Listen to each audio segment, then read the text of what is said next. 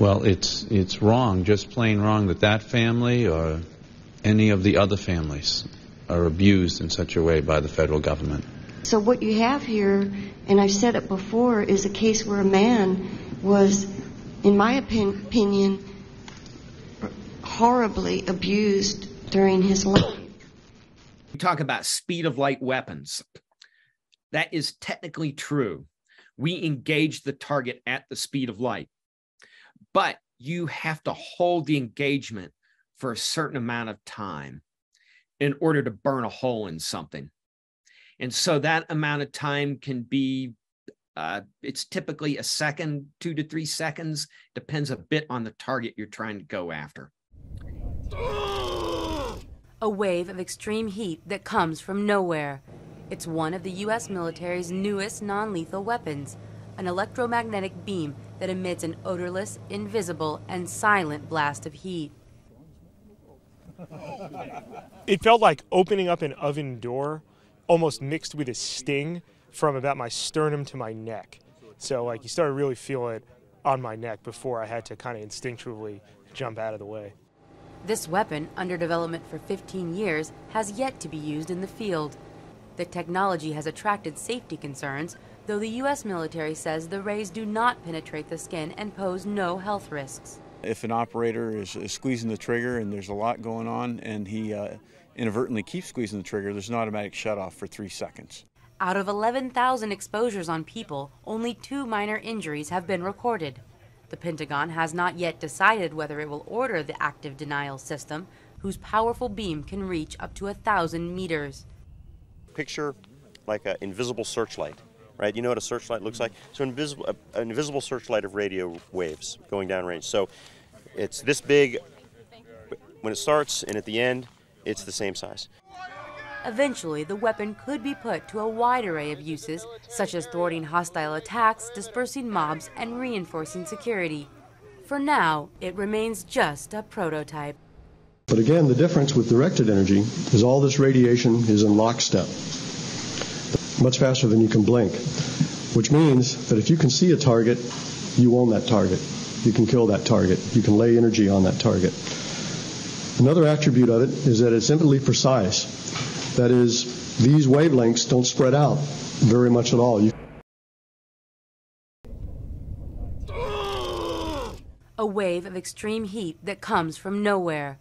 It's one of the U.S. military's newest non-lethal weapons, an electromagnetic beam that emits an odorless, invisible, and silent blast of heat. It felt like opening up an oven door, almost mixed with a sting from about my sternum to my neck. So like you started to really feel it on my neck before I had to kind of instinctually jump out of the way. This weapon, under development for 15 years, has yet to be used in the field. The technology has attracted safety concerns, though the U.S. military says the rays do not penetrate the skin and pose no health risks. If an operator is squeezing the trigger and there's a lot going on and he inadvertently keeps squeezing the trigger, there's an automatic shutoff for 3 seconds. Out of 11,000 exposures on people, only 2 minor injuries have been recorded. The Pentagon has not yet decided whether it will order the active denial system, whose powerful beam can reach up to 1,000 meters.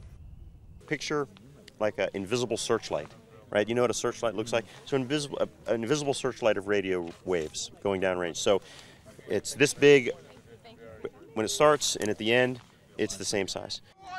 Eventually, the weapon could be put to a wide array of uses, such as thwarting hostile attacks, dispersing mobs, and reinforcing security. For now, it remains just a prototype. We talk about speed of light weapons. That is technically true. We engage the target at the speed of light, but you have to hold the engagement for a certain amount of time in order to burn a hole in something. And so that amount of time can be, it's typically a second, 2 to 3 seconds, depends a bit on the target you're trying to go after. Very precise, and this has been demonstrated in tests. Person after person, the one that you will actually want to key in on, because you do have a operator, a human in the loop. This is not a system that you just let radiate. The definition of a direct energy weapon is basically the application of force on a target with electromagnetic energy, vice kinetic energy. In other words, you can kill that target. You can lay energy on that target. There is no projectile. So you mentioned in my bio the electromagnetic railgun. Mm-hmm. So that is an electric weapon, but not a direct energy weapon because it actually launches a projectile at a target. Meaning in these experiments. We just heard a bit of a dialogue about that.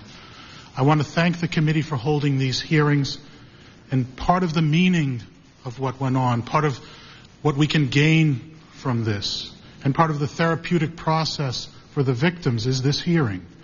Because the meaning here must be that this won't happen again. And that's what we must learn. And that's what must give meaning for what happened to the victims. And in order to do that, people must be informed, and they must have an opportunity, as you are providing here today, to express their feelings about what happened, to receive public comment, and to be able to respond to it. That is part, as a physician, I can say, of the therapeutic process. And so this is not just a hearing for information. This is a hearing that allows people to express their own angst over what happened, and as such, it is very helpful. I have 4 areas to cover. I first will outline what I consider to be the worst of the experiments that were conducted. Some of these did result in the deaths of their subjects, without question. Secondly, I will address the question of whether the experiments were conducted according to the ethical standards of their time. The answer is a firm no. Third, I'd like to consider why these experiments were allowed to occur, and why, even though, as we've heard, there was some publicity about them in the past, it didn't reach the level of public consciousness that it has now. We need to learn that lesson so it doesn't happen again. And finally, I'd like to address what should happen now. The worst experiments that were conducted, in my opinion, were those that resulted in the deaths of their participants. Those were conducted at the University of Cincinnati between 1961 and 1972. They defined the purpose of their experiments in their first report to the funding agency, the Defense Department. Quote, "These studies are designed to obtain new information about the metabolic effects of total body and partial body irradiation, so as to have a better understanding of the acute and subacute effects of irradiation in the human." In another report they went on, the human they wanted to know about the effects in were military personnel who might be irradiated during a war. They went on to describe the doses they were going to give. Doses of 100 to 300 rads, eventually doses up to 600 rads were anticipated. 600 rads is lethal to almost everyone who would have received it under the conditions of this experiment. It would have killed everyone who received it. The doses that they did give to some of the individuals were enough in anticipation by the researchers to kill half of the people. The LD50 was the dose. Now, the selection of subjects is very important. They were uneducated, average education 4th grade, low intelligence. They had brain dysfunction because of their underlying disease. They could not follow simple instructions. They were specifically selected because they had tumors, cancers, that were resistant to therapy. They picked patients whose cancers were not going to be treatable with the radiation. For you see, in the 30s and 40s, this had been tried for cancer therapy, and they knew by 1960 which cancers would respond and which would not. They wanted patients with cancers that would not respond, because then it wouldn't confuse the purpose of the experiment, which was to find out what effects radiation would have on soldiers. If it actually treated the cancer, you would have some confusion between the cell necrosis, the cell death from the treatment, and the effects of the radiation. 62 of 88 patients were black. If this was a cancer study, it is the first one that excluded affluent white people at its inception. Now the methods. Because they were studying the effects of radiation to predict them on soldiers, the effects were known, nausea and vomiting. Treatment for nausea and vomiting was specifically denied these patients. This is just inhumane. Some of these patients had stage 4 severe nausea and vomiting that went on for days and longer. And treatment for vomiting was available. Despite the fact that they specifically selected patients whose cancers would not be treated, the patient was told he was to receive treatment to help his disease. Other effective treatments that were available for some of the cancers at the time, not cures, but palliative treatments were available. For the gastrointestinal cancers, 5-FU, which is still used today for that same tumor, were denied the patients with that type of cancer. And what were the results? Radiation sickness and death. The study participants, the researchers themselves in 1973 said that 8 of the victims died as a result of the radiation. I have reviewed the data, the individual patient records, the summaries provided by the researchers. I've only reviewed a few of the actual charts. And as did the Junior Faculty Committee at the University of Cincinnati, which should get credit for having first discovered this and stopped it in 1971. And in our opinion, more than 20 of the patients, 1 in 4, died as a result of the experiment. Now let me turn to the plutonium injections and make just a few comments since you've heard a lot already. First, plutonium is not just a substance that causes cancer. It is an acute toxin. It can make you suffer just from having it injected, acutely, right away. The doses injected were potentially lethal, and I've reviewed the summary of the diagnoses. In my opinion, there is no way that physicians at that time could have thought that those patients were terminal. 12 of 18, in my opinion, were clearly not terminal. Maybe 3 of those are questionable. 9 of 18 were definitely not terminal. And they were not terminal by what physicians knew was terminal then. As you've heard, an injured knee is not a terminal disease. Unfortunately, I must say that the research was meaningless from a scientific standpoint. This is ICRP, the radiation standard for protection developed in 1972. They knew about the experiments and referenced them.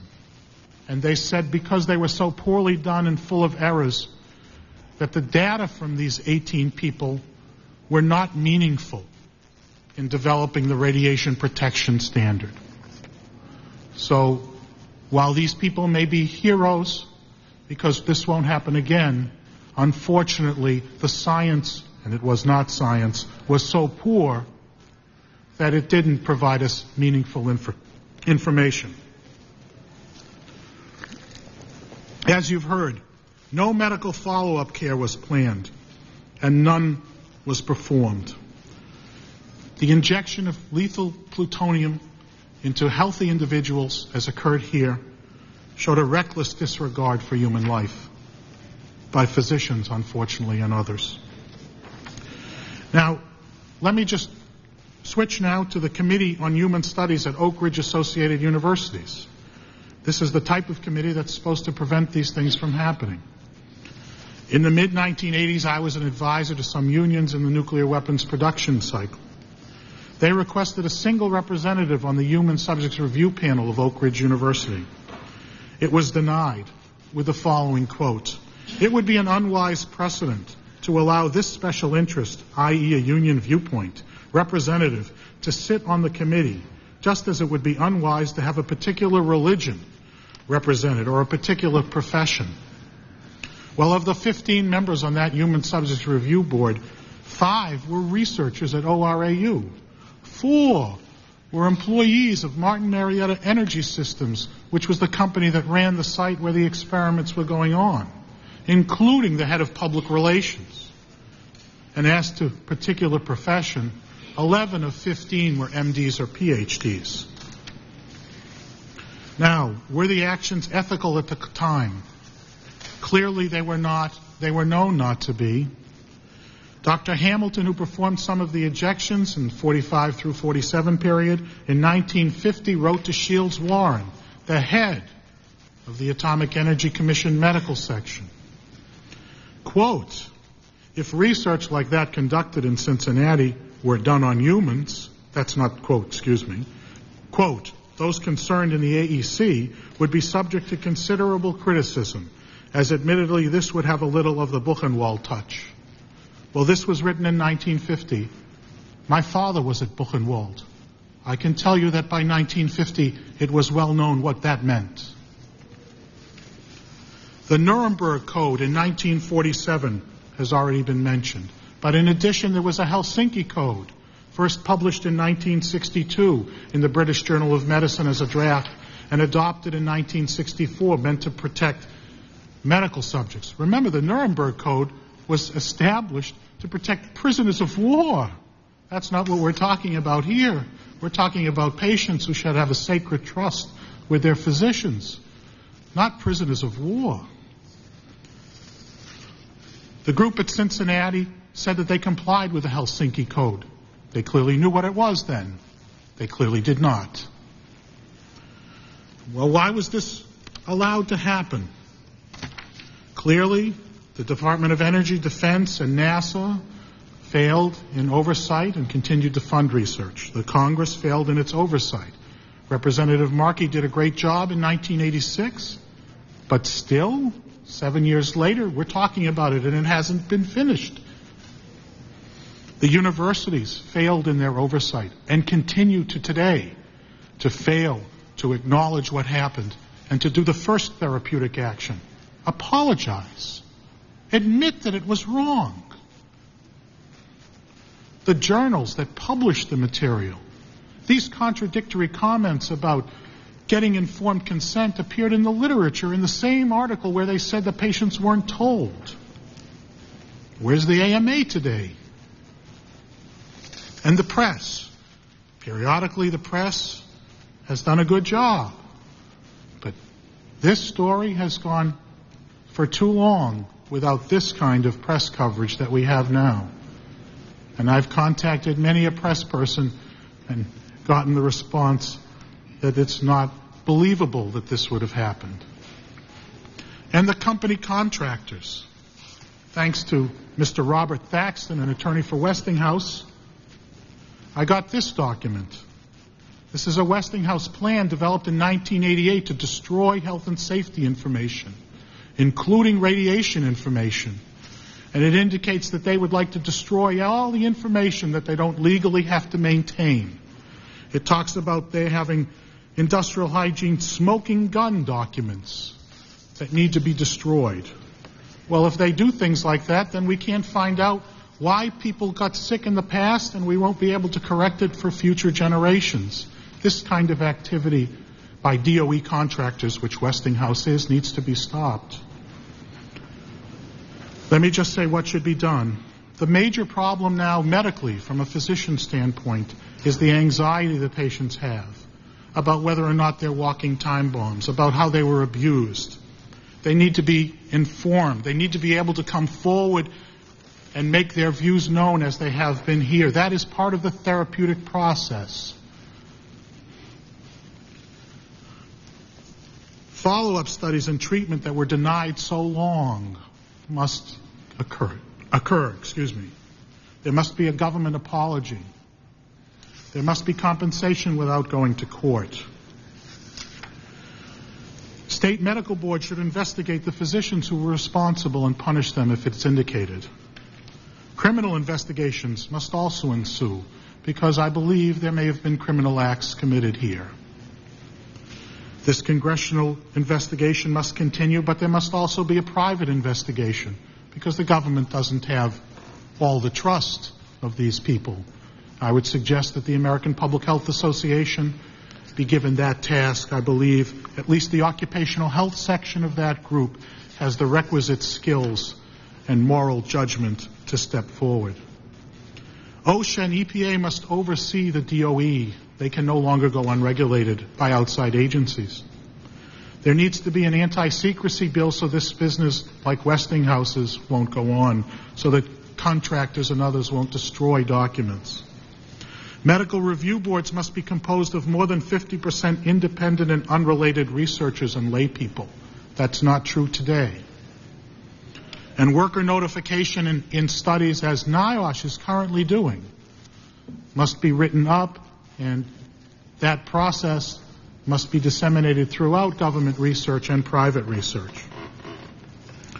I want to thank you very much for inviting me here. It's been a long time. I've been working on this for 10 years. I want to thank my wife, my students who helped me work on this material to develop the documentation, my staff, my supervisor at NIOSH, Mitch Single, who was one of the only people who supported me while I was at NIOSH in trying to do this work, and my friends. This has not been an easy... It shows you the wavelength of light and effective electromagnetic radiation. And so we'll start over on the far right. Everybody kind of knows radio waves.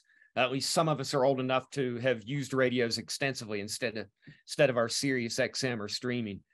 And so you can see where high power microwaves fit, and you can see also where high energy lasers fit in the visible, and so visible to infrared. And so it didn't really mean to go that far. There we go. Let me go back a slide, or maybe not go back a slide.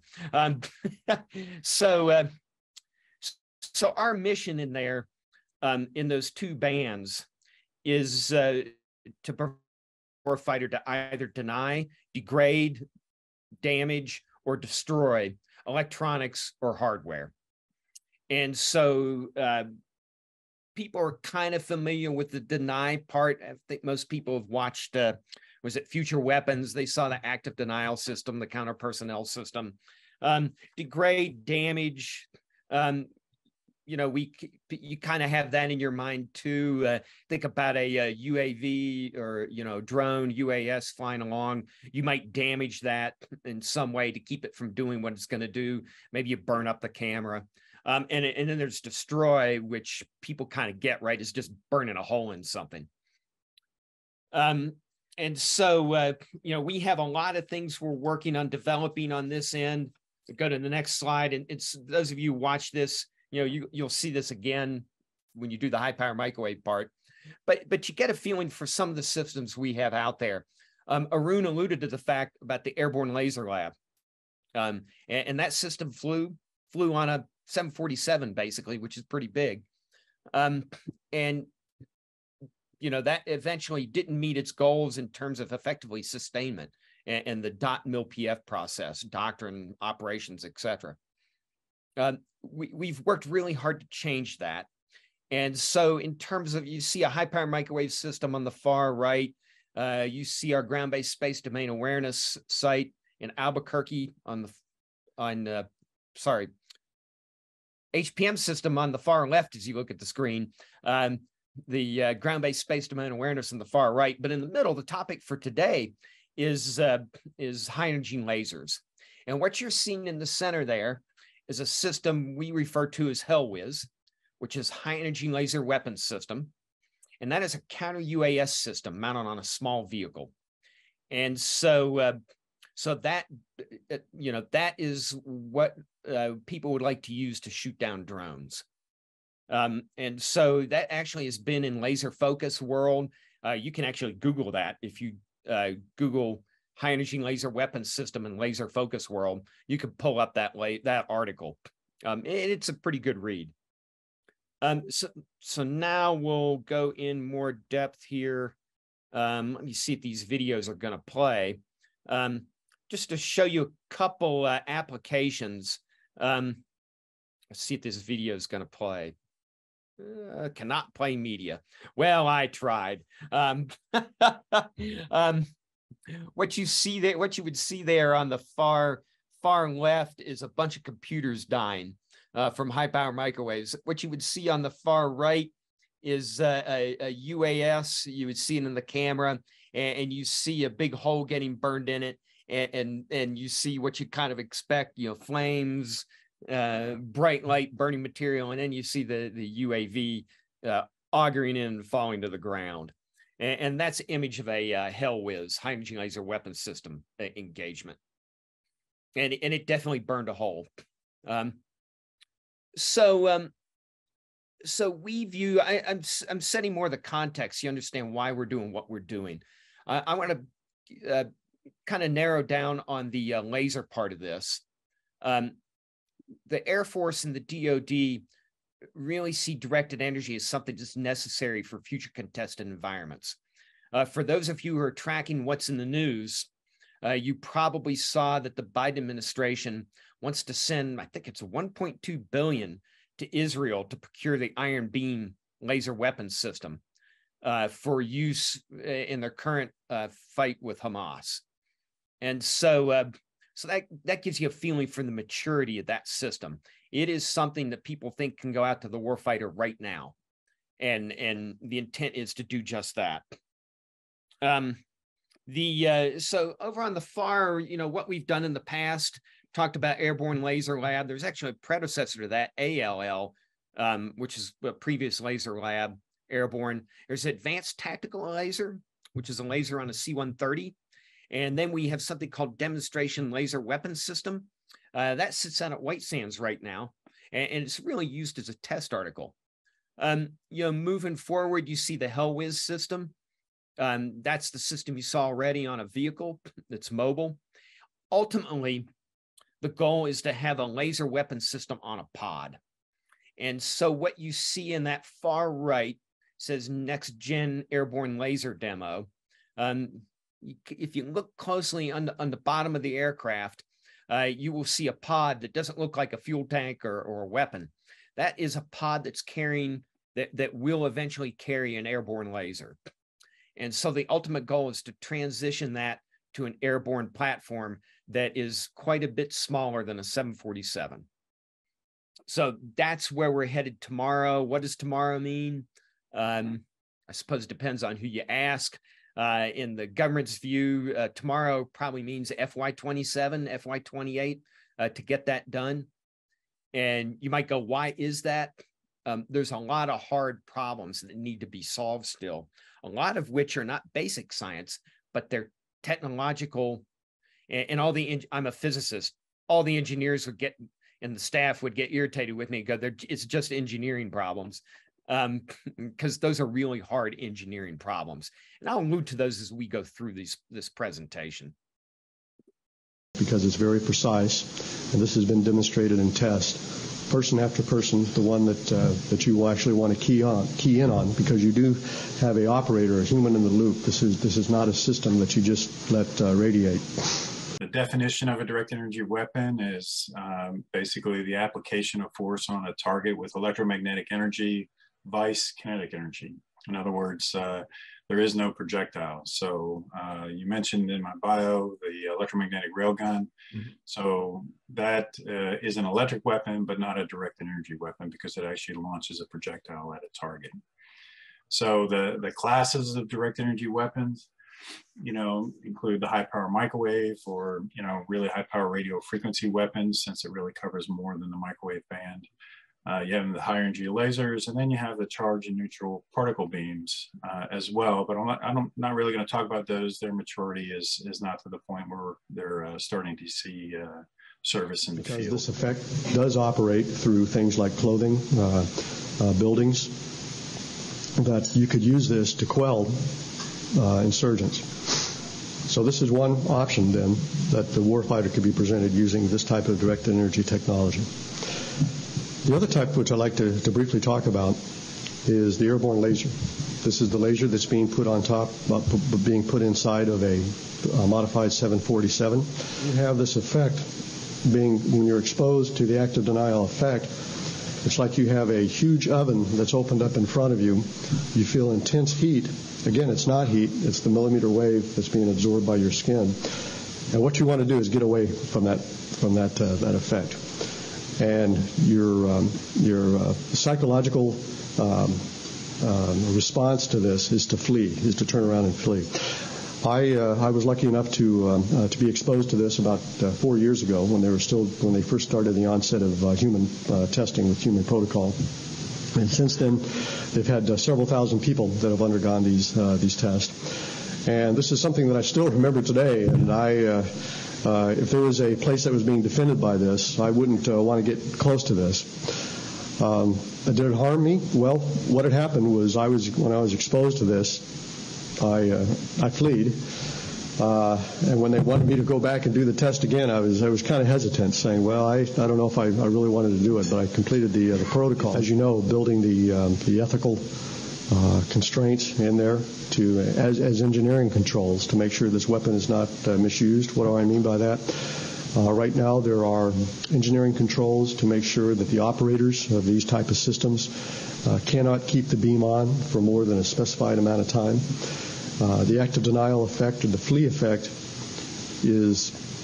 occurs near instantaneously. And there is some time later when you start to get other types of effects, such as a mild sunburn. But that happens at a very long time after you've been exposed to this. So the time between the effect and any type of physical effect is very large. And the operator has engineering controls built onto the device that prohibits the use of this. That is, they physically cannot keep the beam on for that amount of time. Active denial was a concept that used what we call millimeter waves. Again, this is in between high-power microwaves and visible light to produce what is known as the flee effect. It was unveiled by the military back in 2001. Up until that time, it had been a classified program. And people have known for years, in fact decades, that millimeter waves, that it's about 100 gigahertz is the equivalent frequency, have generated what is known as the flee effect. The flee effect is when the millimeter waves are absorbed within about the first third of a millimeter of your skin. And that energy is, when it's absorbed by your skin, is picked up by your nerve endings. You're not affecting the nerve endings. What the nerve endings feel is the energy that's absorbed by your skin as intense heat. It's not intense heat. It's actually just millimeter waves that's depositing their energy. In fact, the amount of energy that is actually deposited by this weapon system such as this is less than 1/10 the amount of energy that you get by standing out in the sun. It's just at a certain frequency. And in fact, when you're standing out in the sun, you do get millimeter waves. You get what we call a black body spectrum of radiation. You just don't get as much as what is being broadcast by the active denial. Most of these weapons don't go against people, except for the non-lethal that I just talked about. Most go against infrastructure, be it rockets or electronics. None of the information, none of the learning, if there was any learning that came out of this experiment, was printed in peer-reviewed medical journals. So whatever was learned was not shared with the larger medical community. She learned that most of the, as you heard on the loudspeaker, most of the folks who were part of this were poor. Many were African American. There was a woeful lack of informed consent forms, so that many people, the people who were keeping the records, who were supposed to be keeping the records, could not produce those records and say that, yes, indeed, people did actually know what they were signing up for. And most significant of all is that many people died as a result of these experiments. There's a window of toxicity when you get radiation poisoning that if a person dies within that window, it's pretty likely, it's not absolute, but it's pretty likely that that's what did it. Dave said that he thought it was pretty likely that people had died of radiation. And I just want to say that 21 people died within a month of being irradiated. It was more than likely.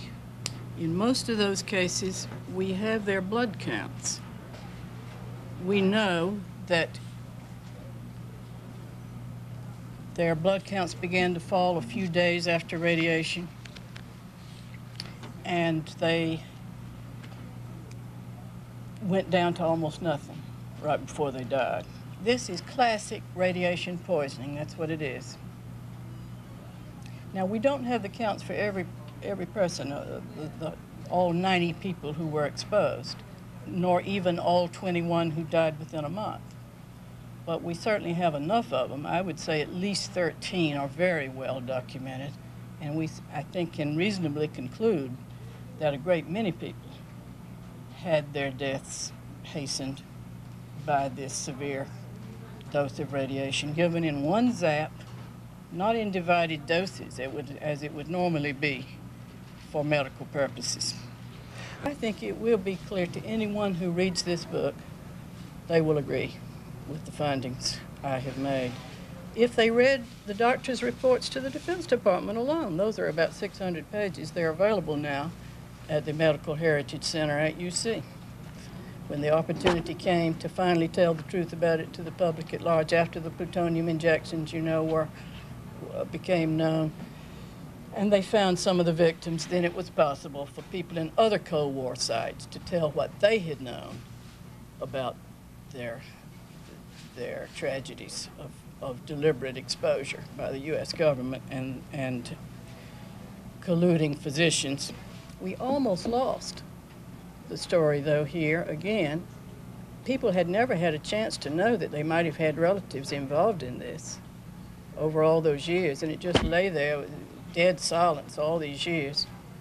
And then people started calling us after the plutonium injection and saying, well, didn't you have something going on in Cincinnati?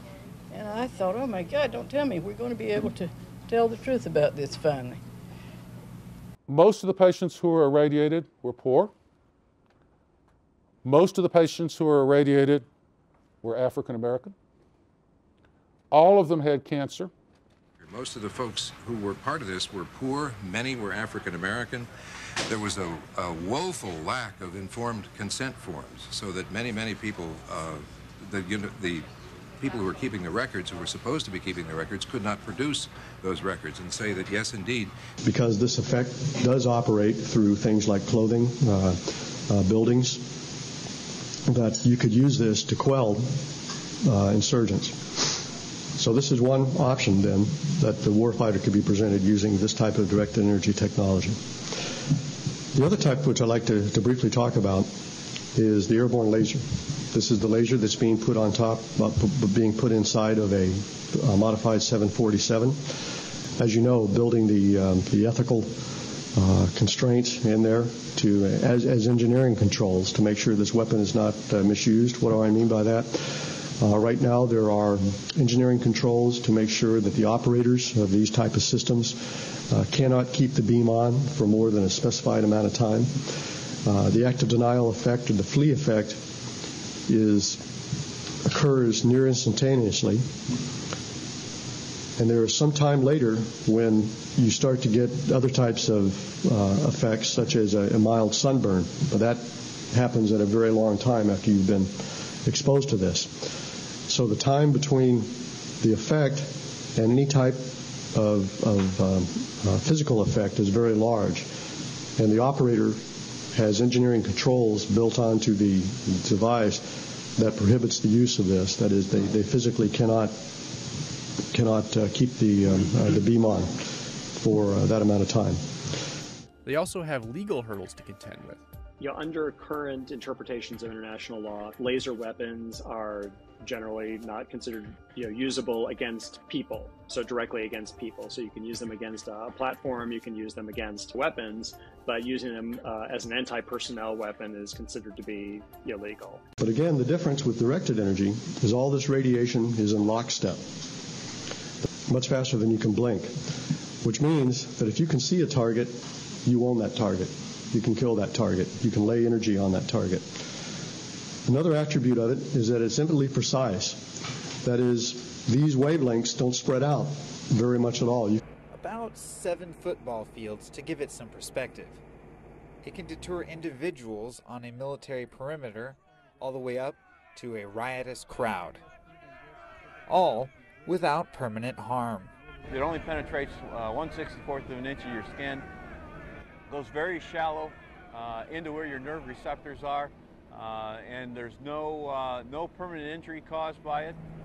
Very safe system. We built in some safety margins, and training for the operators.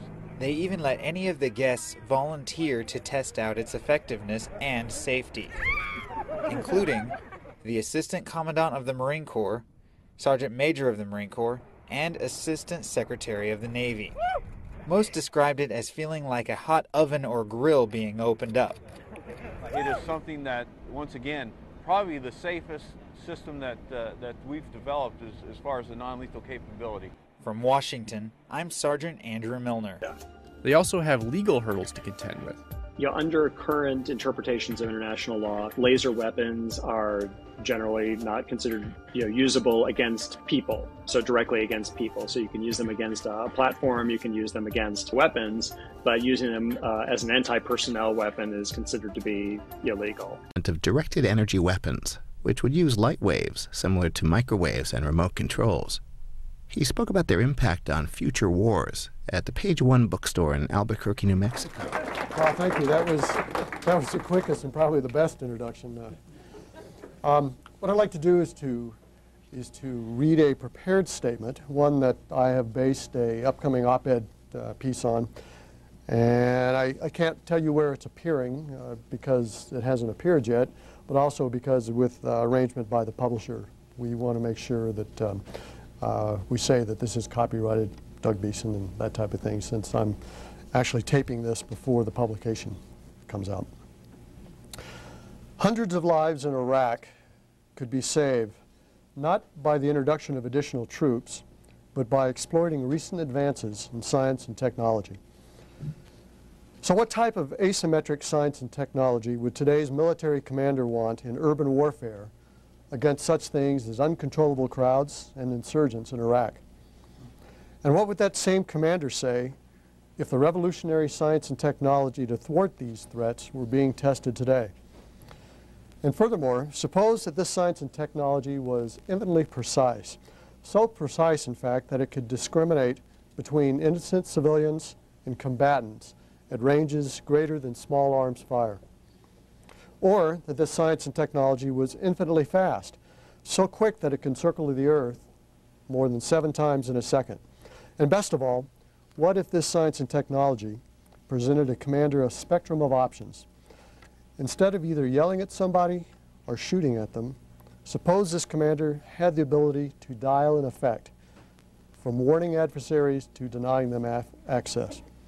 Well, the good news is that this science and technology exists today in the form of directed energy. Directed energy in the form of millimeter waves, high-power microwaves, and lasers, so-called electromagnetic E-bombs.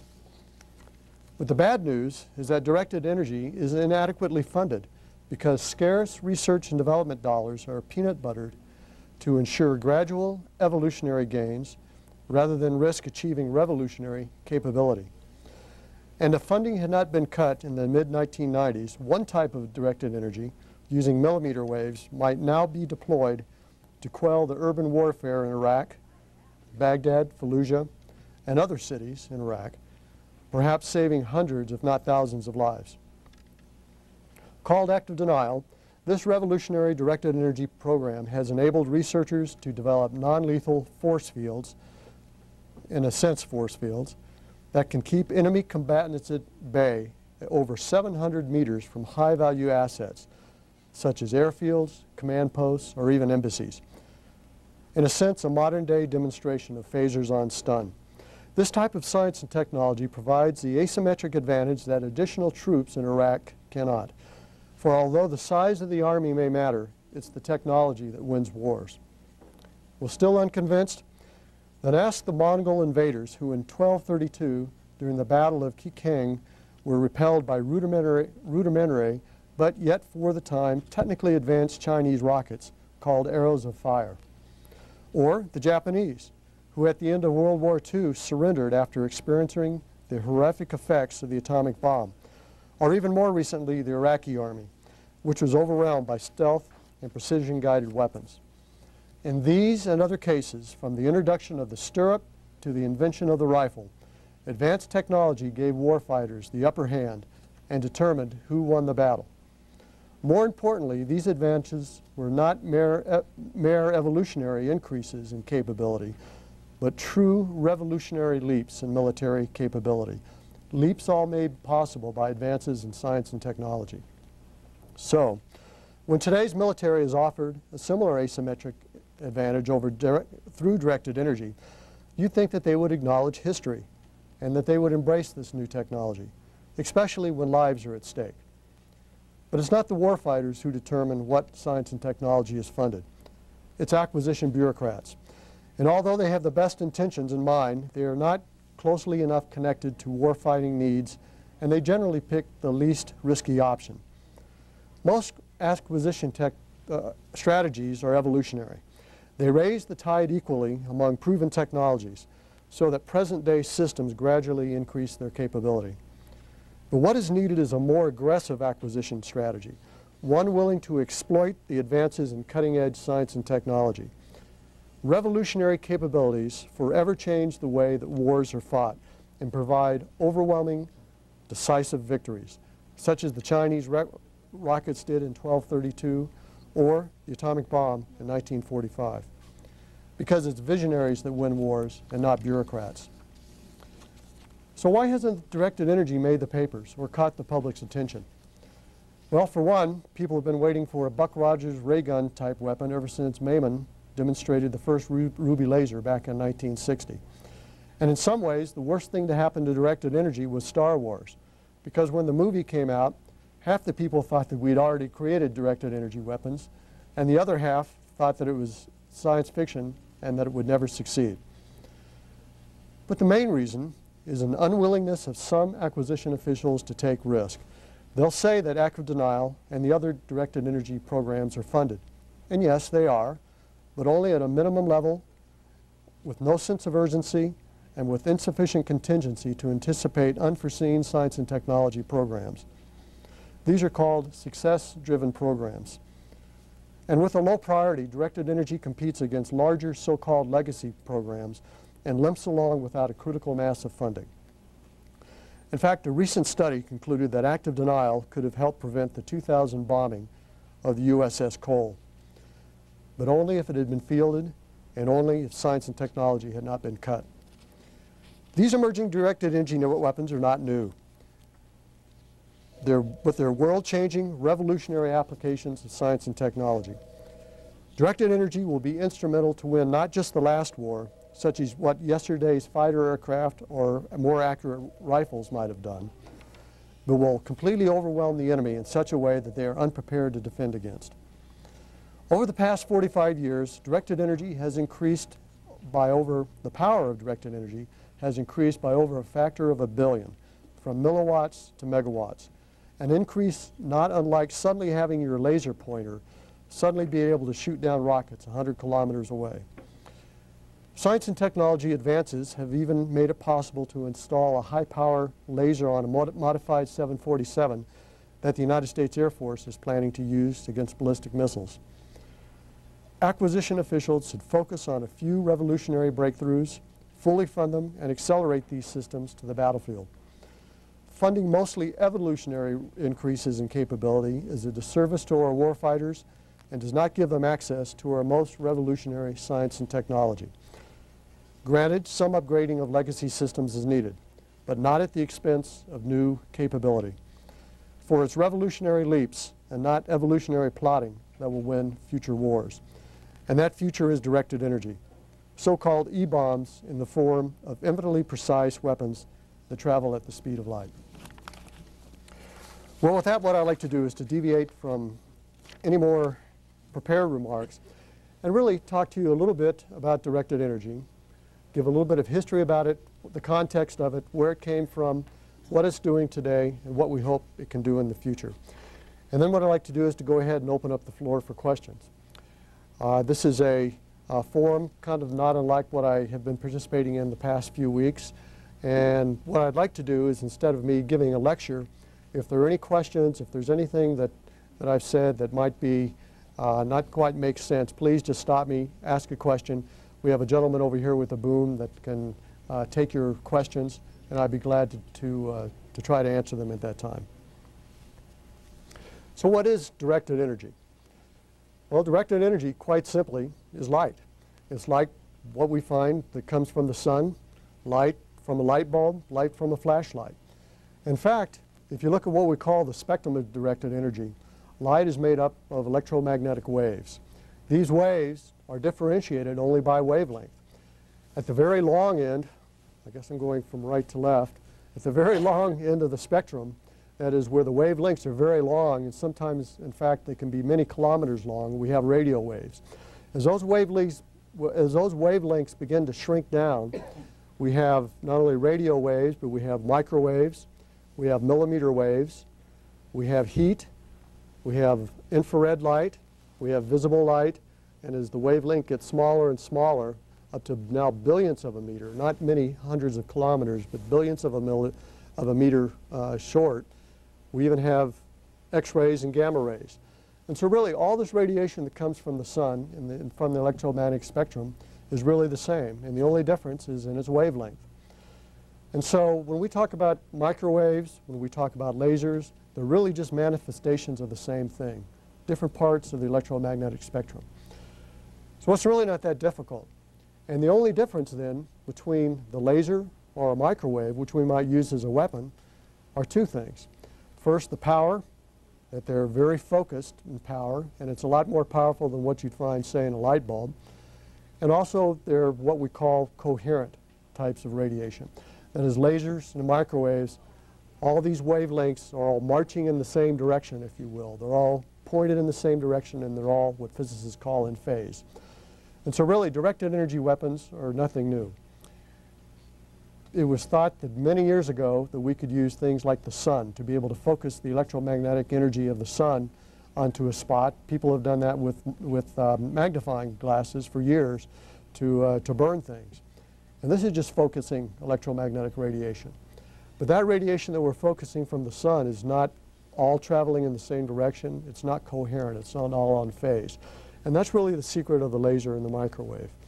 And when the laser was first demonstrated back in 1960, it was the very first time that a gentleman by the name of Theodore Maiman was able to, at the Hughes Research Laboratory in California, was able to take this energy, electromagnetic energy, and to focus it so that it's going in the same direction, all with the same phase. That's all a laser is. And so the only difference then between a laser, a low-power laser, and a weapon is the amount of power. I don't have my laser pointer with me now, but that's in what we call the milliwatt, in the hundreds or rather thousandths of watt range. And it's about the same power level as the first laser, the Ruby laser that was invented back in 1960. Over the past 45 years, from 1960 till now, the power of the laser has increased by over a factor of 1 billion. So instead of having milliwatt type lasers from back in the 60s, we now finally have the capability to produce megawatt type lasers. And this is one of the reasons why we have the capability now to produce these type of strategic weapon systems. A factor of 1 billion in 45 years, just amazing. What about microwaves? What about those? Well, these have been around for many years, and the effect of microwaves have been known for a while. In fact, it's been known for many decades that microwaves can affect electronics. Anybody who's ever parked their car next to a radio antenna, especially if it has electronic ignition, might not have been able to start their car, or else their automatic door opener won't work. That's because the radio waves are affecting the electronics. And so you can imagine very intense radio fields, radio wave fields, or microwave fields doing the same thing to electronics. The problem, though, with high-powered microwaves and using those as a weapon is that it takes an enormous power supply to be able to produce those. There are other technical reasons, such as being able to propagate it out. But the point is that we have lasers now in the megawatt class that are ready for use as strategic weapons, and microwaves, and may still be many years from now, and in fact, it may be decades from now, where we have enough power to use those as electronic weapons. I could cite examples back from the 1940s when the Japanese actually wanted to build a high-power microwave weapon to take down Allied planes. And so this dream is not a new one.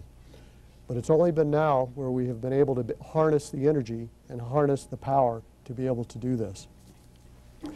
So now that we have this energy and power, what is the difference between the way that a laser and a microwave works. And why is it that the military is interested in this?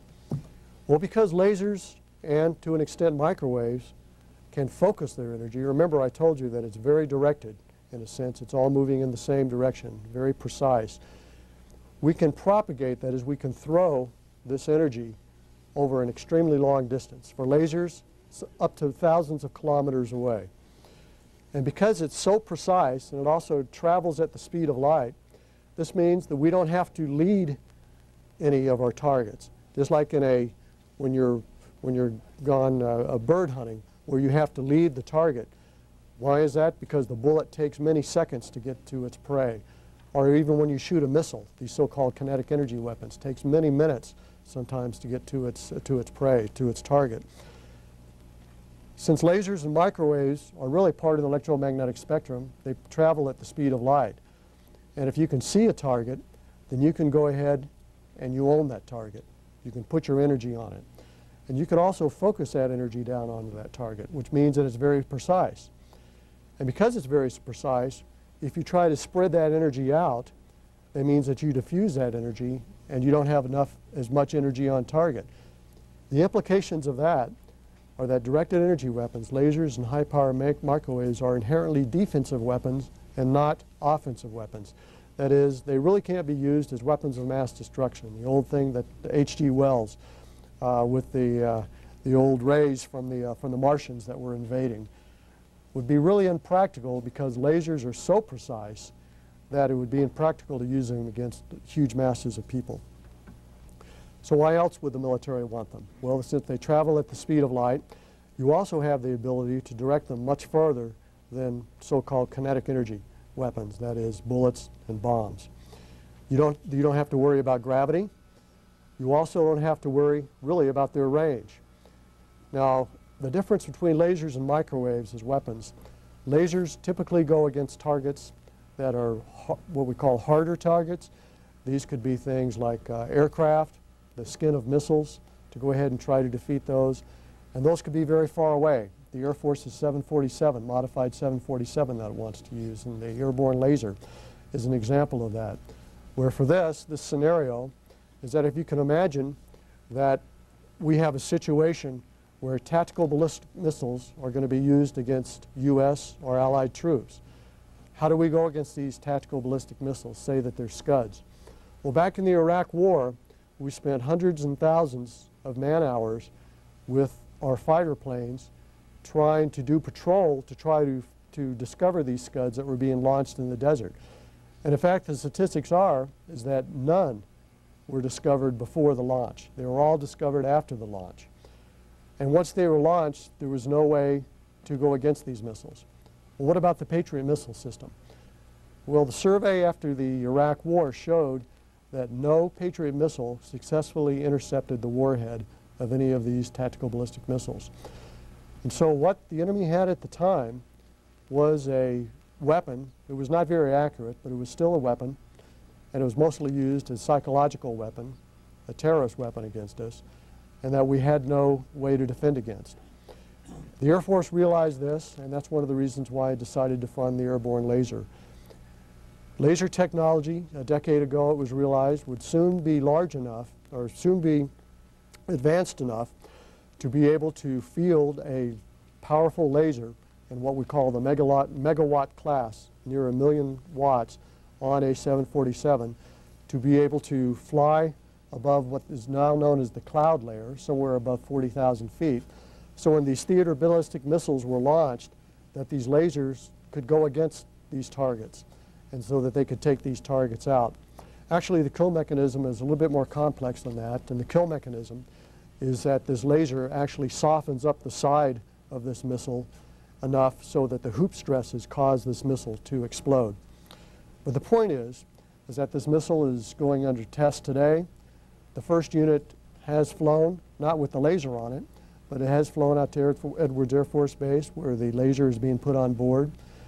The laser is being tested, and within a few years, the whole test of trying to shoot down a ballistic missile will occur. And what this example of using directed energy against a target like this is finding what we call a niche market. That is there something that directed energy can do that no other weapon can do? And that's what was realized a decade ago when this program was started. That doesn't mean that directed energy is going to be a panacea, a way to overcome all threats. But there are certain classes of threats that can be overcome, and this is one of them for the airborne laser. If we move on to high-power microwaves, I told you a little bit about the problem with high-power microwaves now is a power supply, being able to shrink that down enough to be able to put it on the battlefield. Experiments have occurred in the laboratory that show that, yes, these microwaves interact with electronics. And in fact, Dr. Bill Baker, who is renowned as the father of high-powered microwaves, has often said that high-power microwaves that can be used against electronics is such that the smarter that you make your weapons, that is through the electronics, the dumber we can make them ourselves through high-power microwaves. Now the problem with this, again, is that you don't want to have a building the size of this bookstore that you haul with you to the battlefield to be able to power your microwave. And that's why I say that it's still many years at least until a weapon like this could probably be used on the battlefield.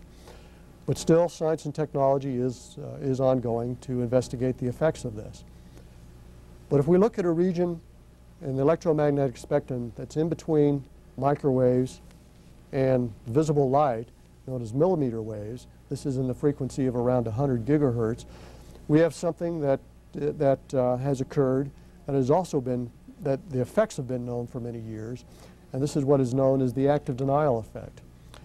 This effect is that at this frequency, about 100 gigahertz, this type of electromagnetic radiation is absorbed in your skin about the first third of a millimeter in your skin. Now, when that energy is absorbed, if you were to go out, as an analogy, if you were to go out into the sunlight, you would actually receive more radiation in the sunlight than you would if you were exposed to the active denial effect. But the trick in this is that this millimeter wave is focused around this frequency, this 100 gigahertz frequency, and what happens is that your skin, the nerve receptors of your skin, detects this energy that's absorbed, detects it as intense heat. And when you detect it as intense heat, it's just not at a spot, but it's all over your body. And it's just like you had opened up a giant supercharged oven and you experience intense heat.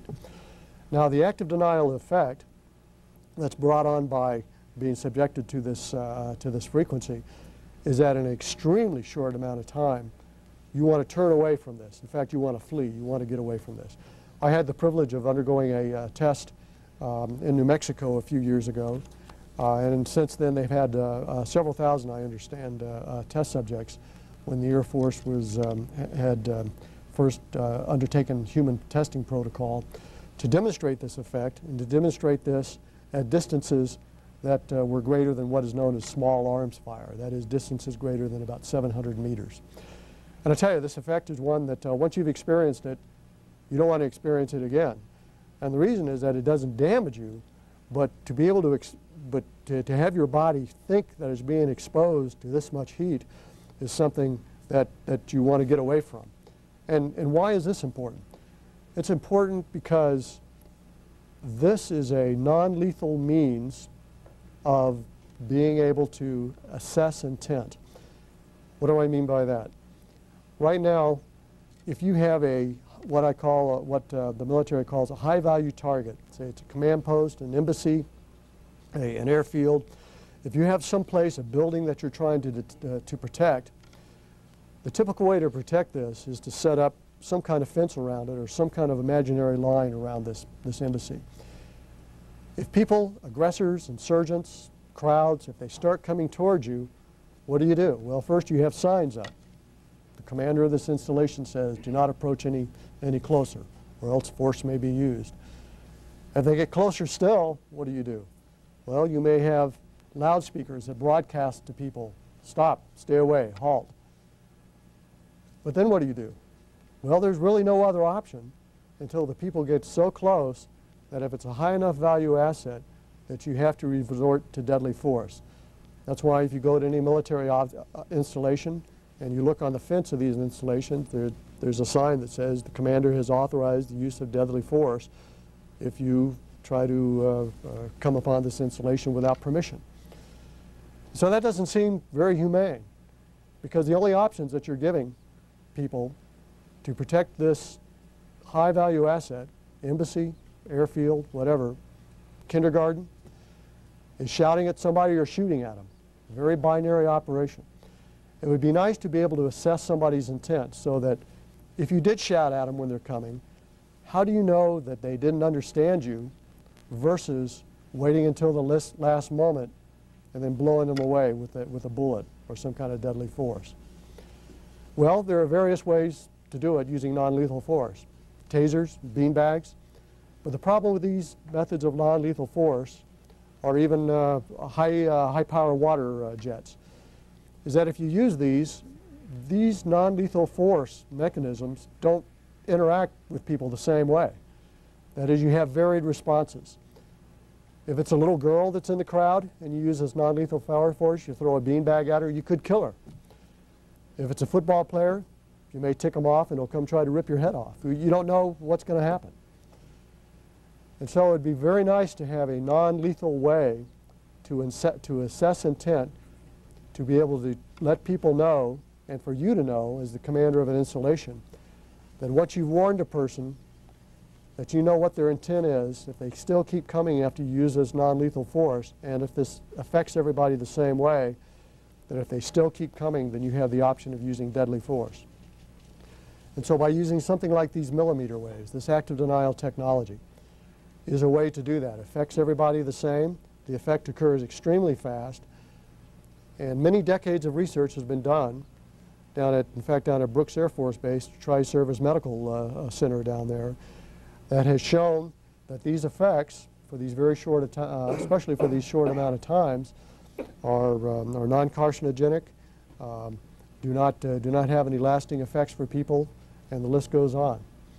And so this is a present-day way so that you can, in military terms, assess intent. But in reality what this is, it's putting phasers on stun. That is, if you have people that are approaching you and you expose them to this active denial effect within an extremely short amount of time, you're not going to knock them over, but they're going to turn and run away. And this has been shown time after time, which is a real-world example of the use of directed energy.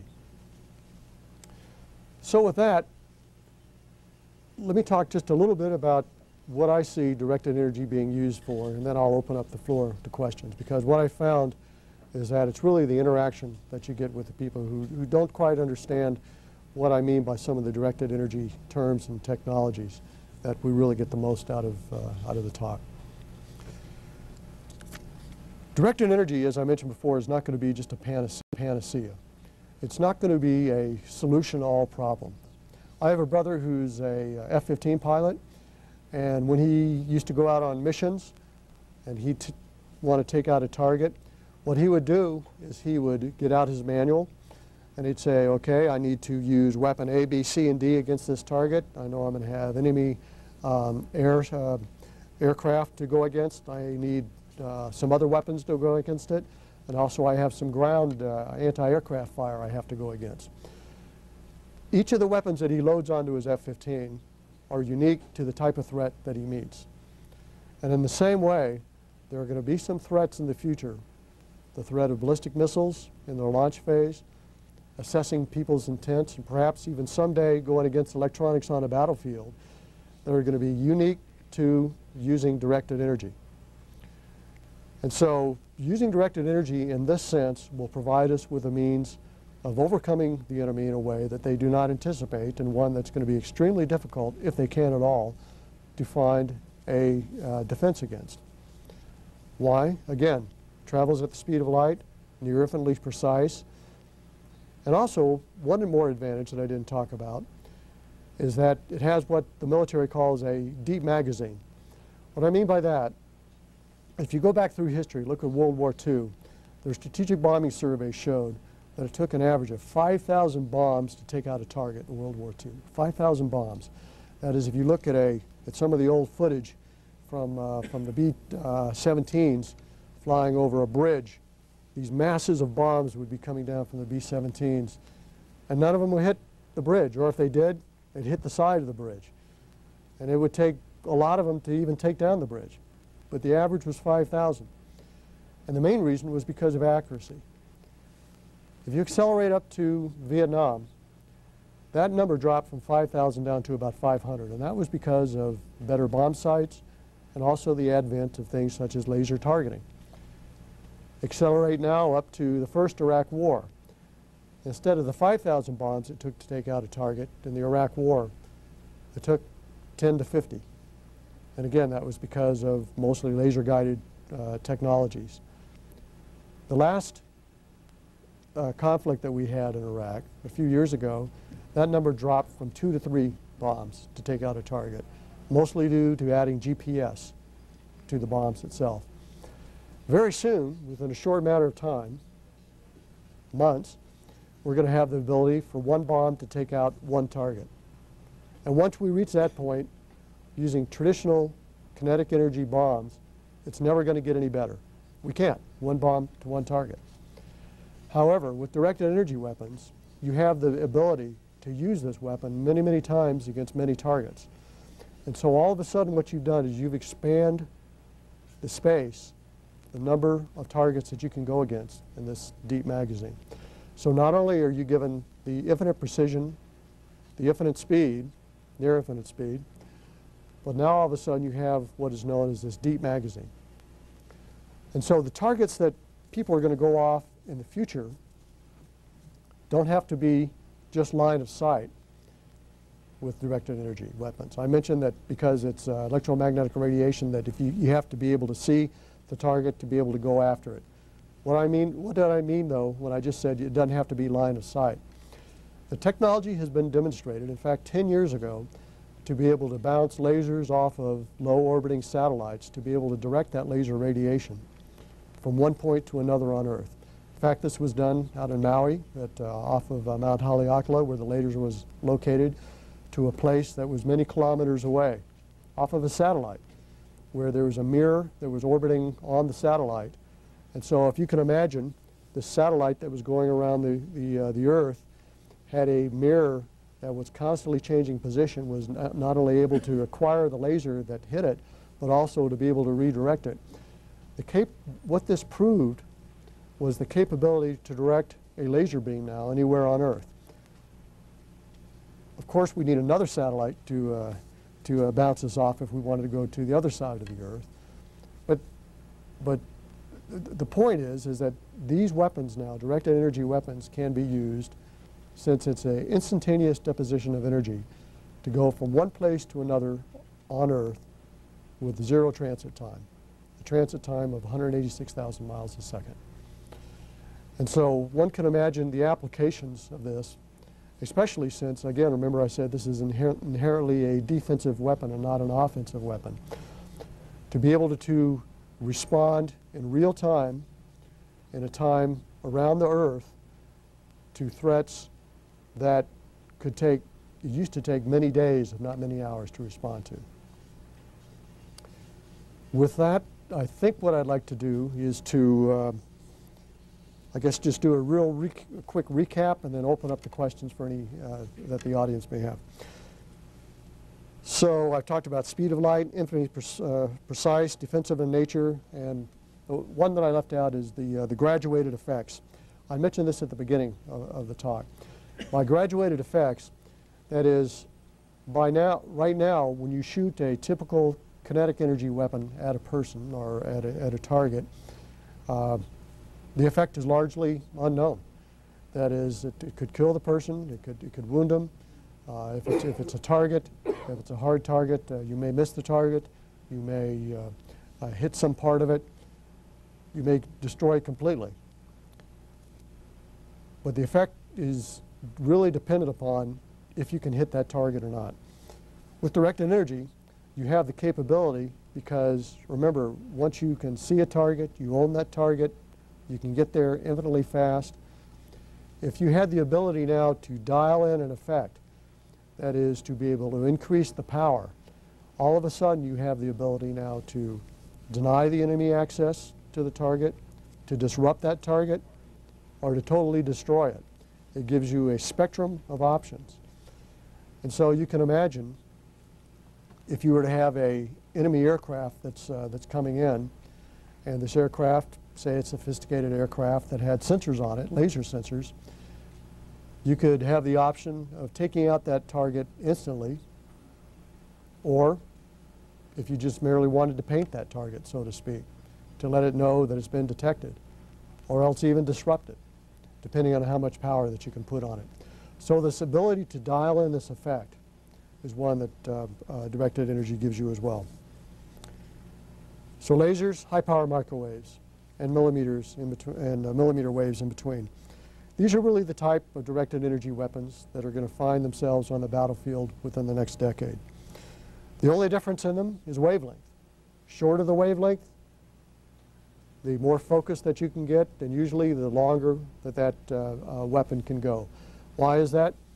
Microwaves have wavelengths that are 10,000 times bigger than laser wavelengths. As a result, the microwaves tend to diffract 10,000 times more. And so the distance that you can apply, or the same power generally, is about 10,000 times less. So microwaves have a distance of kilometers, lasers hundreds of kilometers up to 1,000 kilometers. They both travel at the speed of light, 186,000 miles a second. Their effects depend upon the power. That is, lasers, high power, low power. One thing I didn't talk about is the so-called kill mechanism. For lasers, the way the lasers go against their target, it's usually by burning off layer after layer of, say, metal skin, and a plasma is created until that skin is either weakened, or if there's a warhead there, that warhead is heated up enough that it explodes. The Army has a weapon system that has been deployed, for example, to Afghanistan. It's called Zeus. It's a solid-state laser that is used to, once a landmine is detected, Zeus goes against that landmine, heats it up, and explodes it. And it can do so from many tens of meters away so that people aren't harmed by the effect of this exploding landmine. And it does it, again, by burning off layer after layer, heating the material until, for the case of a landmine, the warhead itself, or the high explosive in the landmine, explodes. What about high-power microwaves? I talked about millimeter waves a little bit earlier. High-power microwaves, because these are longer wavelengths, they don't interact with the surface, but they rather get in through the cracks of the device, if you will, and they go after the electronics. They couple in with the electronics. And if it's a high enough electric field, then it can interfere with that. Two different kill mechanisms.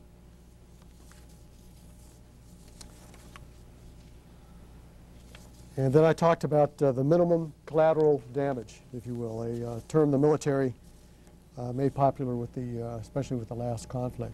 Because these weapons are near infinitely precise, that what the collateral effects on these are very, very low.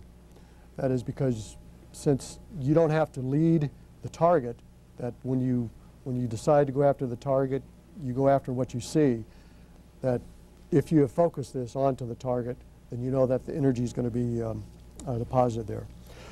So let me wrap this up by saying that, that the directed energy over the past 45 years has experienced this explosive growth in power. Directed energy is all around us. It's in your DVD players. Solid-state lasers are in your DVD players, your CD players. It's in your infrared remote. It's something that exists all around us. It's being used in laser surgeries. Directed energy is being used for welding, for example, in industry. But these are all normally low-power applications of directed energy. The weapons grade, the weapons powers, have only been made possible because of advances the past decade or so, where we finally have enough power, and especially in lasers, to produce these strategic type systems.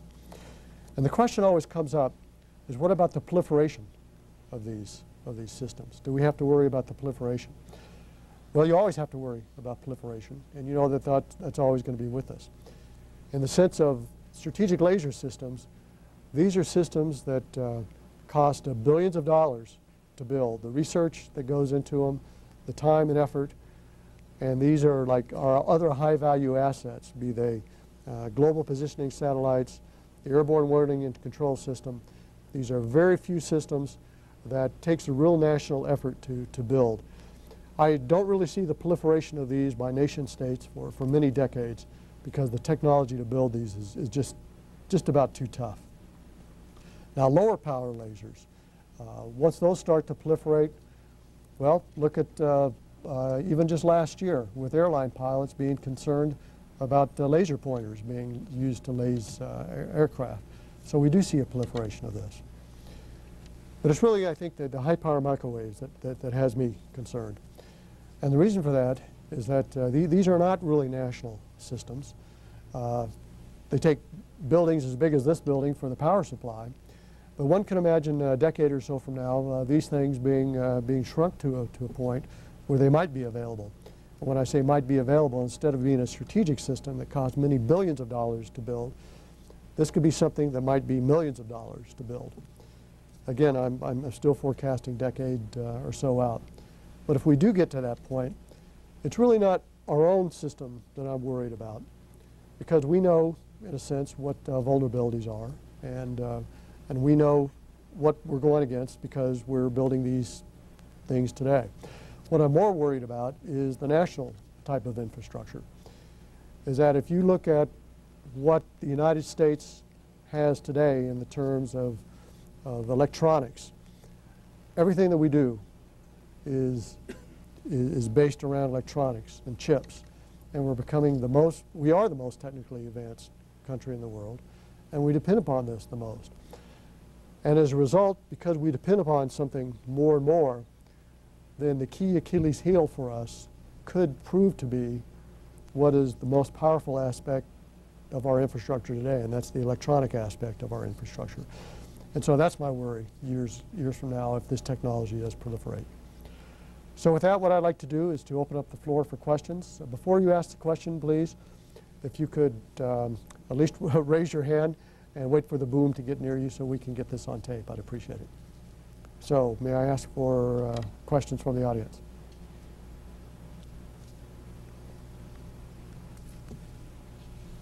Let's see, the gentleman right here in front, and then we have one. Would reflective suits be applicable if you were the enemy? The question was, would reflective suits help if you were the enemy? Well, it would depend upon what directed energy weapon I think that you would go against. And I don't mean to be flippant in that. It's because of reflective suits. If it's a laser, low power laser, it might help.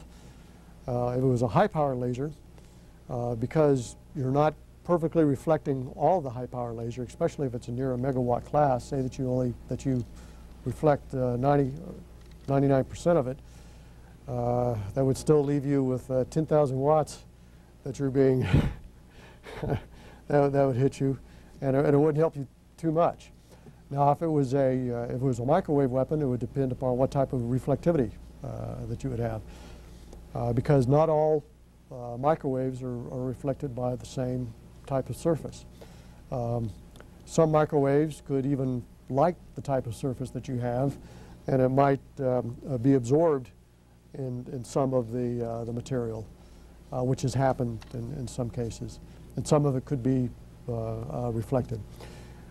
The best thing to do if you were trying to defeat, say, a microwave weapon, would to be completely enclose yourself into something called a Faraday cage, which is people have known about for years and years, which keeps out all electromagnetic radiation, depending upon the screen size. But the problem with that is that when you're in a Faraday cage, you can't really do much of anything else. And so we've beat you by not using the weapon against you, by forcing yourself to take such a drastic defensive measure that we're happy to let you stay where you are. So that's the answer to that. Back here. The question is along similar lines there, Doug. If, present technology, could an ICBM be built with enough shielding on it that in time, let's say a 30-minute launch or whatever, to get to its target, would that laser be, able to remove the ablative shields or whatever was on it in time before it would hit a target? Well, great question. In fact, that's one of the big criticisms now of the airborne laser was what happens if we make a perfectly reflective surface out of the missile. Some of the problems with that, and this has been borne out by test, is that the reflectivity needed to reflect all the laser radiation has to be pretty darn good. In fact, physicists talk in terms of wave numbers. That is, how good is your surface? How much does your surface vary across the surface? How much does it vary? And usually we say it can't vary by more than a tenth of a wavelength at the most to be able to be a good reflective surface. And that's still not very good for high-power lasers.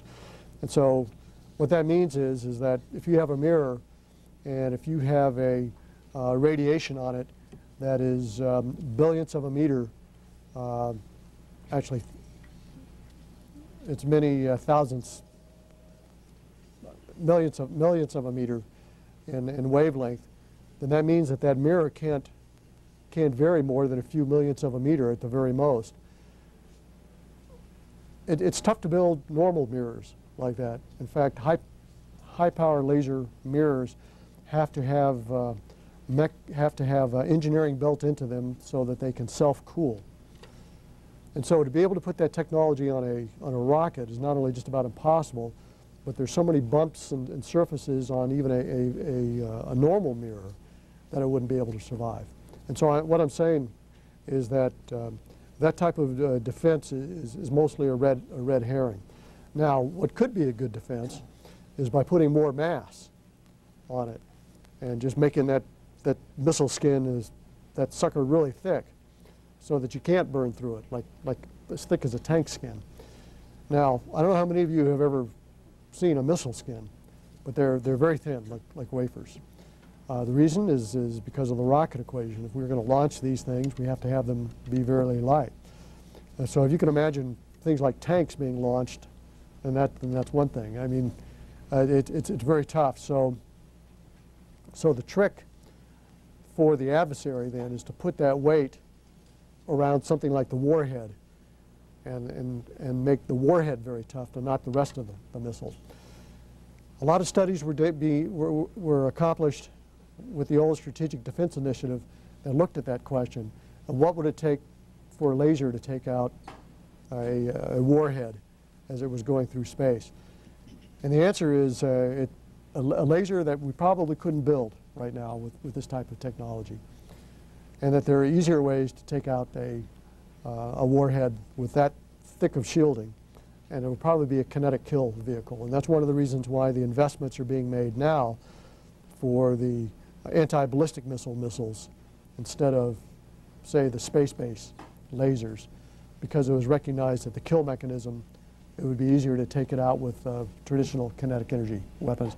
And so then again, one more time, that the laser is not a panacea, and that type of defensive posture for a laser would not fit the technology that we have today. 20 years from now, who knows, but not today. Yes, sir, go ahead. Two questions about the active denial.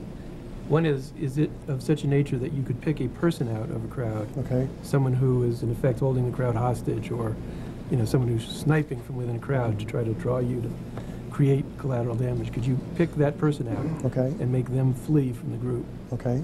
And the other question would be, is active denial something you'd use like a weapon? That is, you'd fire it when you saw someone, or is it something you would in effect put a curtain around the target and run it all the time? Okay, good. The first question, yes, you could pick out the individual with that, but again, it would depend upon the range.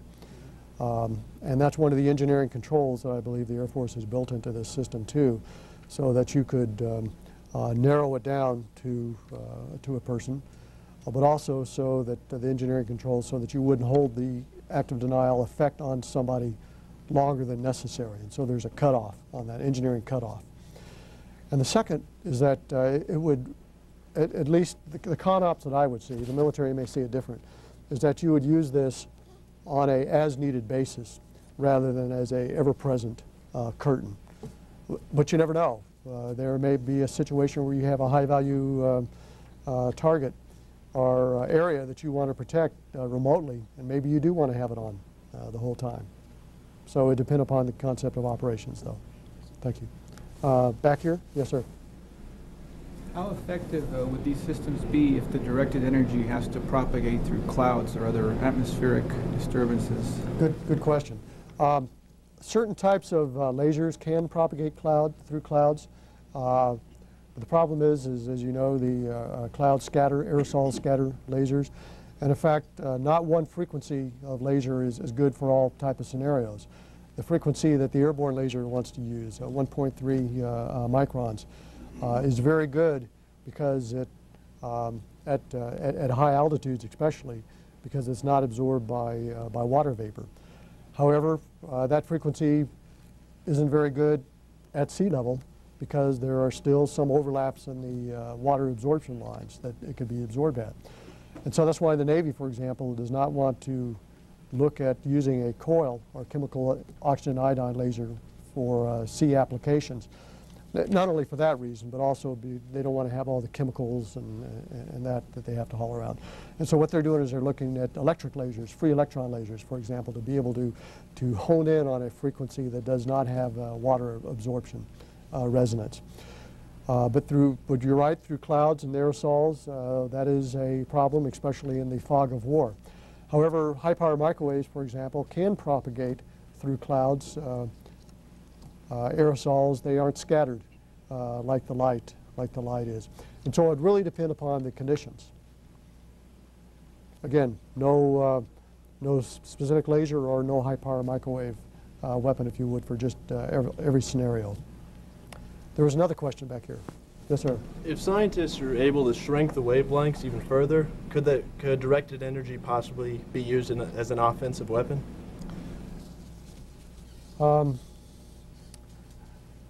The problem with shrinking the answer is no.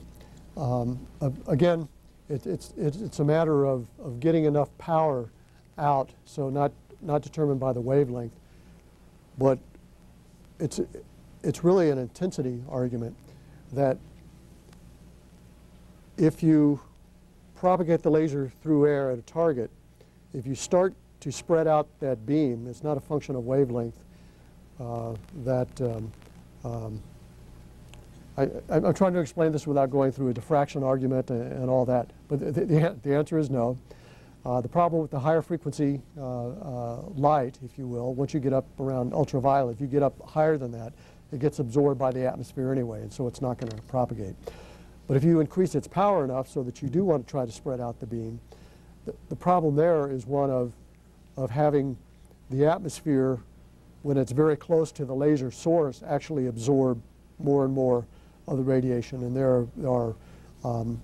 there are things such as what is known as thermal blooming effects. That is, the atmosphere absorbs the laser radiation, causes a change in density, which diffracts the laser even more. And so it becomes very messy. And so because of that, it's almost in a way, it's like nature is saying that, no, we're not going to allow you to make this into a weapon that can be used over a greater area, but we're going to force you to use it very precise, only in in the spectrum of energy. Yes, sir.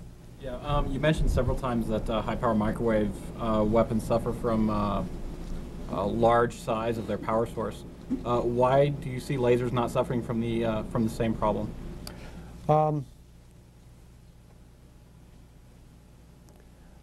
Lasers do suffer from needing a large power source. That's why the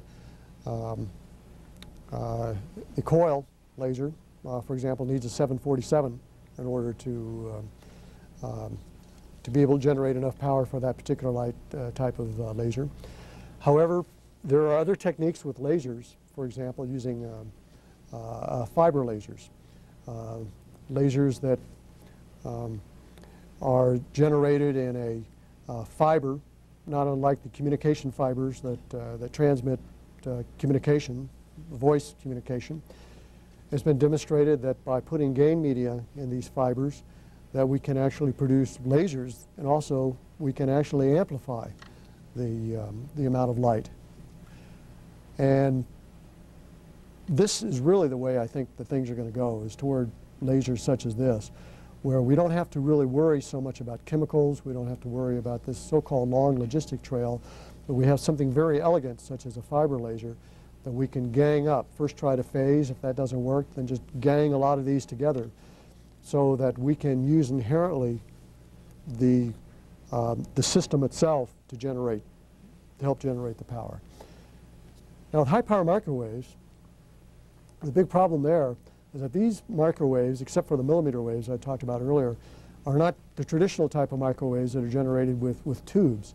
The high power microwaves I'm talking about were actually invented by accelerator physicists by looking at different effects that accelerating beams, particle beams, had in different types of medium, and be able to produce high power microwaves from that.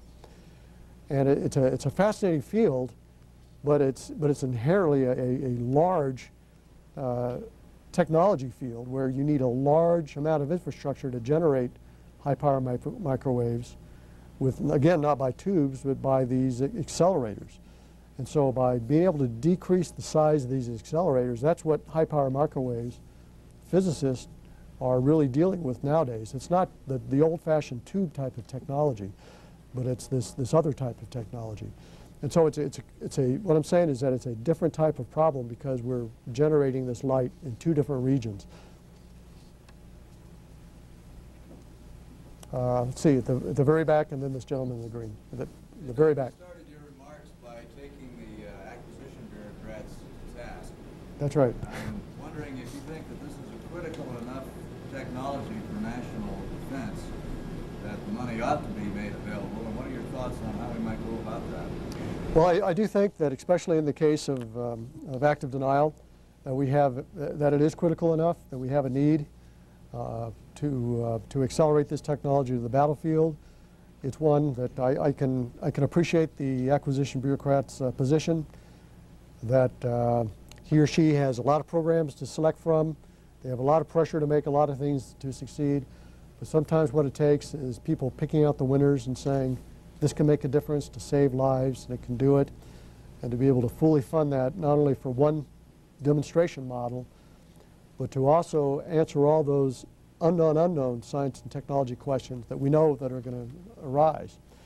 And so especially in this case, I think it's something that needs to be done, and it's something that could make a difference today if we were able to field this. Other directed energy systems, such as the airborne laser, when I say that it's limping along, how can you say that a program with $350 million to $500 million is limping along? That's because that is answering the mail for getting the big, heavy iron, that is all the infrastructure ready for this. It's going to be there, but there's still going to be a lot of science and technology questions that need to be answered for even things like the airborne laser. But right away, I think the active denial is the one that we need to concentrate on. How to do it? Write your congressman, I suppose. That's what one of my radio talk shows host recommended. Yes, sir, you had a question. We paid a lot of money in Iraq to pay for precision-guided munitions and other modern warfare implements. And we're paying even more to reconstruct the country after having knocked down buildings with bombs and stuff like that. Is directed energy going to change costs and those kind of costs in the war? Well, I would hope so, especially sometime in the future. The more we use directed energy, I mentioned how precise it is and the low amount of collateral damage that you would have because of that precision. And especially if you had non-lethal means to be able to accomplish your mission, instead of taking down the building to ensure, when I say take down the building, I don't mean go up on every door and knock politely on the door, but you have to throw in a hand grenade, you're blowing up rooms, you're collateral damage and all this. But it's something our war fighters are being forced to do today. And they have to do it because they don't have any other means. But if they do have another means to do it, to be able to flush out these buildings of insurgents, to be able to do so in a non-lethal manner, which is not only more humane, but also one that has the same effect on everybody, and also does not have the collateral damage, I think it's those arguments alone should direct you towards using directed energy as a solution. Any other final questions? Yes, sir. Yeah. Do you see problems for deployment of directed energy weapons with U.S. militaries increasing reliance on microelectronics and RF communications and so forth? The main problem I see deploying with the military, they can overcome the fratricide issue, if that's what you were getting at, about us killing off ourselves. They can overcome that. We do that nowadays with other types of systems. I think the main battle in deploying these weapons is convincing the warfighter that it could do the job. If a warfighter has the opportunity to use a hand grenade or active denial, I'd probably use the hand grenade unless I was absolutely convinced, through training and everything else, that this thing that, it kind of makes a buzzing sound, and yes, these scientists, these PhDs have assured me it's going to work. I'd probably use the hand grenade for a while. In the same way, you have a missile coming at you, and you're in an airplane, and you want to get away from that missile. Okay, do I take it out by using a laser weapon, newfangled laser weapon, or do I use an old-fashioned flare and get the heck out of the way? I think I'd use the old-fashioned flare unless it could be demonstrated to me. So the point I'm getting to is that it is very difficult to get warfighters to accept new ways of doing things, especially when they're proven. And so that's the first task that we have. But we do that through training. We do that through acceptance.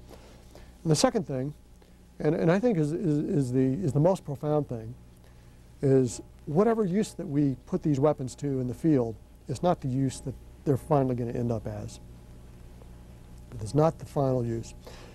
The warfighters we have are innovative. They use what they have to get the job done and think up new methodologies. Who would have thought that GPS, for example, years ago when it was, and nobody wanted GPS. Who wants to know where they are within meters, much less centimeters? Now is one of the most indispensable weapons that we have for precision-guided weapons. Not to say that it even tells you what hole you're on in a golf course and what club to use. Or the precision-guided weapons. Talked to one of my friends, General Lamberson, who was in charge of that program years ago, and nobody wanted precision weapons. Why? Because I have a brother who's a fighter pilot. I put a little grease mark on my windshield and on my cockpit, and I can take in my craft, and I can take out that target. And now, you can't have enough precision weapons. And in fact, one of the chapters in my book I've entitled Give a pilot a ball of crap and a piece of string and they'll make a game out of it. And what I mean by that is that the use that we have today for these type of weapons are going to be nowhere near what these young men and women are going to use them as 10, 15, 20 years from now once they're fielded. Who would have thought we would have had special forces on the field with GPS transmitters directing F-16s into battle while these people were on horseback? I mean, these are completely innovative ways to use an F-16. When we invented that thing, this F-16 was invented as an air-to-air fighter. And now it was being used against the Taliban, for example, in Afghanistan. Innovative ways. And so I think that's the most exciting thing of how directed energy is going to be used in the future. And so, one more question? Got any estimate of when the airborne laser is going to really be finished and used? And that, that is a great question. I keep asking that question. And in fact, I had in my book, I think, 2005, then I had to change it to 2006. And so then I put 2 question marks after it. And what is happening is that the Air Force is under so much pressure now because to ensure that this is a successful program that they can't afford to fail in shooting down a missile on this test because of the so-called CNN effect. Something that, because it's that obscure little network that is omnipresent, because failure is telegraphed around the world instantly. When if you go back and you look at some of the other innovative technological programs, such as General Bernie Schriever's ballistic missile program in the early 60s, which was, by the way, responsible for the success of NASA's missions, General Schriever had a 60% failure rate of his missiles. 60%. We could not live in this day and age with a 60% failure rate, much less a 1 in 10 failure rate. And so the Air Force, I think, is being very cautious in this. They want to proceed. But I think that if they had more money to put toward those science and technology unknown questions that are going to be popping up, I think it would help them. But I just can't answer you. I hope it's going to be soon, because there are threats out there, especially the North Korean Taepong Dong-3 missile that could be used against South Korea, if not other nation states. Any other questions? Well, thank you very much, the E-Bomb. And if you have any other questions about directed energy, you can visit my website, www.dougbeeson.com. I can answer some questions on directed energy, dougbeeson.com, as well as direct you to other directed energy sites, places such as the Directed Energy Professional Society, which is an organization that supports and champions the use of directed energy. So thank you very much for coming tonight. I appreciate the time. As you know, building the ethical constraints in there as engineering controls to make sure this weapon is not misused. What do I mean by that? Right now there are engineering controls to make sure that the operators of these type of systems cannot keep the beam on for more than a specified amount of time. The active denial effect, or the flee effect, occurs near instantaneously. And there is some time later when you start to get other types of effects, such as a mild sunburn. But that happens in a very long time after you've been exposed to this. So the time between the effect and any type of physical effect is very large. And the operator has engineering controls built onto the device that prohibits the use of this. That is, they physically cannot keep the beam on for that amount of time. Good morning. There are many important guests in the room this morning, but I think it's important to point out that with us are many family members of citizens who were subject to human radiation experiment, and some of the advocates who represent them. Their presence signifies that this administration's commitment to meeting our obligations of power, our willingness to share information, to respect the right of people to know the facts, the responsibility to limit secrecy, and that which is truly essential, and that is to make those who were wronged and harmed whole. When President Clinton came to Washington, he was dedicated to the task of rebuilding the relationship of trust between the citizens and its government.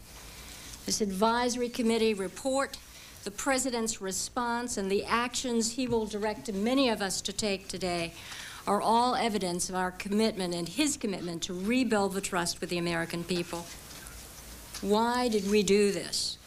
Why did the President direct his administration to open the doors on human radiation experiments? I believe that this openness puts us in a position as a nation to close many chapters of the Cold War, just as the President did by ending nuclear weapons testing for the United States, as the United States and Russia did in pointing our missiles away from each other, and in dismantling warheads and extending the NPT. And today, another step of that openness is coming clean on the human radiation experience.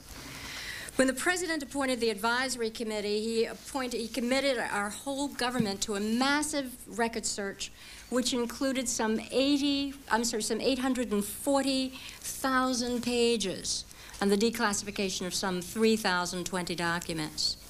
And we have made available to the American people these government records because they strike at the heart of the relationship between the American people and their government, and whether the government misused individual citizens.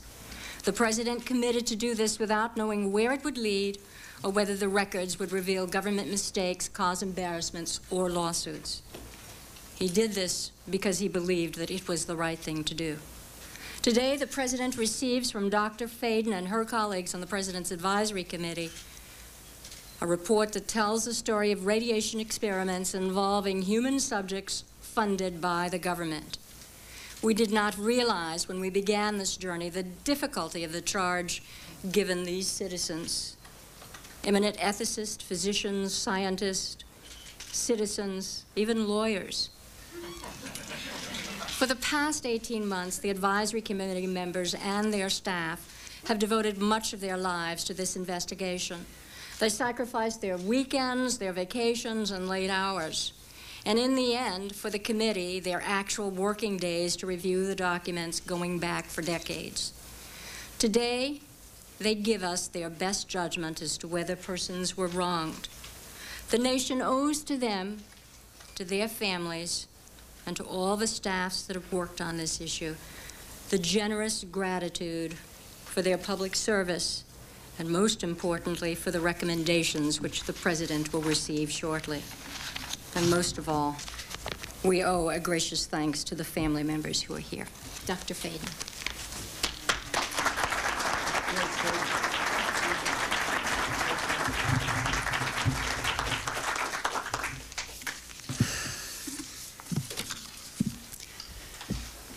Mr. President, Secretary O'Leary, Attorney General Reno, Secretary Shalala, other members of the Human Radiation Interagency Working Group, on behalf of my 13 colleagues on the Advisory Committee, I am proud to submit our final report. We worked extremely hard over the last 18 months in order to inform you and the American people about what really happened to radiation research subjects in the Cold War period. With the assistance of federal agencies, private research centers and hospitals, and numerous citizens, we have assembled and reviewed hundreds of thousands of documents, many of which were previously secret.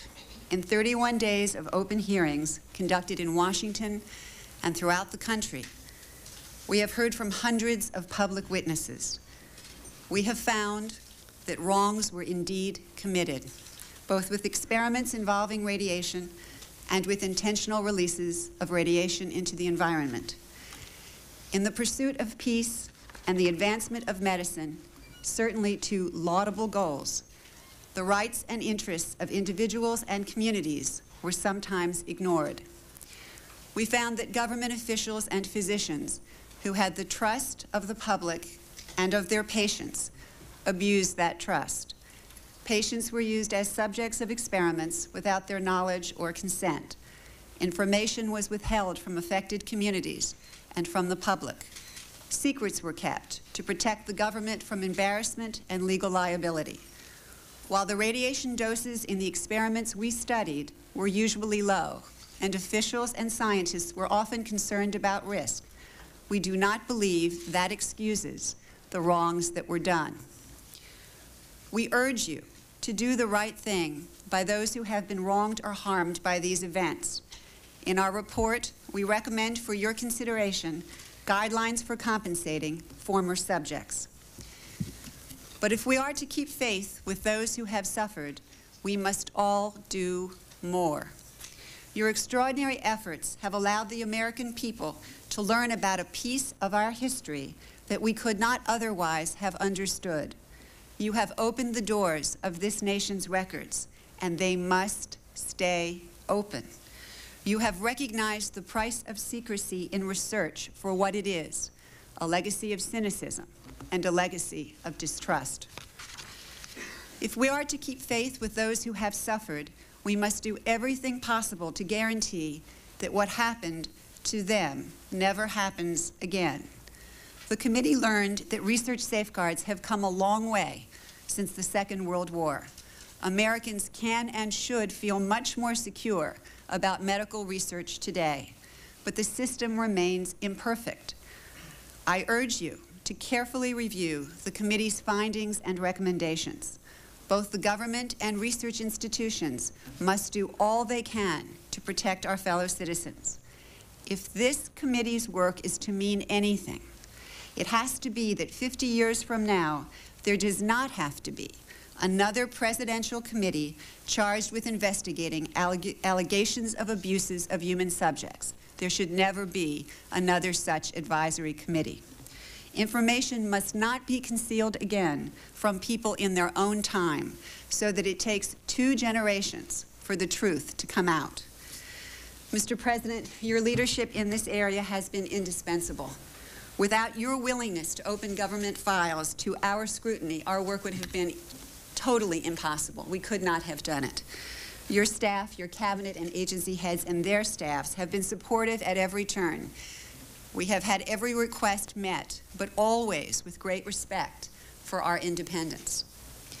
You've set a new standard for open government in an area that has been largely secret for 50 years. We on the committee are both honored and grateful that you have taken our work so seriously. I hope that we have met the challenge that you put before us 18 months ago. On behalf of the committee and of our staff, thank you for this extraordinary opportunity to serve our nation. It has been a true privilege. You're watching 12 WKRC-TV, a new generation of news. 12 Newsmakers starts now. Good morning and welcome to Newsmakers. It is uncomfortable to be reminded of our failures, but it is dangerous to forget them. That's why the placement of this memorial plaque is so questionable.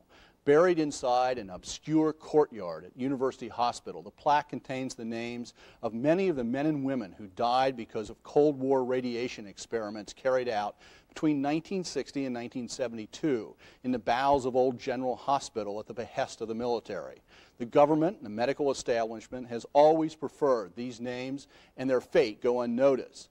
This plaque is not much more than a grudging recognition of the 12 years of human experimentation.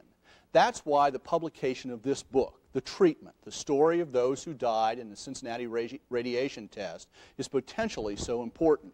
In 1994, as the implications of those radiation experiments were becoming known, the Lexington Herald-Leader did an extensive article on the fate of one victim, Mary Hampton Singleton of Mount Vernon, Kentucky, near Lexington. In an accompanying editorial, the paper wrote this, and I read from the book. Nobody's likely to build a monument to Mary Hampton, but maybe someone should. It would help to remind everyone of just what government of the people, by the people, and for the people did to some of the people 3 decades ago. The government wasn't interested in curing Mary Hampton. It wanted information on how radiation would affect soldiers on the battlefield. This book, documenting the story across 3 decades, rather than some hard-to-find plaque, has the potential to become the real memorial capable of reminding all of us of our willingness, as individuals and as institutions, to actively subvert and quietly compromise our values when faced by a perceived threat. I am joined this morning by the author of The Treatment, Martha Stevens. Martha, welcome actually back to Newsmakers, although from 1994 when I was not the host here, but congratulations on your book. Well, thank you. Let's make it clear. This book is being published, it actually will come out in the bookstores next month in March, very soon here. This case was, as you say, closed in 1999, but it was not unknown. In your life, this case goes back all the way to 1971 and 72. How did you get involved in this originally? Well, I happened to learn in the fall of 1971 through a little piece in the Village Voice that something was being done on my campus involving poor cancer patients, some kind of experiments, and they were being sponsored by the Department of Defense. And I decided to look into the matter, and I went over to the medical college several times to visit with the dean, the director of the medical center, Edward Gull. And he finally coughed up the documents. Pretty Gave me amazingly. copies of everything. Yes, it was quite amazing. I've wondered all this time why he actually did give them to me. Because in the next 30 years, that was about the only time anybody coughed Yeah, up documents that's right. without being forced. Well, And that that's right. resulted in this paper that you Yeah. wrote. You were a faculty member in the English department.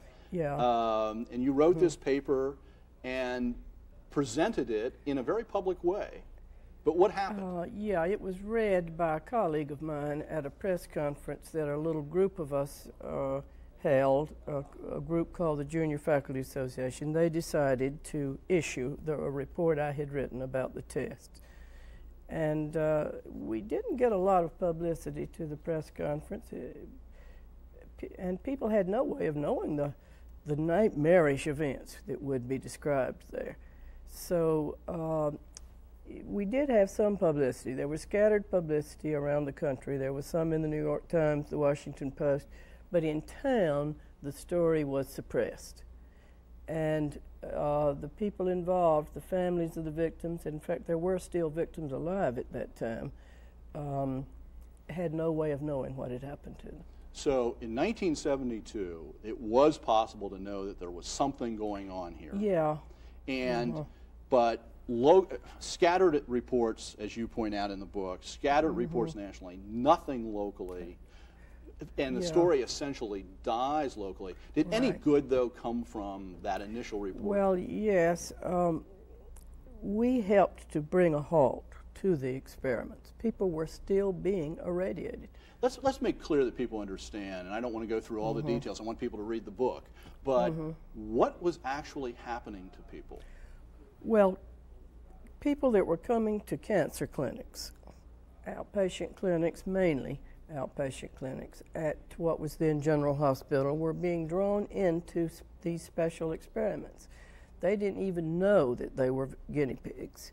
They thought they were being treated for cancer when they were taken down to the to basement special chambers in the basement of General Hospital and given in one dose large doses of either whole body or half body radiation. Now let's be clear, today we hear about radiation treatment for cancer patients that is very focused. If anybody has ever experienced it or had a friend who has gone through this, or it's very targeted. We're talking the whole body is exposed, not any attempt to localize it and focus it on the cancerous part of the body. Right. This was very odd because people had breast cancer, colon cancer, lung cancer.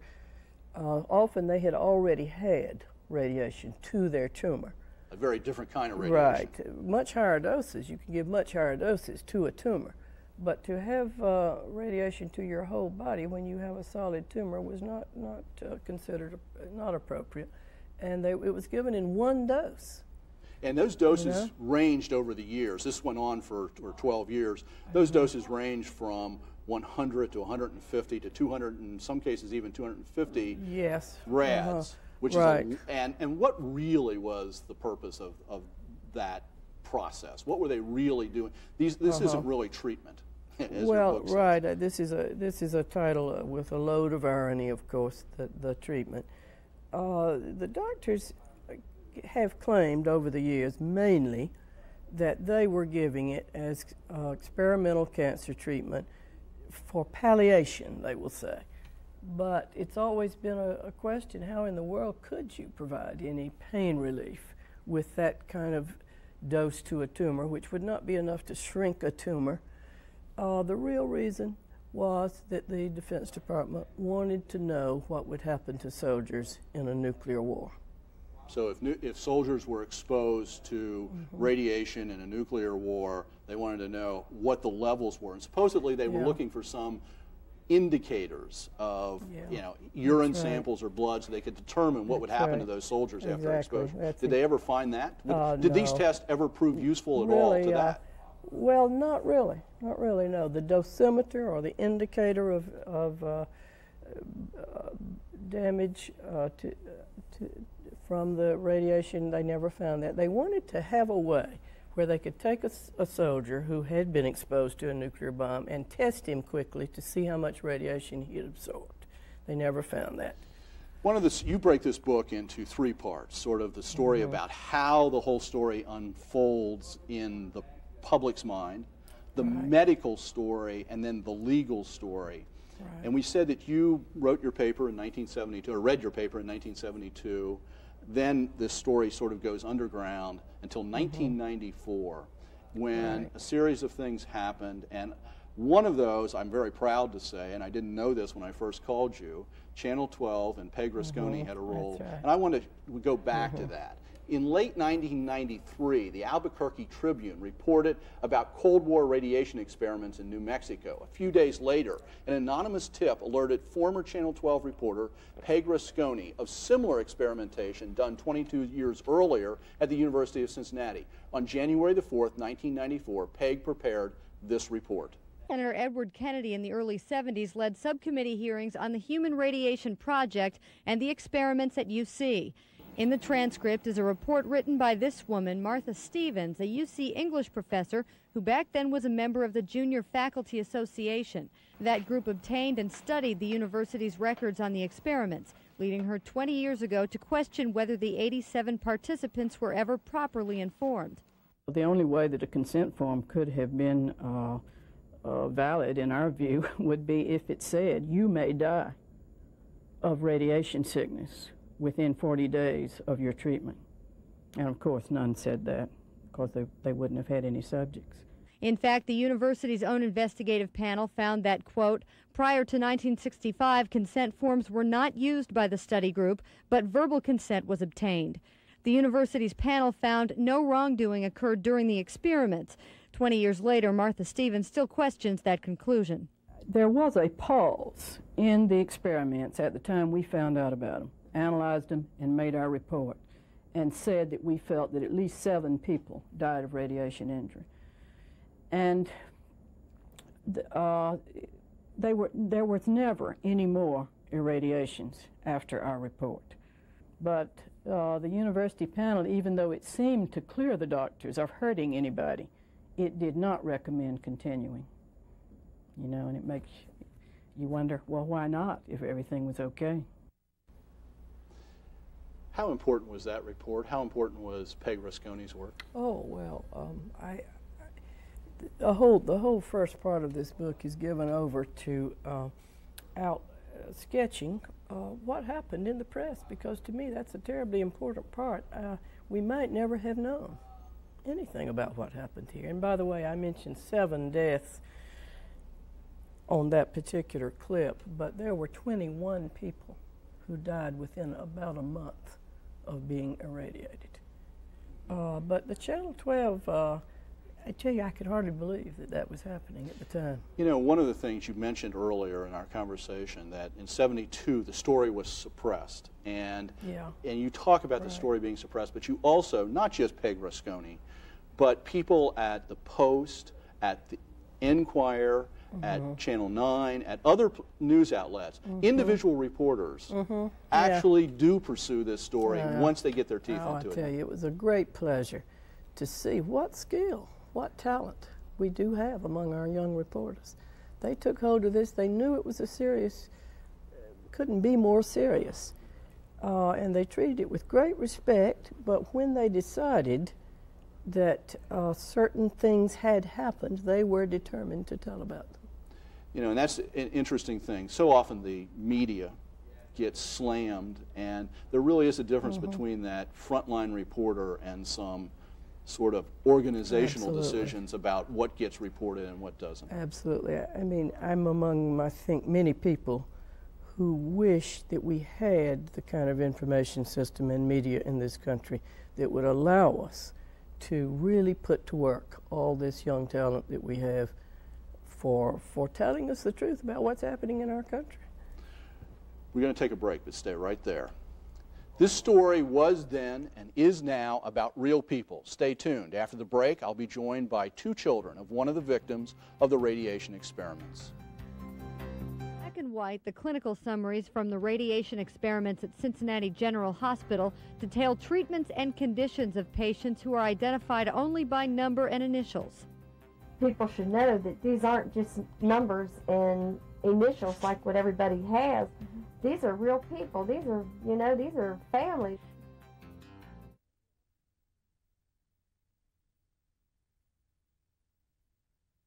The last dose that they gave him in '65, they burnt him up really bad. And his chest was all burnt. The hair was burnt off his chest. And we used to have to put like Vaseline on him. And he couldn't stand any clothing next to him. And she would shake so hard the whole bed would shake. And she was just racked with pain. Just racked with pain. My mother and I had taken her January the 18th, and she passed March the 11th. Welcome back. It was not just those who received the whole body radiation who suffered. Family members had to endure the suffering and deaths of husbands, wives, mothers, and fathers. Then decades later, those same families suffered again when they had to come to grips with the revelation that what had been presented as treatment turned out to be something quite different. Maud Jacobs, identified only by the initials MJ in the original documents, had cancer, but in 1964 was still at home caring for her 7 children. She took herself to the hospital in a taxi for a treatment, whole body radiation. She died 25 days later. Her children were left motherless. The younger ones were distributed by Catholic Charities to several foster families. Martha Stevens and I are now joined by 2 people whose mother died in the Cold War experimentation. Lillian Pagano is the daughter of Maud Jacobs. Bob Phillips is the son of Maud Jacobs. Welcome to Newsmakers, and thank you for being here this morning. Lillian, do you remember that fateful 25 days, and did you think at the time anything was unusual? No, I didn't. I thought she just had cancer. I had no idea that what had taken place. I was taking care of the children while she took a cab to the hospital for this treatment. And when she came back, it was awful. It was just terrible. She had to hold a bucket. And I said, Mom, what is that? She said, I don't know, it's just something they gave me to help me. She never had no idea. You don't think she in any sense gave consent No way. to what was done to her? No, she had young children that she had to plan for. Okay. Bob, how old were you at the time? I was 31. I'm sorry, what? 31. Okay. And did you have any sense of what was going on? Not really, but after it was all over, I could look back and I could see things that seemed strange. For one thing, the place where they had her, the hospital rooms, was more elaborate than some of the other places in that hospital. Did you have some sense that they were doing special experimentation or special documentation, blood, urine work, whatever? Actually, I thought treatment. You know, they was treating her for the cancer. But then, after I seen a few things and just thinking back on it, I kind of figured that, you know, I could see where something was going wrong. Now, it was years, decades later, before you got official word about what had happened. Approximately 30 years. And how did you find out, and what was your reaction at the time that you found out? It was just hard to believe. Even though I had suspected something, it was still hard to believe because I just couldn't figure our country doing this to the people who were individuals and had nothing to do with anything, just trying to make a living. And Lillian, when you found out what had actually happened in the mid-90s, did you have a chance to talk to any of those officials, doctors, government officials, congressmen? Anybody ever come to you and just sit down and talk with you about what happened? No. I was in complete denial when I found out about my mother, about this radiation stuff. I was in complete denial. I just wouldn't, I refused to believe it. The children would call me and they'd say, Mom, it's happening. It's happened. I said, no, it hasn't. I was there with her. Because of the reports they were hearing on the news, in the papers, and that sort of thing. that's it. And then when I come to really realize that it had really happened, I still didn't want to believe it. I still didn't. We went to Capitol Hill and went around to some of the congressmen, and we didn't really even get to talk to the congressmen. We talked to their aides, and nothing was ever changed or done anything about. We was trying to get a law through, pass a law that they could be punished for this, that everybody involved would be punished, and nothing ever happened. They just kind of ignored us and shook our hands and smiled at us. You know, on that point, Martha, in the book you talk a lot about, there's lots of parallels here with what happened in Cincinnati and what happened in Nazi Germany with medical experimentation and the whole issue of the Nuremberg precedents and the Nuremberg trials. Right now we have the World Court sitting and talking about war crime trials. At this point in your lives, do you think these things are, what happened here at General Hospital, are comparable and that individuals should be held responsible? Exactly. Exactly. I remember what Lillian said, or at least quoted in one of the papers, when she first learned what had happened to her mother. She said, well, this is like Hitler. This is like the Holocaust. Of course there are parallels, yes. I mean, the Nazi doctors who were tried in Nuremberg, as it turned out, they had felt that they were doing useful experiments. And they thought that if they dropped people from planes or they froze people to death, they're prisoners of war and all, if they froze them to death, they were trying to learn about freezing. That was a decent thing to do, or at least that's the way they had presented it to their own medical communities. So, I mean, I do see a parallel there. Of course, this is a tiny scale compared to what happened in the Holocaust.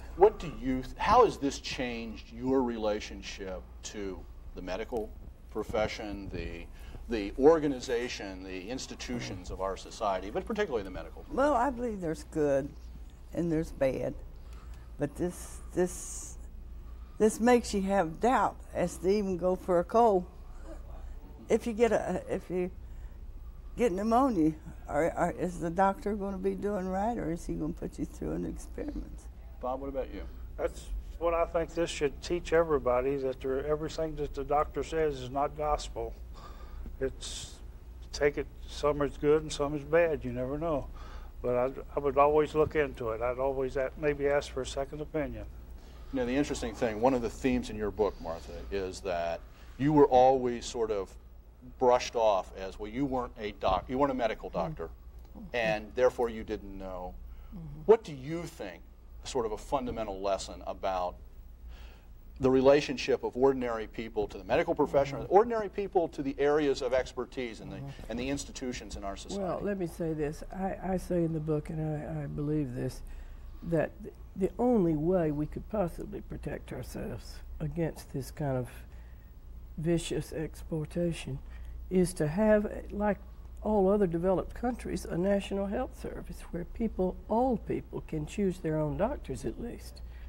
They won't be trapped in public hospitals or low-budget HMOs or special clinics for poor people.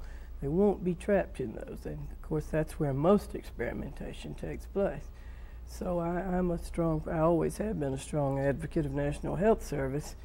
And I tell you, one of the members of the Advisory Commission, Dr. Jay Katz, retired professor of law and medicine at Yale, insisted that the Advisory Commission study the current, that is 1995, 94, 95, IRBs, that is review proposals in hospitals, to see if today, at that time at least, there were still a whole lot of problems in the way they're experimenting on people. And he found that at least half of them were potentially dangerous to the people being studied, and that nobody cared what their quality of health would be after the tests. I have less than a minute left, but Lily and Bob, there was a court settlement on this. There were some financial settlements. There was that monument that was put up, memorial. What do you think of the settlements, very quickly, Lillian? Well, I think the one thing is I don't really think it was really justified as far as settlement concerned. They can't pay for my mother. They can't bring her back. But I was really happy and real happy about the plaque. At least I had something very quickly, there. Bob. And another thing is I'd like to point out that we part of the settlement was that this never happened again. And perhaps that might help. Okay. I want to make sure that everybody understands the book is going to be in bookstores next week or next month in March, The Treatment. Thank you for making Newsmakers a part of your Sunday morning. This is the last time on this show that one of the key behind-the-scenes staff members will be with us. Harold Christ has been a television engineer since 1968. His job is to make sure the right tapes roll at the right time, usually. Despite the fact that he is still very young, Harold is retiring next week, a reality he has reminded all of us about daily for the last 2 years as his clock for retirement has clicked down. What Harold really does is keep everybody in this building smiling and laughing at themselves. I know I will miss his quick wit, gentle teasing, and total competence. Harold, have fun in retirement. Everybody else, keep working, but have a good week anyway. Thank you. Today, as we continue our inquiry into the structure of American military power, we will be focusing on the moral aspects of asymmetric warfare. With this in mind, we are very pleased to have as our guest speaker Doug Beeson, who will be discussing his book, The E-Bomb, How America's New Directed Energy Weapons Will Change the Way Future Wars Will Be Fought. His presentation will provide us with a window into the costs and benefits of an increasing reliance on an ever more technologically sophisticated wonder weapons. As we enter the 21st century, we find ourselves on the verge of a new breakthrough in warfare. Just as the victories of the past exploited technology and effected a revolution in military affairs, once again, the military is using science and technology to deploy a new generation of weapons, which are slated to become the centerpiece of 21st century arsenals. These directed energy weapons, whether lasers, high-powered microwaves, or particle beams, signal a major shift in the use of weaponry. In fact, these weapons are so dramatic, so disruptive, and so profound that they will change the way wars are fought. In the E-Bomb, our guest this morning will introduce us to this new technology. Dr. Beeson traces its development over the past 3 decades and talks about their likely deployment and impact on the battlefield. He tells us that soon as these once-imagined weapons of the future begin to appear on today's battlefields, the sci-fi worlds of Flash Gordon and his ray gun, or visions of Darth Vader wielding his lightsaber, will become a reality. Our speaker this morning is a man of science, learning, and imagination. For the past 28 years, Dr. Beeson has been one of the key architects in conducting basic research, directing national security programs, and formulating national policy in the field of directed energy. Among the many and varied positions he has held are researcher at the Lawrence Livermore National Laboratory, director of a plasma physics laboratory, and professor of physics at the Air Force Academy. He has also served on the White House staff working for the President's Science Advisor under both the Bush and Clinton administrations, where he was adjunct to the National Space Council. In addition, our speaker is the author of over 100 scholarly papers, 14 books, including some popular fiction techno-thrillers that even captured the attention of Hollywood, where one was bought by Universal Studios and another optioned by ABC. Currently, Dr. Beeson holds the title of Associate Director of Threat Reduction at the Los Alamos National Laboratory, where he is responsible for over 1,400 professionals who conduct research in directed energy, intelligence, space science, remote sensing, nuclear nonproliferation, bioscience, and, if that's not enough, they're also charged with developing technologies to reduce threats from weapons of mass destruction and to solving and defeating new and emerging threats to our environment, infrastructure, health, and national security. In our previous program on American military power, our discussion focused on the size of the Army. And although size does matter, this morning's lecture may very well convince you that in the end, it's technology that wins wars. Please join me in welcoming our guest speaker today, Dr. Doug Beecher. Thank you. Thank you. If you would bear with me, I came down with a cold flying in from Washington yesterday, and I may have to pause every now and then. And thank you for the introduction. They say that the movie Star Wars was probably the greatest boon and the greatest bane for directed energy, because when the movie came out over 20 years ago, half the people thought that we'd already done it, and half those people were in the Pentagon, and the other half thought that it would forever be science fiction. So that's what we have to struggle against. So I have some prepared remarks, and I'll go ahead and go with those, but I would like to open this up for questions right afterwards. Well, it's the size of the Army that matters, but it's technology that wins wars. If you're unconvinced, then ask the Mongol invaders who in 1232, during the Battle of Kikang, were repelled by rudimentary, yet for the very first time, technically advanced Chinese rockets called arrows of flying fire. Or ask the Japanese, who at the end of World War II surrendered after experiencing the horrific effects of the atomic bomb. Or even more recently, ask the Iraqi army, who was overwhelmed by stealth and precision-guided weapons. And these and many other cases, from the introduction of the stirrup to the invention of the rifle, advanced technology gave warfighters the upper hand and determined who won the battle.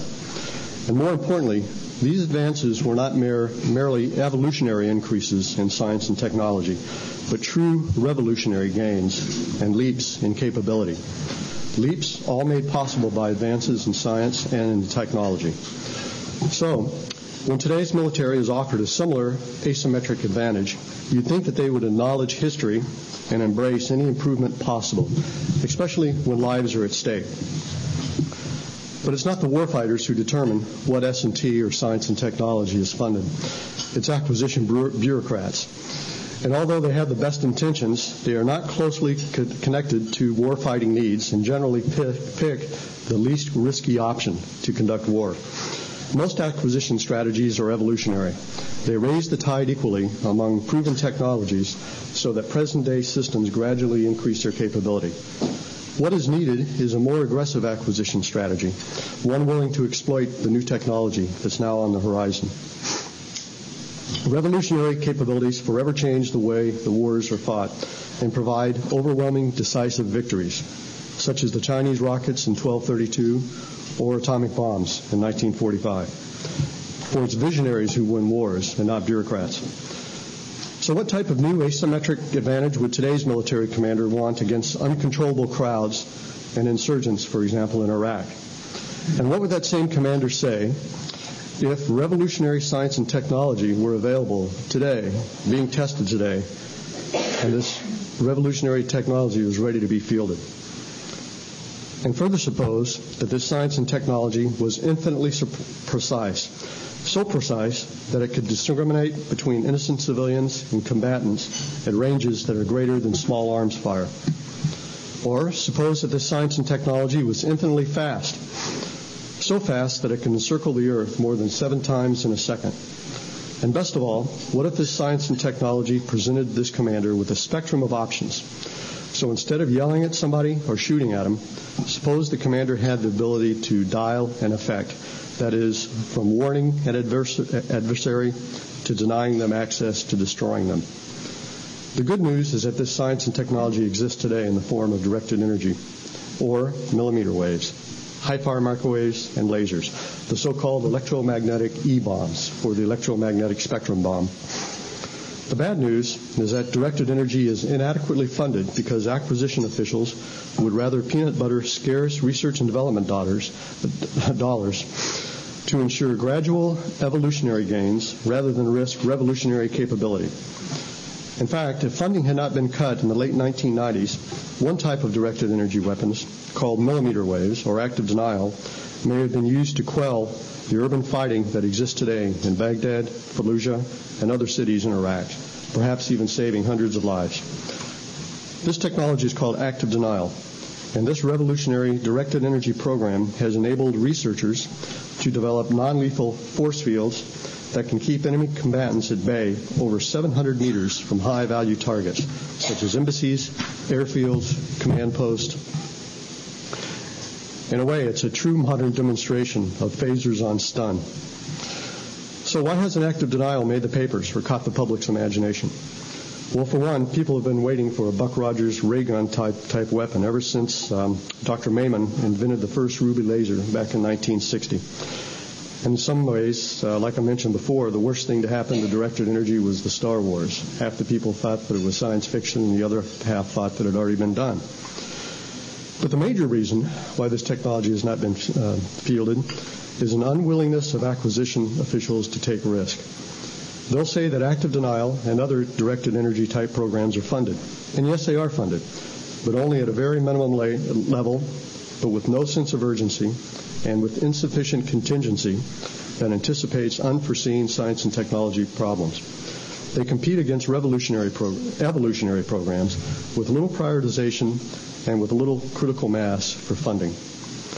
In fact, a recent study concluded that active denial could have helped prevent the 2000 bombing of the USS Cole. And another study concluded that if this technology had been available earlier, that perhaps scenarios such as Black Hawk Down could have been prevented. But this could have only happened if active denial and other directed energy concepts had been funded and not been cut. These emerging directed energies are not just new, but they're world-changing, revolutionary applications of science and technology that have struggled up the so-called S-curve of development. Directed energy will be instrumental to win not just the last war, such as yesterday's faster airplane or more accurate rifles might have done, but this technology will help overwhelm the enemy in such a way that they are unprepared today to defend against. Science and technology advances have even made it possible to install a high-power laser in a modified 747 that the U.S. Air Force is now planning to use in shooting down ballistic missiles. So acquisition officials should focus on a few revolutionary breakthroughs, fully fund them, and accelerate these systems to the battlefield. Fully funding mostly evolutionary increases in capability is a real disservice to our warfighters and only supports, in actuality, incumbent defense contractors by constantly upgrading old legacy systems that are fighting the last war. Some upgrading is needed, granted, but not at the expense of new capability. For it's revolutionary leaps, not evolutionary plotting, that will win future wars. And that future is directed energy, so-called E-bombs, in the form of infinitely precise weapons that travel at the speed of light. Well, from here, what I like to do is to deviate from my prepared remarks, because I have quite a few more, and instead really jump into what is directed energy. Over the past week, I've been speaking in Washington, D.C. Most people think directed energy are things like lightsabers, phasers, that type of thing, things that shoot out through space and make zapping noises. Actually, directed energy is all around us. We've been experiencing directed energy over the past 100 years in one form or another. And all directed energy means is a way to take the energy from the electromagnetic spectrum, that's the same energy that's emitted by light bulbs, by the sun, by flashlights, and direct it in some way. But the difference is that this directed energy, instead of being randomly produced by a source, such as a light bulb, is what we call coherent. And a physicist term, I'm a physicist, what that means is that all the wavelengths are lined up. They're not only going in the same direction, but they're in the same phase. Imagine the Chinese army, millions and millions of soldiers, all marching to the same beat in the same direction with perfect unity. If you can multiply that by a factor of billions, that's what you have with lasers and microwaves. The electromagnetic spectrum, that's what's emitted from light bulbs, from the sun. And it covers the gamut from radio waves, which are very long waves of electromagnetic spectrum, to microwaves, which are just shorter wavelengths, to millimeter waves. The waves are actually measured in terms of millimeters. That's why it's called millimeter waves. To heat, which is infrared. And as you get shorter and shorter wavelengths, you get to visible light, and then X-rays and gamma rays. So all this is really the same thing. It's electromagnetic radiation. And it's things that we are exposed to every day in this room right here. But again, the difference with directed energy is all this radiation is in lockstep. The first laser was created in July 1960. It was actually theorized much sooner than that. The first microwave was created earlier in the last century. And in fact, the Japanese were so impressed by microwaves that they tried to invent a high-power microwave weapon back in 1943 to actually shoot down American planes. It's a dream that they had. It was a very low-power magnetron that they developed, and of course it failed because it didn't have the power to do that. And so all these weapons, microwaves, lasers, they've been around for a while, and the public has always had an imagination of using these things. H.G. Wells, for example, back with War of the Worlds. But what are the attributes of directed energy, and why does it capture the public's imagination? Well, the first attribute is that it is near infinitely fast. That is, I mentioned before that it travels around the Earth at around 7 times around the world in less than a second. That's about 186,000 miles a second. Pretty quick. The equivalent in metric units is about 3 times 10 to the 10th, quite a bit, centimeters a second, much faster than you can blink, which means that if you can see a target, you own that target. You can kill that target. You can lay energy on that target. Another attribute of it is that it's infinitely precise. That is, these wavelengths don't spread out very much at all. You can shoot them hundreds of thousands of kilometers away. We've hit the moon. We've hit reflectors on the moon with them. And so because they're infinitely precise, what that means is that they are inherently defensive weapons and not offensive weapons. These are not weapons of mass destruction. But they're so precise that what that enables you to do is to pick out individual targets, in fact, individual places on a target. The airborne laser that I was mentioning earlier that the Air Force is developing has the capability for shooting laser beams over hundreds of kilometers at quickly rising rockets, but just not at any part of the rocket, but to determine an exact spot on that rocket within centimeters, and to be able to find that spot and hold that laser on that spot. This has been demonstrated out in the deserts of New Mexico. And so we have infinitely fast and near infinitely precise are 2 attributes of this. Plus, they don't follow the laws of gravity. That is, you don't have to worry about ballistics. You don't have to lead a target. That unlike bullets or rockets, which may take many minutes to get to a target, you can not only deposit the energy near instantly, but you don't have to lead the target. Again, if you can see it, you own the target. Well, why haven't directed energy weapons then really been a success?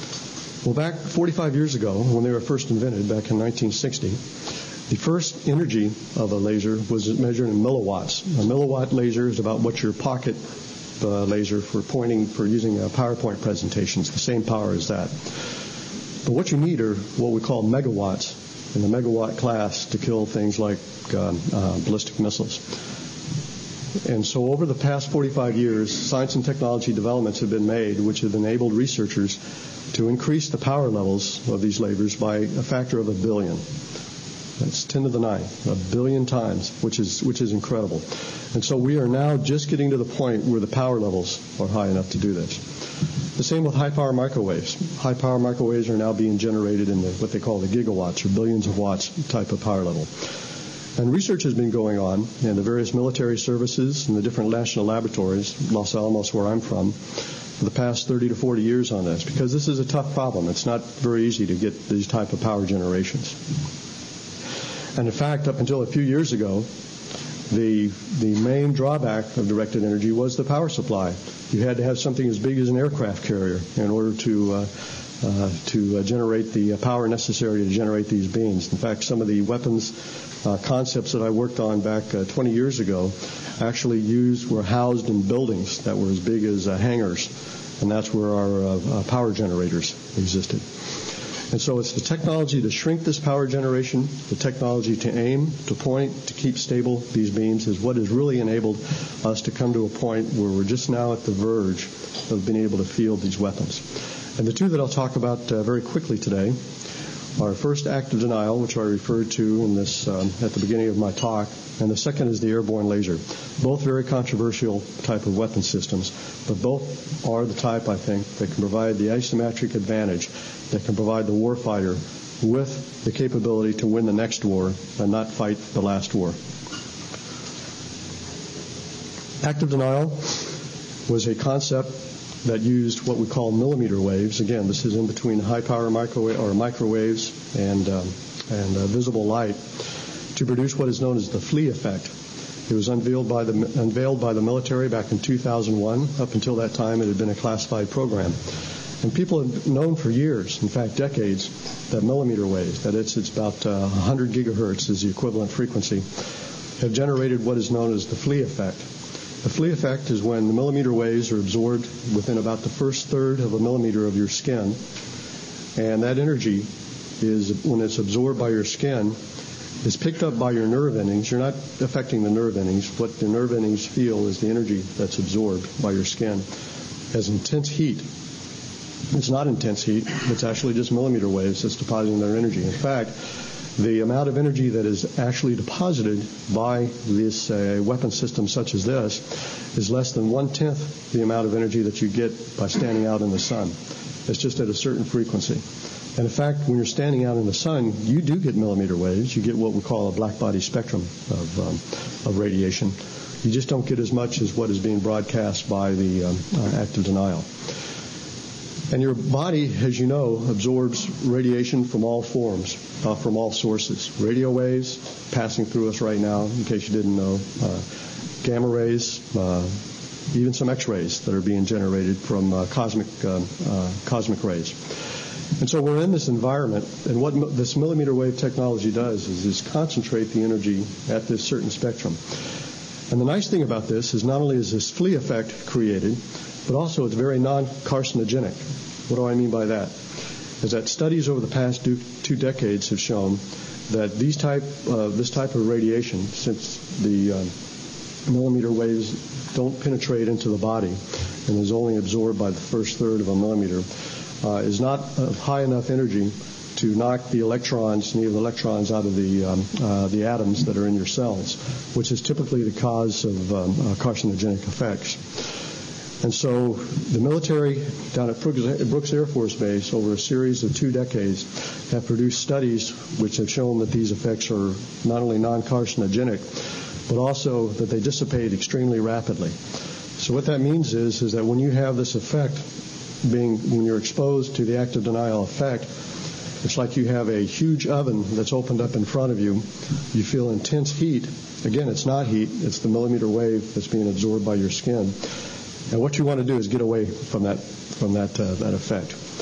And your psychological response to this is to flee, is to turn around and flee. I was lucky enough to be exposed to this about 4 years ago when they first started the onset of human testing with human protocol. And since then, they've had several thousand people that have undergone these tests. And this is something that I still remember today. And if there was a place that was being defended by this, I wouldn't want to get close to this. Did it harm me? Well, what had happened was when I was exposed to this, I fled. And when they wanted me to go back and do the test again, I was kind of hesitant, saying, well, I don't know if I really wanted to do it, but I completed the protocol. Some good stories there, I suppose. But the main effect on this was they had doctors there, psychologists that were measuring our response during the testing phase, was that the body showed no physiological change. It was you experiencing this intense heat that you didn't want to experience before. And so what the military is planning to do with this, and this is what they're conducting tests on doing, is to be able to project this over a distance of greater than 700 meters. And why that distance? Because it's greater than what we call small arms fire, pistols, that type of thing. And to use it to what they call assess intent.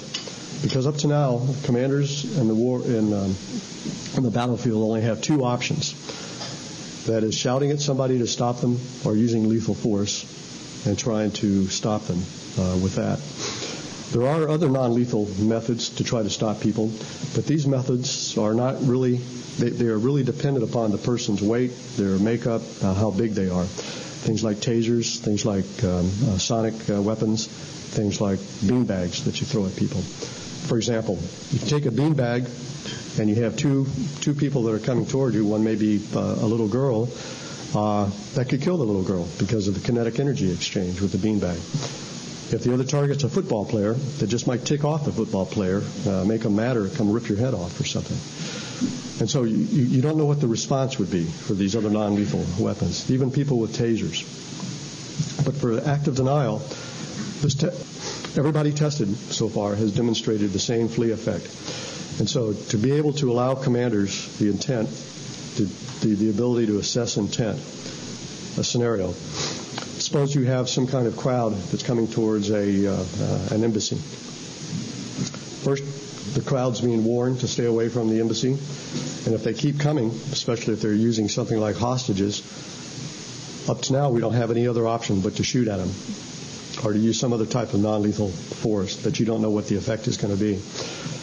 This way, with active denial, because you're using directed energy, you can not only pick out the aggressors on this, again, because it's very precise, and this has been demonstrated in tests, person after person, the one that you will actually want to key in on, because you do have an operator, a human in the loop. This is not a system that you just let radiate. And if those people continue, or after experiencing the active denial effect, still continue to come towards you, then what you continuously can do is to assess their intent, because the normal person who is caught up in a mob mentality would not still be rushing you unless they had some kind of hostile intent. And then at the time when they cross some kind of a line, then the use of lethal force. So again, it allows the commander a spectrum of response. Right now, the system is being tested at Kirtland Air Force Base down in New Mexico. It may or may not be funded after the tests are through, but many believe that this type of technology, because this effect does operate through things like clothing, buildings, that you could use this to quell insurgents. So this is one option, then, that the warfighter could be presented using this type of directed energy technology. The other type, which I'd like to briefly talk about, is the airborne laser. This is the laser that's being put on top, being put inside of a modified 747. It's what they call a coil-based laser, a chemical oxygen iodine laser. This laser was actually invented about the same year I graduated as an undergraduate back in the late 70s. And from then, this laser has experienced power growth from, just like the original laser, from milliwatts up to what we call the megawatt class, that is near millions of watts of power. This laser is currently undergoing testing at Edwards Air Force Base in California, and it has a mission now of shooting down tactical ballistic missiles in what we call the boost phase, that is when the tactical missiles are still boosting. And as of yet, we don't have any way to go against these missiles. If you go back and if you look over the Gulf War survey, for example, where it was brought out when it was originally thought that the Patriot missiles had contributed to downing or taking out the warheads of these tactical missiles, the Scuds. This was false. In fact, no warheads were taken out by the Patriot missile. And what we have then is a threat where there is no response. There's no technical response for getting that threat. And this is why the Air Force had chosen to go the way of the airborne laser, to go after these missiles while it's still in the boost phase. Now, there are a lot of politics, as you know, wrapped up between this, since this is now a Missile Defense Agency program. But the point is that the different technologies of this weapon system have all been tested and all been proven. And what is the big problem now? What is the largest difficulty that this weapon system has to go through is during the integration phase. The different parts of the laser that is proving that the laser can laze at these near megawatt class levels has been proven. Shaping the laser pulse so that it can travel through the atmosphere in a way that it can assemble itself to make it very accurate on target. What do I mean by that? Right now, when a laser punches through the atmosphere, propagates through the atmosphere, it diffracts like all lasers do. And there are abnormalities in the atmosphere brought about by changes in density, changes in dust, through particulate matter, through water vapor, that cause the beam to break up. This is the reason why the stars twinkle when you look at the stars at night. I wish we have stars in Los Alamos. I don't know about here in New York. This technology was developed back in the late 1980s and early 1990s in a classified program for SDI at the time, that when the astronomical community wanted to take the twinkle out of stars, they were about ready to embark on a multi-billion-dollar program to build what we call adaptive optics. The adaptive optics is a way where you have a mirror and you change the shape of this mirror many hundreds of times per second. And why do you do that? Because the atmosphere changes many hundreds of times per second. And the idea is, if you have a perfect beam of light coming from a star that goes through the atmosphere, it changes in some way, depending upon the perturbations in the atmosphere. Now, suppose you can put the reverse of the perturbations in the atmosphere on the back of this mirror. And there are ways to do this by shooting laser beams up and back down from the sky, calculating what a perfect beam looks like, and then what we call deconvoluting the beam when it comes back. And at the time, this was done again for that classified project, and the astronomers knew that in theory that this could happen. And so when they went out to embark on this multi-billion-dollar program, it was felt at the time, I happened to be at the White House at the time and was cognizant of that other program, it was felt at the time that instead of having them invest all this money, that it would be better for us to declassify this technology called adaptive optics and let the astronomical community use it. And now every major telescope in the world uses this type of technology called adaptive optics. And the Air Force is using the same type of technology to preform the beam and its laser beam, to put these abnormalities into the beam before it propagates to the target. So by the time the beam gets to the target, since you're putting, in a sense, the reverse of these abnormalities on the beam, it forms itself to this near-perfect beam when it gets to the target. And this has been demonstrated again, not just in New Mexico, but there's a concern that sometimes the variations of the atmosphere may be such that in different parts of the world you may not be able to do this, which is a valid concern.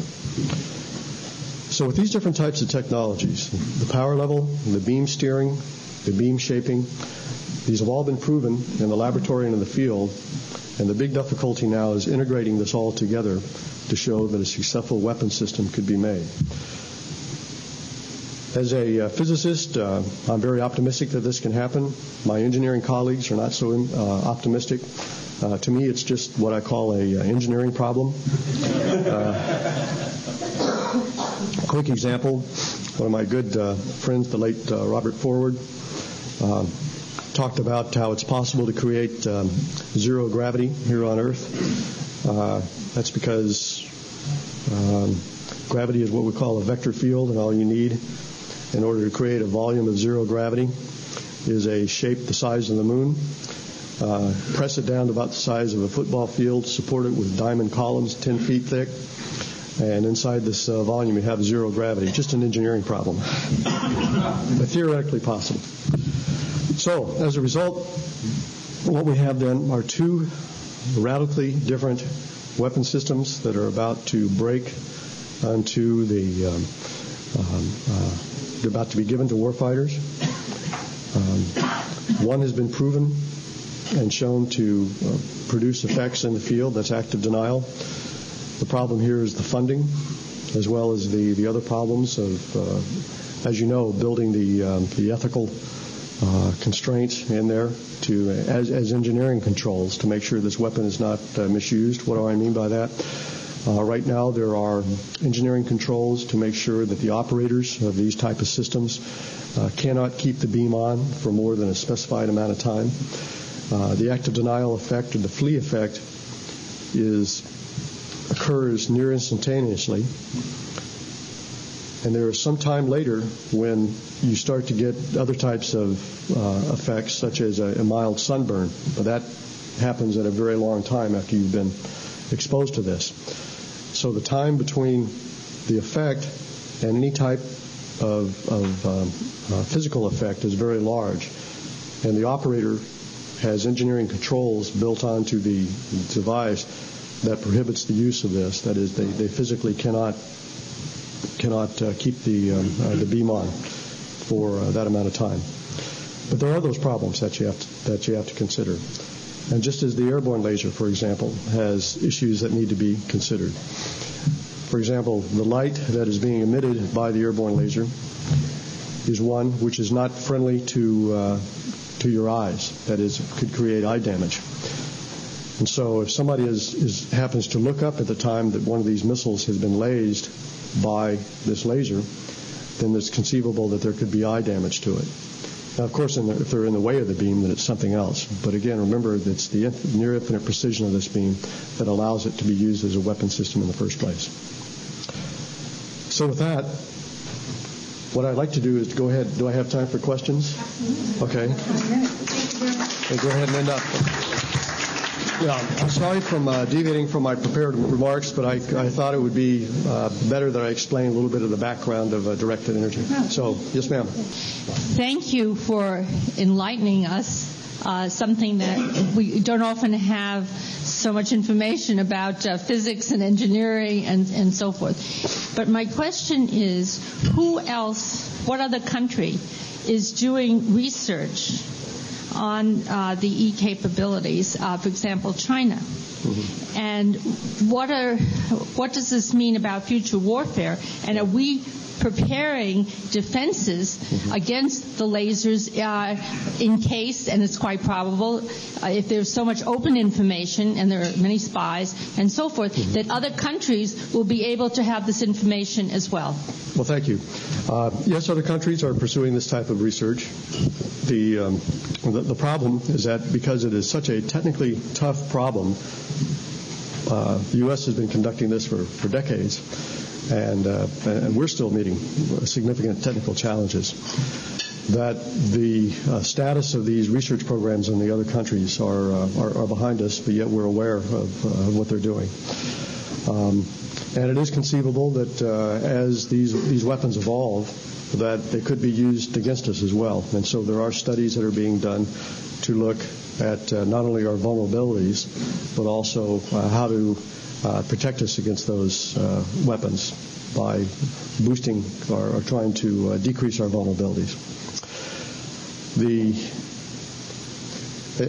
two points I'd like to make. The first is that because these weapons are so technically advanced, that we really think that there are going to be decades before we have to worry about adversaries. But we are making plans just in case. In fact, my main worry is not with the military being vulnerable, but the United States or the UK or Canada being vulnerable.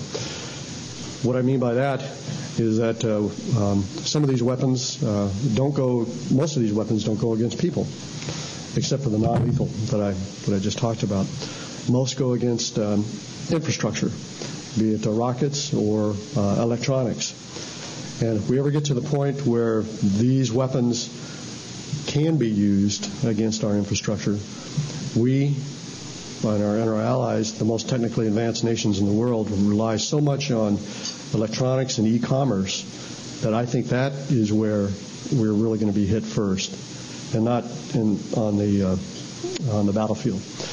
And the second point I'd like to make is that these weapons would be used not as a panacea to solve all problems, but only for certain classes of problems. I have a brother who is an F-15 pilot, F-15E, which is a fighter bomber, and before he goes out on a mission, he selects A, B, C, or D. Whatever weapons he needs, just not one weapon. And it changes from mission to mission. In the same way, as a warfighter goes up against a certain class of threats, directed energy may fulfill one type, but not another type. That is, you don't want to use it against a tank, but you may want to use it against a rocket. directed energy seems so developed and so sophisticated in your description. I'm just wondering why solar energy has not been equally harnessed and perhaps would be used in a different manner, but certainly in a constructive way that perhaps would avoid wars. Well, thank you. Solar energy is great. I love it. There are two problems with it. First is that there's not enough of it. What do I mean by that? Right now the efficiencies of solar cells are on the order of 25, maybe 30%. And that is, it converts 25 to 30% of the energy, sunlight, that impinges on it into electricity, which is nice. But on the other hand, it is so low in energy density that even if we were to cover the Earth, all of the Earth with solar cells, it would still not be enough to live up to our demands that we have. Because we use that much energy. I could go through the math with you, and it's just staggering. And so until we can get the solar cells up in high enough efficiency to convert it up to near that 100%, and we don't have too much further to go, it's going to have a place, but it's not going to be a panacea. It's going to have a place with other types of renewable energies. And right now, the Renewable Energy Laboratory in Colorado, Boulder, Colorado, is making strides along with other laboratories on that. And there is an effort, but again, the main reason is because of the energy density problem. But we all go through our lives with an assumption that the future is going to be sort of like the past. And in terms of energy, people are starting to reassess that assumption. And I'm just wondering, as a military strategist who thinks broadly, what do you think is going to happen to sort of the largest energy hog in the history of the world, the U.S. military, when oil is maybe $100 or $200 or $300 a barrel? Does a democracy get to a point where it says that we cannot afford to have a military that covers the earth and uses what must be an ungodly amount of energy every second? I think rather than that scenario, which is more of a linear one, that is that we keep using the energy in the same way, and that the price of oil goes up, that we'll have a bifurcation, and the sense that we'll get to a point where we do reach a level of energy needs that we'll be forced to use alternate paths. And I would say the most likely path is nuclear energy. And right now, nuclear. I'm sorry, sound like President Carter with my nuclear.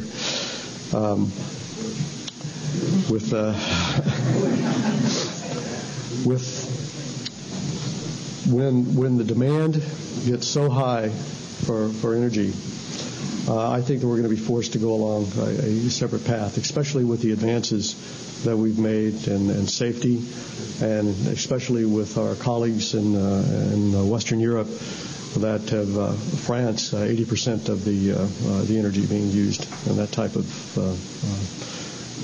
nuclear power. And so I think it's really going to be a different type rather than just a linear scenario like that. Personal opinion. You maybe were alluding to this earlier. I was wondering if you could say anything about electromagnetic pulse weapons when you talked about concern about the UK, France, and the U.S. Sure. Is there anything you can say unclassified about? Yeah, the E-bomb. The original title of the book was At the Speed of Light.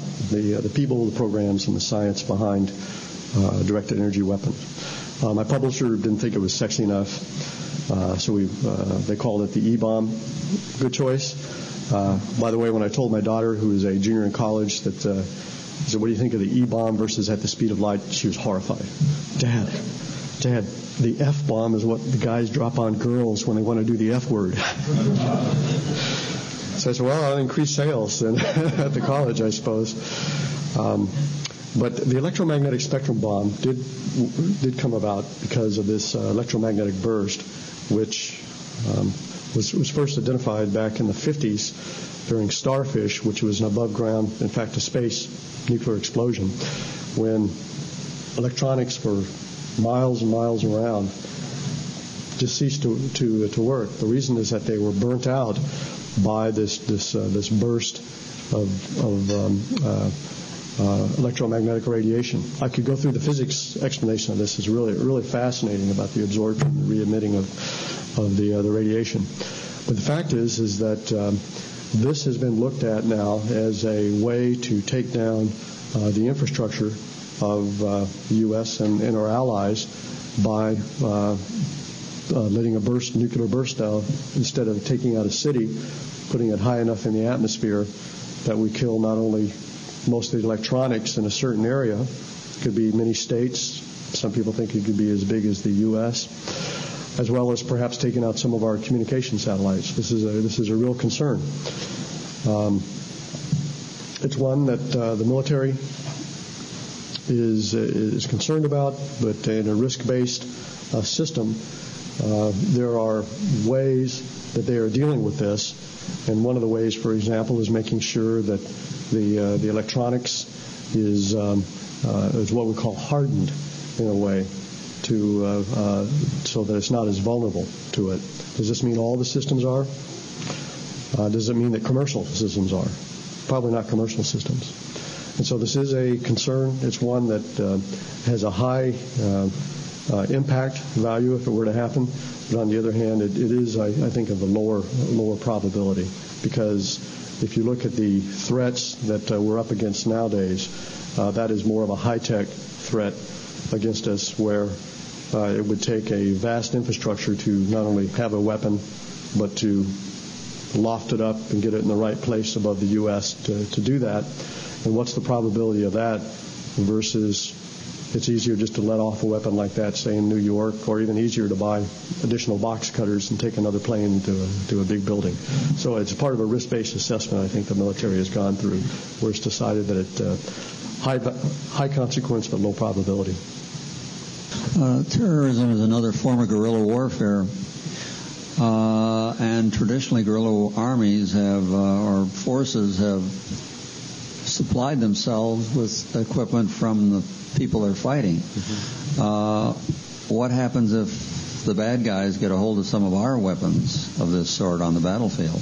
Well, that's always a worry. But these new weapons are not like rifles or bayonets. That there are a lot of them out there.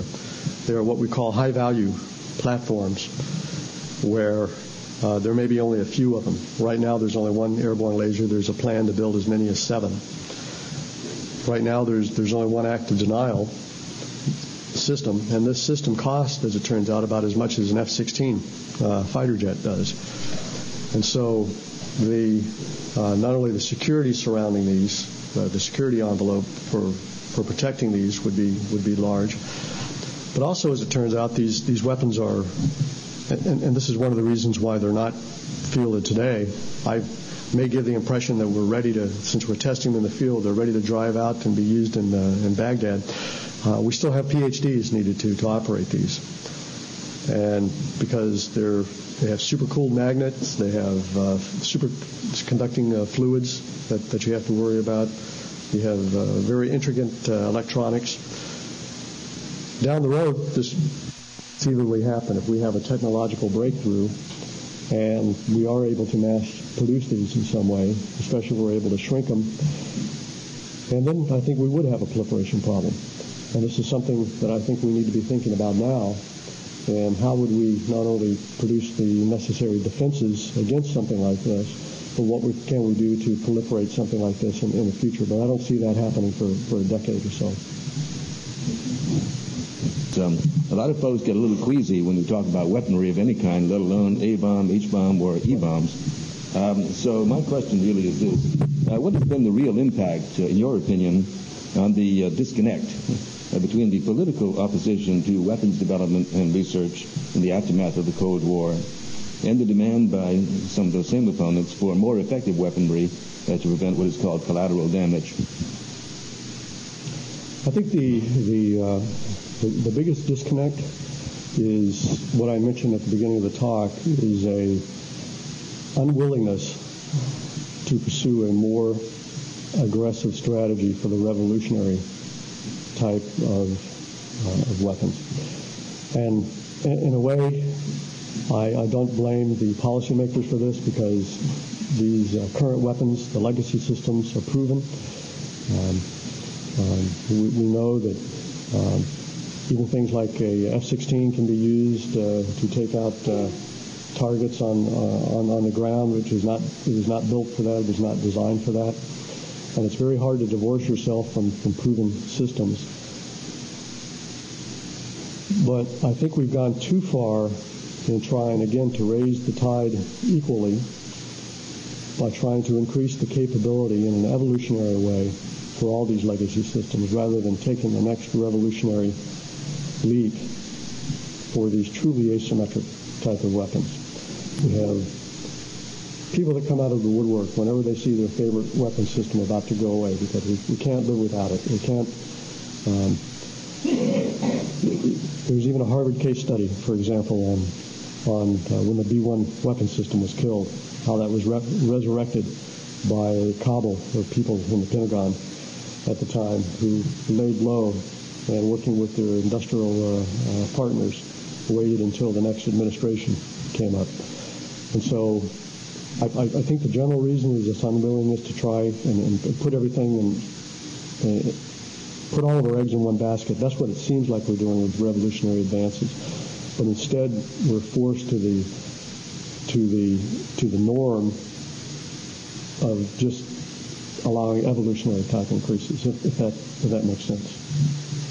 You mentioned on every level that one of the problems is lack of financing.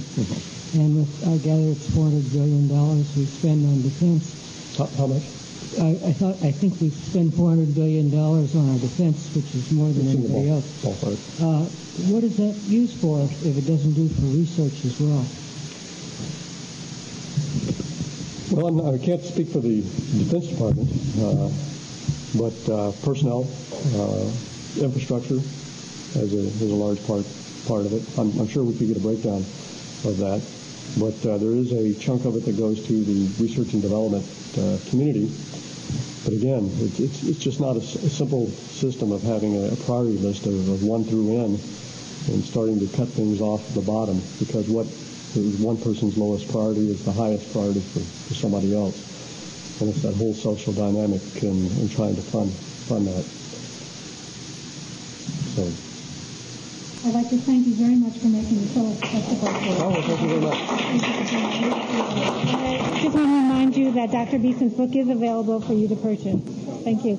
Because it's very precise, and this has been demonstrated in tests, person after person, the one that you will actually want to key in on, because you do have a operator, a human in the loop. This is not a system that you just let radiate.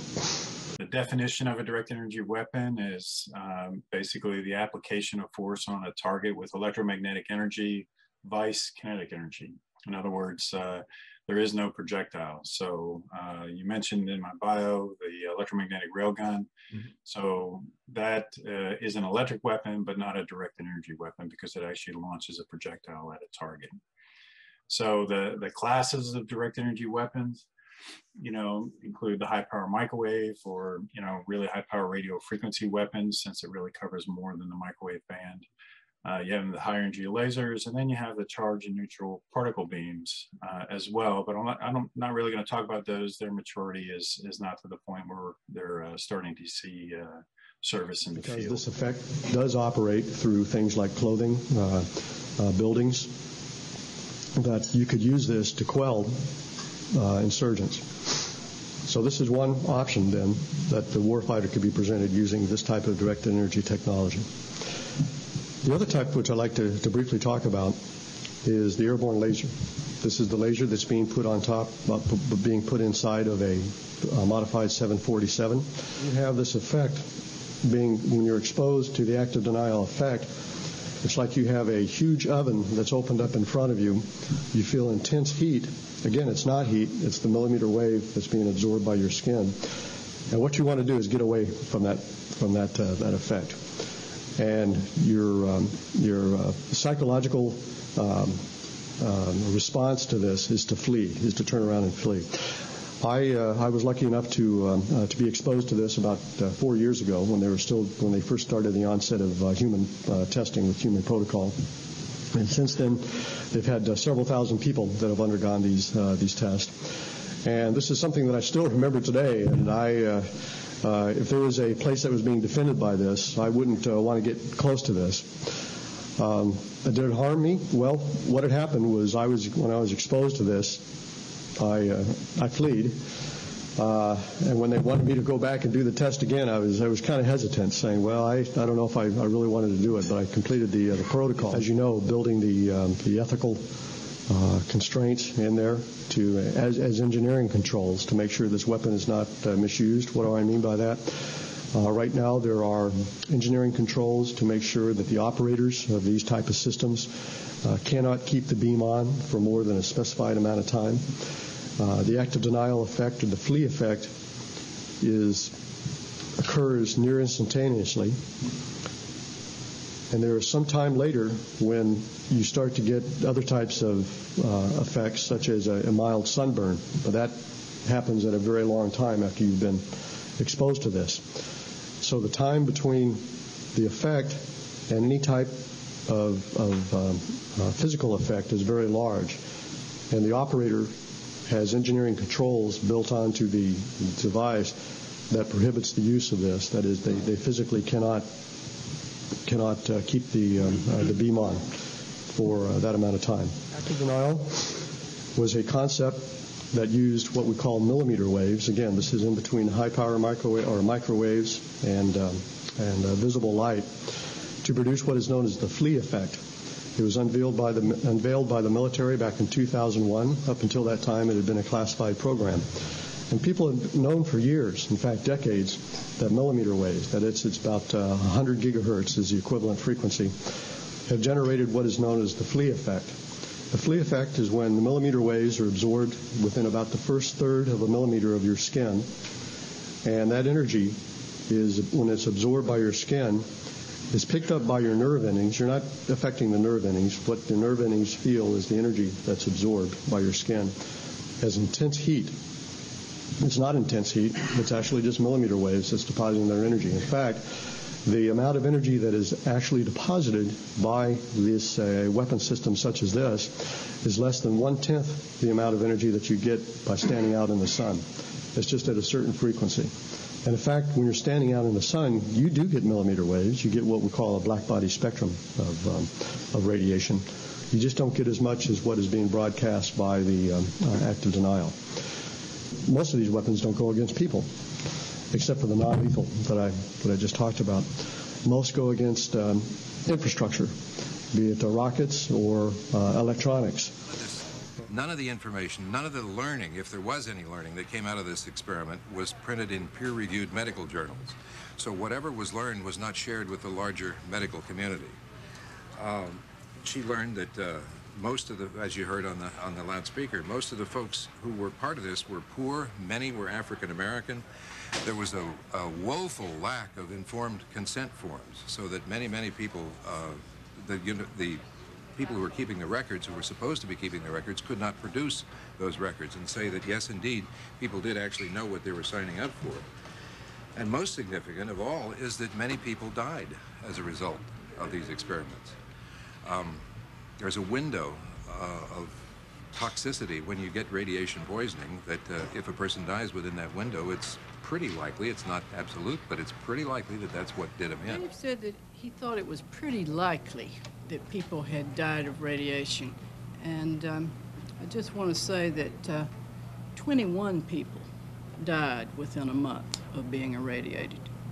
It was more than likely. In most of those cases, we have their blood counts. We know that their blood counts began to fall a few days after radiation, and they went down to almost nothing right before they died. This is classic radiation poisoning. That's what it is. Now, we don't have the counts for every person, all 90 people who were exposed, nor even all 21 who died within a month. but we certainly have enough of them. I would say at least 13 are very well documented, and I think, can reasonably conclude that a great many people had their deaths hastened by this severe dose of radiation given in one zap, not in divided doses as it would normally be for medical purposes. I think it will be clear to anyone who reads this book, they will agree with the findings I have made. If they read the doctor's reports to the Defense Department alone, those are about 600 pages. They're available now at the Medical Heritage Center at UC. When the opportunity came to finally tell the truth about it to the public at large after the plutonium injections, became known, and they found some of the victims, then it was possible for people in other Cold War sites to tell what they had known about their tragedies of deliberate exposure by the U.S. government and colluding physicians. We almost lost the story, though, here again. People had never had a chance to know that they might have had relatives involved in this over all those years, and it just lay there with dead silence all these years. And then people started calling us after the plutonium injection and saying, well, didn't you have something going on in Cincinnati? And I thought, oh my God, don't tell me, we're going to be able to tell the truth about this finally. Most of the patients who were irradiated were poor. Most of the patients who were irradiated were African American. All of them had cancer. Most of the folks who were part of this were poor. Many were African American. There was a woeful lack of informed consent forms, so that many people, the people who were keeping the records, who were supposed to be keeping the records, could not produce those records and say that, yes, indeed. Because this effect does operate through things like clothing, buildings, that you could use this to quell insurgents. So this is one option, then, that the warfighter could be presented using this type of directed energy technology. The other type, which I'd like to briefly talk about, is the airborne laser. This is the laser that's being put on top, being put inside of a modified 747. As you know, building the ethical constraints in there as engineering controls to make sure this weapon is not misused. What do I mean by that? Right now, there are engineering controls to make sure that the operators of these type of systems cannot keep the beam on for more than a specified amount of time. The active denial effect, or the flee effect, occurs near instantaneously. And there is some time later when you start to get other types of effects, such as a mild sunburn. But that happens at a very long time after you've been exposed to this. So the time between the effect and any type of physical effect is very large.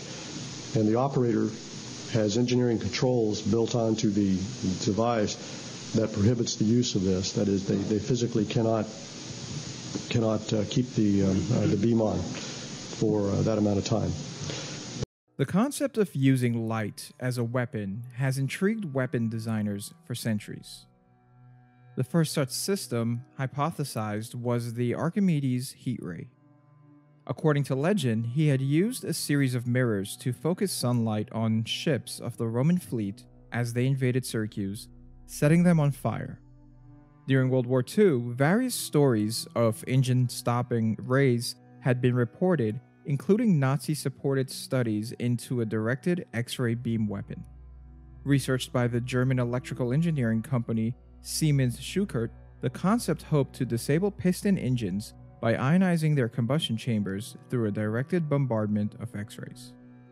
Fast forward 2 decades, and it would not be until 1960 for the light weapon to reach the realm of feasibility, when Theodore H. Maiman operated the first functioning laser at Hughes Research Laboratories in Malibu, California. In civilian applications, lasers would soon grow in power. With the ability to focus kilowatts of energy onto a small point, their use in industrial welding and cutting expanded rapidly, though their initial military use has been more indirect, being used primarily for range finding, targeting, and ordnance guidance. The first use of lasers to damage targets directly were laser blinding weapons. These were first used during the Falklands conflict and the 1980s war between Iran and Iraq. Because relatively low energy levels could permanently blind combatants, their use led to the Protocol on Laser Blinding Weapons in 1995. These protocols would eventually be adopted by 108 nations by 2018. Lower-powered systems intended to temporarily blind or disorient its target, called dazzlers, are still in use today by both the military and law enforcement. Laser systems that directly use highly focused light as a ranged weapon to damage a target are part of a class of arms known as Directed Energy Weapons, or DEW. Despite huge funding into research efforts, both by the US government and several other nations, to date, no known laser-directed energy weapon has ever been used against military hardware on the battlefield. Shortly after Maimon's discovery, aggressive research immediately led to the gas dynamic CO2 laser in 1968, which accomplished continuous power levels of over 130 kilowatts. By 1980, megawatt beams were achieved by the Mid-Infrared Advanced Chemical Laser, or MIRACLE, making it the most powerful continuous wave laser in the United States at the time. Its original goal was to be able to track and destroy anti-ship cruise missiles, though mixed results from testing did not lead to any functional weapon system. Creating a functional laser-directed energy weapon system is far more challenging than simply building a high-power laser. Such a system not only requires a powerful laser source, but also the necessary optics to focus the beam at the desired distance, a method for target detection and tracking, a mechanism for accurately and rapidly steering the beam onto the tracked target, and finally a real-time computer system capable of control and coordination of the weapon's systems. One of the most significant limitations of a laser-directed energy weapon is its restrictive targeting characteristics. By their very nature, they can only engage targets by line of sight. Atmospheric effects can also negatively affect their use, both for target tracking and beam propagation. Absorption, scattering, and turbulence have to be taken into account. Adverse conditions such as rain, fog, and smoke can outright make it impossible to even employ the laser at all. But even in ideal atmospheric conditions, as a laser beam's power is ramped up, a critical intensity is reached and nonlinear effects set in.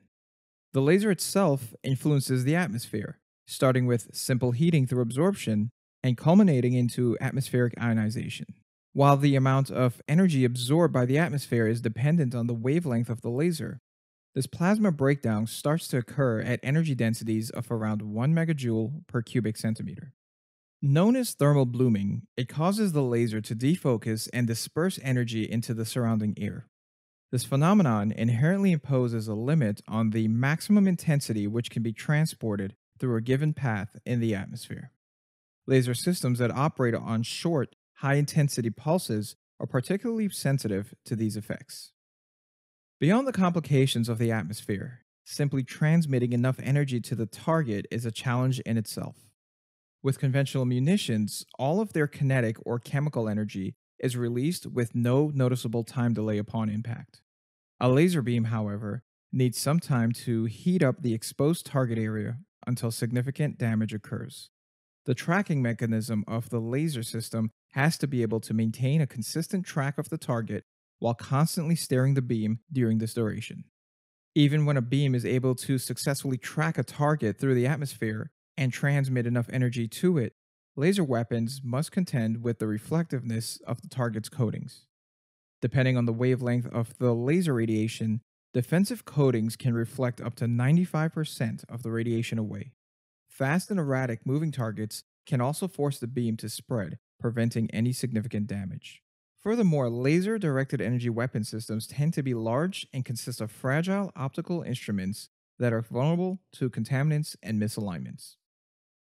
Modern laser-directed energy weapon systems research can be put into two categories: industry-funded projects that use civilian off-the-shelf industrial lasers, and government-funded research that tend to focus on high-power laser systems. These strategic defense-specific systems produce continuous power levels exceeding civilian lasers by 1 or 2 orders of magnitude. Industrial lasers are primarily found in lower-powered tactical systems. Both Boeing and Raytheon have spearheaded research into such tactical laser weapon systems using industrial solid-state lasers.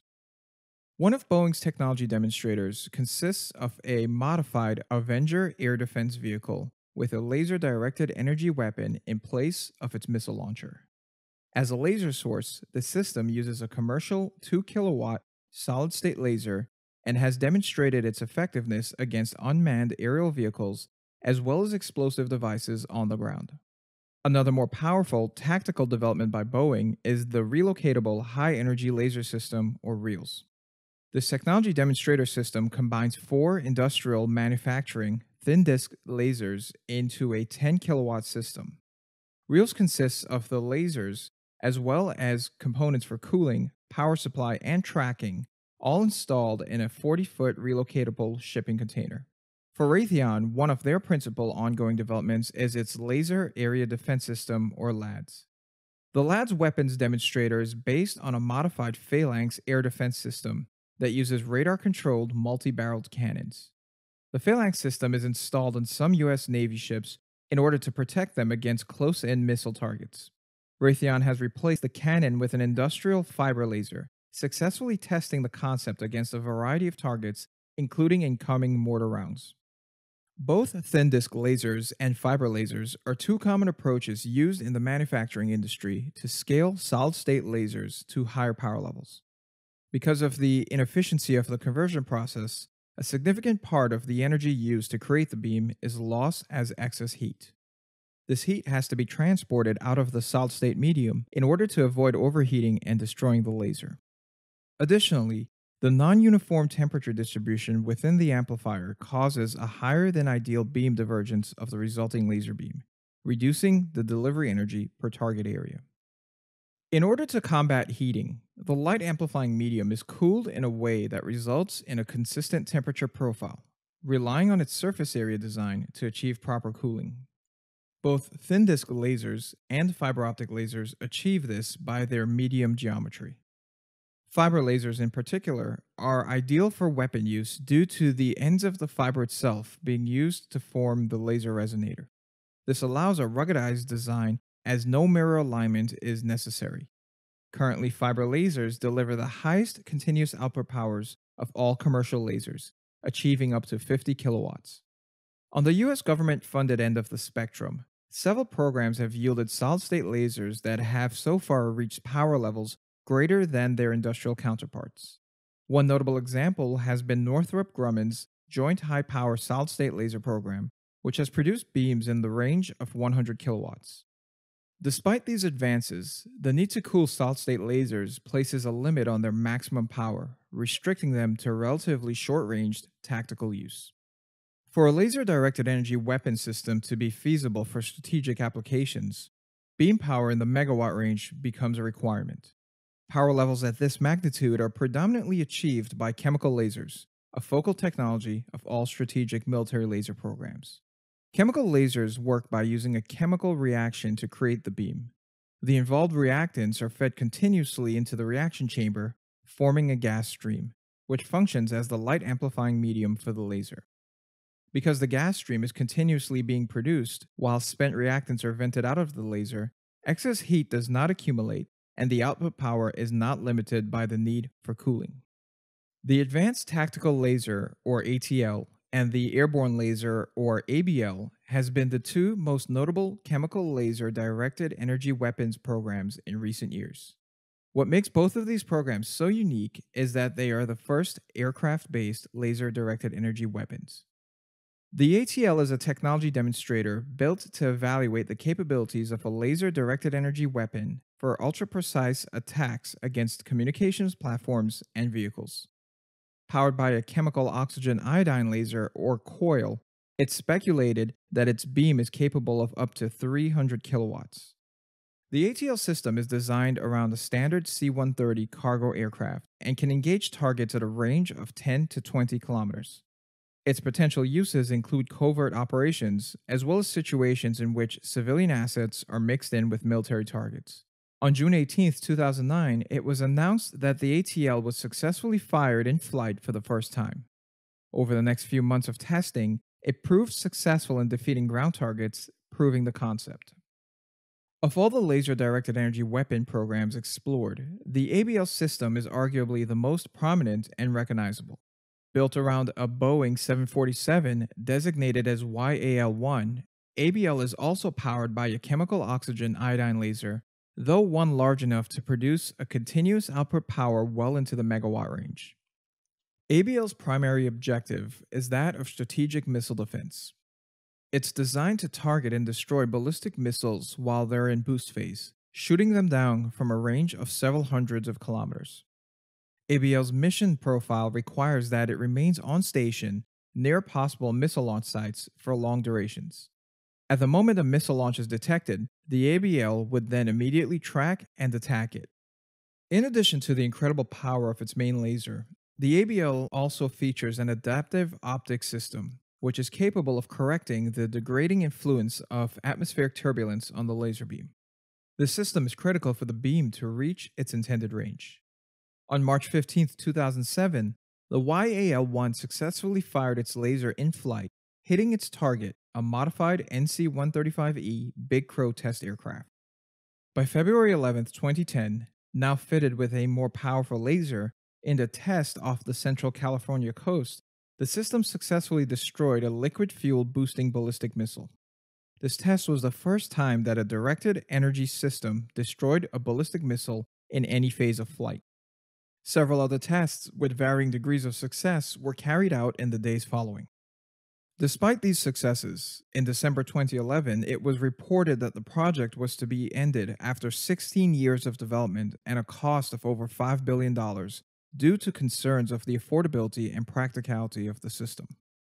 However, research gathered from the program had spurred interest in future programs that focused on deploying lasers on unmanned combat aerial vehicles that could fly above the altitude limits of a conventional jetliner for the purposes of missile defense. Despite billions of dollars of funding and decades of research, laser-directed energy weapons still remain primarily an experimental technology. However, smaller systems designed for short-ranged, smaller threats such as UAVs, small aircraft and boats, inbound missiles, rockets, and mortars are starting to be fielded. Laser defense systems such as the U.S. Navy's XN-1 LAWS deployed on the USS Ponce and the Israeli Iron Beam air defense system are being used experimentally for low-end asymmetric threats. Though these systems are modest compared to the promises of the multi-billion-dollar programs of years past, costing less than $1 per shot, the versatility of these smaller, less expensive, laser-directed energy weapons may prove to be the future of the technology. Next on C-SPAN 2, we take you live to Capitol Hill for a hearing on the radiation experiments conducted by the federal government in the 1940s and 50s. Recently released government documents show that hundreds of people were exposed to dangerous levels of radiation without their knowledge as part of military experiments. Among those testifying at this hearing of a House Energy and Commerce Subcommittee is Energy Secretary Hazel O'Leary. She released the documents which revealed the existence of these experiments. This hearing, which will be chaired by Indiana Congressman Phil Sharp, is scheduled to last until about 4 p.m. Eastern Time.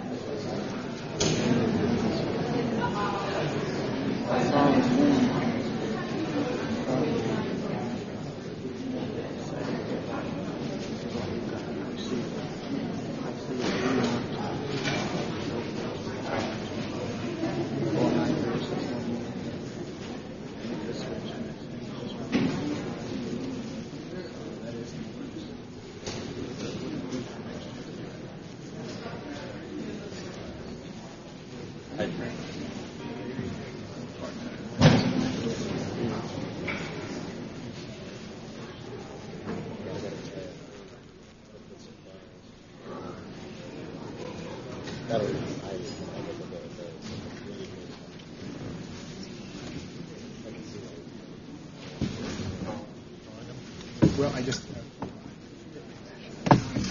7 minutes later.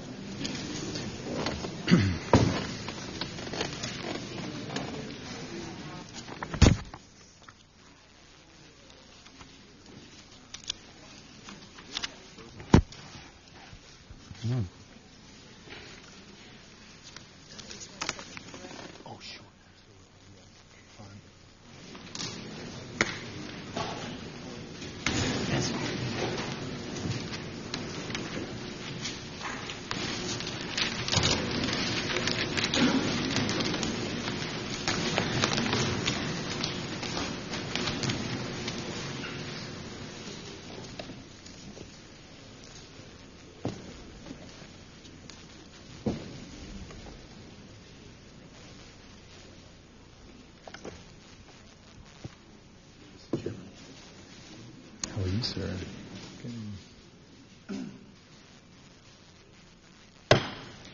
The subcommittee will please come to order.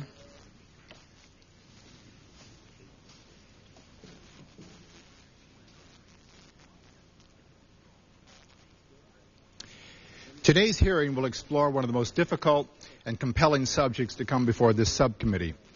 We are grateful to our witnesses who agreed to testify on very short notice. And the subcommittee also benefits from the experience and continuing involvement of Congressman Markey, to whom credit is due for his 1986 report on human experimentation. The purposes of this oversight hearing are to learn about the administration's effort to get at the truth and to support those efforts. It is critical that the administration set up a system of review that is truly independent and does not rely on the judgment of government agencies that had a role in the historical events in question. The purpose also is to see to it that anyone who was wronged is compensated. And finally, our purpose is to reassure ourselves and the public that safeguards are now in place to assure that no one will unknowingly be subjected to dangerous experimentation. I understand that the effectiveness of today's rules for protecting human subjects will be a major focus of Senator Glenn's hearings later this week. The simple act of addressing this highly charged topic, whether through a congressional hearing, in discussions on the Department of Energy hotline, or in the media, imposes certain responsibilities on us. The recent revelations about the government's role in radiation experiments have frightened many Americans. Persons who believe they may have been exposed, and their families as well, have immediate concerns, and they need information now. I want to applaud Secretary O'Leary for her sensitivity to the people affected by this news, for promptly establishing a hotline to take and to provide information, and for making it clear that the administration will respond with candor.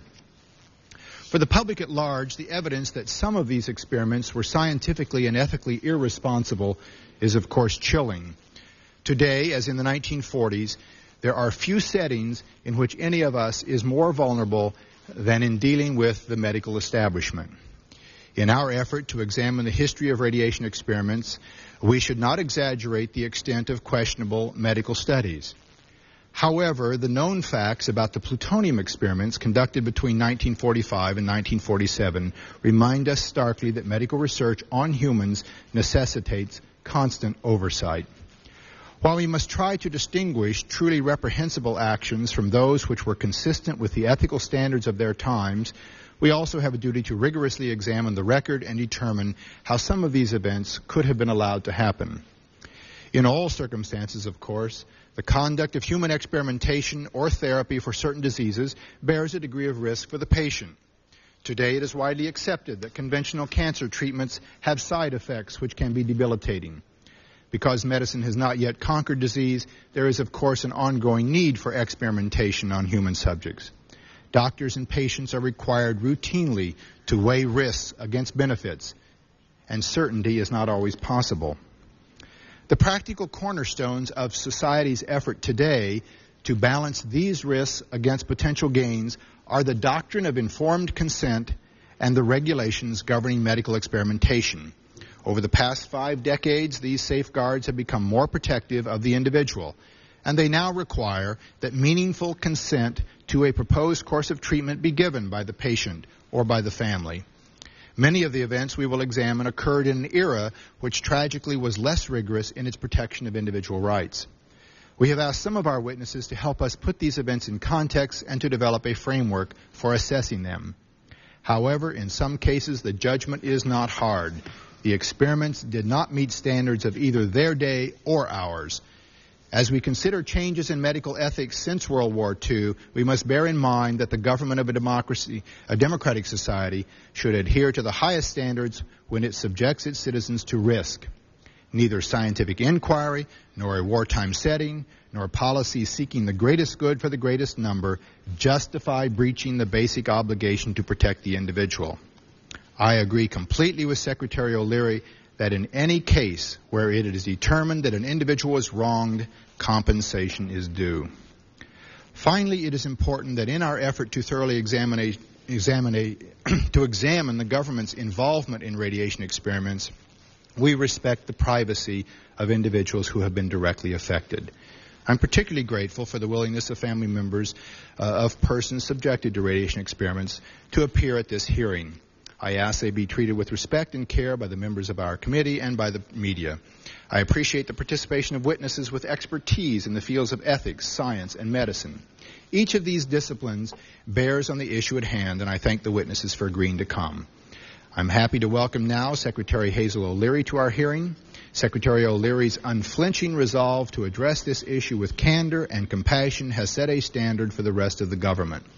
Her desire to put things right stands in sharp contrast to that of prior Department of Energy secretaries who, as late as 1987, told Congress there is no evidence of unethical experimentation and no need to follow up and no need for compensation, despite a 1974 internal report concluding otherwise. Secretary O'Leary's handling of this affair should reassure workers at nuclear facilities that their concerns will be taken seriously.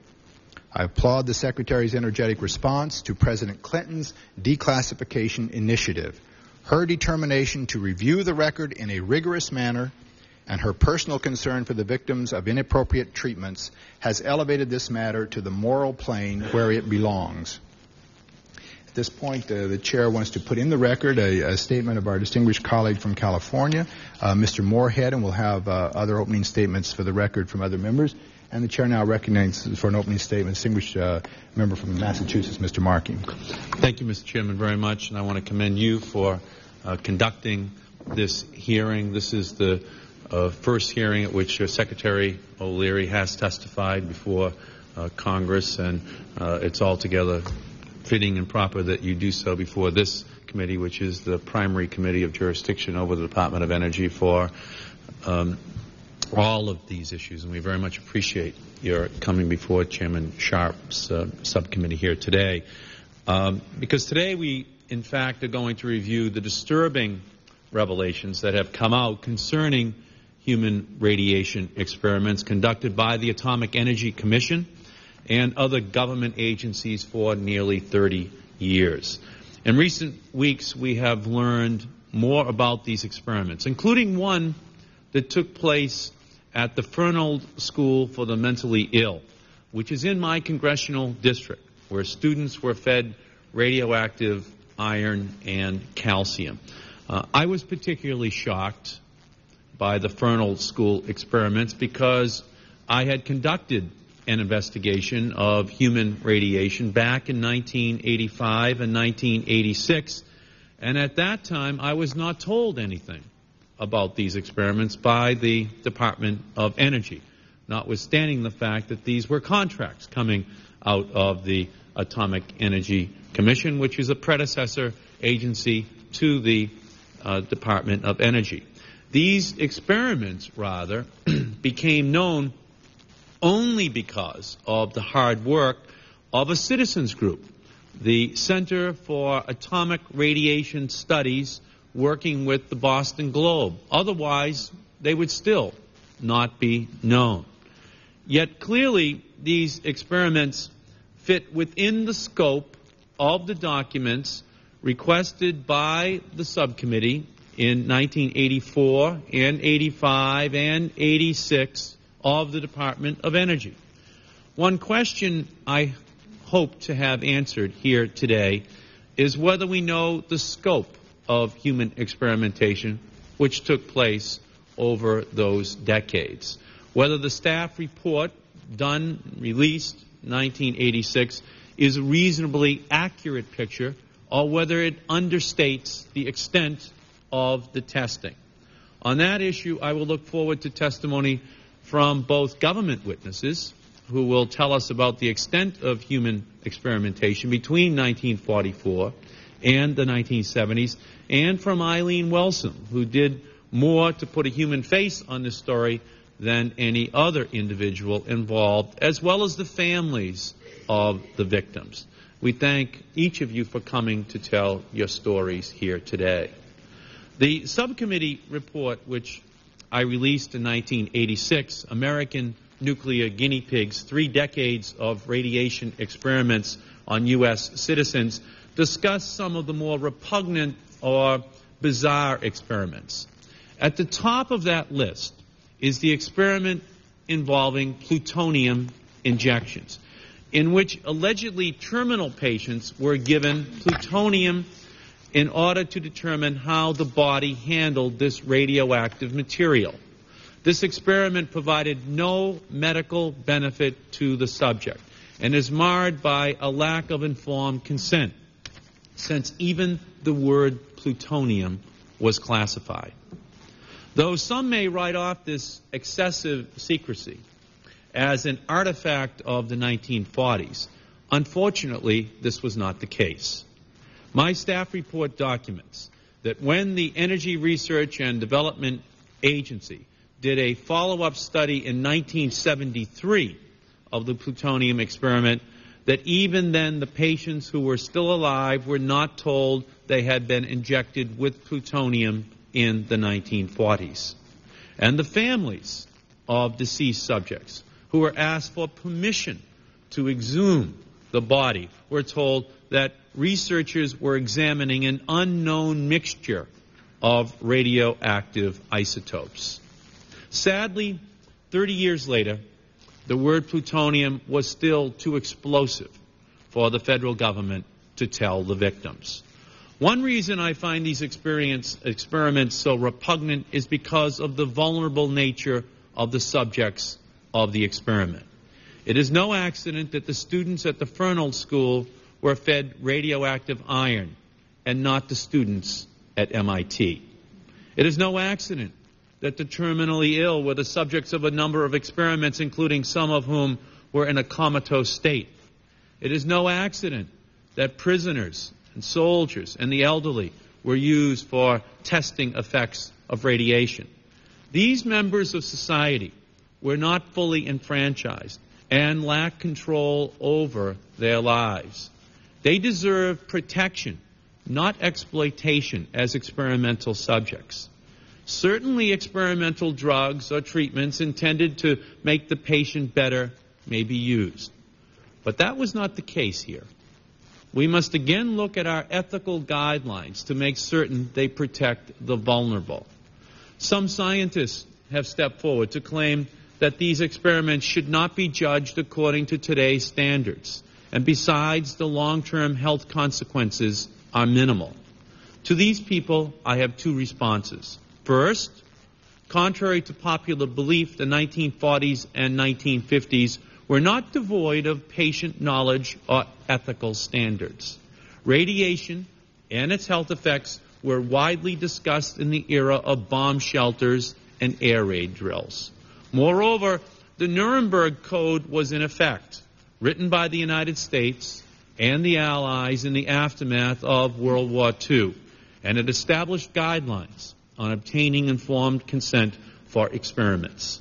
Clearly, the plutonium experiment violates this basic human rights standard. In this regard, I also commend the recent statement of Dr. Charles Vest, who today is the president of MIT, who acknowledged that while doses at the Fernald School may have been relatively low, he was sorry for the experiments because of the children selected and the lack of informed consent.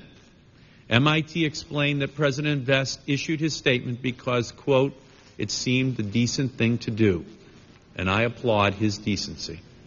I wish to make clear that I consider such ethically questionable experiments as aberrations. I do not desire to cast doubt upon the overwhelming majority of biomedical research, representing laboratory experiments, legitimate nuclear medicine for treatment and diagnosis, and ethical clinical trials. My prime concern is that institutions do the right thing today to address past abuses. To further that goal, I plan on sending a letter to my colleagues today to join me in sponsoring legislation that has 3 goals. 1, full disclosure of the details of past experiments with protection of the privacy of subjects and their families. 2, medical follow-up where it seems feasible and indicated. And 3, a compensation system for those victims who were wronged. I look forward to working with Chairman Sharp and the administration on this legislation. In conclusion, I am glad that we are here today with new leadership at the Department of Energy. I think that Chairman Sharp and I agree that it was exceedingly frustrating to deal with past secretaries at the Department of Energy, some of whom thought that their own department should be abolished. Others thought that their department could do no wrong in the name of national security, and Congress could do no right. So I say to you, Secretary O'Leary, that we are glad to have you here. In my opinion, you are an American hero. What you are doing thus far has taken enormous courage. But the work is still very difficult in the months and the years ahead. There is a long history and a deep bureaucracy that will fight you every step of the way in your efforts to get this story out. Now, as a Catholic, I believe in last-minute conversions. And I think that it may be possible to have many of these people cooperate with you. But I think we all have to remember that there is a skeptical public out there who has seen too much stonewalling to accept all of this on faith. Your actions thus far have answered their concerns, and your actions so far have been significant.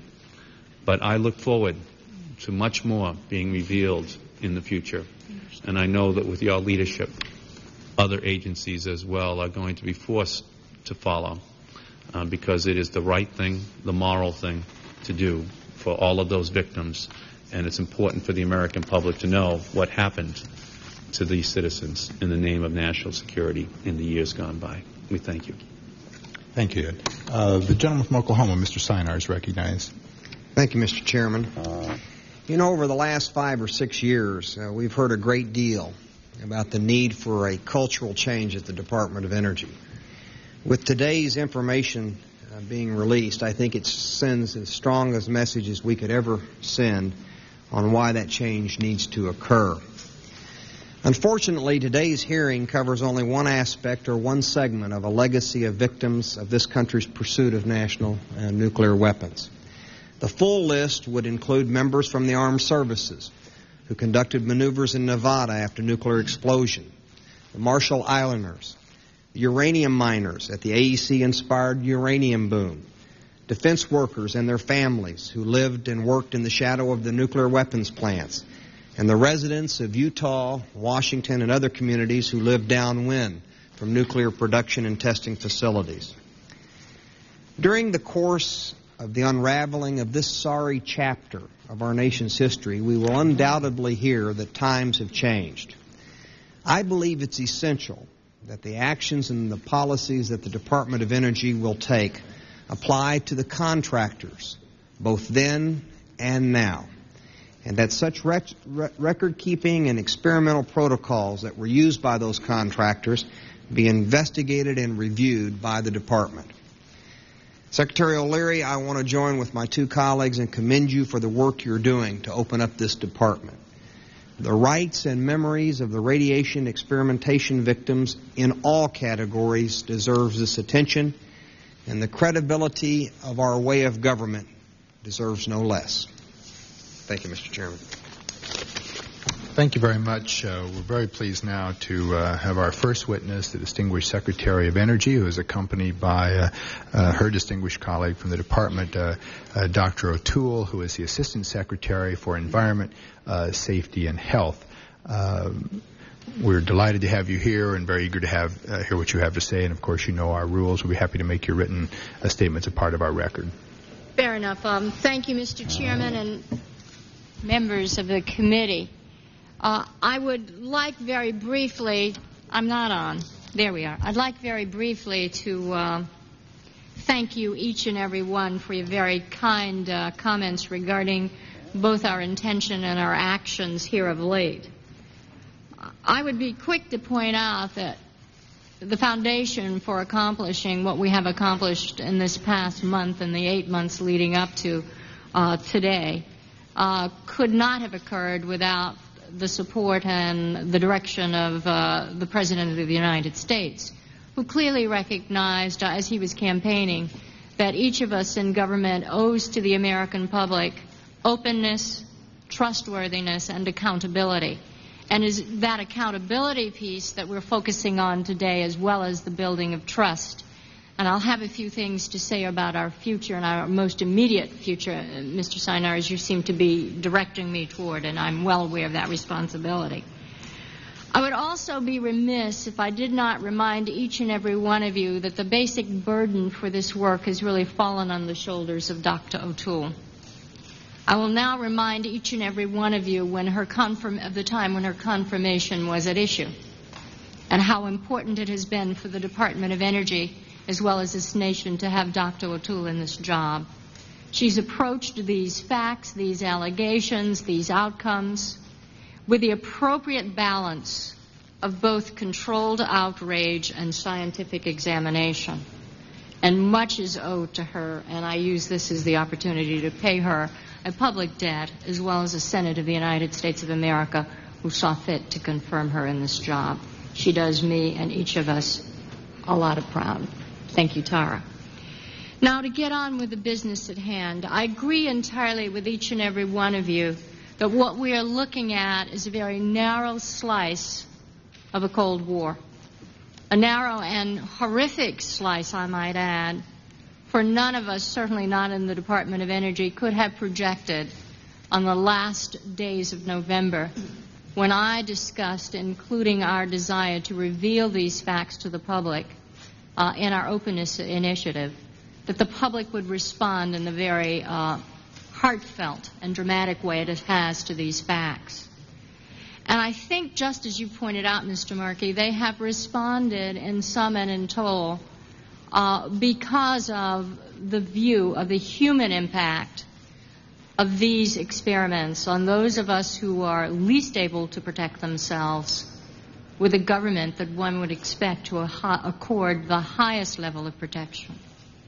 Now, I focus on these facts and want us all to recall that while this was going on, at the same time there were medical trials that led us to the development of the polio vaccine. And as one who has passed 50, I remember the fear in the hearts of parents and in the hearts of children as we focused on when and how we could save those lives, when each and every summer among our playmates there were those who were struck down or forever committed to the iron lung. I would also remind the public that it has been these very scientific experiments, both with nuclear medicine and its ionized isotopes, which has led us to sometimes the responsible lengthening of the lives of those who are victims of cancer, as was the case in my own life with my husband, Jack O'Leary, who willingly, voluntarily, with a great deal of hard work and research, submitted himself to human trials when he knew he had terminal cancer. For two reasons. He wanted to hold life as hard as he could, and he also wanted to leave something behind if he could not hold on to life. He did not. But he willingly made himself a knowing, a fully comprehending and voluntary subject to human experimentation. And as we move forward to examine the past, and perhaps most importantly to the American public in dealing with the Department of Energy, as we more open up ourselves to talk about the present and the most immediate present, we must not ever leave the public to suspect or to fear that generally what is done in scientific research, especially in the area of biomedicine, is not generally benefiting us, the quality of our lives and the length of our lives. Having stated that, I want everyone to know that from the beginning, the goal of the Department of Energy was to live up to those commitments that I made when we took on this job. One, to be open and to talk straight, and finally to be accountable. I don't want to overstress the timetable now required to bring us to the conclusions that we all seek.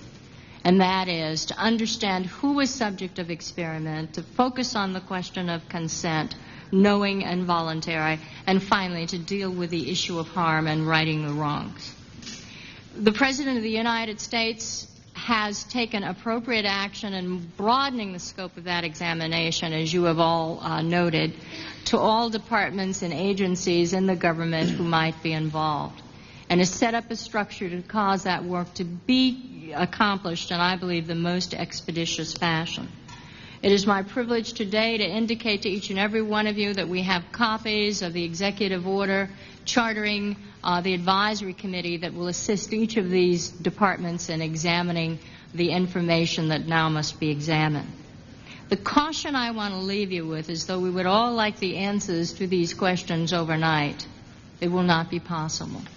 It will not be possible quite simply because the information to be reviewed is scattered in archives, in the records and indices of isotopes released by the old AEC, and information that is just now being uncovered is being uncovered through the excruciatingly careful examination of records and inventories of the old AEC, which requires someone knowing full well what may have happened to interpret that information and determine the trail to follow yet. I must at the same time point out to you that the press has been an invaluable resource working with citizens groups who've been concerned about these issues for years and helping us to find the trail and to follow it further.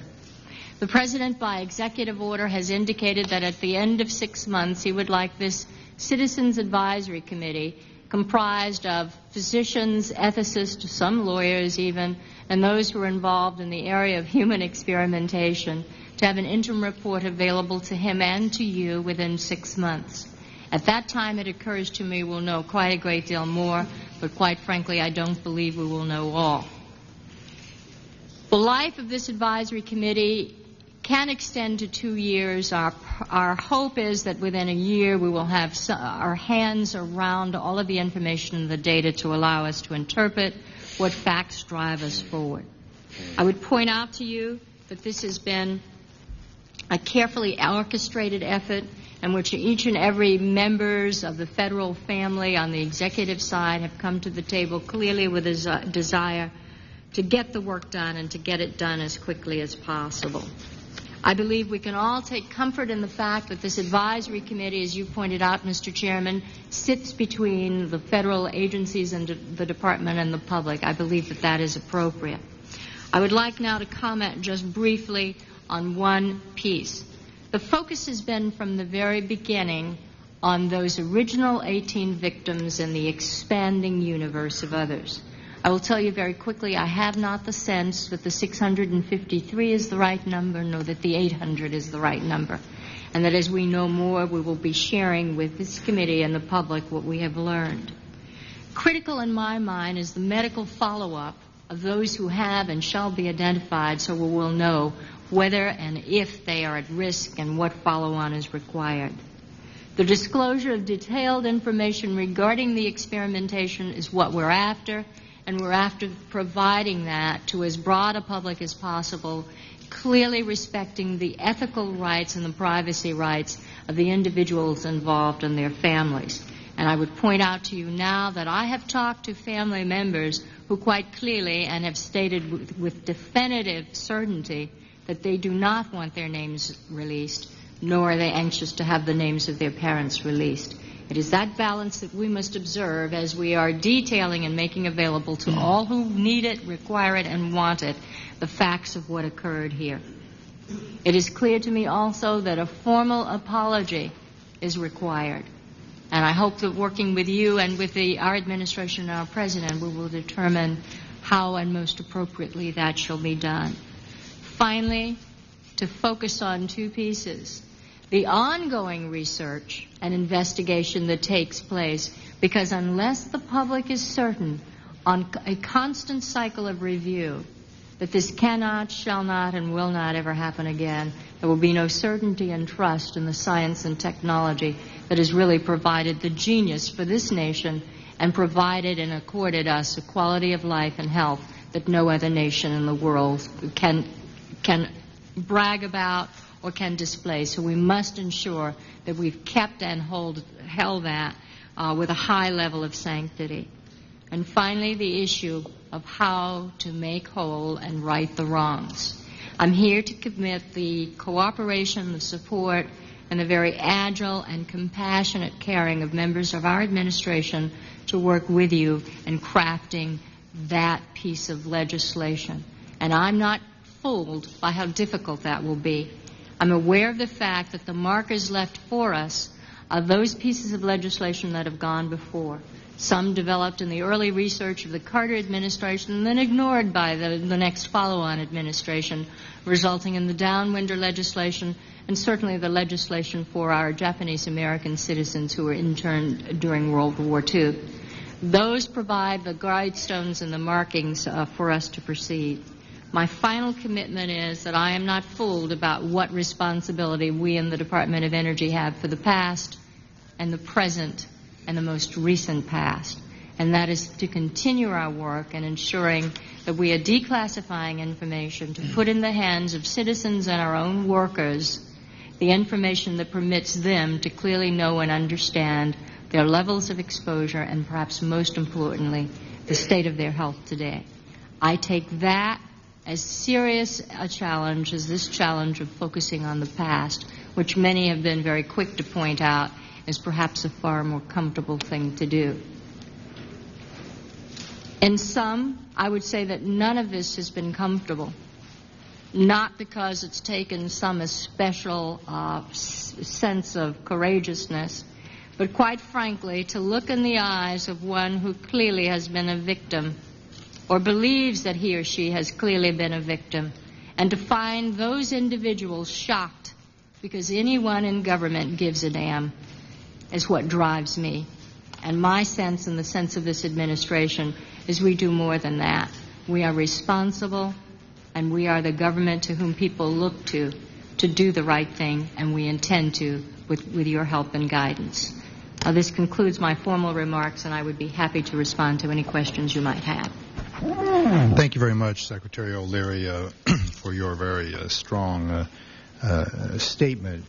And I just simply want to follow up with a couple of things you've indicated and that those of us on the panel up here have already indicated. The first is, in order for us to complete the job of getting at the full truth and not letting it get bogged down in sort of the customary bureaucratic problems that arise and the fact that there are clearly other priorities in the country as well, it strikes me that the independent review is critical and that you are seeking to do that with your committee, which, as I understand it, you originally identified one for the department in which now the president has decided to make it government-wide.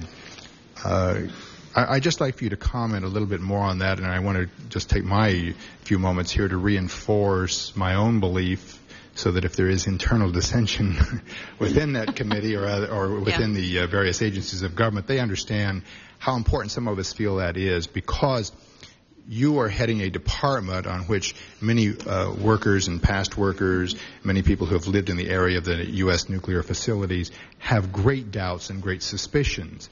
And if they cannot see us doing a good job on this issue of the past, as you say, even though it does have ramifications for some individuals yet today, how are we ever going to reassure them that on the issues that are compelling to these people's health and well-being, we are serious?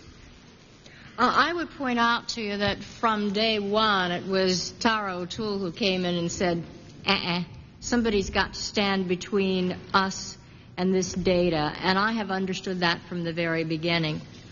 In the conversations that I have had with my colleagues and with my principals at the White House, everyone's been clear and on point that this is to happen. I think, quite frankly, that that's one of the reasons that I delivered to you today the executive order establishing this advisory group. And I would hope before the end of the week that a chair can and will be named. Each of us understands the requirement that disinterested, well-informed, and balanced group of citizens review this data and interpret it for the public. And so I believe that your view on these matters is most welcome, but in fact we are a chorus singing together on this one. Well, I appreciate your leadership in that direction. Secondly, I think it is imperative that we not be too abstract and too objective and too non-human. Again, you have demonstrated that that does not have to be the case when the government deals with these issues, so that this advisory committee and the agencies of government clearly focus on there are individuals, there are descendants who may have health-related problems if the parent was injected or part of an experiment prior to the birth of the child. There are all kinds of ramifications here, and we have to focus this in a very explicit and personal way on the health and potential effects on those people, and not just sort of abstractly what happened in 25 or 30 years ago. I will certainly commit that from the entire team this is not an abstract examination, nor will I permit it to become so. Well, you certainly have headed in the right direction already in that regard. Let me ask you now a question that was asked in my own district last Friday of me. How can we be sure this isn't happening today?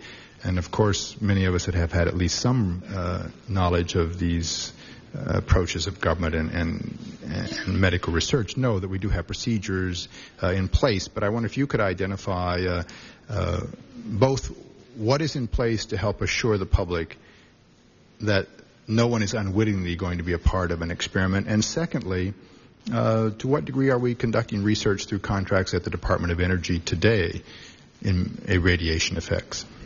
Fair enough. I want to first of all do the broad overview, and then I'm going to turn to Dr. O'Toole to explain to you that research that's now being conducted under the guidance and at the request of the Department of Energy.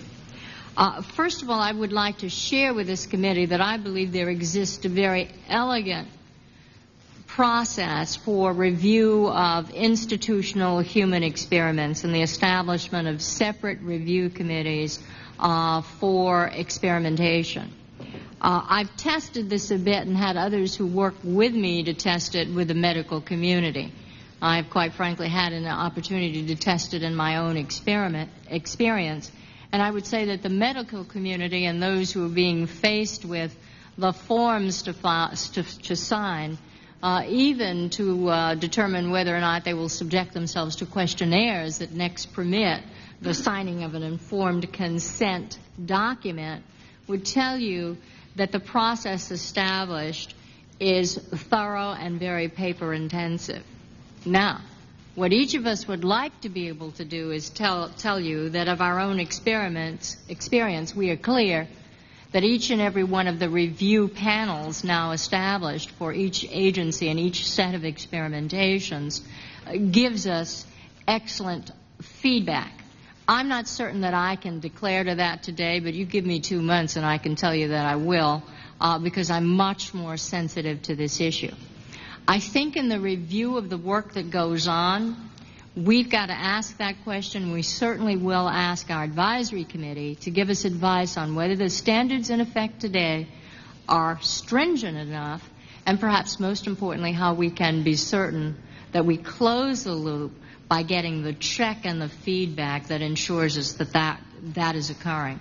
I don't walk away from the fact that I believe there must be a periodic review, and we always ask the question, is this correct, is this enough? And now I'd ask Dr. O'Toole to outline the experiments that are now going on at the department or under the direction of the Department of Energy. Well, we are, through the Office of Energy Research, currently conducting some, or sponsoring rather, some experiments on humans. None of them involve so-called vulnerable populations, unless, for example, pregnant women or children would be part of a larger population that was under study. The Department is in conformity with the 1991 Health and Human Service guidelines governing use of human subjects for experimental purposes, and we have initiated yet another level of review, as Secretary O'Leary noted, to ensure that the guidelines that our grantees agree to adhere to are in fact being implemented. We cannot today tell you with complete assurance that that implementation is 100% okay. We will be able to tell you that in a few months. Well, I think that there is value in reviewing this history in two respects. One is what you've just indicated, to thoroughly review how we do things today to make sure that we are matching the standards that we articulate and wish to be living by.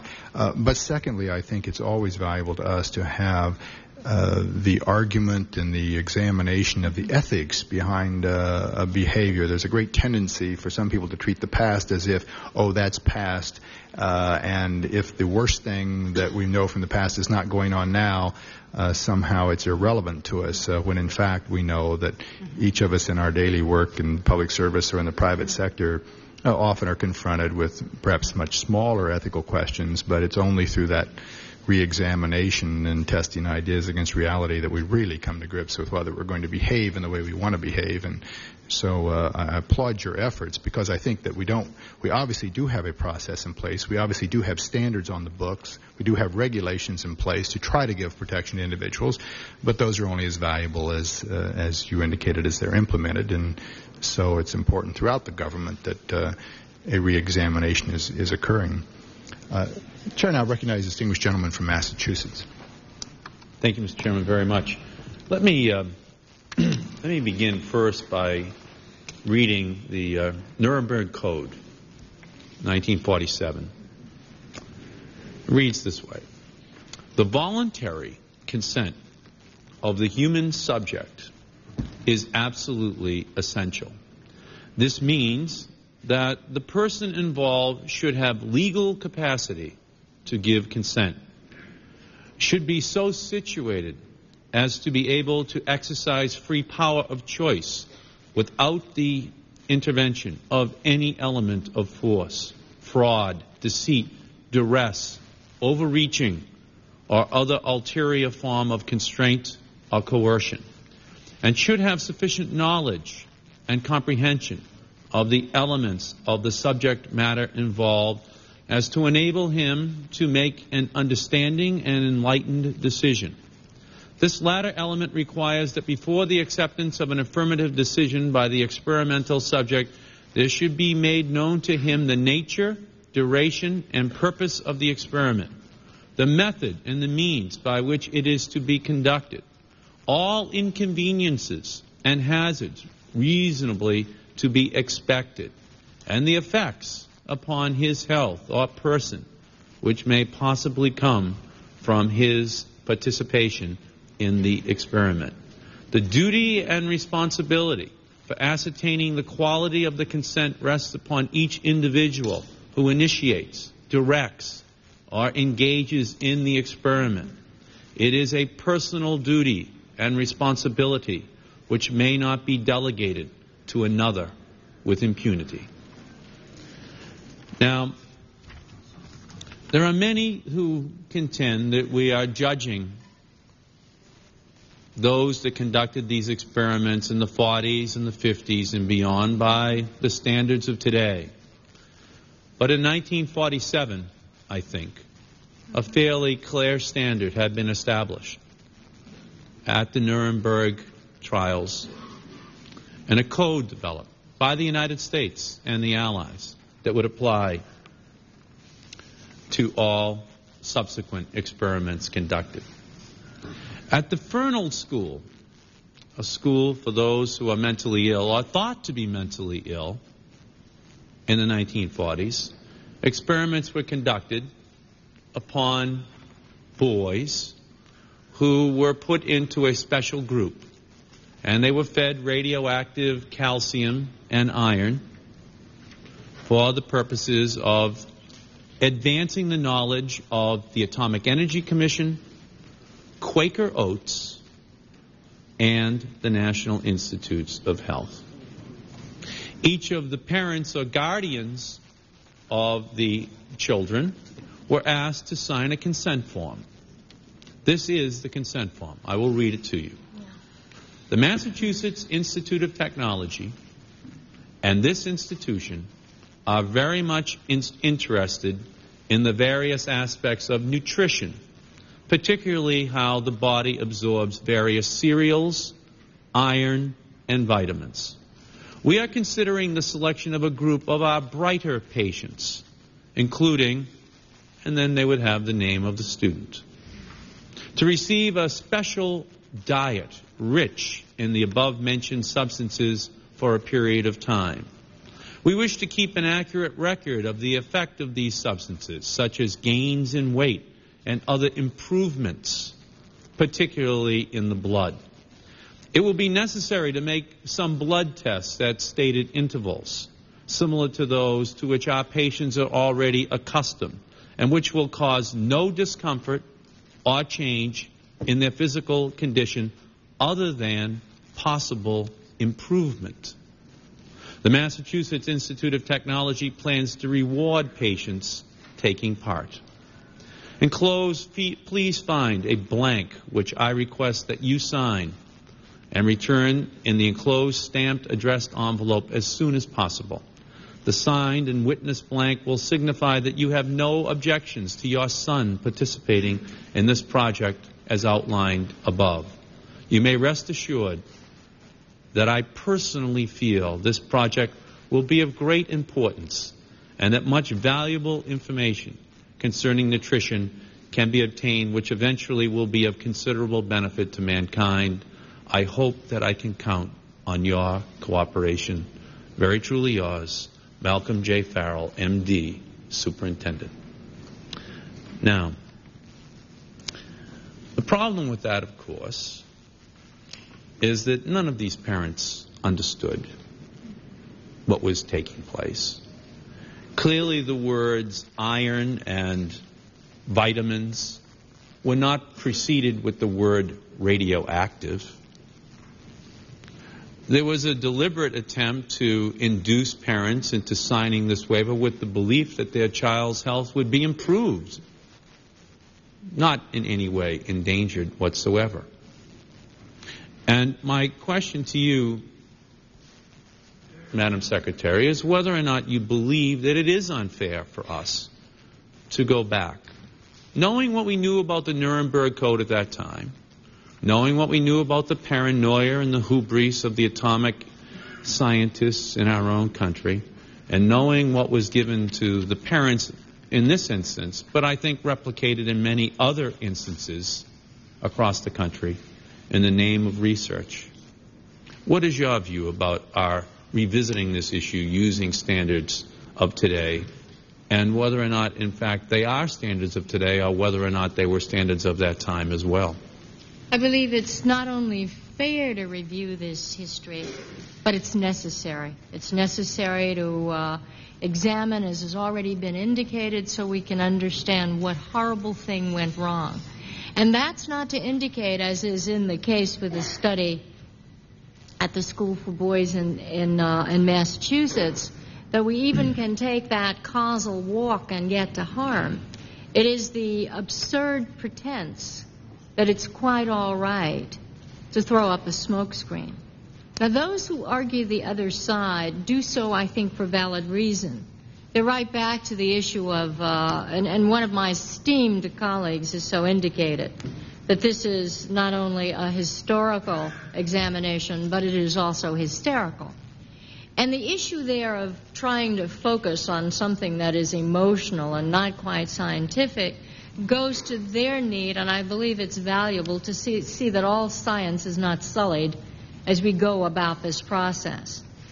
Never has there been an intention to sully science, but in point of fact, point out the circumstance that permitted behavior which was unacceptable, as you have already indicated by reading the Nuremberg Codes, by the standard established after and during 1947, and the standard that we know today and so many others know.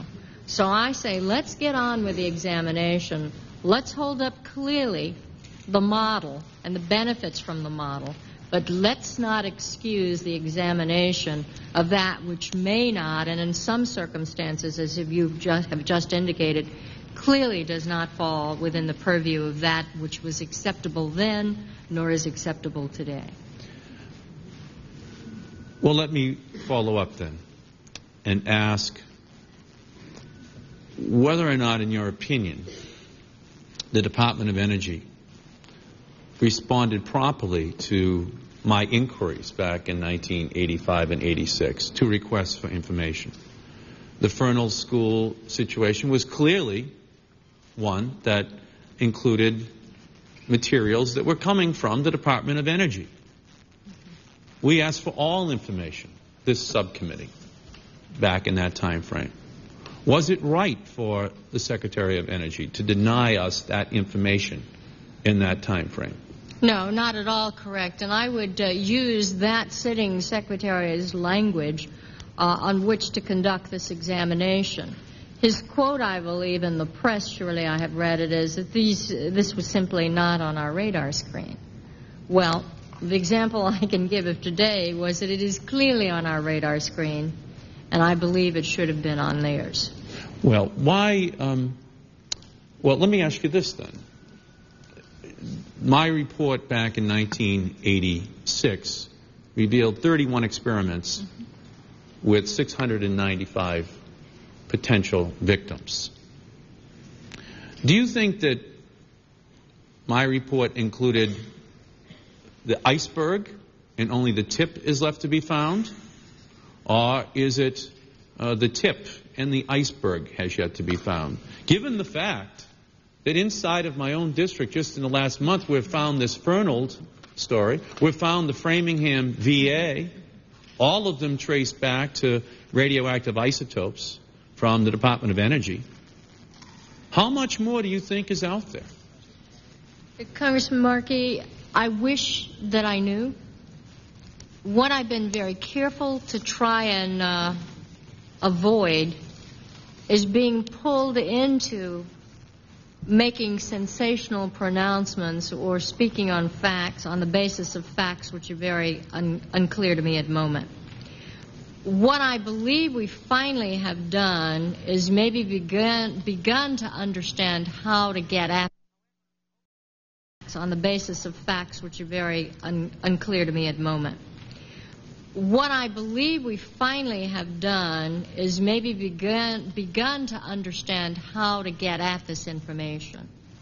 I'm not so foolish as to say that it is the tip or it is in fact the deep and deadly foundation of the iceberg. I can simply tell you that as we know, we will be sharing it with this committee. So at this point then, what you're still using as your base number is the 600 to 800 subjects that were found in this subcommittee's report back in 1986. Is that correct? That's clear, and not wanting to close the door that there will be more, and not wanting to say certainly that there will be a lot more or a few more. I simply don't know. Now, others working with us at the department have a clear sense that there are a great deal more. And I see that Tara's bursting to say something, so let her say it. I just want to add that what we were intending to do, not just at the Department of Energy, but throughout the government, is to try and recollect all of the records pertinent to human experiments involving ionizing radiation from 1944 to the present. This is an enormous job. Understand that there is no central index which indicates what experiments were done for what purposes when. I went back in the last couple of weeks and found an index put out by the Atomic Energy Commission in 1951, which lists all the shipments of radioisotopes, virtually all of which were supplied by the AEC during that time, to hundreds, thousands of institutions around the country for experimental purposes. This is just a list, mind you, which gives a very brief one-sentence purpose for the shipments of the isotopes. We're going to have to go back and figure out from lists such as that, as well as other things such as publications by the Joint Commission for Atomic Energy, what experiments to try and pursue and track down. Some of these records are not now held by the government. Some are in the hands of contractors. Some may be in the possession of principal investigators and personal property. It's going to take a while to get these records and to figure out where they might be and where we have to search for them. And we're going to do that in as public a way as possible so that people can follow our search, check our maps, and figure out if we're doing a thorough job or not. But this is not going to happen overnight. Okay. Could you provide to the subcommittee documents referring to how, from 1984 to 86, the DOE made its determinations as to which documents would be given to this subcommittee? Certainly, Congressman, if we find those documents, we will give them to you. I do not yet know how the collection of experiments in your report was culled. I will just give you this informationally, which is that we were told that the cognizant field offices and some individual investigators were asked to evaluate the feasibility and necessity of the efforts, that is, to identify all of the experiments. Could you, for the record, please provide us with a listing of the individuals at the DOE field offices and the names of the individual investigators who conducted this investigation? Are you talking about your report, Congressman? Yes, to 84 to 86.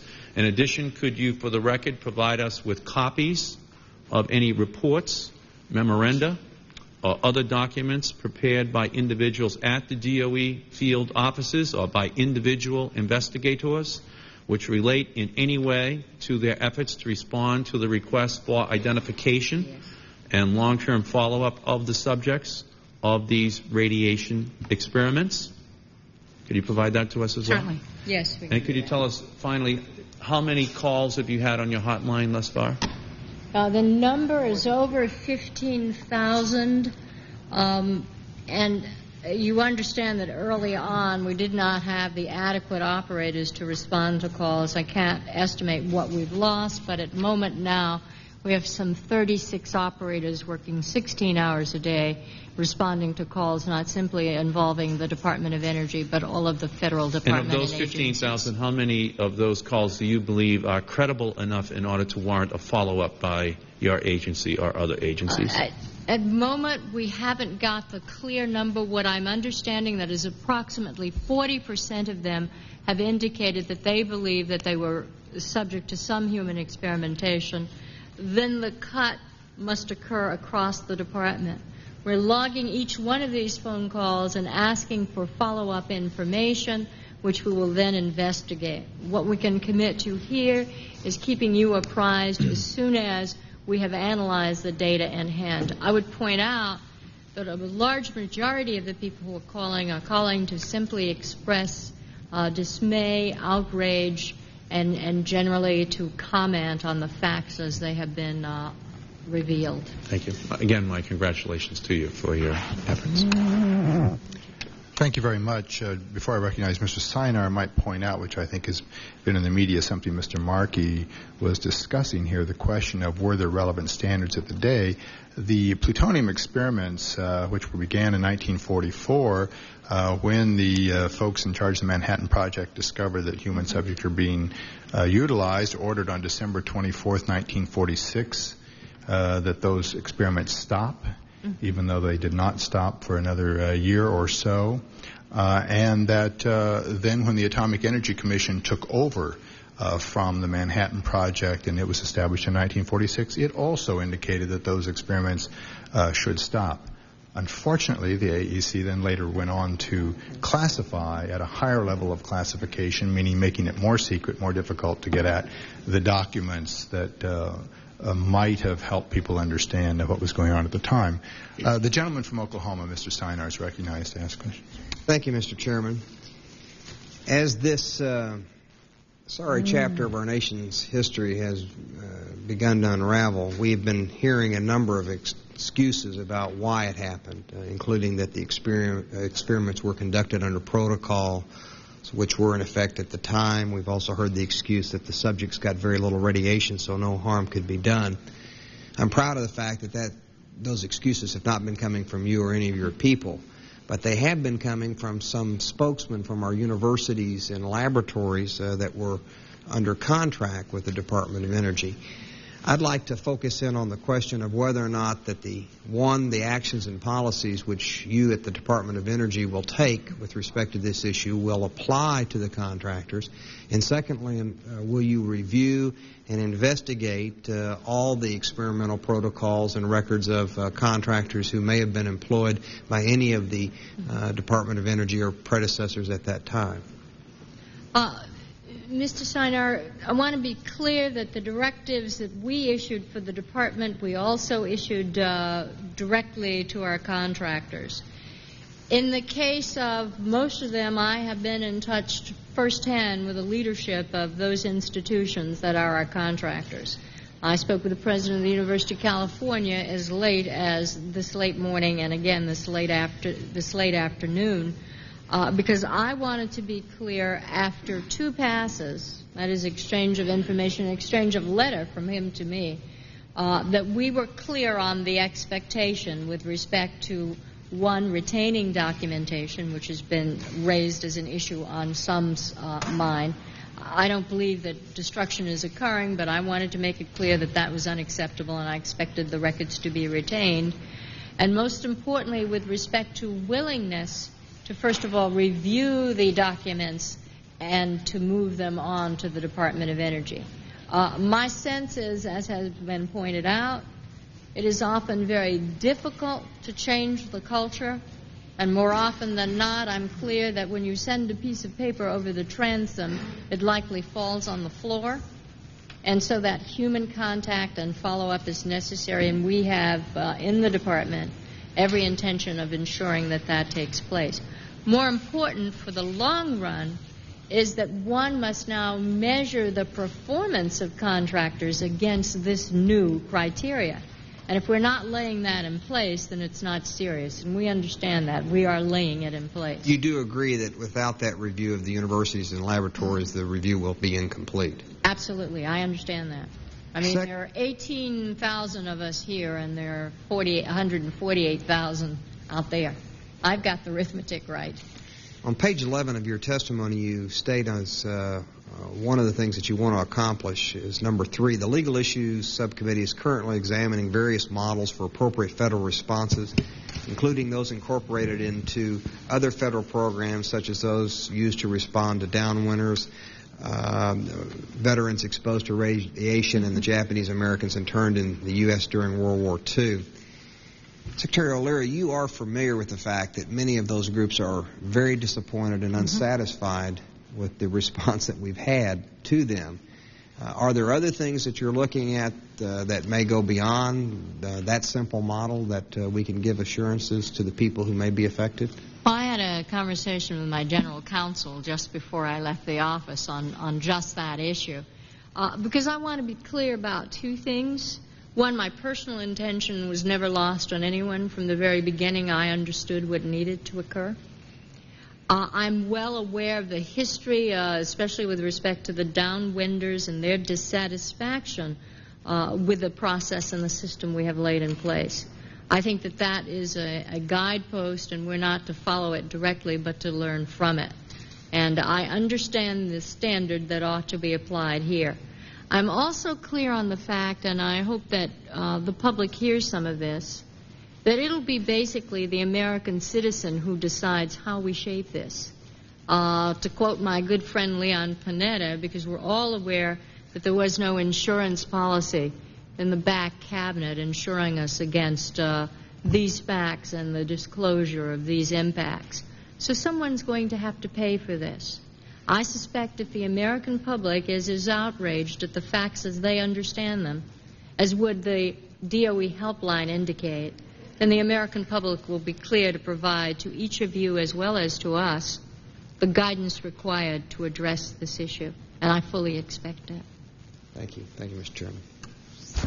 Thank you very much. I might indicate for some in our audience that when the Secretary and others speak of the downwinders, we are talking about people who were probably exposed to the radiation that came from nuclear testing in Nevada and Utah in the past, and there is a compensation mechanism in place whereby if they can demonstrate that they are ill of certain kinds of illnesses and that they lived within the vicinity while tests were underway, then they are able to receive a specific amount of compensation. And that is one of the models of compensation. As the Secretary indicates, many of those people are not satisfied with the way in which it has worked, but it's one of the models that people have discussed as possible use here. Of course, at this time, we have no idea how many individuals might possibly be appropriate for us to consider compensating. Madam Secretary, I just want to leave you with a vote of thanks and encouragement from many of us that you continue to be focused on helping us to get at the truth, to establish a new level of candor with your department and with other government agencies. We all in government have to be reminded of this from time to time, and you have given exceptional leadership here. And I think that that it is very important, as you've indicated prior to any of us getting into this here in this forum, that we do follow up with the individuals, because in some cases there can be honest dispute about consent and whether it occurred. In other cases it can be alleged that, there are all kinds of arguments that can be made. But one of the most troubling things to me is the fact that among the 18 plutonium experiments who were supposed to be terminally ill, 5 of those lived more than 20 years. And yet, until quite late in the process, there was never, so far as I can tell, and perhaps we'll hear differently, any kind of direct, genuine concern to see what was happening to the patient for the patient's sake. Not for the information's sake or science sake, but for the patient's sake. What is happening to this individual, and was there a way to be useful and helpful to them? It seems to be totally absent from at least the documents that I've seen and read. I hope I'm in error about that. But I think that while in that case all of those individuals are dead, and probably in many of these experiments that is the case, we certainly have an obligation to have some kind of focus on what happened to that individual, or in the event that there is a surviving family that could have been affected medically, that we are genuinely following up. And I thank you very much for your time and attention. I'd be happy to yield to the gentleman from Massachusetts. I'd like to just ask one final question, if I could. I thank you, Mr. Chairman, very much. Secretary O'Leary, could we get your views on the standard for compensation that should be used? Should actual harm have been suffered by the victim, or does the fact that an improper experiment in and of itself constitute a wrong, a harm that needs some compensation? Oh, Congressman will remember that years ago I practiced law. I would not like to, first of all, stand in the place of those who will be judging and establishing some criteria to reach conclusions on compensation. The Attorney General is participating in that task group, as is the General Counsel from our own Department of Energy. My sense here, again, very personally, is that there are wrongs on many levels. And there is also compensation, which must be, or righting the wrong, which I have preferred to say, which also must occur on several levels. I'd not like to call that one yet. I'd like to have the informed advice of many who will be providing that to you and me before we reach that conclusion. I suspect that the next dialogue ought to involve establishing the criteria against which to come to those conclusions. But I plead not ready to do that yet. Okay. Thank you. Thank you, sir. Thank you, Mr. Chairman. Thank you, Dr. O'Toole, and thank you, Secretary O'Leary. We look forward to working with you further on this issue. Thank you very much. The subcommittee now calls its second panel of witnesses.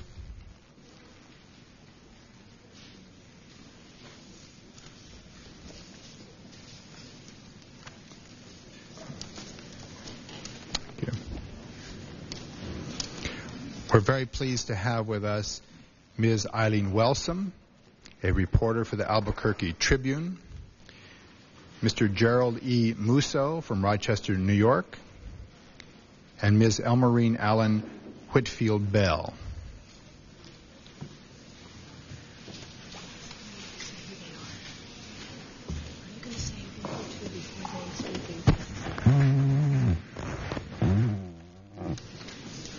Ladies and gentlemen, we're very pleased to have you with us, and I realize that unlike the Secretary, you're not in the habit of perhaps testifying before a congressional committee, and we will be happy to let you proceed as you wish in terms of your testimony. Any written documents you may wish to add to your testimony, we will be happy to make part of our printed record, and at this point we'll be happy to hear from you orally.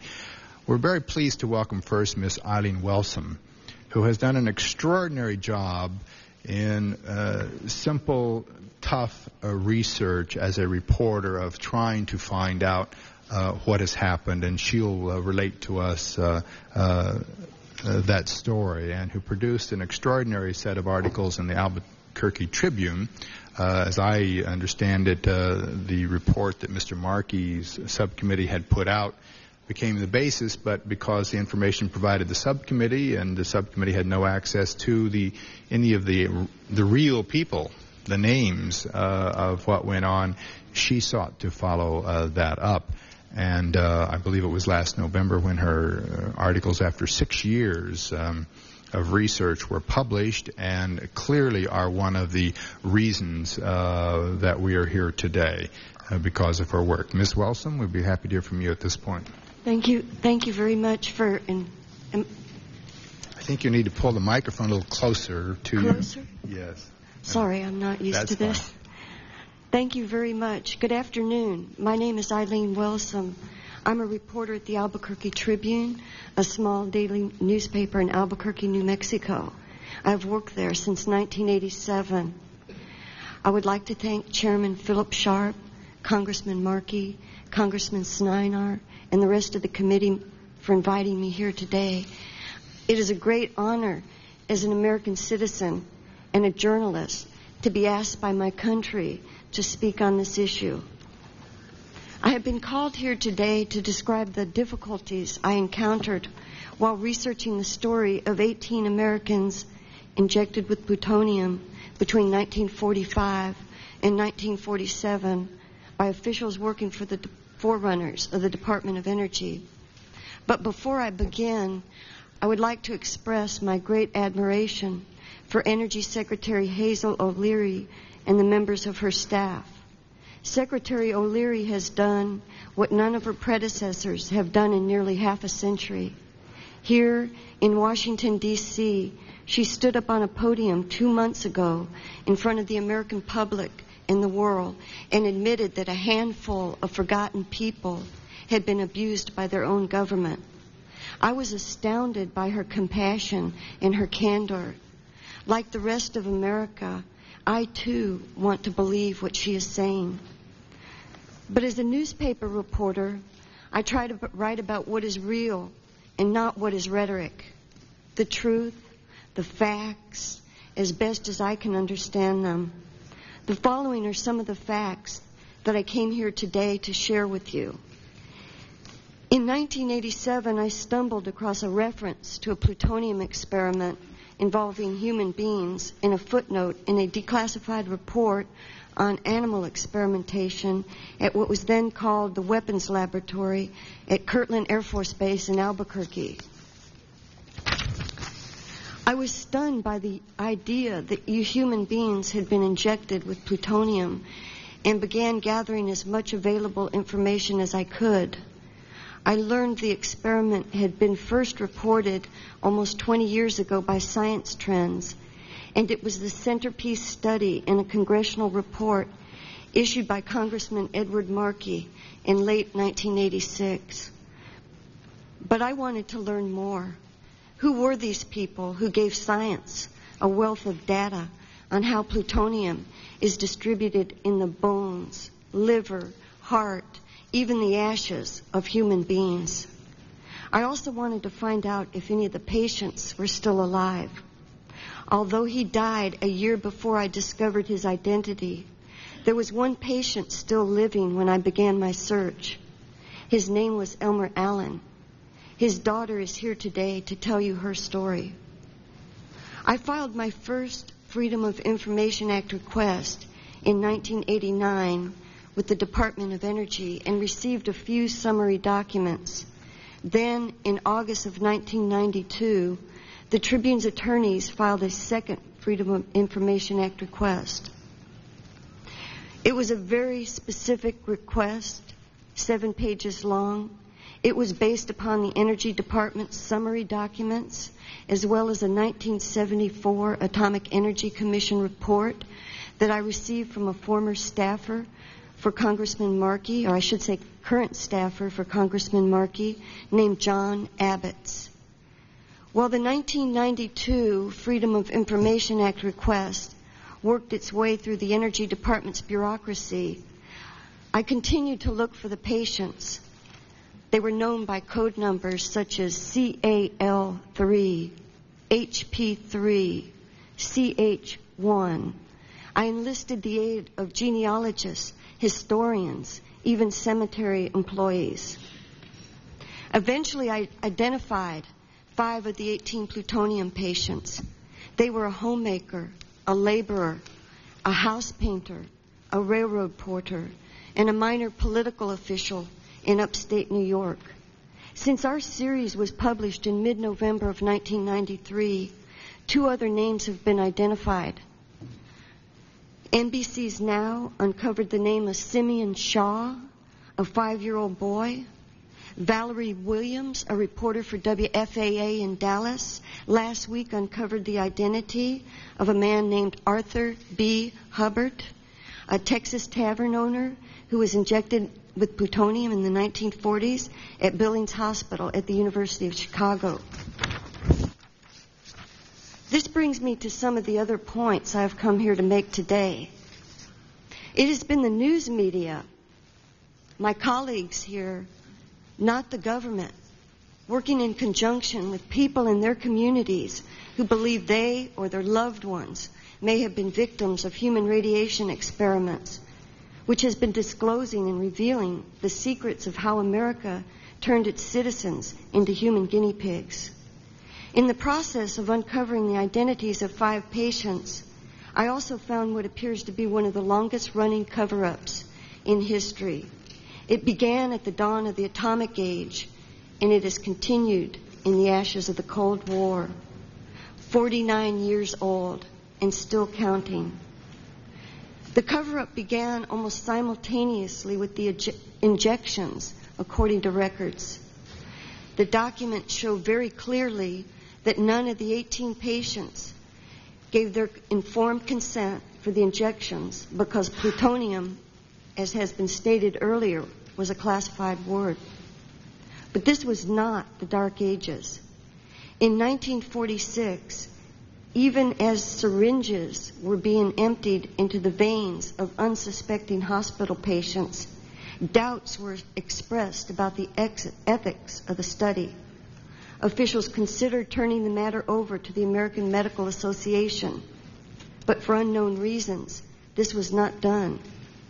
In 1947, the year the Nuremberg Code was handed down, the Manhattan District issued a memo that dispels any doubt that the United States government did not, and I repeat, did not understand at the time the ethical and legal implications of its human radiation experiments. The April 17, 1947 document ordered that all records referring to human experiments which might, quote, have an adverse effect on public opinion or result in legal suits, end quote, be upgraded to secret.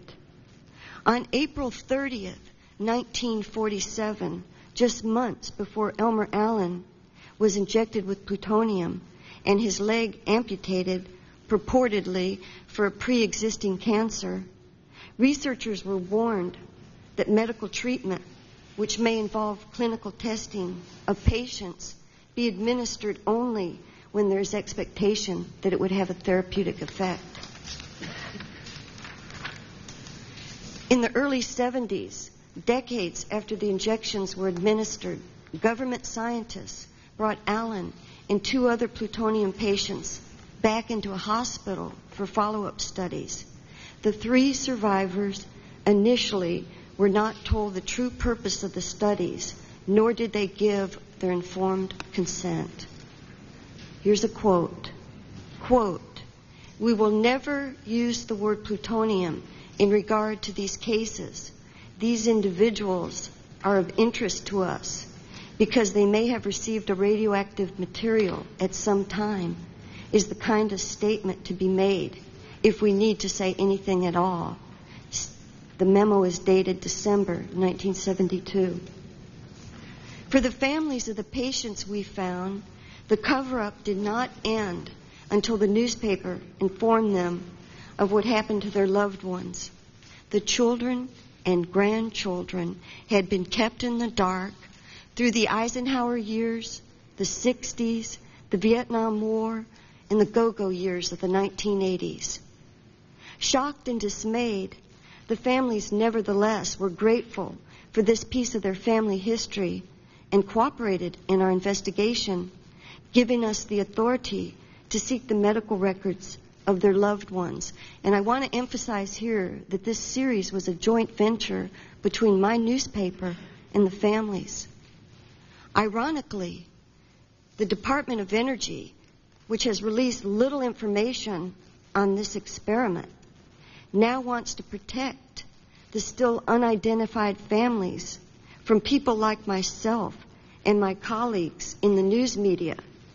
The agency claims the release of names would constitute a, quote, unwarranted invasion, close quote, of the privacy of surviving family members. For 4 years, the Department of Energy has dragged its feet. We have struggled to obtain documents on the experiment. The Department of Energy has supplied us with some documents, but none of the critical records such as medical files and other data that would have helped us to identify the patients before this became such a big story. Some of our most intense legal efforts, including regular phone calls by our attorneys to Freedom of Information Act officials at DOE headquarters and DOE officials in the field, have occurred in this past year when Secretary O'Leary has headed the agency.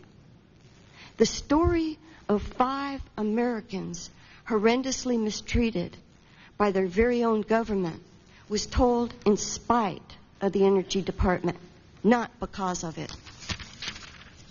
Ironically, after 4 years of fighting and thousands of dollars paid by my newspaper to private attorneys for information that we believe belongs to the public, 5 boxes of documents on the plutonium experiment suddenly appeared in the Department of Energy's General Counsel offices several days after we published the series.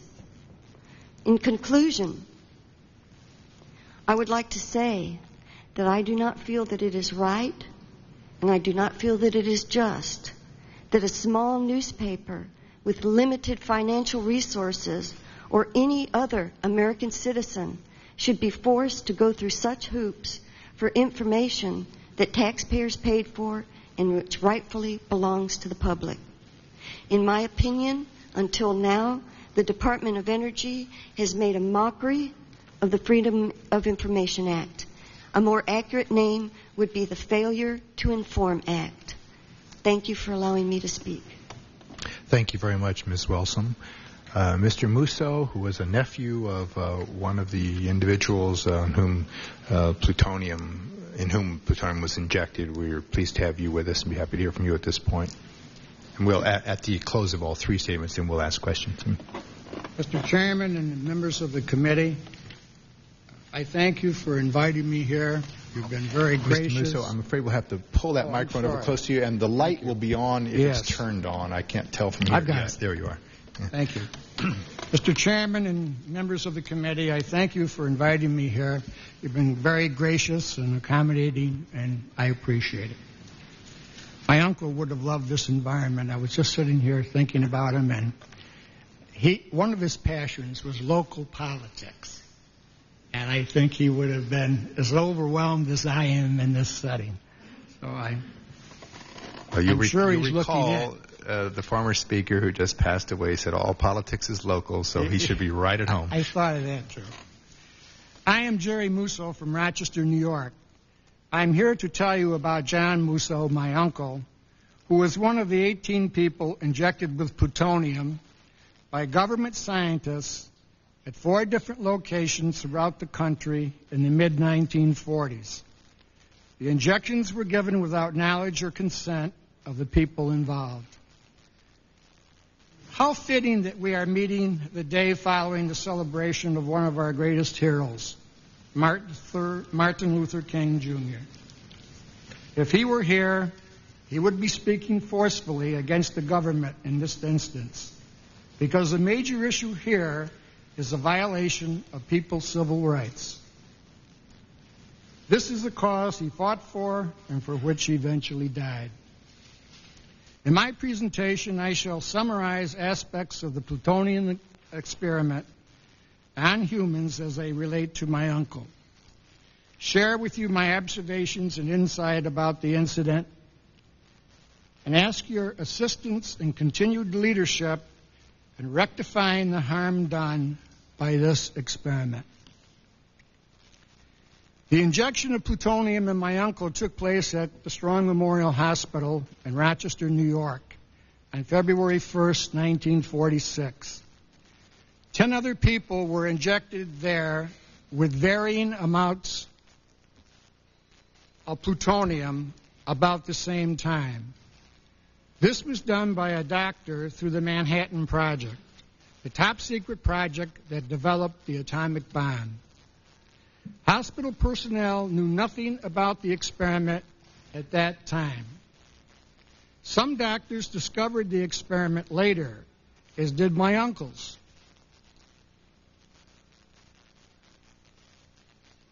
But she evidently, for some reason, chose not to tell him.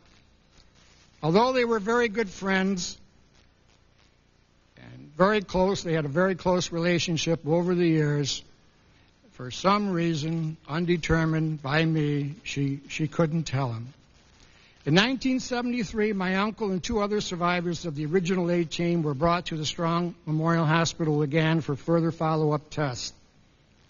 The hospital did not tell the supervisors of the experiment at this time. The cover-up was still in effect. In 1974, the Atomic Energy Commission had my uncle and the 2 other survivors of this experiment signed a disclosure statement acknowledging that they were told about the experiment. It is difficult to imagine the horror and the shock and the sense of betrayal and the anger they must have felt. When I was told about it in August of 1993, I experienced those emotions to a degree. And then one more. For a few minutes, for the first time ever, I wasn't proud to be an American citizen.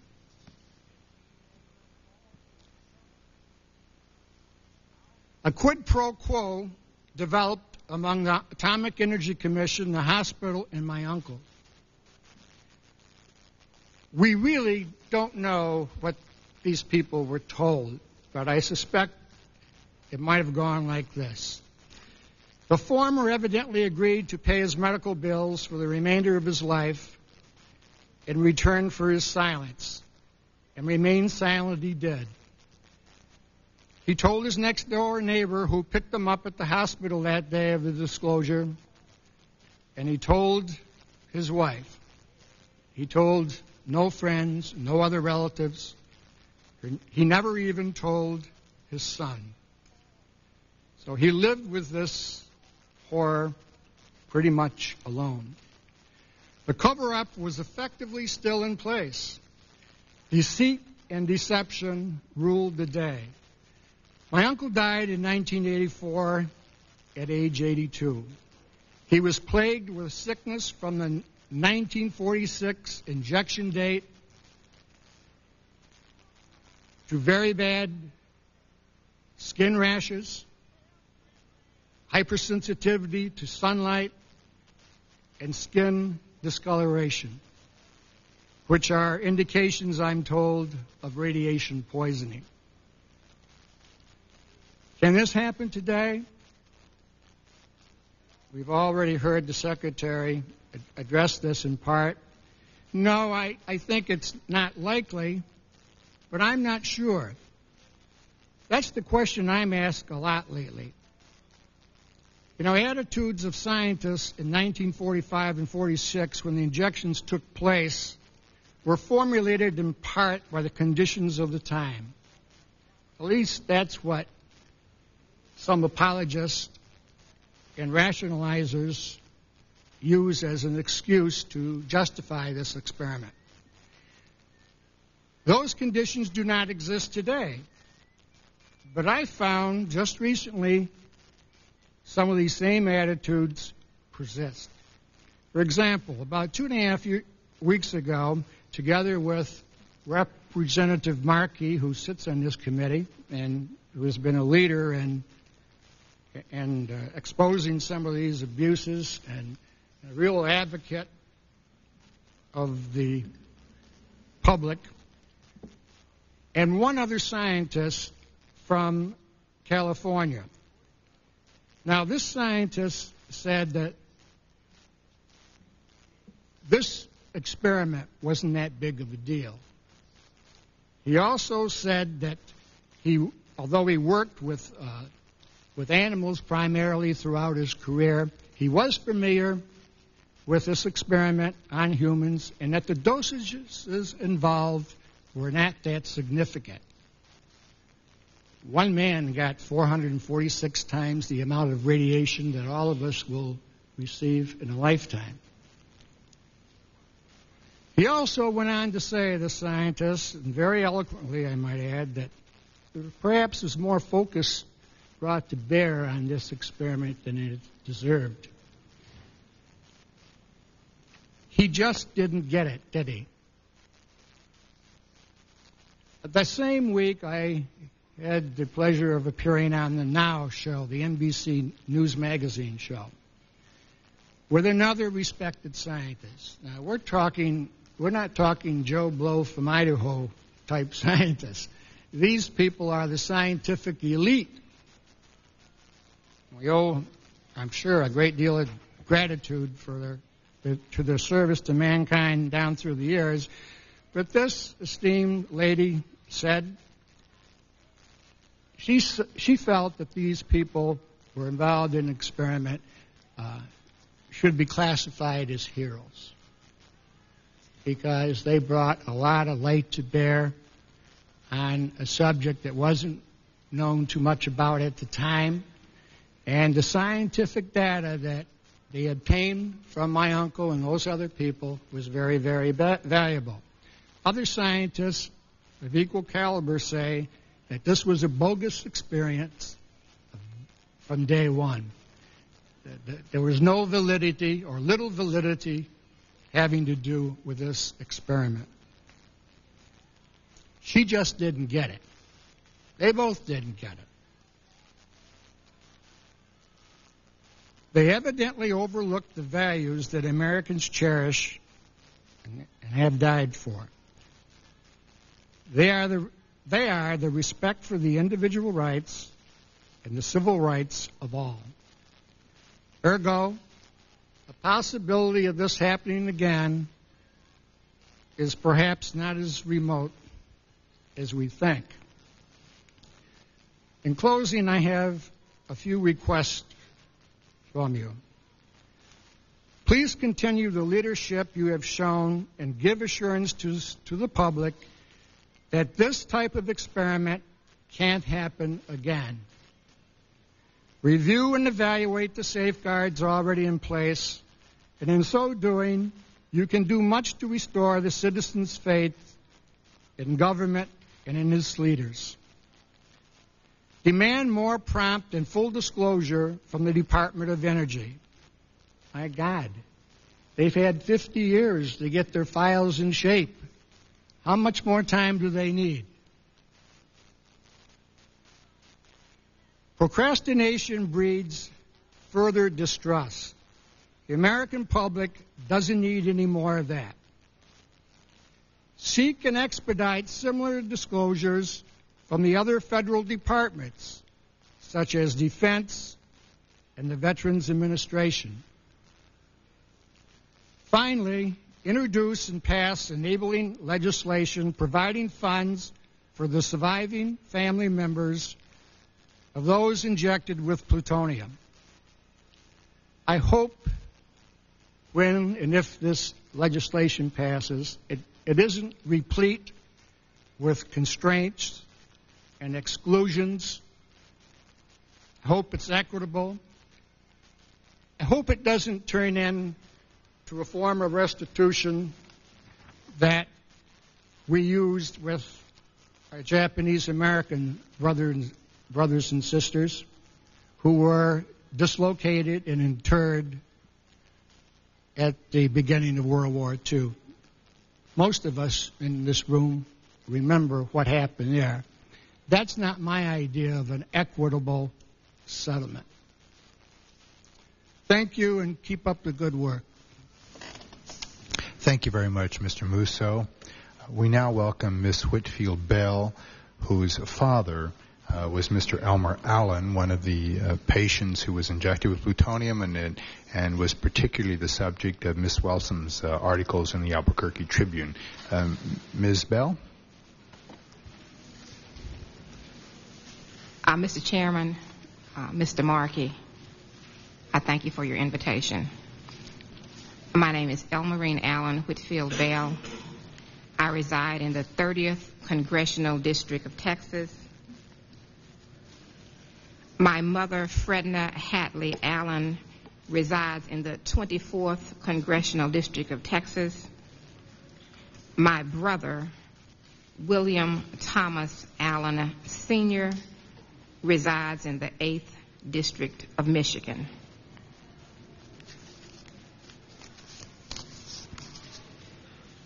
On July 18, 1947, 3 doctors and a nurse entered Ward B at the University of California Hospital in San Francisco and injected plutonium into my father's left leg. 3 days later, the leg was amputated.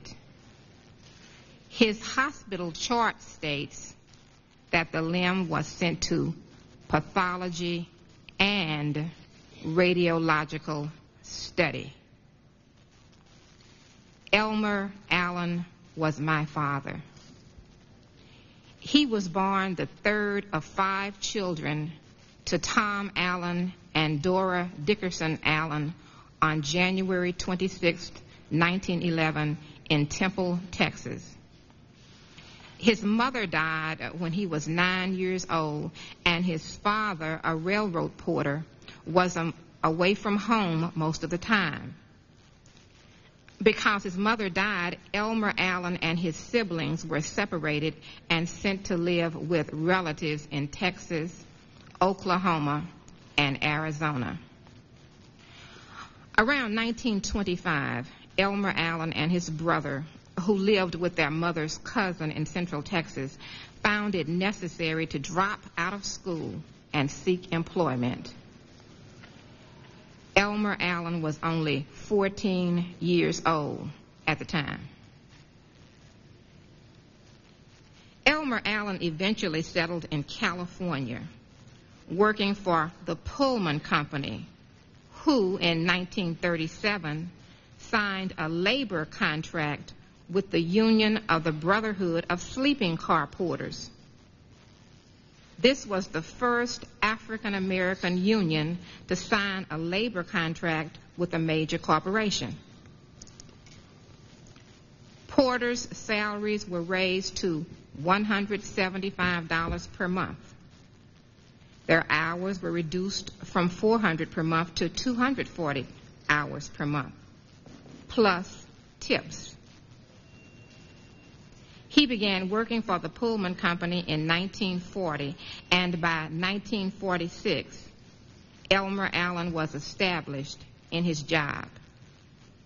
He was married with a toddler daughter and expected a second child in early 1947. But the jolt of a train in Chicago changed his life forever. Elmer Allen's fall from the jolting train in late summer 1946 injured his left knee. He was treated by a company doctor in Chicago and continued the run back to his San Francisco headquarters, where another company doctor, Dr. Dwight W. Stromberg, examined the injury. According to a letter written by his doctor, my father was unable to work on the injured knee for extended periods of time without experiencing swelling and pain. According to medical records obtained by my family from the University of California, San Francisco, the Pullman Company disclaimed continuance of treatment in January 1947. However, Dr. Stromberg and Dr. Lloyd D. Fisher of Oakland, California, continued to treat him as a private case. Elmer Allen's son was born in February 1947, and by June 1947, Elmer Allen's money ran out. Because he was no longer able to pay for private care for the injury, Dr. Fisher referred my father to the University of California Medical School's outpatient clinic, where records show that he applied for treatment on June 20th, 1947. He declared $25 cash on hand. On July 11th, 1947, hospital records show that Miss Ruth Cooper, Director of Social Service at the University of California, San Francisco, discussed the necessity that Elmer Allen apply for assistance to the Contra Costa Welfare Department in Richmond, California, because recommendations had been made for his admission into the hospital for a biopsy and possible further surgery. 2 days later, my father was a patient in Ward B of that same hospital. The intern who made the first entries about previous medical history on Elmer Allen's chart advised that a biopsy of the lesion be performed to determine a further course of action. My father signed a consent form for the biopsy and administration of anesthetic. The form is dated the 13th of July, 1947. On July 14th, 1947, doctors performed a biopsy of the tumor of the left femur. Ether was used as the anesthetic. Elmer Allen was able to write his name on July 13th, 1947. However, on July 18th, 1947, at 3:30 p.m., when the chart notes that he was injected with plutonium, no consent form was signed by my father. The note is handwritten on the chart and reads as follows: the experimental nature of the intramuscular injection of the radioactive tracer sample was explained to the patient, who agreed on the procedure. The patient was fully oriented and in sane mind. Injection was given into the gastrocnemius muscle of the left leg and the area marked with circle. Needle depth equaled 2 centimeters. No blood appeared on aspiration and no bleeding after removal of needle. At explanation of the procedure to the patient and assisting in procedure were Miss Mary Wooten, R.N., Dr. Donald F. Bellamy, Dr. Ray Mullen, Dr. B. V. Lobier. The chart is signed by 1 nurse and 3 doctors. It is my family's concern that if Elmer Allen was able to sign his name on July 13, 1947, why was he unable to sign his name on July 18, 1947?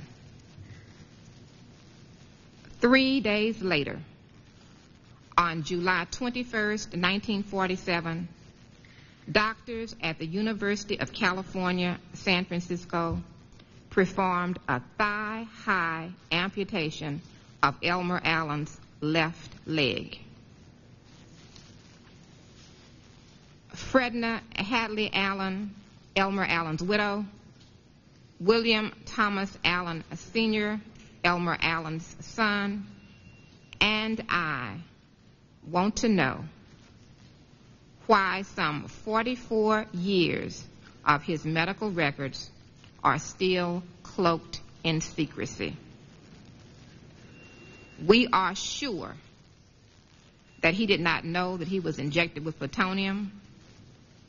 We are sure that until his death, he never fully understood what happened to him. He always, however, complained of being ill in some way and was constantly hoping for the quote-unquote cure. His story was that his leg was amputated as a result of some mistake that was made by student doctors that he said were running in and out of the hospital room. He said they used him as a guinea pig. He told this story to anyone who would listen, but most people, including his family, discounted it as fantasy. When he told the story after a day of consuming large amounts of alcohol, most people discounted it as the babblings of a crazy man. He complained all of his life of pain in the amputated leg, and the stump would visibly jump about. But this was discounted as phantom pain. We do know that in 1973, Elmer Allen's personal physician in Italy, Texas, was contacted and asked to encourage him to go to the University of Rochester in New York for metabolism test relating to his alleged previously diagnosed bone sarcoma. He participated in this follow-up study. Fredna Allen was surprised at the mention of bone cancer as a diagnosis for the amputation. She said bone cancer was never mentioned to her in 1947. It was her contention that the amputation was the result of the original injury received when her husband was jolted from the train. We do know that Elmer Allen was given follow-up tests at the Center for Human Radiobiology at Argonne National Laboratory on June 11, 1973. disclosure was not given. We do know that he was tested at the University of Rochester Strong Memorial Hospital from June 13, 1973 until June 26, 1973. Disclosure was not given. We have seen a declassified document that states that in May 1974, doctor-scientists from the Center for Human Radiobiology visited Milford and Italy, Texas, and informed Elmer Allen's doctor, who was 80 years old at the time, that his patient had been injected with plutonium. They allegedly asked the doctor to inform Elmer Allen of the injection. This memorandum further states that these doctor-scientists made a social visit to the home of Elmer Allen, who was 63 years old at the time, but did not tell him about the plutonium injection. We do know that a letter addressed to Elmer Allen's personal physician in Waxahachie, Texas, from the medical director of the Center for Human Radiobiology, dated December 12, 1977, was found in Elmer Allen's medical file and contains the following request. Quote, in the event he, Elmer Allen, should show terminal signs at any time, we would appreciate a collect call to us at Argonne 312-739-7711, extension 4625, to be directed to one of the responsible members of the center, end quote. We do know that Elmer Allen's personal physician sent current medical information per written request to the University of California School of Medicine in April 1983. We are sure that Elmer Allen was tracked by the United States Department of Energy. What we know was gained as a direct result of the efforts of Eileen Wellsome and the Albuquerque Tribune newspaper. As of this day, the family of Elmer Allen has not received a single document from the United States Department of Energy that relates to his participation in the Manhattan Project. The family of Elmer Allen is encouraged by the bold stand taken by the Honorable Hazel O'Leary, Secretary of Energy, in her attempts to provide full and total disclosure of the names and medical records of persons used in the United States Department of Energy human experiments. It is our request that she not be hindered in her efforts to declassify all of Elmer Allen's medical records and to make them available to his survivors. We will not rest until we see what actually was found in his limb, what was found in his blood, tissue, urine, and stool samples, so that we can try to make some sense out of this madness. A week ago, I sat on a television talk show panel with other victims and several eminent doctor-scientists, and two of them are here today, discussing the government's human experimentation projects. The doctor-scientist seated to my right told the audience that we should not be upset because my father was injected with plutonium. It was his contention that the scientific community has known about these experiments for decades. These experiments, he declared, were written about in important medical journals. He went on to say that not one piece of data exists in any of these important medical journals that prove that anyone ever died from a plutonium injection. This doctor told the gathered crowd that a vast amount of medical technology has been gained from studying the human plutonium test subjects, and the findings from these studies have been published in these same medical journals for years. He went on to identify several medically known cancer research projects that were successful as a direct result of the human plutonium experiments. He said, Mrs. Whitfield's father should be considered a hero. A hero? Was Elmer Allen a hero to his wife, who had to bear the burden of providing for him and her two little children because her husband, an amputee, was unable to continue his railroad porter job? Was he a hero when they had to move the family from Northern California to Central Texas in order to live rent-free in a house that belonged to her mother? Was he a hero when he was unable to keep a job as a shoe repairman because the 45-minute drive into the nearest city could not be continued when in the early 1950s, he began suffering epileptic-type seizures?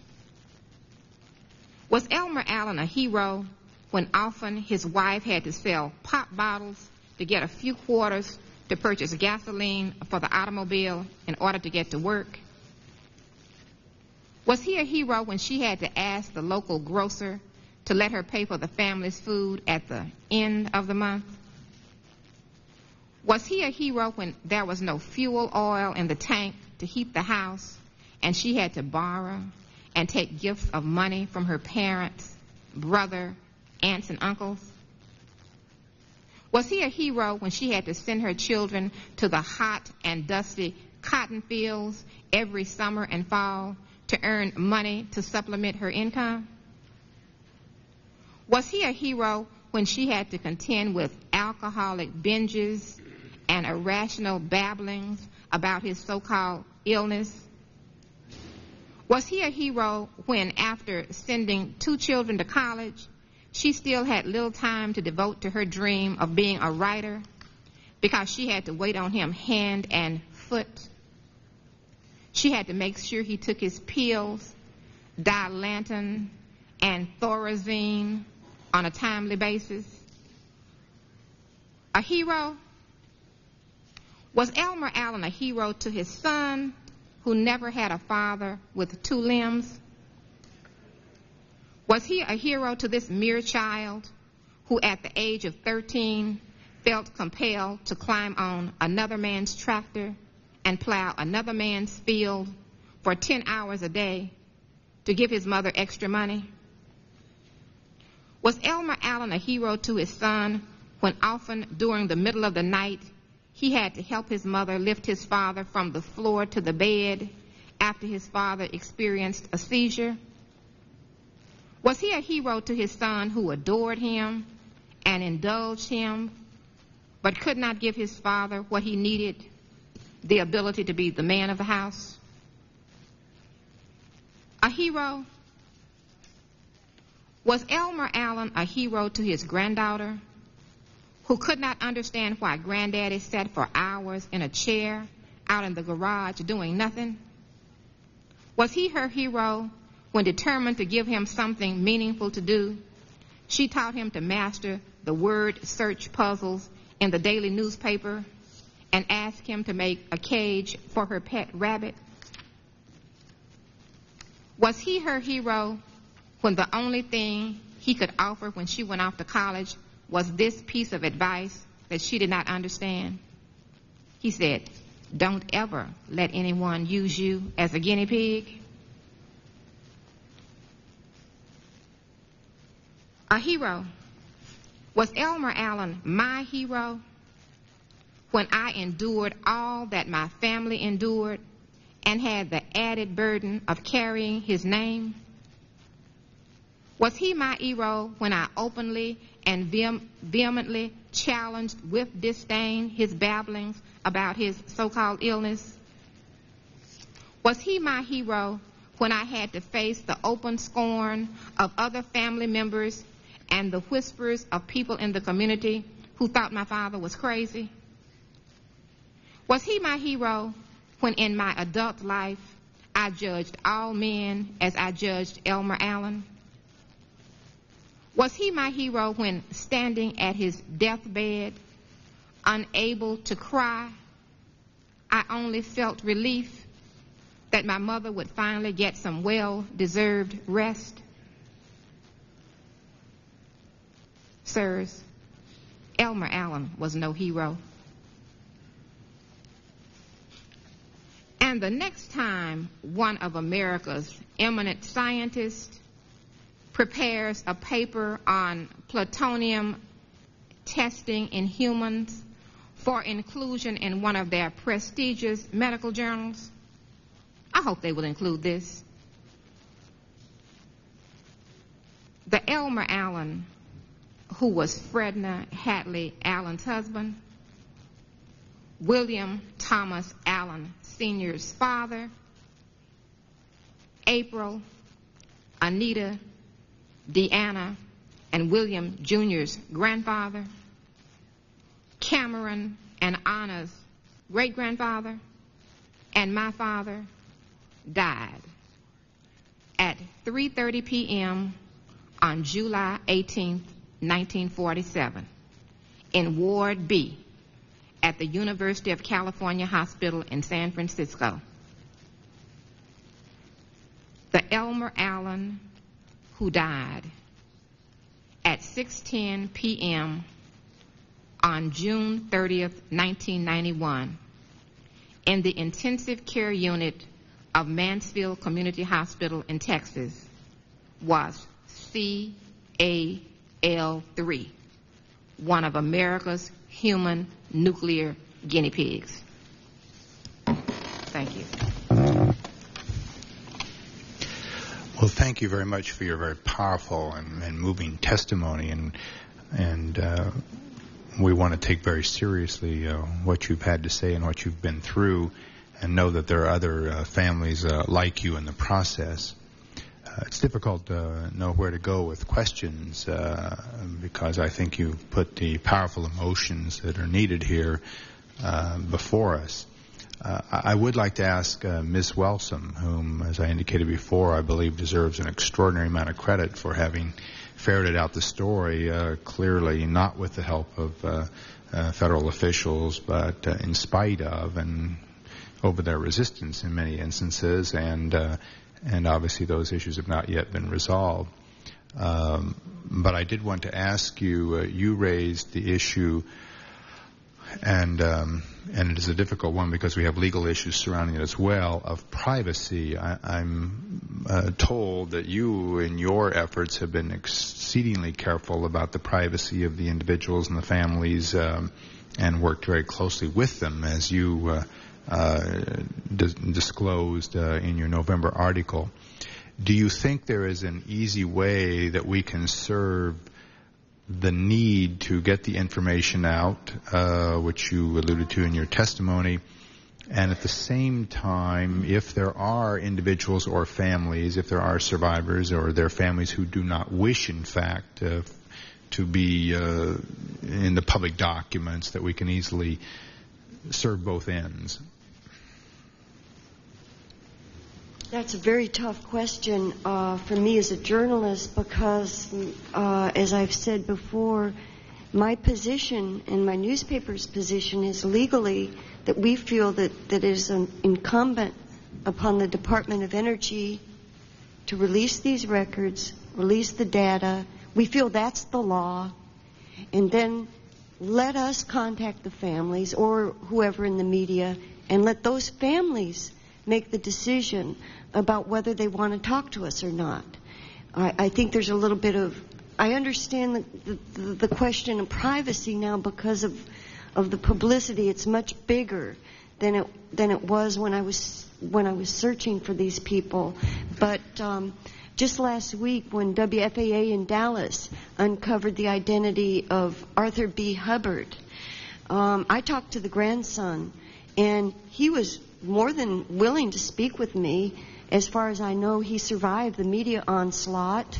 And at that point in time, I would like to point out that he had not been contacted by the Department of Energy. His number was CHI-1. So we're talking now 2 months. One of the reporters at my paper called and inquired of the Department of Energy, when are you going to tell these people? They said, well, we're in the process of developing a process. I suspect that it will be the news media or the individuals themselves who recognize themselves from the data that's been reported that will somehow come forward or be identified. I mean, it's that's about all I can say. I don't really have well, certainly much it seems to me the department has an obligation at this point to, as rapidly as possible, notify people who were a part of these experiments and their descendants. That's not always an easy to identify, as you well know, all the descendants, but at least the immediate family, that ought to be a possibility of doing. We do operate under legal constraints that affect even my office when we seek to help someone who wants to is having trouble with Social Security Administration, that we have to have their permission before the agency can even give our government office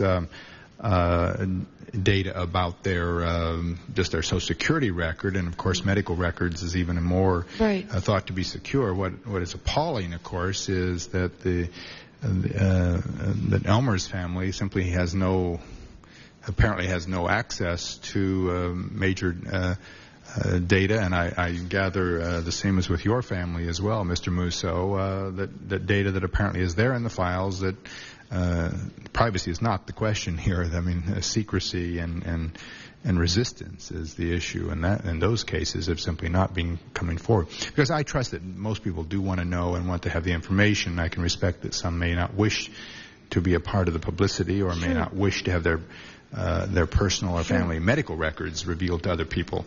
But it strikes me that we ought to be able to find a mechanism to protect that and still more expeditiously get out information to everyone. I agree with that. Let me ask you, Ms. Wellsome, in your articles and your research, as I indicated before, there are many serious ethical questions involved here. But one of the things that strikes me is just that this particular set of experiments, as I understand it, was supposed to have been performed on people that were expected to be terminal. Now, as I understand it, the request went out for terminal patients, but it was believed would be terminal within 10 years, under the presumption, apparently, that the plutonium would not likely have a negative effect. They would die, in other words, before the plutonium could have its deadly effects. I don't know if that's the presumption, but that's what I'm assuming, the 10-year thing. But what strikes me is the misdiagnosis. In one case, maybe they would live beyond, but 5 of these people, if I have the facts correct, 5 of these people live for more than 20 years. And which either suggests to me that we were lied to about the original selection process, or a few people in the medical profession did an unbelievably bad job of identifying patients that were terminal. I mean, under what appear to be these guidelines, we're all terminal. That's the human condition. Right. But the question that I really wanted to get to was, until it was discovered in, I believe, the late 60s, that these people some of them were still around. Was there any contact, to your knowledge, after the initial period of injection with these individuals to follow their medical well-being, with any indication that their well-being might be at stake, aside from what scientifically could be learned from them? As as Elmarine and Jerry spoke and I spoke about, they did bring the survivors back in 1973 for metabolic studies. This is about 25 years later, right? That's correct. Judging from the medical records that I've seen, and again, I don't have the complete set of records. I just pried and pulled and yanked and, got what I could get out of them. But it appears to me that they were primarily interested in seeing the effects of plutonium, not to see whether these people needed medical follow-up. For example, in the 1973 study, when they brought these individuals back to Strong Memorial Hospital, I remember very clearly one of the reasons for taking the blood was to see what effect the plutonium may have had on their chromosomes. So it seemed to me that they were simply still continuing an experiment at that point that was 25 years and ticking. And as far as the terminal status, I can't explain it. They were either bad doctors, one, or they were looking for people who were amenable to being followed. Ida Schultz-Charlton, a homemaker whose family could not be here today because they're quite elderly, when she was in the hospital and was injected with plutonium, she went on 2 shopping excursions, 2 shopping trips. That told me right there that she wasn't terminal. I mean, she wasn't on death's door if she could go shopping. Oh, exactly. Let my colleague, Mr. Markey, ask the question. Ms. Whitfield, that was about as compelling a piece of testimony as we'll ever hear before this committee, and we thank you for what must have been a very difficult, painful process of putting together that very honest response to the effect this had upon your family, your father. Is there anyone still here from the Department of Energy? Well, if not, we'll make sure, Ms. Whitfield, that you get your records. You deserve to have those records, and you do too, Mr. Musso, as does every other person. You'll get them. We'll try to get them for you as soon as possible. We'll make that our personal goal for her. You deserve it, and so don't you, Mr. Musso. It seems to me that the fact of the matter is that regardless of whether you were harmed or not harmed, that you were victimized by the government in any of these experiments. It's a very traumatic experience for families, obviously, to be put through the kind of hell that your families were put through. And each and every family, regardless of whether we find ultimately any physical harm, was in fact harmed by what took place. It was an insult to the conscience of the American people that this could have happened, and the only way that the healing process, not only for your families but for our country, can take place is if we make sure that everyone who was wronged is given proper compensation. Ms. Wilson, tell us about the most horrible elements, in your opinion, of what you found that took place in these experiments over the years. I thought as I researched the story, it just grew more and more horrific. And then as I met the family members, I was even more appalled because they were people like you and me. And as I learned more about the patients, they were just ordinary Americans. And the one story I would like to relate, because he's not here, he's dead, he died in 1966, is the story of Albert Stevens. He was a California house painter in Healdsburg. He was injected with a quote-unquote so-called massive lethal textbook dose of plutonium in 1945 at the University of California Hospital in San Francisco. He was diagnosed, a very clear misdiagnosis, with stomach cancer. He actually had a very bad ulcer. On the operating table, while he was unconscious, a number of his organs and body tissue were removed, including his spleen, part of his liver, his 9th rib, an apron of fat covering some of the internal organs, part of the stomach, etc. Some of the stomach and I believe some of the lymph nodes went to the pathology department, where the pathologists then determined that in fact he didn't have stomach cancer, that he had an ulcer. But the rest of his organs in his blood show up in a formerly secret report entitled "A Comparison of the Metabolism of Plutonium in Man and the Rat." These organs were analyzed for their plutonium content. As best I can tell, the rib, for example, was scraped. The outer cells were scraped. It was split down the middle. The marrow was removed. The separate portions of the bone were then analyzed to determine where the plutonium had gone. This gentleman was followed for a year. Doctors from UCSF came up, picked up his urine and stool samples in Healdsburg. His family thought that this was all part of his good medical care. This gentleman, after a few years, I'm told by his family, couldn't work any longer. He was too weak. And he died in about 1966. 6 or 7 years after that, Argonne National Laboratory, Center for Human Radiobiology, picked up his cremated remains from the Santa Rosa Funeral Home and took him to Argonne, where they put his remains under a microscope. And there they found the plutonium that had survived the ashes of the cremation furnace.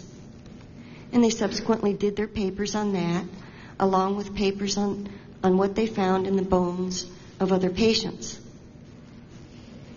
Well, I tried to find out where those ashes were for the family, and I called Argonne. Nobody knows where those ashes are. A small portion of his remains are in a radioactive museum-type structure up in Spokane, Washington, along with some remains or tissue samples of 3 of the other patients. And that particular repository is used for scientists who want to study the metabolic effects of plutonium on the human body. So what you have here, and I've said it before, is a case where a man was, in my opinion, horribly abused during his life. And even after death, he was continued to be used. And his family right now, frankly, don't quite know what to do about his remains. What do you do with them? They're radioactive. And that's one of the questions that they're struggling to deal with, how to get the proper burial for their father. So they have yet to, Jimmy, actually have the ashes returned to them. It's my understanding they're still at this radioactive repository up in the state of Washington. And what is the legal justification which the government is giving for their reluctance to return the ashes to the family? It's unclear to me at this point that when the ashes were shipped in the 70s to Argonne National Laboratory, the daughter signed a permission form saying that she was releasing the ashes for scientific research. I do not know whether this repository is using that release form for continuing to hold the ashes or not. I don't know that answer yet. Well, it's wrong, just plain wrong, that family or any of the other families are abused in such a way by the federal government. And we'll have to make sure as well that they get all the information which they need, including the remains of their loved one, returned to them. Ms. Whitfield, just if you could summarize to us what you think is the worst aspect of what happened to you, your father, your family, as a result of the government experimentation upon your father? Well, the thing that bothers me, it doesn't bother me personally. It bothers me for my mother's sake. My mother is a great American. As a matter of fact, the BBC and a station in Hamburg, Germany asked me for an interview, and she said, don't talk to those foreigners. She didn't want me to say anything that might be detrimental to our government. My mother is 78 years old. She's very well respected in her community. My mother taught school for 35 years, but I know from reading the book, The Miseducation of the Negro by Carter G. Woodson, that she was probably miseducated because she trusted too many people. I see my mother sitting now just staring into space. She says, I should have known this. Somehow I should have asked more questions. I should not have trusted people. But you have to understand, my mother trusts her doctors. She trusts anyone who is basically nice to her. As a matter of fact, after the 1973 follow-up test, when they went to University of Rochester in New York, my mother still has the names and addresses of about 12 doctors and scientists who she wrote and thanked for offering them such a good time and being so nice to my father when they were up there. My hope is that she will not die without seeing the medical records. She says, I'm strong, I won't lose my mind over this, but I'm not so sure unless she has this type of justification just from the government. All we're asking right now is for my father's complete medical records from the United States Department of Energy. Well, we want your mother to know that it was not her fault and that she was a victim as much as your father was. And we'll make sure that she sees those records and sees them very soon.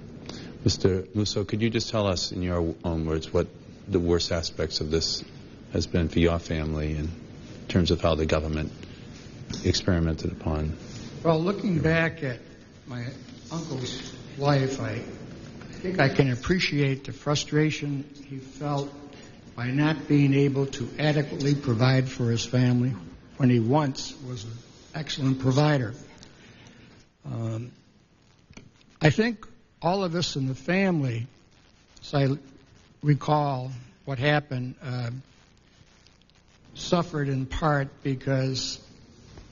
not because we all had to chip in and provide labor and perhaps financial assistance when necessary, but we all sort of had to make sacrifices to take care of them in some way or another. But to me, what this thing appears to me is the crux of this issue is the violation of a person's civil rights. And you know, I thought a lot about this because I thought maybe I'd get a question like this, but that's what it all boils down to me, the respect for the individual, regardless of who or she is. These basic rights were just tossed out the window in this instance, and this is the issue.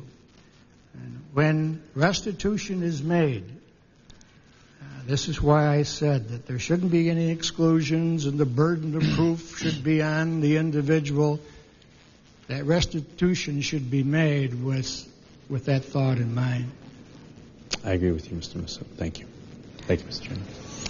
Well, thank you very much. Ms. Whitfield, as you obviously are very much aware, but your mother probably needs to hear from other sources as well, that there's no way she could have prevented that. There's no, the way in which this was approached, very clearly your father was at the mercy, and I don't know that any of us would have said no under the circumstances where we were told that something useful was being done for us, and we were not in a position ourselves, as many of us never are, to second guess medically what somebody is doing to us. So, you know, I hate to see her feel that her basic decency created trouble for herself or her husband in some way. Her decency is the values we want to promote, not that she has to be worried about everybody and every government agency in the process. I don't know if any of you have any further comment. You certainly have helped to make it clear to us that there's still compelling work to be done in terms of getting out the information, first and foremost, to the people that were affected, and secondly, for a better public understanding of this, and then thirdly, so that we can build better assurance that this is not going to happen again. You've helped to reinforce that with us certainly today, and I certainly want to thank you for your coming forward at this point. If any of the three of you had any further comment you wanted to make, I'd be happy to give you that chance. Just one thing in closing for me.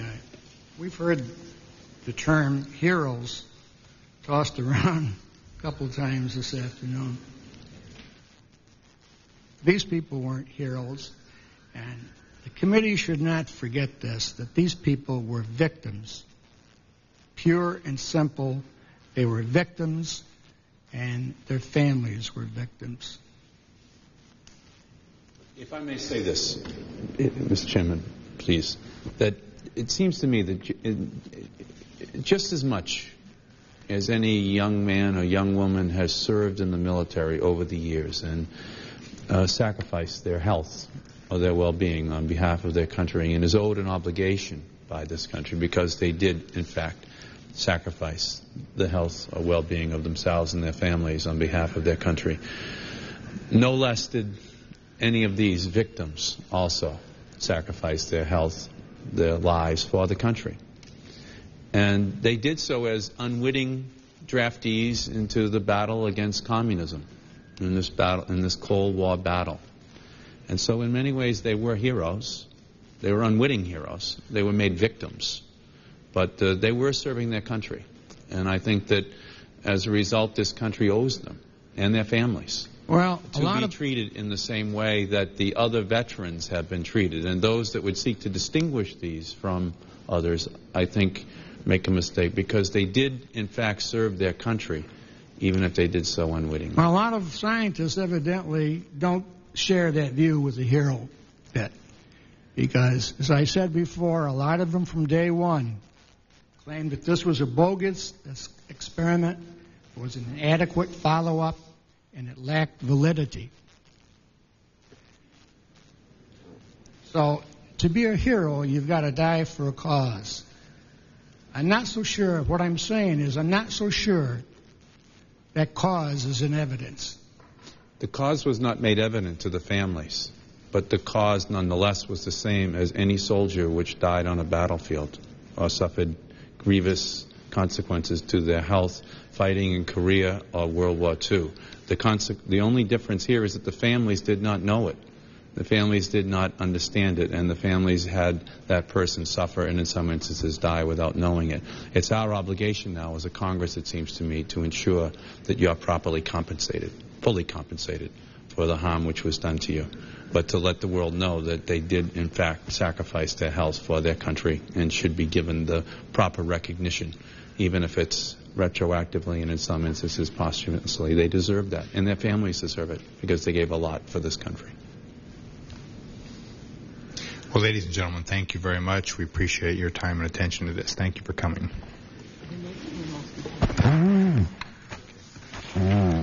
It'll take us just a moment to set up our next panel. I think we have a screen to set up, and so we'll just take a break for about 2 minutes, and then we'll start on our third panel.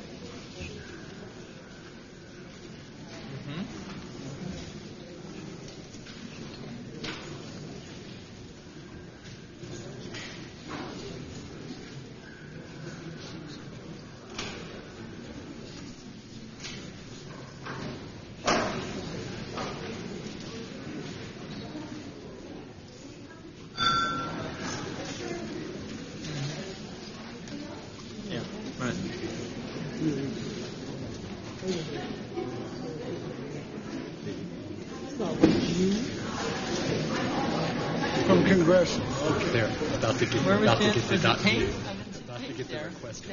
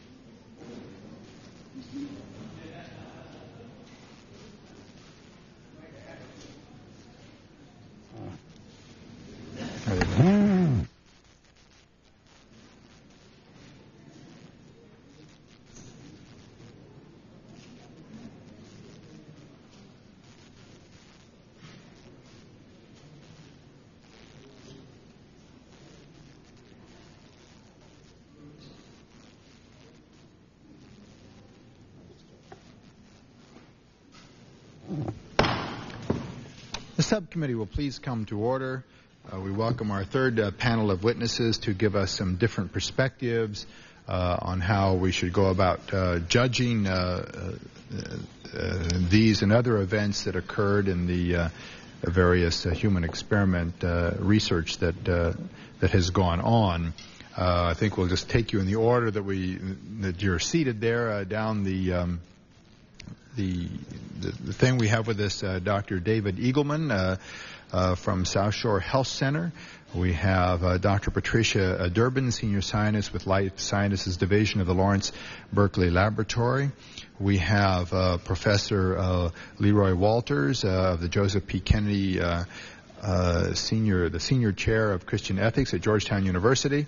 And we have Dr. Kenneth Mossman, President of the Health Physics Society and Professor of Health Physics at Arizona State University. Ladies and gentlemen, I think you're familiar with our process. We'll be happy to make any written documents or statements you have a part of our printed record, and at this point we'll be glad to have your oral summary. Dr. Eagleman, we'll be happy to begin with you. Do we need to turn down the lights in order to see your I don't think so. You can there? Start with the second one, Gina.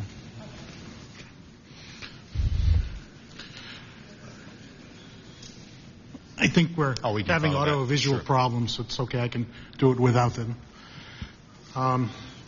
Chairman Sharp, committee members, good afternoon. My name is David Eagleman. I'm a practicing physician in Braintree, Massachusetts. I practice internal medicine and occupational medicine. I'm also on the faculty at Brown University and a member of the Center for Community Responsive Care in Boston. I want to just start by making reference to some of the discussion that we just heard. There is a search for meaning in these experiments. We just heard a bit of a dialogue about that. I want to thank the committee for holding these hearings, and part of the meaning of what went on, part of what we can gain from this, and part of the therapeutic process for the victims is this hearing. Because the meaning here must be that this won't happen again. And that's what we must learn.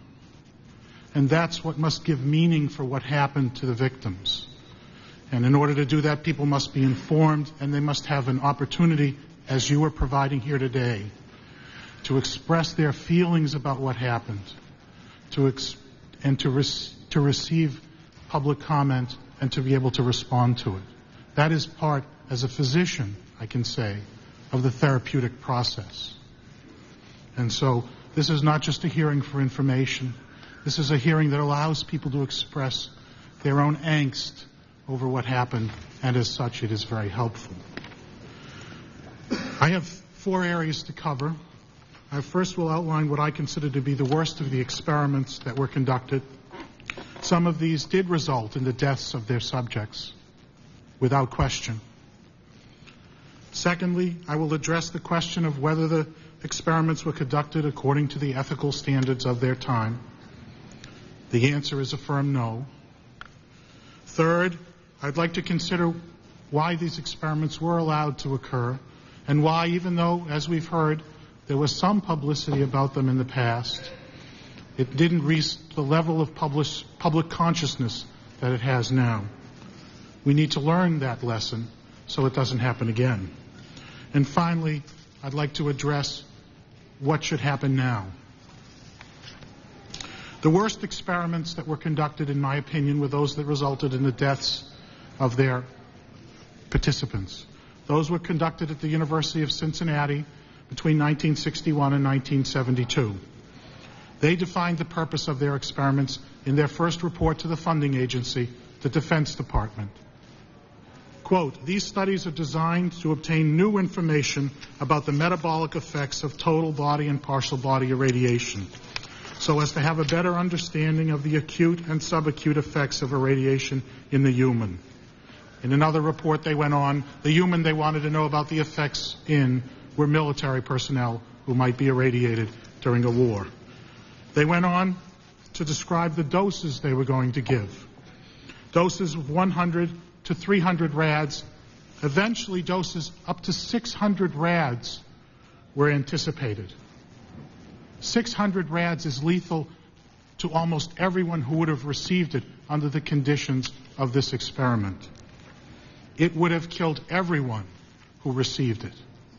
The doses that they did give to some of the individuals were enough in anticipation by the researchers to kill half of the people. The LD50 was the dose. Now, the selection of subjects is very important. They were uneducated, average education 4th grade, low intelligence. They had brain dysfunction because of their underlying disease. They could not follow simple instructions.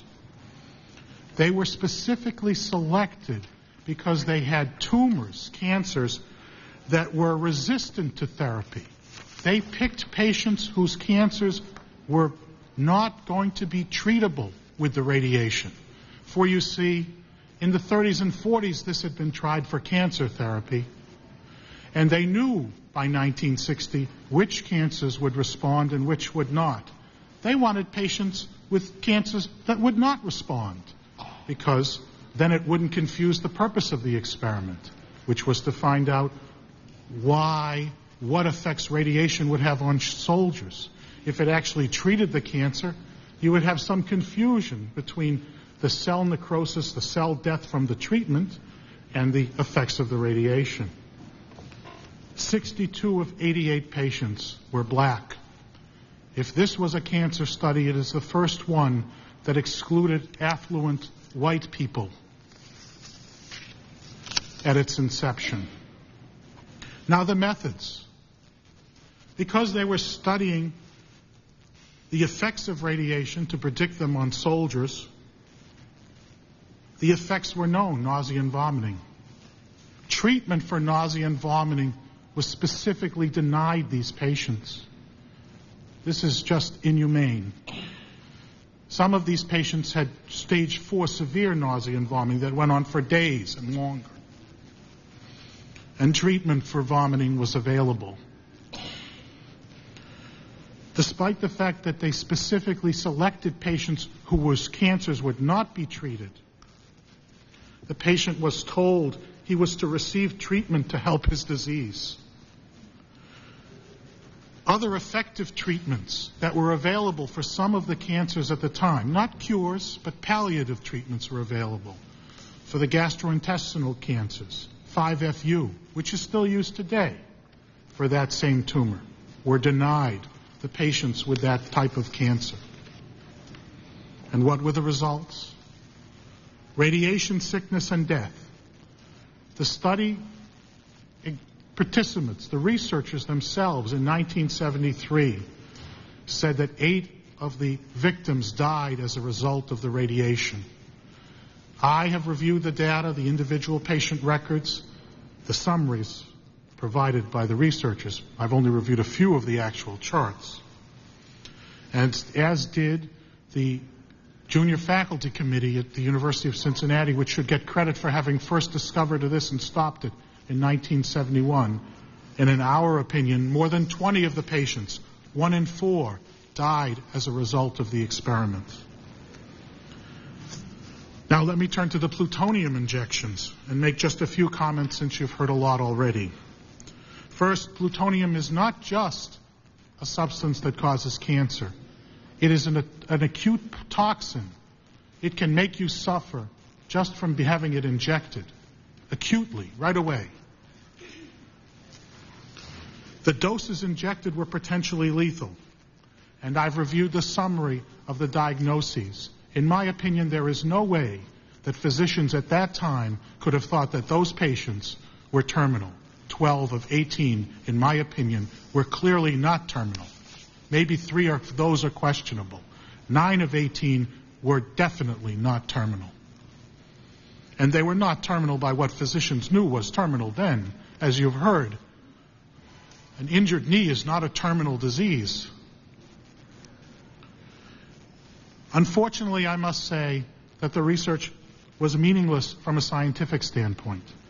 This is ICRP, the radiation standard for protection developed in 1972.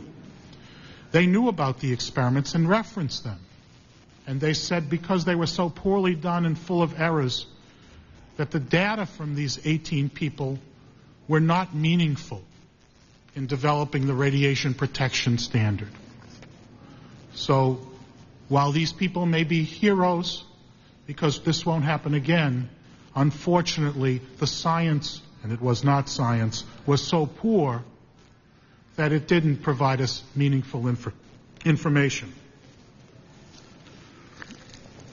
As you've heard, no medical follow-up care was planned, and none was performed. The injection of lethal plutonium into healthy individuals, as occurred here, showed a reckless disregard for human life by physicians, unfortunately, and others. Now, let me just switch now to the Committee on Human Studies at Oak Ridge Associated Universities. This is the type of committee that's supposed to prevent these things from happening. In the mid-1980s, I was an advisor to some unions in the nuclear weapons production cycle. They requested a single representative on the Human Subjects Review Panel of Oak Ridge University. It was denied with the following quote: "It would be an unwise precedent to allow this special interest, i.e. a union viewpoint, representative to sit on the committee, just as it would be unwise to have a particular religion represented or a particular profession." Well, of the 15 members on that Human Subjects Review Board, 5 were researchers at ORAU. 4 were employees of Martin Marietta Energy Systems, which was the company that ran the site where the experiments were going on, including the head of public relations. And as to particular profession, 11 of 15 were MDs or PhDs. Now, were the actions ethical at the time? Clearly they were not. They were known not to be. Dr. Hamilton, who performed some of the ejections in the 45 through 47 period, in 1950 wrote to Shields Warren, the head of the Atomic Energy Commission medical section. Quote, "If research like that conducted in Cincinnati were done on humans," that's not quote, excuse me, quote, "those concerned in the AEC would be subject to considerable criticism, as admittedly this would have a little of the Buchenwald touch." Well, this was written in 1950. My father was at Buchenwald. I can tell you that by 1950 it was well known what that meant. The Nuremberg Code in 1947 has already been mentioned. But in addition, there was a Helsinki Code, first published in 1962 in the British Journal of Medicine as a draft, and adopted in 1964, meant to protect medical subjects. Remember, the Nuremberg Code was established to protect prisoners of war. That's not what we're talking about here. We're talking about patients who should have a sacred trust with their physicians, not prisoners of war.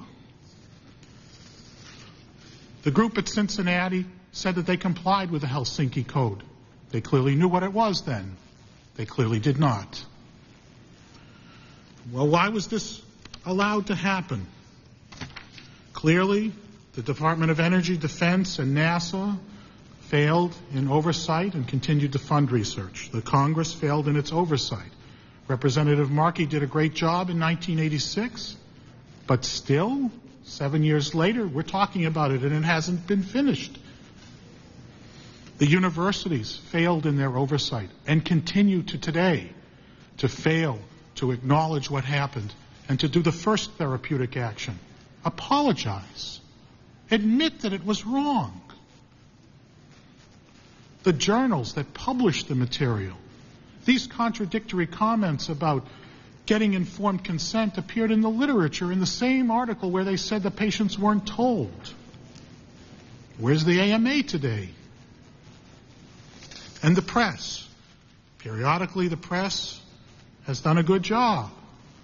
But this story has gone for too long without this kind of press coverage that we have now.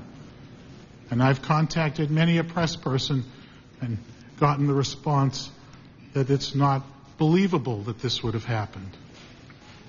And the company contractors.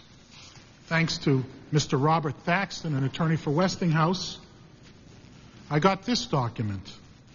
This is a Westinghouse plan developed in 1988 to destroy health and safety information, including radiation information. And it indicates that they would like to destroy all the information that they don't legally have to maintain. It talks about they having industrial hygiene smoking gun documents that need to be destroyed. Well, if they do things like that, then we can't find out why people got sick in the past, and we won't be able to correct it for future generations. This kind of activity by DOE contractors, which Westinghouse is, needs to be stopped. Let me just say what should be done. The major problem now medically, from a physician standpoint, is the anxiety that patients have about whether or not they're walking time bombs, about how they were abused. They need to be informed. They need to be able to come forward and make their views known as they have been here. That is part of the therapeutic process. Follow-up studies and treatment that were denied so long must occur. There must be a government apology. There must be compensation without going to court. State medical boards should investigate the physicians who were responsible and punish them if it's indicated. Criminal investigations must also ensue, because I believe there may have been criminal acts committed here. This congressional investigation must continue, but there must also be a private investigation, because the government doesn't have all the trust of these people. I would suggest that the American Public Health Association be given that task. I believe at least the occupational health section of that group has the requisite skills and moral judgment to step forward. OSHA and EPA must oversee the DOE. They can no longer go unregulated by outside agencies. There needs to be an anti-secrecy bill so this business, like Westinghouse's, won't go on, so that contractors and others won't destroy documents. Medical review boards must be composed of more than 50% independent and unrelated researchers and lay people. That's not true today. And worker notification in studies, as NIOSH is currently doing, must be written up, and that process must be disseminated throughout government research and private research. I want to thank you very much for inviting me here. It's been a long time. I've been working on this for 10 years. I want to thank my wife, my students who helped me work on this material to develop the documentation, my staff, my supervisor at NIOSH, Mitch Single, who was one of the only people who supported me while I was at NIOSH and trying to do this work, and my friends. This has not been an easy task. Thank you. Thank you very much, Dr. Eagleman. We appreciate your testimony. Dr. Durbin, we're happy to hear from you now. I feel somewhat uncomfortable.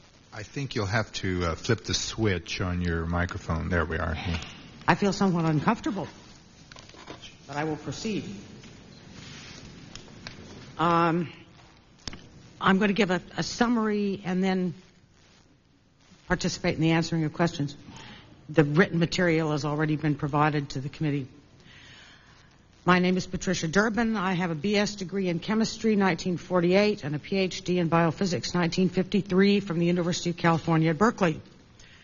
From the summer of 1946 until my formal retirement in 1991, I was continuously employed at the Lawrence Berkeley Laboratory. My first job as a 19-year-old undergraduate was at the old Crocker Laboratory, which was then an important part of the UC Radiation Laboratory, which was later renamed for its founder, Ernest Lawrence. Except for the years 1980 to 1986, when my research was supported by the Nuclear Regulatory Commission, my funding has come from the Department of Energy and its predecessors, the Manhattan Engineer District, the Atomic Energy Commission, and the Energy Research and Development Administration. My professional activities include the National Council on Radiation Protection, Council and Scientific Committees on Internal Emitters, the National Academy of Sciences Committee on Radioactive Waste Management, and its panels on wastes at Hanford, Oak Ridge, and Savannah River, and a long service to the U.S. Transuranium and Uranium Registries. My personal research has been chiefly concerned with the metabolism of internally deposited radioelements, and most of that has focused on strontium-90 and the isotopes of plutonium and americium in animals. Over the years, I have been regularly occupied with collecting, reviewing, compiling, and reanalyzing the metabolic data for these and chemically similar radioelements in animals and in man. I'm here to try to shed some light on the circumstances and the purposes of the human plutonium injection study, and to try to make you aware that the data from that study have been and continue to be of an estimable value for establishing standards and safety criteria to protect radiation workers and, by extrapolation, also society. I am a surrogate because all of the major participants in the plutonium study are dead. But I am one of the few investigators still actively engaged with the data from the study, who knew and worked with many of the study's investigators and radioanalysts. I was instrumental in achieving final and complete declassification of all of the progress and laboratory reports containing the human plutonium data in 1971, initiated the follow-up study in 1968, and published an open literature monograph describing the study and reanalyzing the data in 1972. I'm not aware of the existence of any written records or oral histories that describe the details of the planning or organization of the plutonium study. However, overall responsibility surely must have been with the metallurgical laboratory's highest level of management. We have records only of the brief case histories of the injected people and the data obtained through radiochemical analysis of biological specimens. The health hazards of plutonium, which was being made for the first time in very large amounts by the Plutonium Project, were unknown when the project was organized in 1942 by about a year. The tolerance dose for plutonium in the bodies of workers was calculated to be 0.04 of a microcurie based on direct comparison with the emerging data for cancer incidence in the radium dial painter industry. By early 1944, urine bioassay was being used to try to estimate the plutonium intakes and body contents of workers, but the available animal data were too conflicting to be considered reliable. As the population of plutonium workers grew, and it grew to several thousand eventually, the Project Health Group became increasingly anxious about whether workers were being overexposed. They pleaded for metabolic data that would relate plutonium burden in the human body to daily excretion rate. To fill the pressing need for the data on which to base worker safety criteria, what they wanted to do was prevent an epidemic of bone cancers among the workers down the line. 18 people at 4 hospitals were injected with plutonium between April 1945 and July 1947. The plutonium dosages ranged from 0.095 to 5.9 microcuries, and the larger doses were in 4 cases where the diagnosis was fatal cancer. Most of the subjects were given about 0.35 microcuries, 9 times the worker tolerance dose. Subjects were selected such that the possibility of late radiation effects developing would be avoided.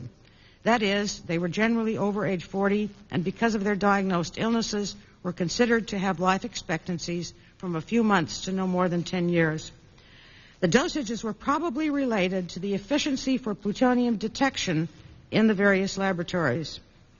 Security surrounding the plutonium project was very tight, and plutonium was known only to those whose work required such knowledge. Until July 1947, even the biological studies of plutonium in animals remained mostly classified. Under those circumstances, it is not likely that anyone not cleared for security at the highest levels could have legally been told about plutonium. Follow-up in the 1970s revealed that 9 patients had died of their diagnosed illnesses within 2 years, but the other 9 survived from 3 to more than 30 years free of bone or liver cancer, which are the main biological endpoints in animals that have been given large doses of plutonium. As far as could be determined, the internally deposited plutonium had not been responsible for or related to the deaths of any of the individuals. The metabolic data that were obtained from these subjects have been made available since about 1952, and no materials relating to this study remained classified after 1972. These human metabolic data for plutonium have been in continuous use since 1952 by expert committees such as the National Council on Radiation Protection and the International Commission on Radiological Protection as the foundations for setting plutonium intake standards for workers and for the general public. And as far as radiation protection purposes are concerned, this is one of the most valuable data sets in existence. I'm supplying to the committee photocopies for their files, photocopies of 2 sets of published papers and documents. The first set is 23 laboratory reports and published papers containing the original data from the human plutonium injection study, and these cover the years 1946 to 51, plus the newer information that was acquired during the follow-up, 1972 to 1981.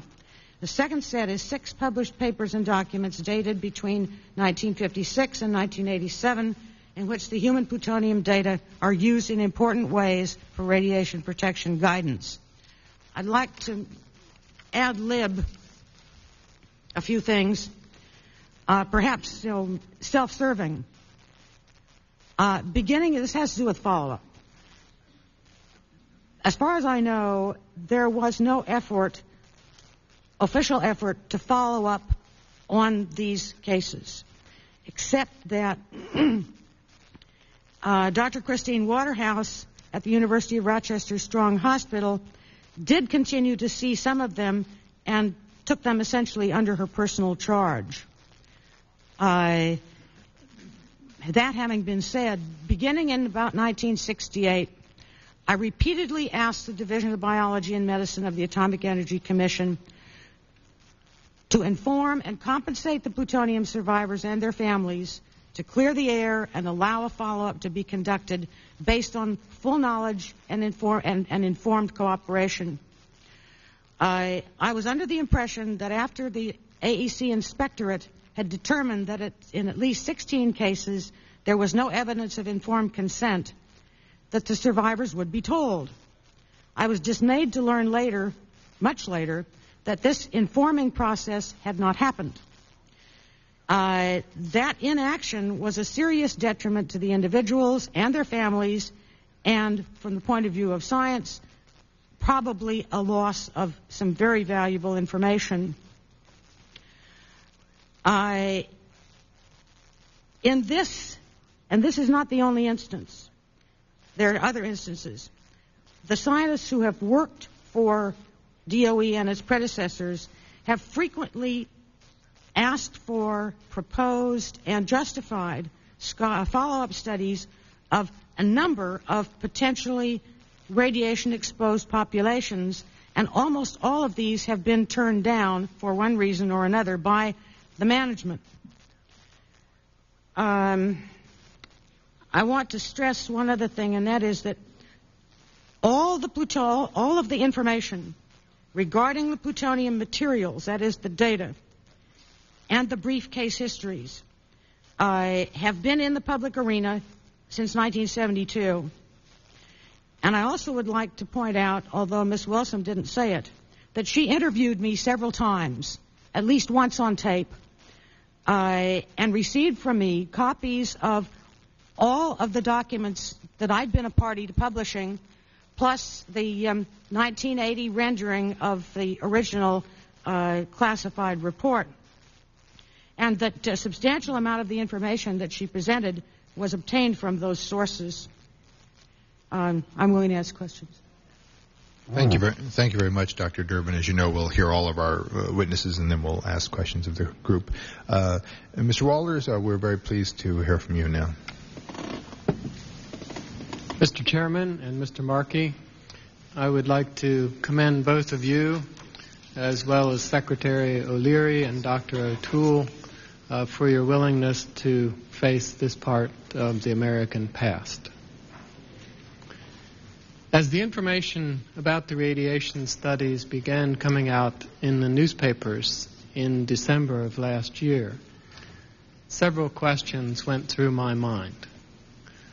I wondered what written research ethics standards existed in the 1940s and 1950s. And if there were such standards, what were they and when had they been developed and where? If there were such standards, I wondered what was said about the consent of subjects in human experimentation. What was said about the degree of risk to which subjects could be exposed. I also wondered about categories of patients or subjects who were thought to be appropriate for human experimentation. Had anything been said in the codes of ethics of that time about involving prisoners or children or the mentally ill or the mentally retarded? And finally, I wondered whether the research ethics of that time dealt with the question of the moral obligations of researchers in case a research subject was injured. And if they didn't have any obligation to the subjects, I wondered if anything was said about who did. Perhaps the research sponsor, or perhaps the society as a whole. These questions drove me back to the historical sources, and since the information about the radiation studies has begun to come out, I've spent quite a bit of time in libraries looking at documents 45 to 50 years old. These are all published documents, and I'd like to acknowledge my debt to the National Library of Medicine and the Georgetown University Library System for having the important documents relating to the research ethics of the 1940s and 1950s. In my detailed statement, I've noted the significant contribution that was made by two physicians in 1946 and 1947 in particular to the development of research ethics. One of the physicians was Dr. Andrew Ivy, who was at the University of Illinois, and who compiled a report that went both to the Secretary of War and to the American Medical Association in 1946. That report became part of the AMA's Code of Ethics at the end of 1946 and also went into the process of formulating the Nuremberg Code. A second physician who contributed a great deal during this time was Dr. Leo Alexander, a psychiatrist at Tufts University in Boston. He was a consultant to the chief counsel at Nuremberg, and he actually developed some of the language that appears in the Nuremberg Code from 1947. I'd now like to summarize several of the conclusions that I reached in the more detailed testimony, the more detailed historical account of the time between 1945 and 1949 that is in my prepared statement. I concluded first that in December of 1946, the American Medical Association formally adopted a brief code of research ethics. This was based on Dr. Ivey's report to the AMA, and that code had 3 principles in it. The first was that there had to be voluntary consent for participation in any medical research. The second was that the probable risk levels for human subjects had to be established by prior animal experimentation. And the third was the need for medical protection and management in the performance of all experiments. Those principles were adopted by the House of Delegates of the AMA in December of 1946, and they were published in the Journal of the AMA in both December and December of 1946 and January of 1947. That's months before the Nuremberg Code came out of the Nuremberg trials. A second conclusion that I reached was that in August 1947, with the Nuremberg Code, we had a detailed international code of research ethics that was presented as part of the judgment in the Nuremberg trial. That code dealt with topics like voluntary consent, on which the most time was spent. It also dealt with prior animal experimentation, with limits on anticipated harm to research subjects, the qualifications of investigators, and the freedom of subjects to withdraw from a study at any time. Just how important consent was to the prosecutors in that case becomes clear from the closing statement of one of the prosecutors, James McCaney, which appears in the transcript of the Nuremberg trial.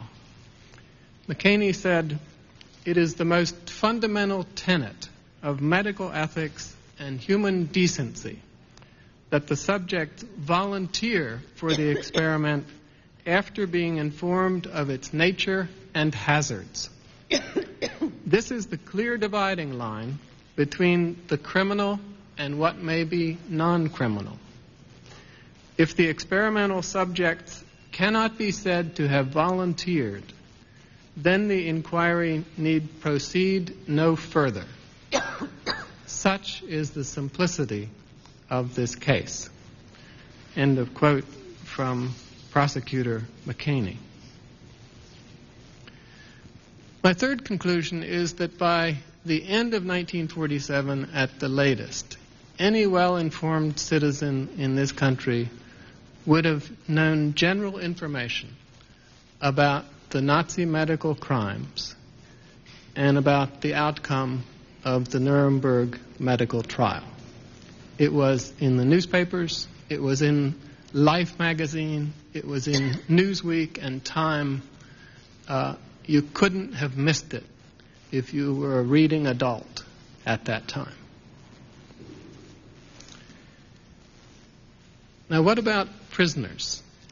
Well, there was a governor's committee, advisory committee, appointed in Illinois apparently about 1947. And Dr. Ivey and the editor of the Journal of the AMA, Dr. Fishbein, were 2 of the members of that governor's committee. In their report, which appeared in early 1948, they reiterated the 3 principles of the AMA Code, and they argued that prisoners could take part in human experiments if they were bona fide volunteers and if the rewards offered to them were not excessive. Usually the reward was a reduction in the length of sentence. So there was no ethical objection in principle to the use of prisoners as long as they gave their consent to participate. On the question of research involving the mentally ill or the mentally incompetent, there really are no published statements from the 1940s. Dr. Alexander, in republishing some of the memoranda that were part of the Nuremberg trial much later, noted that since mentally incompetent people were not a topic on the agenda at Nuremberg, that issue was not taken up. But both Leo Alexander and Andrew Ivy argued essentially that mentally incompetent persons or children could take part in research provided that their legal guardians gave prior consent. Dr. Alexander added the stipulation for himself that research on the mentally ill should be related to their condition and that consent should also be obtained from the subjects themselves, if that were possible. I also noted that discussions were underway already in the 1940s about the question of whether consent to participation in research was a basic human right. And already in the 1940s, that process of developing an international code of human rights was underway, and representatives of several countries urged that there be a provision in the Code of Human Rights that guaranteed that no one would be subject to medical or scientific experimentation against one's will, was the way they said it first. Later in 1952 and in the final Code of Human Rights, the phrase is without one's free consent.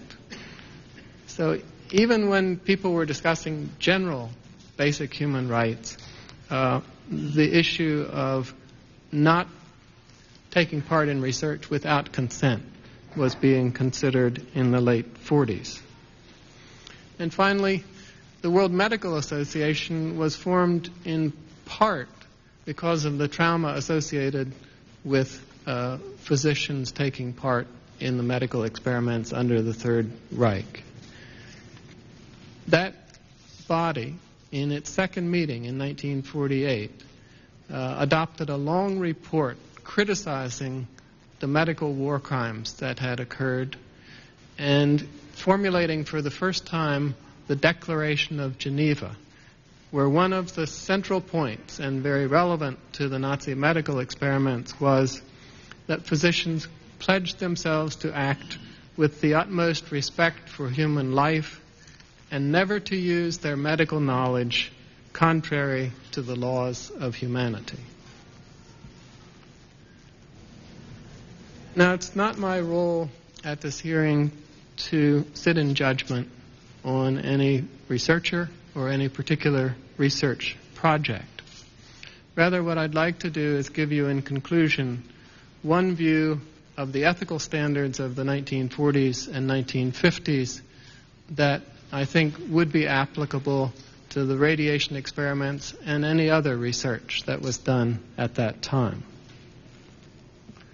I would say first that at least since the publication of the brief AMA Code of Research Ethics in December of 1946, the ethical requirement of prior consent by potential research subjects has been clear.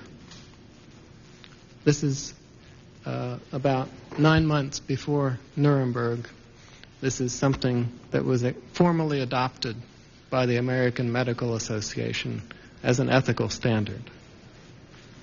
Second, since the publication of that same code at the end of 1946, I think that the ethical requirement of prior animal experimentation to establish probable risk levels for human subjects has also been clear.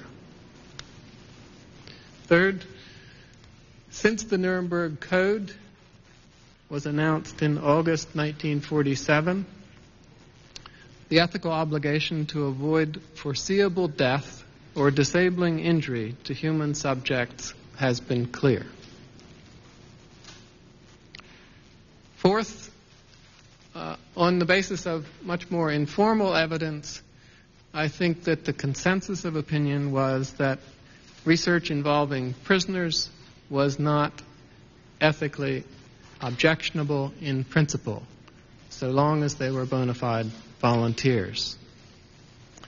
Similarly, I conclude that there was no ethical objection in principle to the involvement of the mentally incompetent or children to participation in research, so long as their parents or legal guardians gave prior and free consent. Dr. Alexander was concerned, as a psychiatrist, was concerned that the mentally ill not be used in experiments that were unrelated to their conditions, and therefore made that a stipulation. I note also that nothing is said in any of these codes of research ethics of the 40s or early 50s about compensation for research-related injuries or medical care in the event of a research-related injury. All that I could find in the historical record was in Dr. Ivey's report to Nuremberg and the American Medical Association, which is contained at the National Library of Medicine, and it's a purple mimeographed record that exists there, a ditto.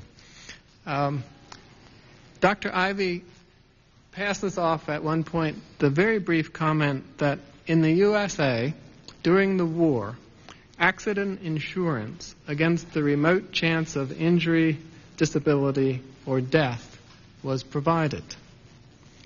And what he seems to be saying is that normal volunteers involved in various types of studies during the war had this type of accident insurance policy. However, Ivey provided no details about the plan and no information about whether claims were ever filed under the plan. I did find it interesting that it was thought that there was a concern about the welfare of subjects and an insurance mechanism was put into place.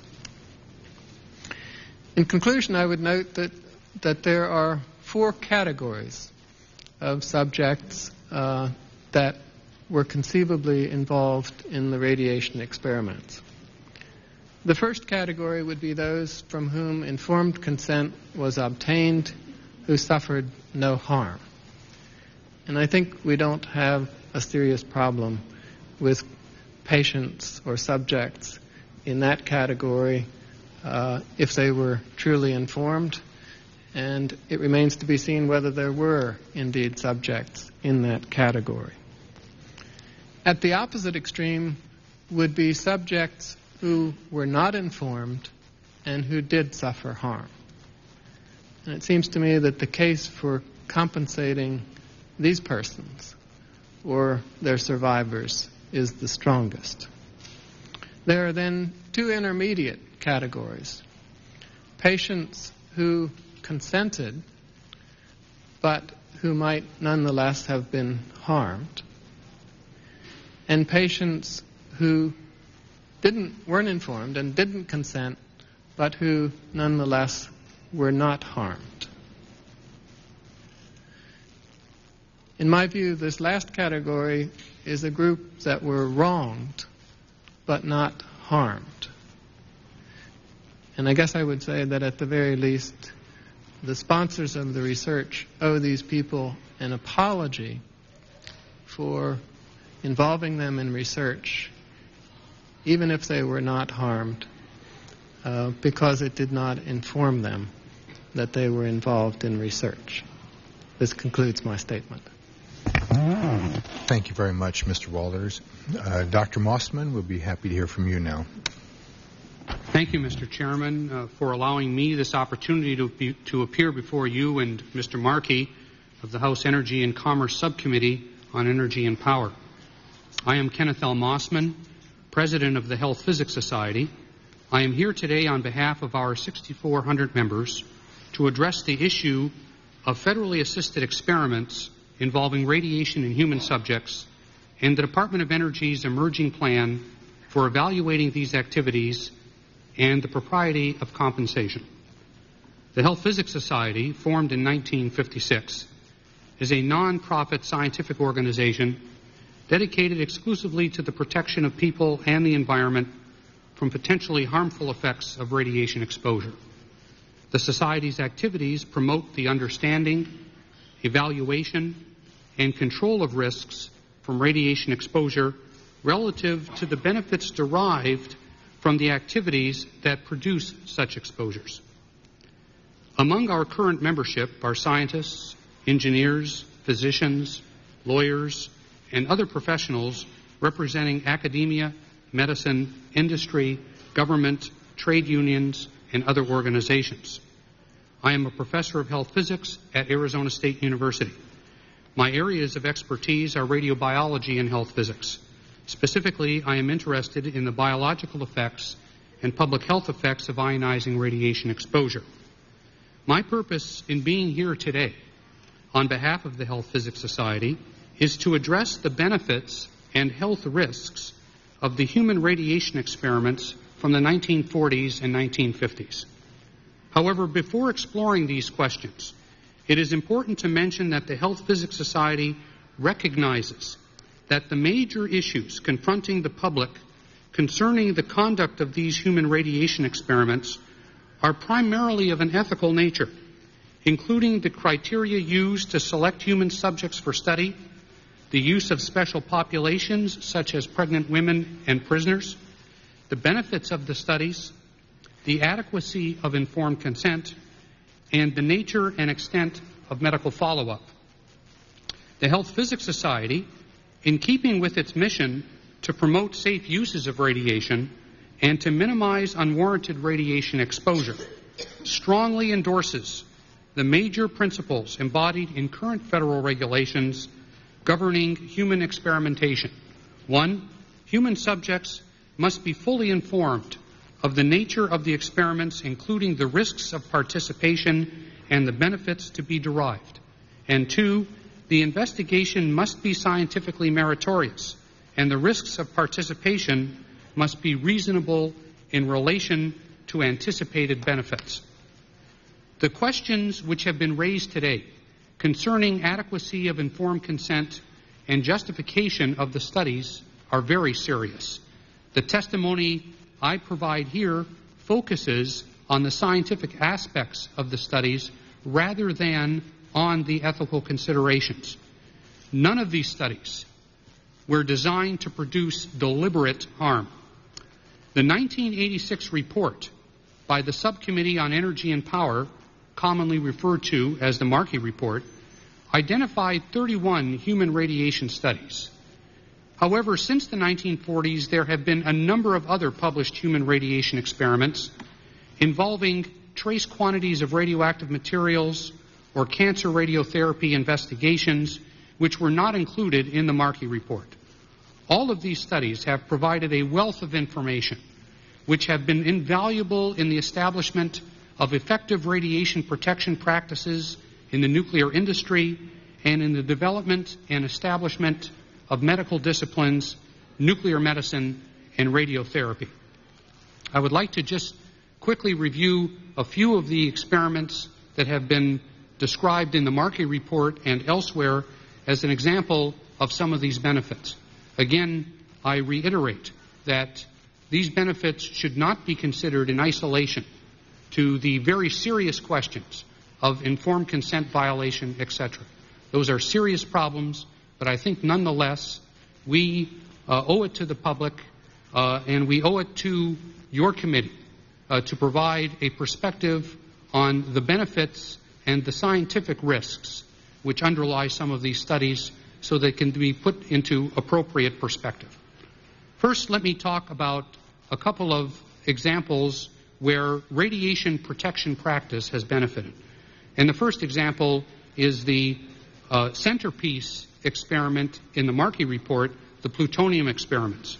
Dr. Patricia Durbin on this panel has already provided details of this experiment beyond anything that I could possibly provide, since she has been intimately involved with those data. From 1945 to 1947, 18 patients with estimated life expectancies of less than 10 years because of pre-existing medical conditions were injected with plutonium in order to collect excretion and retention data of plutonium in man. This data has been analyzed many, many times and serves as the principal database for current plutonium standards and in the establishment of plutonium bioassay programs. None of the patients in this study died from plutonium exposure. It is of interest to note that 4 of the patients lived more than 20 years after injection. These facts actually call into question the validity of the popular slogan that plutonium is the most toxic element known to man and that 1 speck of plutonium can kill you. Another example of a study which has been of great benefit in radiation protection is a Vanderbilt study in which long-term radiation effects of radioactive iron administered during human pregnancy was conducted. This was a report of a long-term follow-up of a study designed to evaluate several factors influencing the absorption of iron by pregnant women. The effects of maternal and prenatal exposures to iron were analyzed 18 to 20 years after exposure. The fetal radiation doses have been estimated to be 5 to 15 rad. The frequency and type of cancers occurring during the follow-up period did not differ for the exposed and control groups. This data, together with information from the Japanese survivors of the atomic bombings in 1945 and medical exposure studies of children irradiated in utero in the United Kingdom and in the United States, provide the basis for radiation risk estimates and exposure standards for today's pregnant worker. Over 100,000 women may be exposed to radiation annually in the healthcare industry and other occupations. Let me turn now to 2 examples of tracer studies which have contributed immeasurably to the medical specialty called nuclear medicine. Investigations of radioactive tracers in humans have provided a wealth of information about the behavior of various radioactive materials in health and disease, including studies published in the early 1950s. For instance, in one study of thyroid function in newborns, supported by the Atomic Energy Commission, researchers found that radioiodine uptake in thyroids of 7 newborn infants was in the range of uptake values seen in adults with the disease called hyperthyroidism. As a consequence of this study, radioiodine uptake can be used to diagnose thyroid abnormalities in the newborn. Nuclear medicine is now a major medical specialty.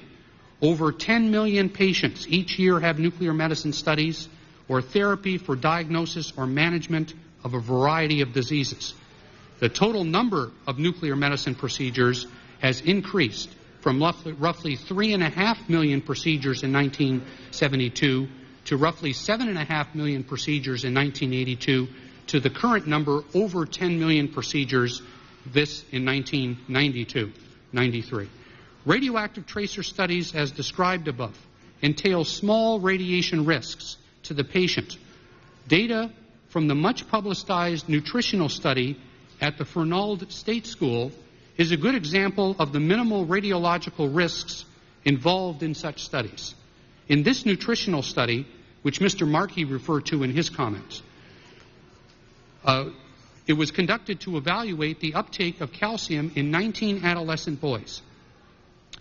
0.085 microcuries of calcium was added to milk, which was then mixed into the cereal of each meal. The maximum exposure to each subject has been estimated to be about 15 millirem.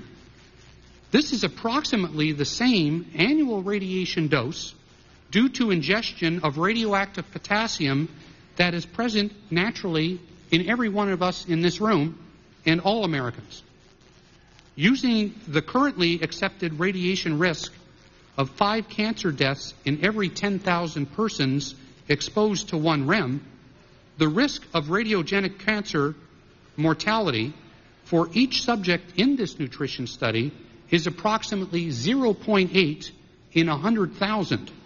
This risk is insignificant when compared to the overall cancer mortality rate in the United States. 1 out of every 5 deaths in the United States is from cancer. That translates into a risk of 20,000 in 100,000.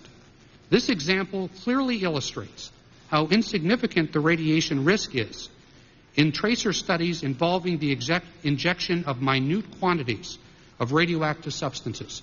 Again, I reiterate, this is not in any way to discount the questions that have been raised about informed consent and other aspects about the experimental conditions. What I'm pointing out here is the magnitude of the radiation risk. Finally, let me turn to a couple of studies which have contributed significantly to the radiotherapy of cancer. A number of studies cited in Mr. Markey's report are directly applicable to radiotherapy for cancer. Radiation therapy is now used to treat 1/2 of all cancer patients. Approximately 500,000 cancer patients will undergo radiotherapy treatment this year. In one study of the effects of radiation on the human testis, 64 volunteers at the Washington State Prison were irradiated with X-rays up to a dose of 400 rad. Subjects were followed for almost 2 years after exposure. A number of measurements of testicular function were made in these patients. Recovery of cell morphology and function were observed. The study concluded that the testis is radiosensitive in regards to temporary sterility, but somewhat more resistant with respect to permanent sterility. These findings are very important in assessing the risks of sterility in young men undergoing radiotherapy for cancer who plan to have families after radiation treatment. In conclusion, the Health Physics Society offers the following recommendations to the government in the review and analysis of these human radiation experiments. We agree with Secretary O'Leary and Mr. Markey in their recommendations, and we include them here. Number 1, the nature of these human radiation experiments should be fully released to the public. The public has a right to know why and how the specific experiments were done. Number 2, the benefits and radiological risks of these studies should be disclosed in terms that are readily understood by the public. Number 3, a medical follow-up program should be instituted as appropriate for the individual studies, again with due regard for privacy for the subjects who were involved. This is important in order to address the health and welfare needs of the human research subjects involved and to obtain as much scientific and medical information as possible from these studies. And finally, we recommend, in concert with Mr. Markey's comments and also Secretary O'Leary, the need for independent review of these studies. And we agree that there should be a DOE public advisory group. But in coordination with that group, we would recommend that there be a coordination within the federal government. Coordinate all federal radiation activities under one authoritative body, such as the Committee on Interagency Radiation Research and Policy Coordination, to ensure a coherent and comprehensive radiation research and policy program among the federal agencies. This concludes my formal remarks. I will be happy to answer any questions. Thank you, Mr. Chairman. Thank you very much, Dr. Mossman. Let me turn to the question. If I understand your testimony,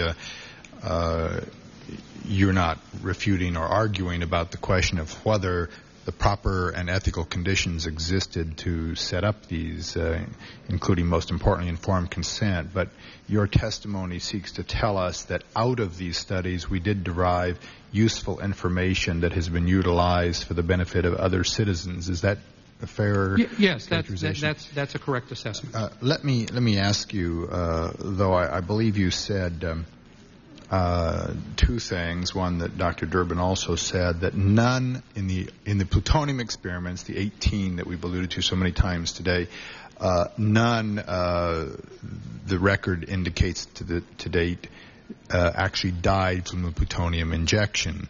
And the question I have, however, is, especially given the longevity, which was not anticipated, apparently, if it was done, if we were honestly told, the longevity of over 20 years after the experiments of some of these living, but isn't it possible that plutonium did them harm during that period of time, even if it did not kill them, even if it was not lethal either at the time or very shortly thereafter?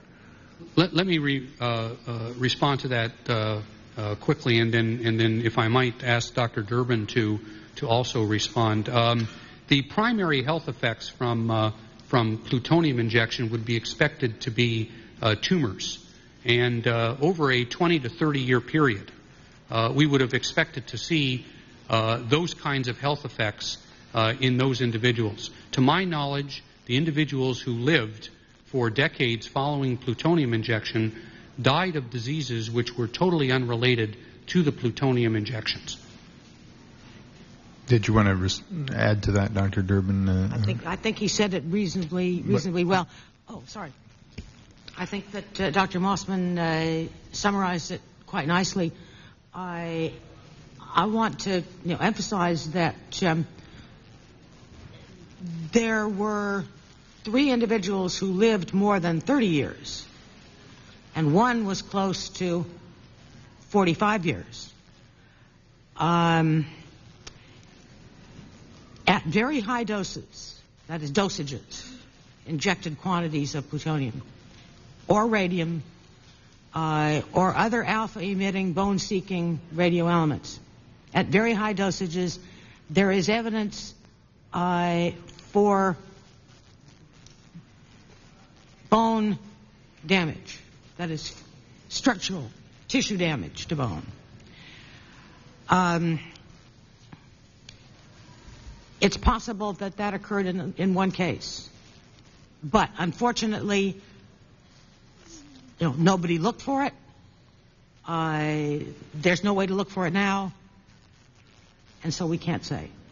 But, and I'm going to let Dr. Eagleman respond, but let me go back, Dr. Mossman. You kept coming back to what they actually died of. But as we know throughout life, we may die of one thing, but we may suffer from another disease or another complication or something else. If I understand correctly, it was understood then and it's understood now that, as I believe Dr. Durbin just said, that in some instances very high doses were administered. And therefore, isn't it fair to think it would be expected then, or we would certainly know today, that would have more damage? Or I have no medical knowledge except what I generally read, that there would be effects on these individuals apart from whether they died from the plutonium? Well, I think Dr. Durbin addressed that in fact in one patient there was some evidence of possible plutonium effects, but my statement specifically said that, to our knowledge, no one died from plutonium. So plutonium was not responsible for the disease or diseases which ultimately killed these individuals. I understand what you're saying, and you're not going to be able to respond to the specific cases, neither of you, and I appreciate that, and I'm not trying to get you to respond to that. I'm trying to get you to respond to a more general proposition that our general state of knowledge about plutonium and its effect on the human condition, isn't it possible that other than tumors, one might expect it to have some kind of debilitating effects if one lives for 10, 12, 15 years, or is that not likely? Let me try to respond. Yes. And because the information is not there, the only thing we can do is try to draw analogies from other sources. And there are 2 sources. One is the radium cases, which were followed for a long time at the Center for Human Radiobiology, and a lot of things were examined. clinical chemistry, the performance of different organ systems, a lot of things, almost everything that anybody could think of, blood counts, etc.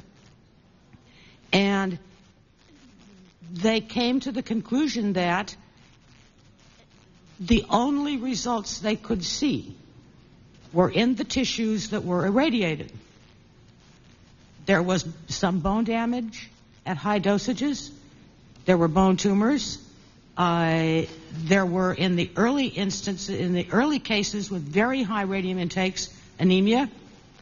And there were suggestions, not fully substantiated, but suggestions that there was a higher incidence of breast cancer and a higher incidence of leukemia.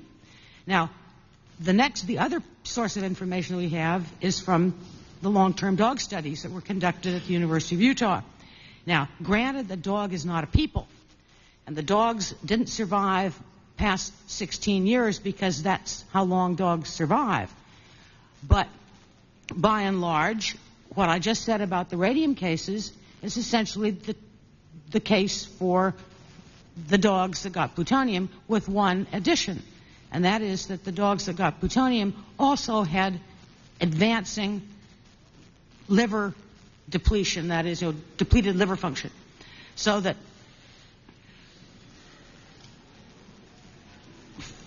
for the longer term, that's for the plutonium injected population of 9 people who lived past their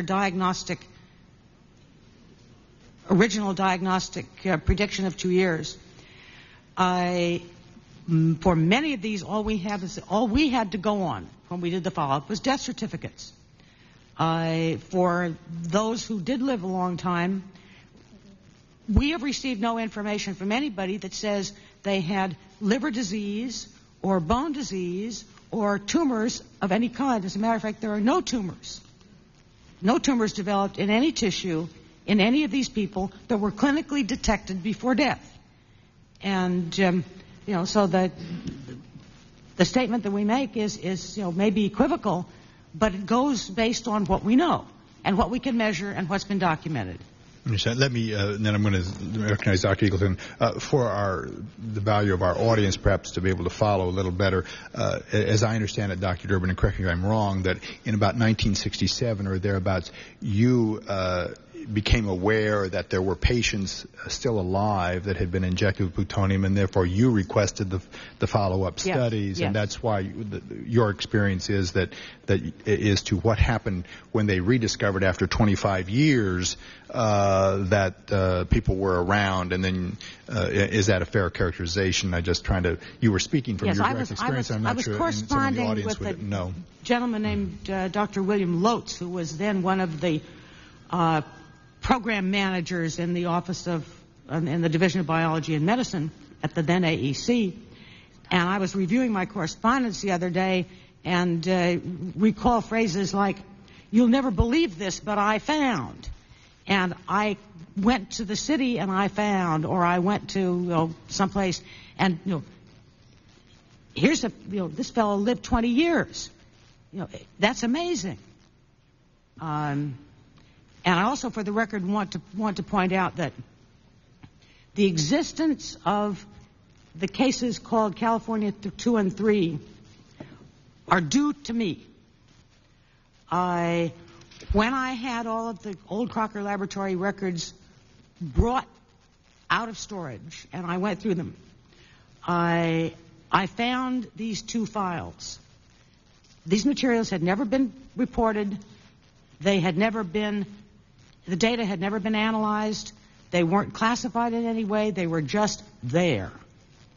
Being of curious mind, I seized upon them and attempted to find out more about the people, which is what prompted the follow-up in the first place. And it's either to my credit or discredit, depending on where you sit, that I went to look at the pathological reports and I looked at what was in my files. And I'm really not a pathologist, but it was essentially my decision that 2 of the California cases had been misdiagnosed. And it was so written up in my 1972 open literature report. Thank you, Dr. Durbin. You also illustrate another of the practical problems we have today of getting the information out quickly. We are confronted with secrecy. We're confronted with people who don't wish to see these things revealed, and those hurdles have to be gotten over. But we're also confronted with a very practical problem that just as you discover these in storage, there's sometimes the records are not clear. The indices don't tell us exactly enough information. I mean, there are problems to get at it, and so it does take work. It takes active effort, but we know that through secrecy, there's a lot of stuff ready, willing, and able to be disclosed. And it takes authorization and money, and people who know what they're doing. Let me let Dr. Eagleman respond to the question of the plutonium and the issue of harm, and then I'll let my colleague ask some questions. And perhaps because I'm the only physician, I think that it's clear to me that one of the patients in Dr. Durbin's 1975 report did die or had cirrhosis of the liver. And it is therefore possible that that individual was harmed by the plutonium which goes to the liver and which may have impacted on that person's life. But as a physician and a scientist, I can tell you that the answer is clearly that no one knows. I don't know how the Health Physics Society knows whether or not these people were harmed when they weren't studied. Did they get rashes? Did they have ulcers? Did they have pneumonia more than other people? I don't know. Perhaps I'm just a scientist who would actually like to have information before I would tell you that nothing happened to these people. We do know that one of the people had cirrhosis of the liver from the report. It's possible that that person's liver disease was made worse by the plutonium. But I don't know. And I don't think anybody else does either, because the point is, no follow-up was done on these people. They weren't given regular medical exams. They weren't asked if they had problems. I know that from secondhand reports that Mr. Mustafa's relative had a series of rashes and other medical problems that were mysterious, undiagnosable, and it may very well be that they were related to the plutonium. I don't know, because no follow-up was done. I'm not so ready to say that this was a safe experiment and that no one was suffered. I would like to know whether that happened. And we know these people were not very good at diagnosing disease and terminal illness. So why should we trust them when you ask them whether or not they suffered anything else? Could I please look at the medical records redacted? Could someone else please, who wasn't involved, look at the medical records redacted? I know that when I looked at the Cincinnati records, I found some things that weren't in the published reports about the things that they'd done. So as a scientist, I would like to know, but I would like to have someone outside of the group who actually did it, who we know were not quite precise in their simple diagnosis of who was terminal and who was not terminal. Maybe these more subtle medical problems, like rashes or pneumonia or infection, require a more subtle scientific evaluation that actually includes studying the medical records and examining the people. Because unless you do that, I don't understand how the people from the Health Physics Society know that it was okay, that no one was harmed. I'm not that good a scientist. I actually need to go and examine people to know whether they're sick or not. I'll let Dr. Durbin and Dr. Mossman wanted to respond. I'll let you just 1 second. I want to throw out, in a sense, another question in this mix that Dr. Eagleman has caused in my mind, and that is whether or not the general medical records, not the specifics of the injection records, whether those general records would hold, and were they ever examined, and would they hold enough information to provide further information that it might be related? I think the answer is that they may, and I certainly would be willing to review them, and I think others would be willing to review them, and I think they deserve to be reviewed. That's one way of providing the victims some meaning from what happened.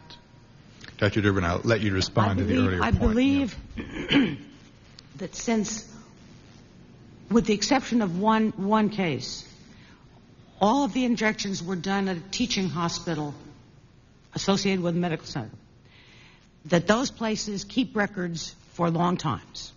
And I do know that the UC San Francisco records were still available in storage in 1974 when the AEC inspectors went around. And we know who these people are. We know in some cases what their hospital record numbers are. Those are on file in the AEC, old AEC materials. And it wouldn't be too much of a challenge to go to the institutions with the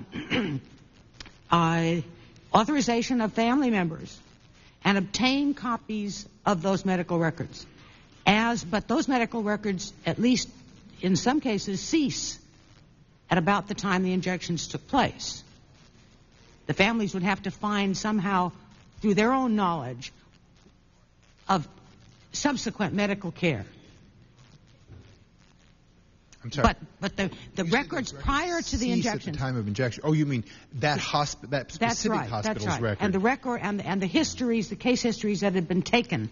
Of course, that's one of the fundamental ethical and fundamental flaws of the whole thing. Is why on earth would the medical records cease at the time the injection occurs? Well, they go until the person is released? dismissed, is released from the hospital, dies, or really is released from the hospital. Well, but I understand. But I mean, wasn't anybody for science? I mean, I can't imagine during the scientific thing not being concerned, but I would think the ethical consideration is overwhelming. What on earth happens to this individual? That just stopped. Blank. The answer to that is plainly no. But I had one thing I really felt, you know, yes. Go ahead. as the writer of one of the reports, I must respond. Certainly. Dr. Eagleman refers to the individual. I really don't want to talk about details, but I have to do this. Refers to the individual as having cirrhosis of the liver, and this is HP case 11. Cirrhosis of liver of years long standing. He died 6 days after the plutonium injection, and in the highest level dogs, it takes about 2.5 to 3 years to develop cirrhosis of the liver. So I think it's really clear that the cirrhosis of the liver was not caused by the plutonium. Yes. Okay, thank you. Well, let me just zero in on that, Dr. Durbin. In 1976, you published a paper with R.E. Rowland. Right. In that paper, you conclude, quote, from your own paper, the liver doses do not appear to be high enough to be carcinogenic, but comparison of the bone surface doses with radium doses that have induced bone tumors indicates that 6 of these cases have received doses high enough to be considered carcinogenic. That's correct. That's because they lived a long time. So you still stand by these words, though? Yes. There were doses high enough. Yes. So that then begs the question of why weren't these people followed up? Why wasn't there a longitudinal medical study as an obligation to each of these people and knowledge given to them about the risks which they had incurred in these unusually high doses? I'm not the person to ask that question because I asked the AEC management precisely the same question in 1968 and got turned down. Okay, so although you're here somewhat defending the general medical benefits of the experiments that were conducted, you in no way are going to defend, are you, the injections that took place that were known to be carcinogenic? They were not known, sir. They were not known. These took place when the only piece of information that was available was a tiny handful of radium cases from the radium dial painting industry that had just become, the information had just become available in the early 1940s. What we're talking about is retrospective examination in the light of a 50-year follow-up of those radium cases. Well, I don't necessarily agree with you. I think that otherwise they would not have selected terminally ill patients for these projects. I think you're caught on the horns of a dilemma here, Dr. Durbin, that if there was no known risk at the time, then terminally ill patients would not have been selected. I think that the uncertainty, medically and from a health sciences perspective, of what the effects would be, contradicted by the very cautious way in which they selected their experiment base. And I don't think that even retrospectively there can be any question that at that time they knew that they were potentially endangering the lives of those patients. Yeah, potentially. I think the quarrel is quantitative, not qualitative. Well, yeah, but in the law, the doctrine is called res ipsa loquitur. Yeah. It speaks for itself. They would not have picked terminally ill patients if they didn't believe that there was a danger to the patient. Or worry about it. As you've said, I mean, as I understand, the theory behind them was they were worried about what was happening to U.S. workers in the plutonium plants, and they knew they were subjected to some danger. The question was, how much can they take? And how quickly does the system get rid of the plutonium so that we know how much is left there that might do damage? I mean, that was the theory, so it was not obviously without danger. I realize what you're trying to say is you're arguing over just that quantity question of how much reaches the point of serious damage. Yeah. I'm sure that the people who made that decision agonized like crazy over it. But we don't understand why. The trouble is, I have trouble buying into that argument. Pardon me, and I don't know what was in their minds. I don't know any. I don't either, really. Because they didn't seem to agonize over how this patient would feel. They didn't seem to agonize over whether this patient ought to know or have any hope to know. They didn't seem to agonize over what happened to the patient 4 years or 3 years later when they knew, they even by their own design knew that it was at least possible they were going to live 10 years. I mean, so I have a little trouble believing that maybe they had, for one reason or another, talked themselves into thinking they didn't need to agonize over those kind of questions. Now, that I don't mean disrespect. Maybe some of them did. Maybe they debated internally. Maybe they did these things, and we'll find out that. But there seems to be an absence of evidence of ongoing concern about these people that would suggest that if they did any agonizing, it was not enough, to say the least. I'll return to Mr. Markey's question, but Dr. Moss, I promised him to respond to some of the earlier questions. Thank you, Mr. Chairman. I just wanted to respond to Dr. Eagleman and correct the record, if I may. What I said in my remarks was that none of the patients in the study died from plutonium exposure. I did not allude to the question of harm, although I must say that from all of the human experience that we do have, and also the animal studies that we do have, it's unlikely that the doses that were used in the human studies would have produced harm. It's easy for us to sit and speculate and talk about what could have been, especially in light of when you can't prove a negative. But based on the current knowledge that we have about plutonium, we didn't see any health effects in these individuals that could be related directly to the injection of plutonium in these individuals. What complex the matter is that these individuals were very sick when they were accrued into the study, and they died from very serious illnesses. And it makes it very difficult under those circumstances to lay blame on small quantities of plutonium and the like, which from animal studies would not have been expected to cause any serious harm. Mr. Markey is ready to answer his question. Thank you very much. We'll come back around so everybody have an opportunity. Let me ask you, Dr. Durbin, when you sat down, you said that you felt somewhat uncomfortable. Why was that? Well, because the stage had been set by a lot of people who were plainly very unhappy. And well, should they be unhappy? No, I think they should be unhappy. Okay. Well, why were you uncomfortable? Because when people are unhappy, I'm uncomfortable. Do you feel, in listening to Ms. Whitfield, for example, do you feel that she has a reason to be upset? Yes, I do. Do you think that a wrong was done to her and her family? It sure looks that way. Do you believe that the family is owed an apology and compensation for what was done to their father? Absolutely. I have no quarrel with that at all. And you're not uncomfortable with that at all? No, not at all. I asked for it in 1968, as a matter of fact. Okay, fine. Does anyone doubt that both the Musso family and the Whitfield family should be compensated for what happened to them? Is there any question? I would only urge that all the families be found, even though it takes no time and effort. And that, because 2 happen to have been identified, shouldn't limit it to 2. No, I agree with that 100%. I honestly believe that Ms. Wellsom is going to win a Pulitzer Prize for what she's done thus far, but I think that there's a lot more work that has to be done. That's obvious. There are hundreds, perhaps thousands of additional families that have a right to this information in addition to the witnesses which came here today. Dr. Mossman, you spoke earlier about the lack of increase in the likelihood of contraction of cancer for those that might have been experimented upon at the Fernald School.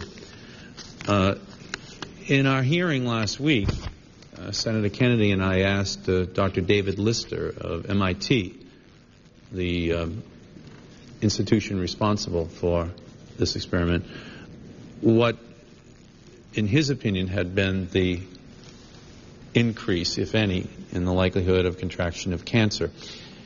He told us that for those boys who had been experimented upon, that there was in fact an increase in the risk of tumors from something like 1 in 10,000, as I recall, to 1 in 2,000. And he was specifically pressed on this point at the hearing and conceded that though the risk was still small as a result of the exposure, that nonetheless it was higher than would have been the case if they had not been exposed to this radioactive calcium and iron. That seems somewhat at odds with your conclusion here this afternoon rather. Yes, that's correct. The approximate dose, as I mentioned in my testimony, is about 15 millirem, which is a small fraction of the natural background. In fact, a good comparison would be the differences between Washington, D.C. and Denver, Colorado. Denver exists, it's called the Mile High City.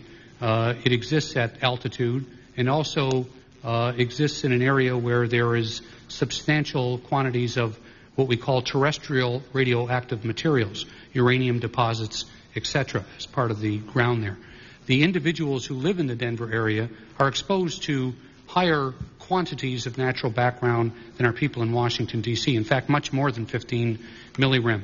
In fact, the cancer incidence and cancer mortality in the Denver metropolitan area is less than the cancer incidence and cancer mortality in the Washington, D.C. area.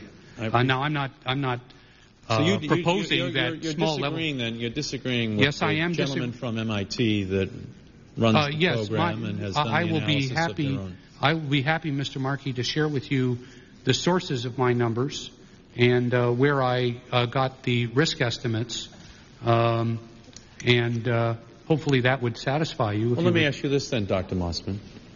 Would you have any problem with feeding 9-year-old boys the radioactive iron and calcium that was fed to those boys at their institutions for the retired in the 1940s? Would you have any problem with doing that today? Feeding 9-year-old boys radioactive? Well, under the current federal regulations, I don't believe a study of that nature would pass an institutional review board review. And why is that, Doctor? Well, I think that I'm not an expert in this, but I can only suggest that the uses of special populations in a study of that nature is not necessary. And another kind, a study like that ought to be done in a condition where the studies are well controlled and no special populations are involved. Would you feed your own 9-year-old boy radioactive calcium and iron, Doctor? Yourself? Would you do it? No. No. No. I'm not defending the study. I appreciate that, but we have somewhat of a clear difference of opinion here as to whether or not these experiments did have a heightened likelihood as a result of cancer being contracted by these boys. And it would seem to me if they were completely harmless, then there would be no problem with conducting any of them at any time. It's the risk that presents the problem. I disagree. I think that it's more than just consideration of the risk. One also has to look very carefully at the benefits that are to be derived from the experiment. Anyone in our particular organization would support the contention that if there is zero benefit to be gained by a radiation exposure, the risk, no matter how small, will outweigh that benefit. Okay. And it would be advised against to conducting that study. Okay. So one has to look at risk and benefit. Benefit to the subject. Benefit to the subject or benefit to the community at large.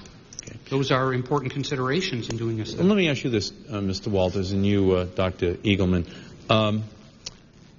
Based upon the conclusions that you have been able to reach regarding the applicable standards for experiments involving mentally retarded, since the studies at the Fernald School were not directed towards the study of the nature and treatment of mental retardation, and since the parents were not informed of the radioactive nature of the experimentation, were those experiments on those boys in any way justifiable? Dr. Eagleman? They were clearly not justifiable, and not only that, they offered them rewards. Psychological, emotional rewards, food, special food rewards, so they wouldn't meet the prisoner standard for rewards. Remember, they were made stars. They were in the science club. So they were taken advantage of many ways. And by the way, let me say that while they selected, quote unquote, the brightest to be rewarded to be in this program, what was obvious from the testimony at the Fernald School was that we were still living in the dark ages of our nation's view of mental retardation. Many of these children were dyslexic. Many of these children were problem children. Many of these problems had nothing that would remotely be related to how we view mental retardation today. And yet the brightest of them were given the opportunity through their parents to participate in this patriotic project. Excuse me, I'm sorry. Yes, Doctor. Just one additional point that I've heard people say was that some of the experimenters have said, in fact, that they selected them because, well, they were all living together and it was a controlled environment. Well, they didn't go to Choate or Phillips Andover. They didn't use the student body at MIT, where they were very much convenient. Wouldn't have to drive all the way to Fernald. Much more convenient group of people who were controlled, and you could control their diet. MIT students, I know, are very good at following orders and instructions. Probably better than the Fernald students. No, it's quite noteworthy that they did not choose professors at MIT or members of the Armed Services Committee. They're harder to control. For this very harmless experiment. Right. But those are groups that are groups that are hard to control. Mr. Walters. My answer will be hypothetical, and that is that if the parents of the young men at Fernald School were not informed about the nature of the experiment in all the details and did not give their consent. You heard the consent letter as I read it. Yes. Is that, in your opinion, informed consent? It seems to me from this standpoint that important information was not included in the consent letter, and to that extent it would not have been a valid consent from an ethical standpoint. I would just like to add that I agree with both of you that the absence of a plan for long-term follow-up is one of the most puzzling aspects of the studies as I hear about them today. At the NIH now, in a different time and with heightened awareness of ethical issues, with a new technology like human gene therapy, it's disclosed to all patients up front that this is new and that long-term follow-up will be very important to make sure that there aren't untoward effects that occur later on. And this really gets back to one of the points in the Nuremberg Code that the study should be designed in such a way that meaningful information for the good of society can be derived from the study. If radiation studies were designed in a way that there wasn't going to be long-term follow-up, it would seem as if they would fall short on that point in the Nuremberg Code. Well, let me just, in conclusion, I would like for the Musso family and the Whitfields and others whose family members have been experimented upon to feel as though something good may have come out of it. Regardless of whatever debate that we have here today, looking back retrospectively, do any of you question whether or not these people should be compensated? Do any of you question whether or not these experiments should be prohibited forever, and it should be prohibited in memory of those people who were experimented upon, so hundreds and thousands of other families never again have to experience what they went through, so they can have the sure and certain knowledge, in other words, that their families were not afflicted with this pain without some good having come from it, which is that other families may be spared because of the public knowledge which is being now made possible through their families and through the work of Ms. Wellsome and others who are working hard to get out the human face on this. Do any of you disagree with that at all? I guess I would say that I think the cases need to be looked at one by one, and that there are differences with regard to harm that occurred to the people and whether or not they were adequately informed in advance. So I find it difficult to make a global judgment. I think particularly where they were not informed, and if there was serious harm to the patients, then the case for compensation is very strong. Thank you. I ask unanimous consent that the Nuremberg Code be inserted in the record, that the letter of consent that I read publicly that was used to obtain the permission from the parents at the Fresnel School for the Retarded be included in the record, and that all of Ms. Wellsome's articles also be included in the record. Without objection, I think the gentleman intended for the other panelists, if they wish to respond to your question, to be able to respond about... Dr. Eagleman? Well, as I said before, I think the main benefit is never again. I don't think there was a scientific benefit. There was no follow-up. It's obvious. There was no ethical standard, but there was no scientific standard here either. And the compensation issue, I think you can see here, can be a little tricky. I'm not so quick to say this gentleman with cirrhosis of the liver was not contributed to in his death. Those were not dogs with cirrhosis who were experimented on. Those were healthy dogs. I don't know what cirrhotic dogs injected with plutonium, what happens to them. I'm not so sure plutonium didn't contribute to that person's death. I'm not so quick to say. And I don't want us to get these people involved in some legal contest where I'm there testifying yes, and some of the people who testify against are testifying against. These people were harmed because it was done. Whether or not there was a specific adverse medical outcome, and they should be apologized to and compensated because it was done, not because one side can get better medical experts with better credentials than I have in a courtroom to convince somebody that it wasn't so. Dr. Durbin? Yeah. I think I already stated that as far as the plutonium-injected people are concerned, that without regard to whether the plutonium did or did not harm them, because in most cases we have no way absolutely to decide that the harm and compensation issues from the standpoint of being a scientist and looking down the road at future matters having to do with citing radioactive waste disposal facilities and so on, that the scientific conclusions from this group of people not get lost because they have somehow been tainted and they are therefore invalid. I think what we have is in fact valid, at least as far as it goes. So that I would agree, let us not have a contentious, some sort of contentious set of hearings or something to decide who was and who wasn't harmed, at least for the plutonium studies.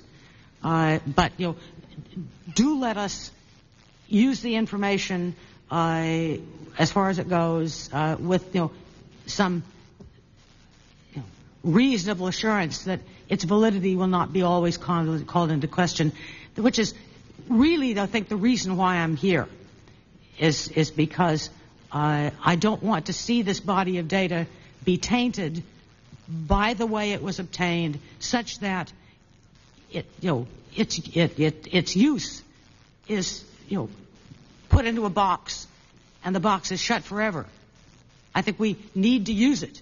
It would be almost a crime to the people who were involved not to use it.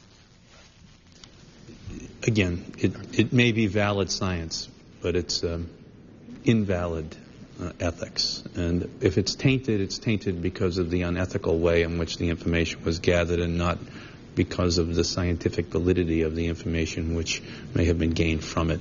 And it's that contradictory set of facts, the seeming difficulty of having those contradictory thoughts simultaneously in all of our brains, which makes it difficult to deal with. But I don't think that anyone should doubt that the scientific validity of it should be lost to mankind, while at the same time arguing that all those who suffered, all those whose families were harmed, should be fully compensated, and we should also ensure that that never occurs again to anyone at Then any we have time. no argument. Thank you. And Dr. Mossman. Did you wish to respond? No, I agree. Okay, good. Thank you. Thank you, Mr. Chairman. I'd like to ask one last question. I realize to lesser or greater degree some of you would be involved in giving this advice. What suggestions would you make to help guarantee that this kind of thing does not happen again? Dr. Eagleman actually listed several recommendations in his testimony, but is there any specific item, one or two, that you would pick out to help us be able to reassure that we have in place a system that protects individual rights from here on out? Well, with respect to the ethics issue, I think that we need the independent review boards with researchers on them who are not some of the same old male and female grouping of getting research from the same funds. In other So words, we uninvolved do have a system of boards today that must give approval, and you're saying those need to be a broader representation on them to help assure that they are not sort of incestuous and therefore... Even NIOSH's institutional review board, which I think is fairly good, all of the members are, perhaps except for one, are NIOSH employees. Well, they were looking at each other's work, and okay, I'll approve that for you if you approve this for me. It may not happen that directly, but it's certainly there as a possible undercurrent. So if NIOSH has an institutional review board, then more than 50% of the members should be from other agencies doing other research, not dependent on the same funders, and so that there's no question of you scratch my back, I'll scratch yours. That's important. Universities need to have the same kind of oversight. Journals. Remember, a lot of this as I would agree, came out right there in the journals in black and white. We gave informed consent, but we didn't tell them about nausea, vomiting, etc. Well, the journals need to have ethical review boards themselves, not just peer review on the science, but peer review on the ethics of the science. And I think the most troubling thing to me, honestly, is the Westinghouse plan to destroy information. There must be legislation that prevents contractors, government DOE contractors and researchers from intentionally destroying information. That was about the time in the House of Representatives we were trying to pass an amendment to bring about for the first time liability on the laboratories and the contractors in the event that somebody violated basically their code of ethics and the law, because they have been immune from that liability to that date. They make reference to the congressional legislation. I don't think it was a coincidence. I don't know if others would like to respond. I'd be happy on what you would recommend to us or to the government to help us assure that we are protecting individual rights. I wanted to just remind one last time, and that is that if follow-up is considered to be a major component of seeing to it that people are not harmed or seeing to it that they are compensated if they are harmed, there exist a number of populations that ought to be examined, not the least of which are the soldiers that got depleted uranium shrapnel during the Gulf War. And it's my understanding that plans have been made to do such a follow-up, but the monies, which will be quite prodigious, are apparently not forthcoming. So I simply want to remind you that a follow-up study is a very expensive proposition, and the bigger the population gets, the more expensive it is. And you have to be prepared to have that money available year in and year out, almost essentially for the lifespan of the people.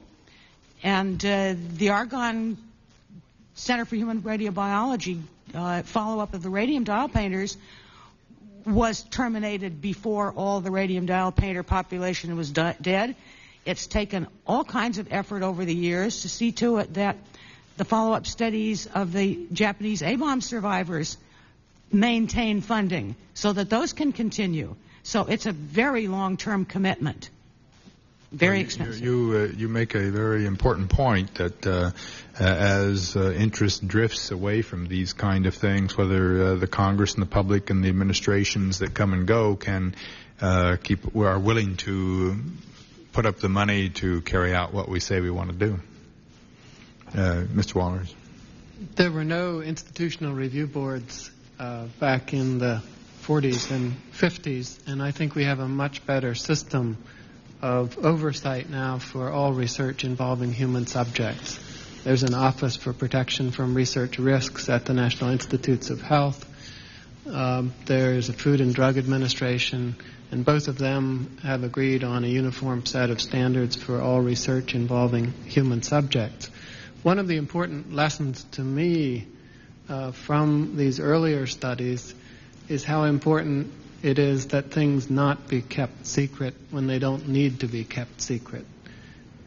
These studies exposed to the light of day look very different than they must have to the people involved in them who were able to keep them secret at the time.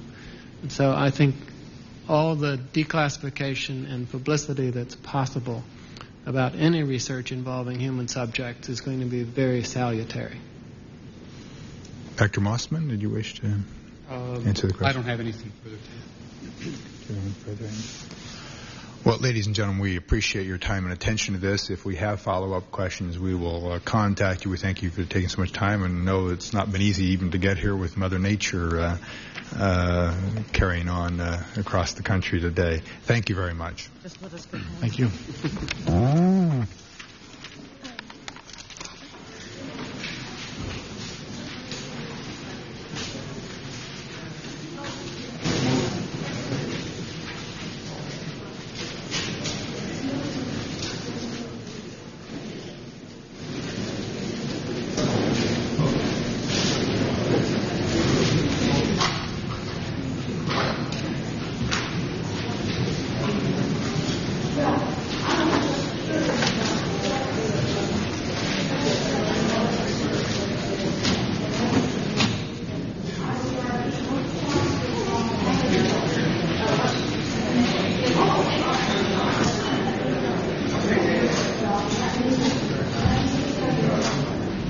This hearing of the House Energy and Power Subcommittee focused on the radiation experiments conducted by the federal government in the 1940s and 50s. Recently released government documents show that hundreds of people were exposed to dangerous levels of radiation without their knowledge as part of military experiments. Tell us your name and your association with UC. Martha Stevens. I came to UC along with my husband to teach there, and I was in the English department. He taught political science. And can you, I apologize for the technical difficulties we've had earlier, can you please reiterate what your work was at UC? Well, I came in, as I say, in 1967 as a new assistant professor. He had just finished our PhDs at Indiana University. And I taught a lot of different courses at UC over those early years. I taught a good bit of freshman English. I sort of liked to do that. I sort of liked to get kids that had just arrived on campus and see what they knew and were coming from. And I taught various other courses mostly in modern literature. And I'll never forget a certain sophomore course I taught. Everybody in those days, all the students that were going to get English majors, had to take a sophomore literature course and then go on to major courses. And so I set up a course called Literature and Marxism. And I wondered if it would be approved for me to teach that.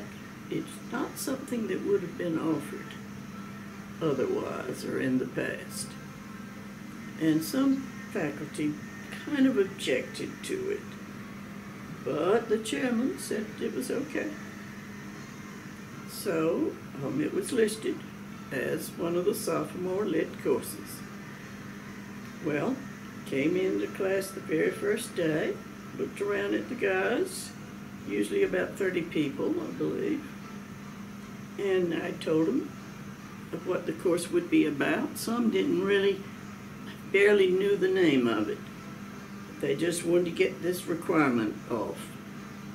I said, well, yeah, Marxism, we'll be talking about it. And what American writers have in common with Marxist writers and how they feel about it. And a few students got up and left. They thought this was too much, or try. But, so, now, that course went on the full year in those days, when we were on a quarter system. And I struggled with the class for a while. They didn't know if they wanted, others didn't know if they really wanted to hear much about Karl Marx and his American writers that were associated with that tremendous movement. So I struggled with them for a while, and I thought, no, I don't know if these guys are going to get interested or not. I forget what American writers or English writers we talked about the first quarter. I tried to kind of break them in slowly to the radical literature that we have in English, so-called radical. Steinbeck, who wrote Grapes of Wrath. To some people at that time, that was kind of a tray, and for a while he considered himself a socialist, I believe. His later books were quite different and more kind of ordinary themes. But anyway, I felt they gradually came around to liking the idea that various writers in English that were particularly interesting were, in some ways, they shared quite a bit with Marxism. And so it was a lot of fun, really. And in the end, when we finally did do the most modern writers at that time, Steinbeck, Grapes of Wrath, you may remember this. I don't know if people study it anymore, but it was about poor people caught in the Dust Bowl. Their farms were drying up, and they had to go somewhere else. That was our fault, the whole country. Oh my God, the way we destroyed the grasslands and everything was what caused the Dust Bowl. you know, cattle, for instance. But they had to flee, and they went to California. They went that way, you know. And life was so hard for them, and it was so hard in California. Oh, the grapes of wrath. People, you hear sometimes today people say, the grapes of wrath are growing in the people every day. Meaning people are getting more and more upset with the way things are for everybody. And yes, you hear that sometimes today. Anyway, that was a lot of fun, that course. And I taught later on, I taught advanced courses in mostly in modern literature, though I know I had a seminar in Dickens, Charles Dickens. I mean, he was a great crusader in a lot of ways, you know. I mean, he had grown up poor near London, and he always kind of sided with common people and poor people and struggling people there. A lot of his stories have to do with the lower classes. So that was nice to do a seminar with him. So, I mean, all kinds of things, you know. I also am familiar with your book, The Treatment. And I know that it talks about the radiations that were done. Could you speak more about this and what happened and why not many people are still aware of it? Yes, thank you. Well, it's still hard for me to think back on those days.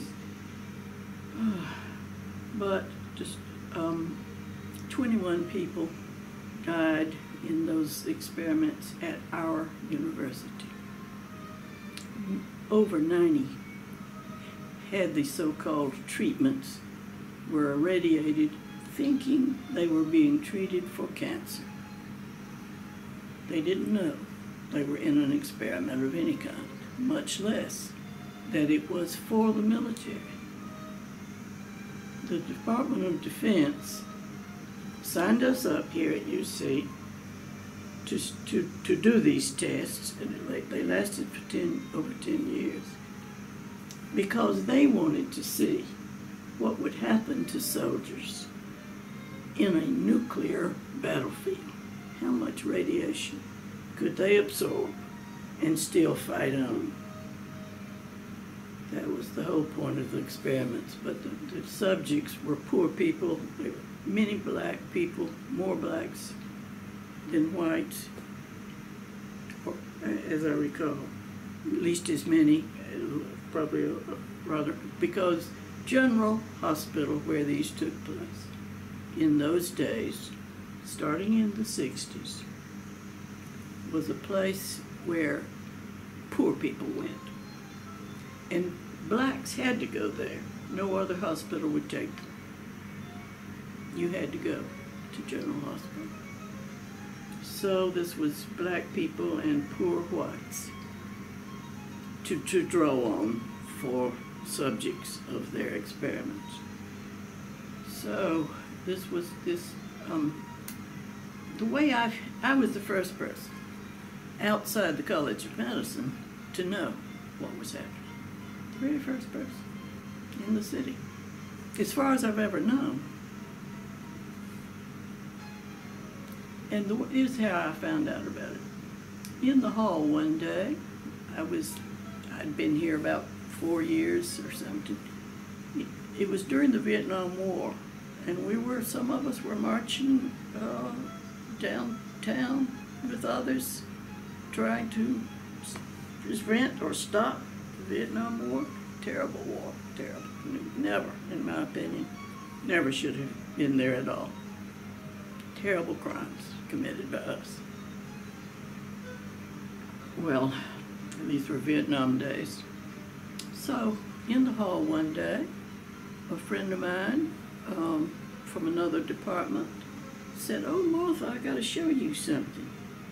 And he pulled out a copy. I'm pretty sure it was the Village Voice. There was a short article in there that said some kind of military research was going on our campus. And this person, in fact, had come here to see what it was and had wanted to interview some kind of experiments. He wanted to interview some of the subjects, but the College of Medicine would not allow him to.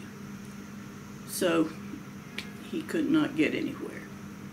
Well, I said, "My God, we don't want any war research on this campus." God. So I said, "Well, listen, let's find out what it's all about." And so I had a quarter's leave coming up, and so I had a little time. I was still teaching right then, but so I went over to the College of Medicine. And the director of the college was very friendly and nice to me, but he said, "Miss, there's no reason for me to give you any documents from the doctors who are doing these tests." He admitted they were doing tests of some kind, but you wouldn't be able to read them. You're an English teacher. I said, "Oh, well, I've studied a little bit about radiation. I understand that radiation is," and he said, I went 3 times. Well, the last time, when I entered his office at the College of Medicine, Dr. Gall, Edward Gall, there was a big stack of papers on his desk. He said, "Miss, I'm going to let you have these, but I'm sure that you won't be able to make anything of it." Now, to this day, I assume that Dr. Gall did not know what was in them. He trusted the investigators, that they were doing the right things. He didn't know. Because why would he have turned them over? I mean, we'd learned they weren't classified, so we could have gotten them, but he could have caused us to, maybe even get an attorney or something to get hold of them. But he gave them to me. So anyway, I drove back to my campus, to the main campus, parked in front of McMicken Hall where I taught. In those days, you could park on the drive. And I had a 2 o'clock class, but it was quite a ways off, so I sat there in my car and pulled out these papers. I thought, what do I have here? And I started reading them. And it was clear right away what had happened. People thought they were being treated for cancer, and that some had died. I saw right away because they had profiles of each of the people they had irradiated. Every year when they sent a report back to the Defense Department, it included at the back of each paper a profile of each of the people they had irradiated. So naturally those, I read some of them. I thought, oh my God, some died from this radiation, and their families never knew. They thought they died of cancer. I could see that, right? I mean, I didn't know how many or anything, but I saw that some. So, I don't know, I got out of my car, I walked around the back of McMicken Hall, looked over towards the towers of the medical school. God, right here on this campus, they were killing people. Well, anyway, I took those papers home that quarter, and at Christmas time, I mean, at night, sitting at that dining room table, my husband would read stories to the kids, and then or one of us would, and when we got them in bed, we had 3 children. Let me see, 3 children, or were there 3? That was probably just 2 at that time. When they got in bed and things quieted down, I got out all my papers and studied and studied and studied.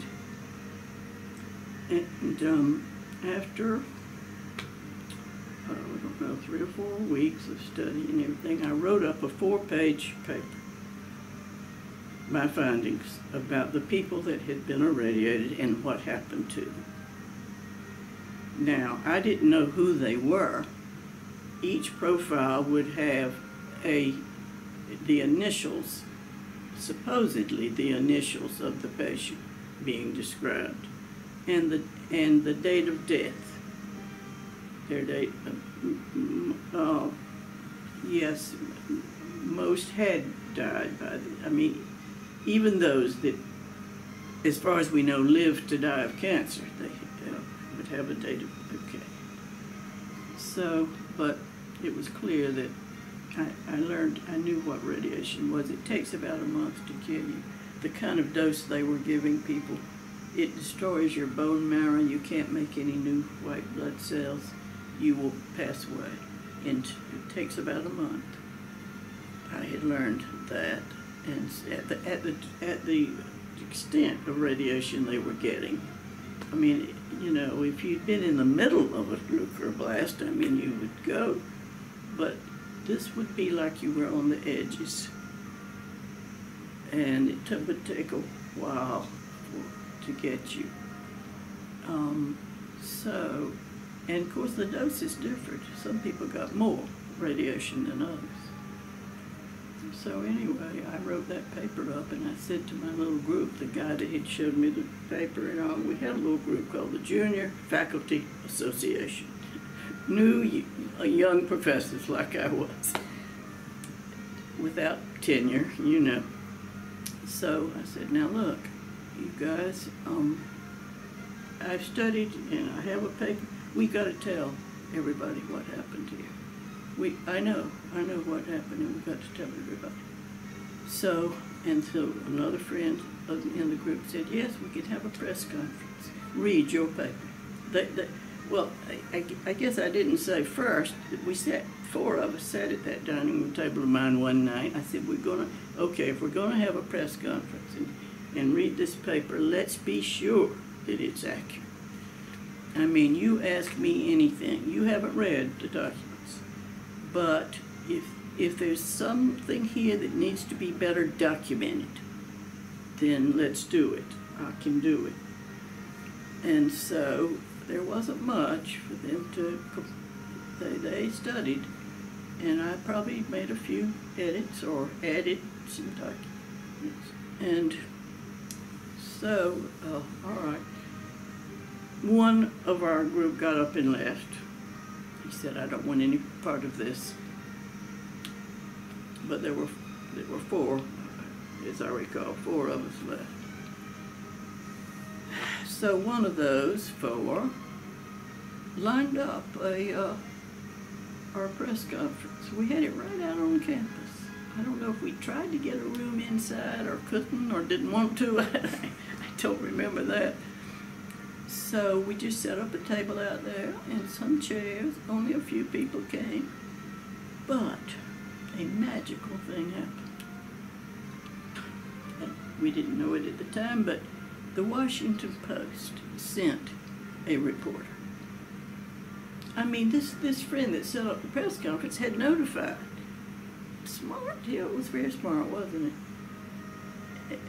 He notified the press, certain press, and so the Washington Post did send somebody, a stringer, you know, somebody that was stationed nearby or something. And Cincinnati Enquirer did not send anybody. You know? But the next day, there was a big story. Well, I mean, we thought it was a big story. Probably wasn't that big, like so, you know, in the Washington Post. Well, all hell broke loose in the College of Medicine when that appeared. And to make a long story short, nobody, as far as we know, nobody was irradiated after that. There were certainly no reports to it was over. I mean, that was it.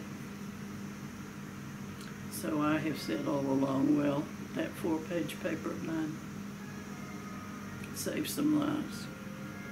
Now, I've written 6 or 7 other books. I mean, other than the one on those tests. But that 4-page paper might be more important than all my other little stuff. Gosh. So,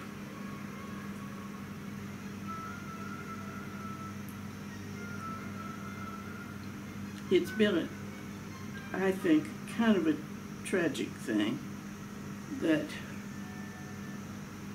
right now in Cincinnati, there were times when they got very, I can explain that briefly too, but right now,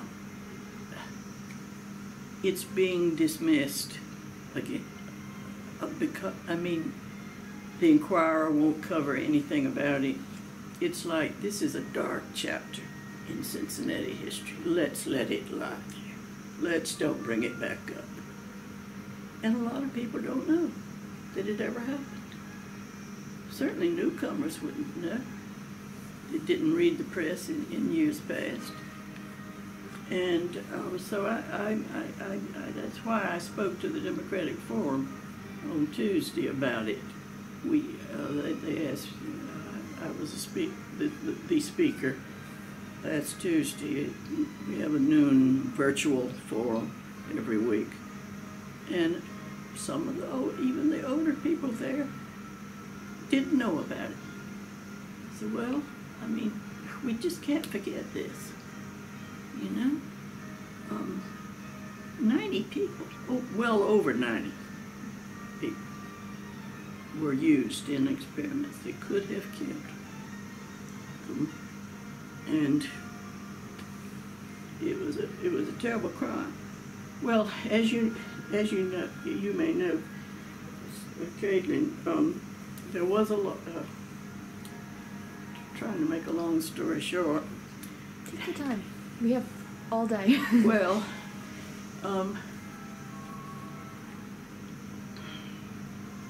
we didn't get anywhere with the press in 1971 when we had our press conference, except for the Washington Post. Thank God we stopped it. Well, we thought, well, attorneys should sue the university. Now that they know, they suddenly stopped it. They admitted, in effect, what they had done, and they need to be sued or sent to jail.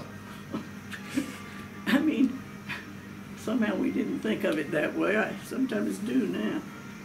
But we couldn't get any attorneys interested. They wouldn't go up against the university. We understood. I didn't try very hard. I think some of my group did. In those days, the only the paper in town, for instance, if they heard that something was going on at UC that might need to be covered, they would just make a call to maybe the president's office. And they'd say, oh, are y'all having some difficulties over there? And the president or whoever they called would say, oh, no, everything's okay. And no coverage in the Cincinnati press. But we had to be content. At least we stopped. Nobody else will die in those tests.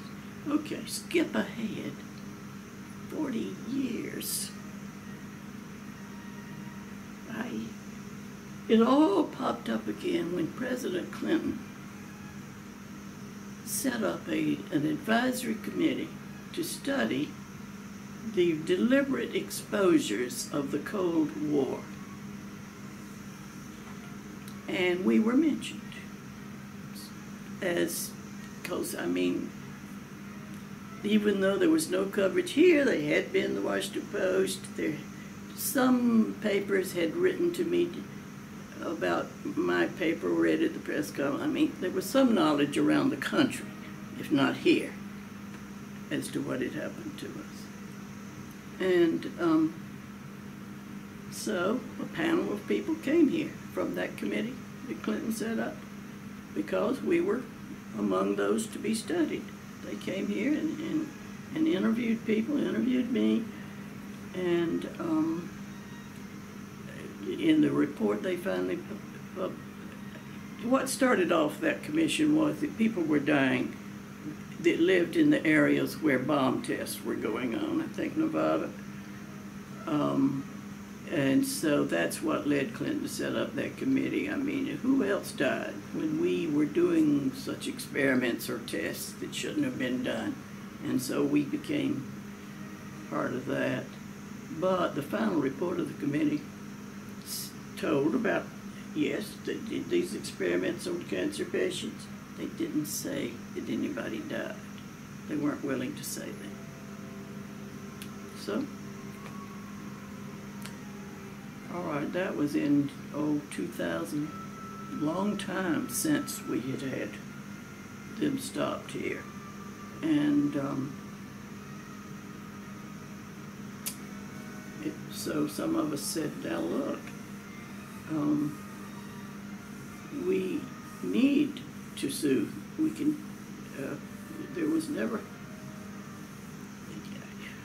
the descendants of the people that were irradiated need to go to court and demand redress. And so we a few of us worked. Oh, I guess at that time, I said to my husband, my God, I said, look, here it is, 2000. My God, we stopped those tests, but I said, now people are suddenly interested in them again. And so I said, but I don't know if I have the documents anymore. I may have thrown them away. And he said, no, I'm pretty sure they're down in the basement in an old filing cabinet down there. So I went down there, yeah, there they were. So I called the Inquirer. I said, look, we're part of the Clinton Advisory Committee, blah, blah, blah. If you want to know what happened here, write a story, you can come and get the documents that the doctors put out about the patients, and you'll see the whole story. Well, a reporter came to my house. I said, and bring me back. Copy these if you want to. Bring them back to me. She did. She took them away. So the Inquirer had a story about that long. Didn't mention any deaths. You know. So I thought, okay, we had another paper, Cincinnati Post. I did the same thing with them. I called them up, told them, I have some papers I think you'd care about. They came out, they got them, they brought them back. 4 days later, a reporter there, I'm always forgetting his name, printed a front page story, Cincinnati radiations revealed. Well, you can imagine what happened at the Inquirer. They went berserk. That was their story. Somebody else had it. They should have. That's the only way they ever covered it. Well, now, this reporter came right back to me. Oh, she came to the door. I said, what, Linda? She said, oh, you say you don't even read my paper, so I brought you a copy of it. And she said, listen, we're going to do this. I said, Linda, you didn't care. Your paper didn't care how many people died. So I'll work with the Post. Well, she would bring me the paper every day. My husband reminded me of that the last week. And the Post didn't really have the staff that they could take this on and try to find the families and all. So I ended up, well, this reporter, God, I went to class one day and she was waiting outside my classroom. I hadn't agreed to work. I said, Linda, no, didn't I tell you? But finally, I said I will have to work with her because they can find the families. See, if they the paper goes around the community. Well, this graduate student I had, and this was 2000, when it all popped up again. I had a graduate student. She had gotten interested in the whole case when it popped back up. She knew I was in the center of it. And she told me, let me see, right before we went over to the Inquirer, she said, well, she said, look, we know the date, the initials, and we have the dates of death. She said, I can find some of these people for you. I said, well, there is this great big office that has birth and death records. You could pull those down, those big ledgers. I couldn't do it. My vision and all, I can't do that. She said, but I will. I'll do it. She did. And she came back one night. She came over here. She said, Martha, we've got 3 families. We could start a lawsuit. I thought, oh my God. She said, you can call this person tonight. Ooh, I said, I don't know. I hate to call them. They don't know what happened to their. So I did. Greg Blair came over. He sat right there on this coffee table. I pulled out the profile of his mother. I said, Greg, do you think this is your mother's story of her treatment at UC? It was about a page and a half. He read it. He said, yes, that's my mother. I said, okay, all right. I said, now, we have attorneys that are interested in suing the university. If you want to be part of a lawsuit, then here's their card. You could call on them, but it's up to you. Well, he did go, and he became the named plaintiff of the lawsuit. Long story short, we got a real good judge. She was mortified at what she heard. She said, why, this is like the Nazis. They threw people out of planes. They contaminated them with diseases to see what would happen to soldiers that got those diseases. You did that here. Didn't you ever hear about the Nuremberg Code? She said to the doctors. So there were, let me see, I believe 11 defendants, doctors that had worked on this project. And they all had their own attorneys. I mean, I went a few times to the court. It lasted, what, about 3 years, I believe. It was so much litigation around it, so many. And God, the suits in that courtroom. Anyway, there was a judgment in favor of the families. See, all these, well, did I ever say? Sorry, I left this out. This woman that came to my door, I finally worked with her.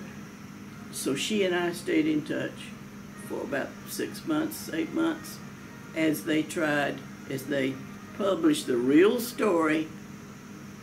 And every time they published a new thing on it, somebody would call in and say, oh, I think my grandfather was irradiated. And then they would call me, is this man really? I said, yes, if that is so-and-so.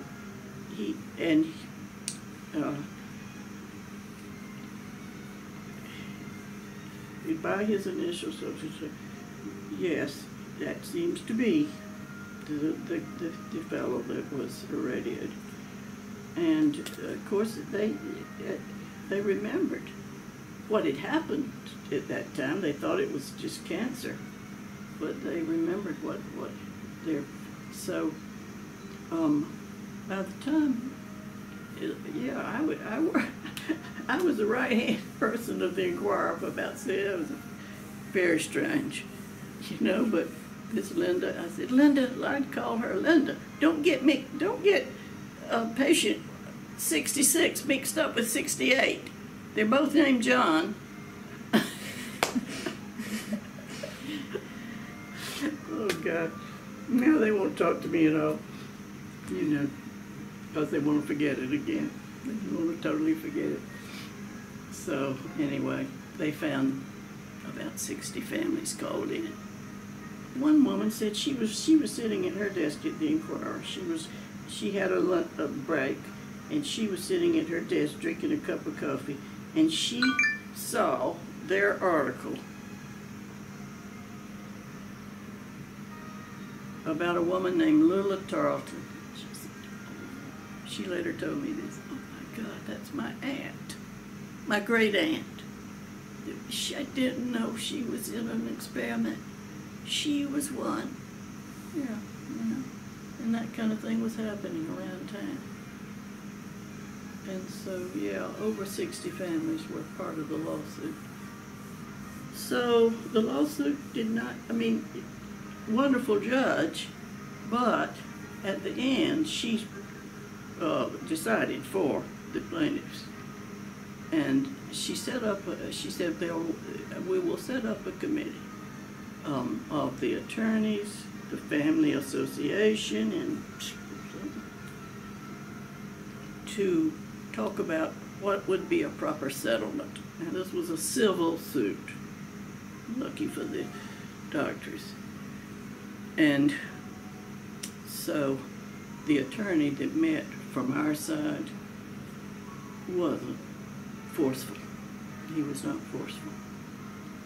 He didn't much care exactly what the families got, as long as he could claim a victory.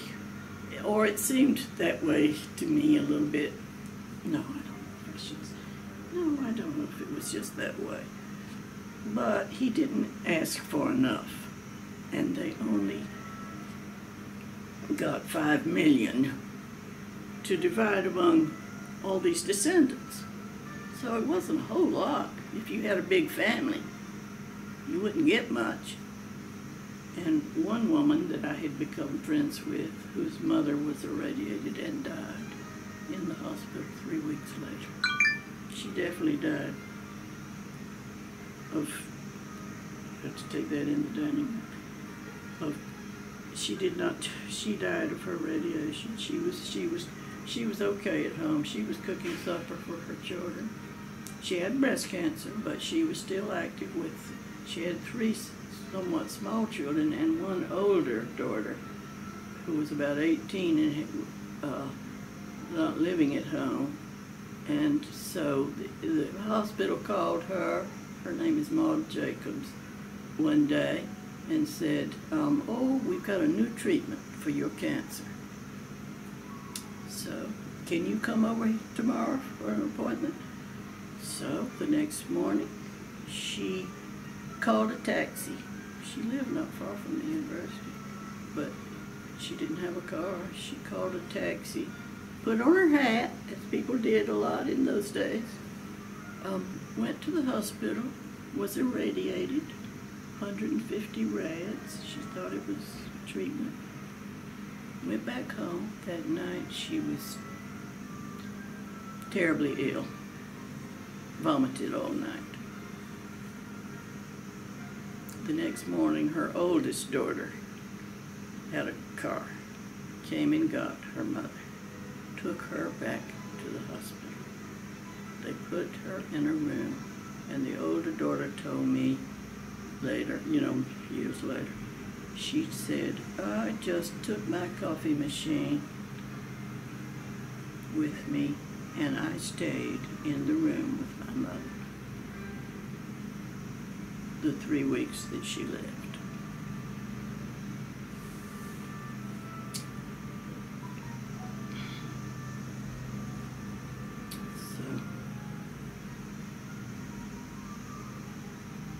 So $5 million divided. She later told me, of course she was 40 or 50 by the time it popped up again. And we finally found people and all, and had the lawsuit. And she said, Martha, that wasn't much money. Some families had 7 or 8 people that would qualify. And she said, Martha, I could take my share of that and spend it at Walmart in one weekend.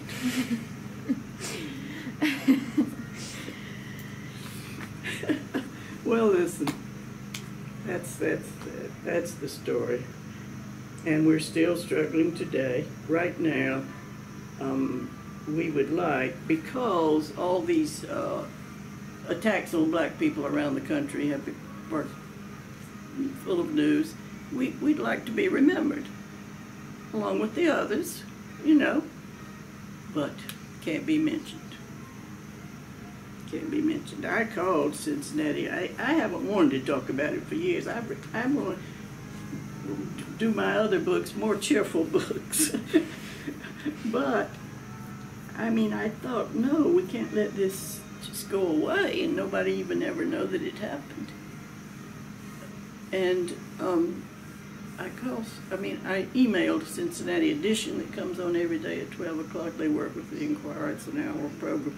They love Cincinnati history. They're always telling us that some big project, some big church that was about to be demolished is now being fixed up. It's going to be beautiful again. I mean, they love this old history of Cincinnati. So, I mean, isn't this part of our history, you know?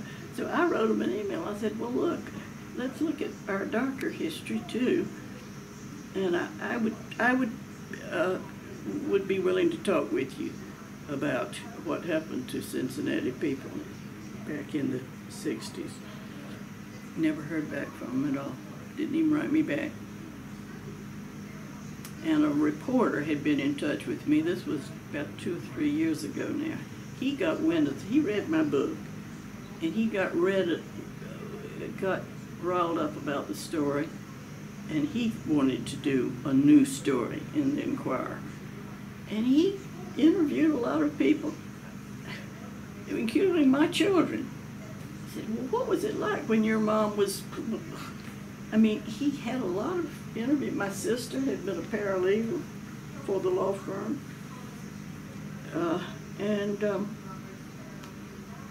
They killed it. He couldn't run.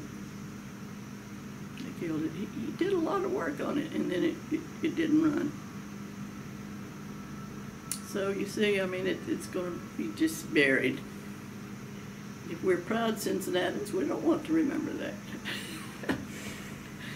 Oh, gosh. Well, I'm sure there are other things you might want to talk about. Well, thank you so much for sharing that story. It's really great to hear that from you, and I really hope that the memorial that is currently covered by a bush will soon be able to better remember those who have died in those situations. Yeah. Right. It's wonderful that students today are concerned. Yeah. That is wonderful.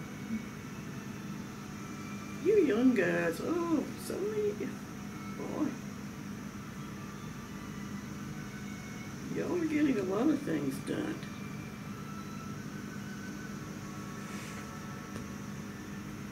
Well, into a more, I don't know if it's cheerful, but a different subject. I'm curious, have you, or what challenges have you faced working at UC being a woman? Because I know that gender has played a role in the treatment of different faculty members, so I was curious to see how it impacted your work. Oh, I have no idea how things are today. Now, your professor is a woman, right? Yes. There probably are quite a few women faculty today. Yes. A lot. I don't know. Would you say? Quite a lot? Yes. Oh, okay. That's wonderful. When I came to UC, I wasn't at all sure they would hire me. We knew that they would hire my husband. He was the first of us to be hired. And we had both made applications around other universities before he had settled on this one. And none of them said they were hiring women. I don't remember which ones they were. 2 or 3 that he was considering, and so I would also apply. So he was hired here, and I applied.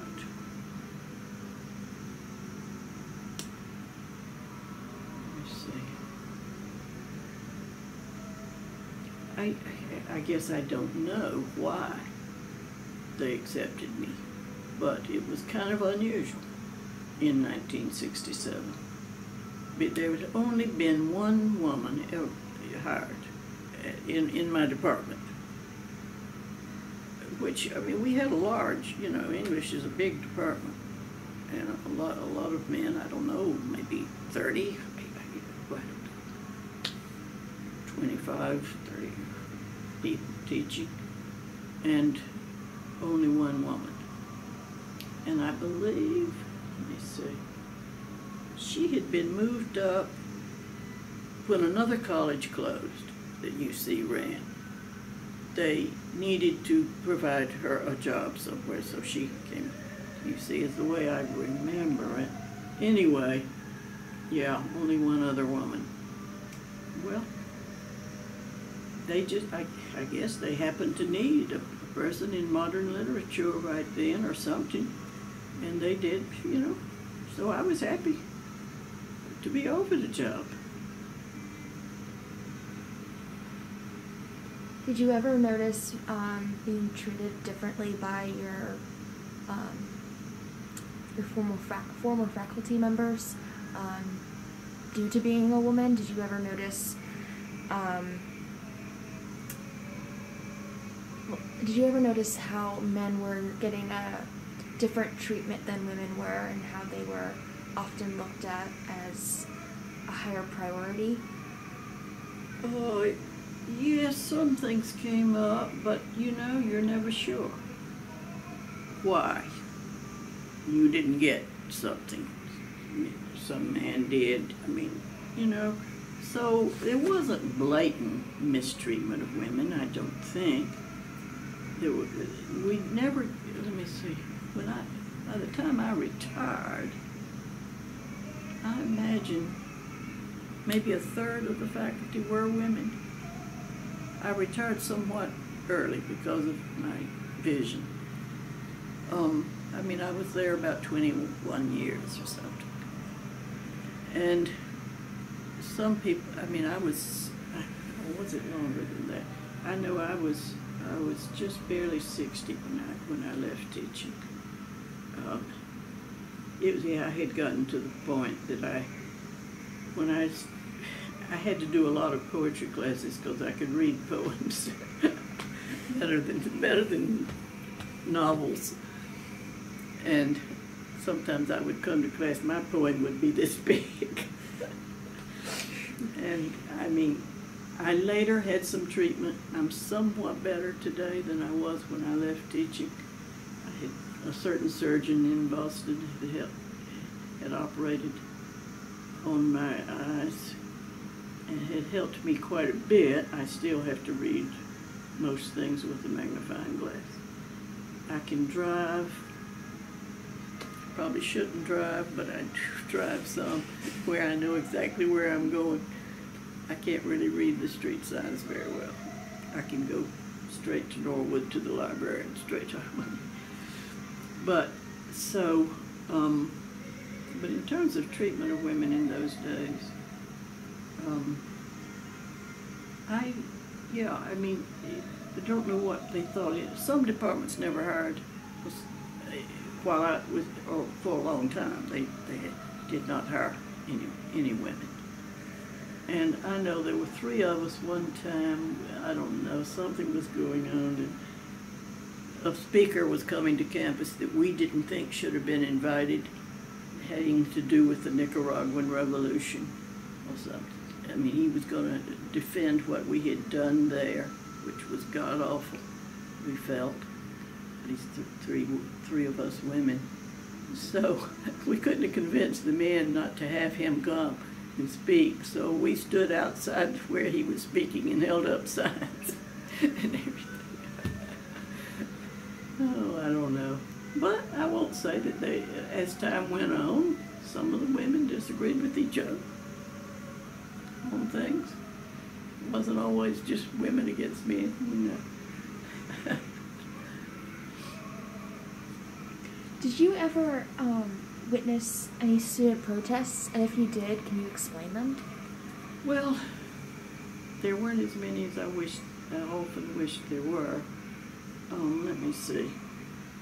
When the Kent State, people died at Kent State, we had quite a protest here, yes. And it got bad enough that the university closed. I never thought I'd see that happen. They were afraid that certain antics, that, I don't know, a desk was thrown out of to the sidewalk from a certain office that wasn't respected, or I mean, I'm not sure. I'm not sure what caused it. Thinking back, I would have, my husband might remember what happened to cause us to close, as certain other universities did in Ohio. We were the, we were the ones. And the fact that the National Guard, was it, went to Kent State and Coast, added to the turmoil there, and people eventually, some people died, yeah. But there wasn't a lot of student protests during my years.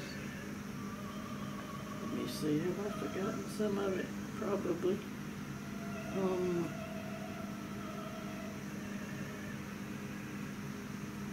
There were always, your outlying person who would join up with Planned Parenthood.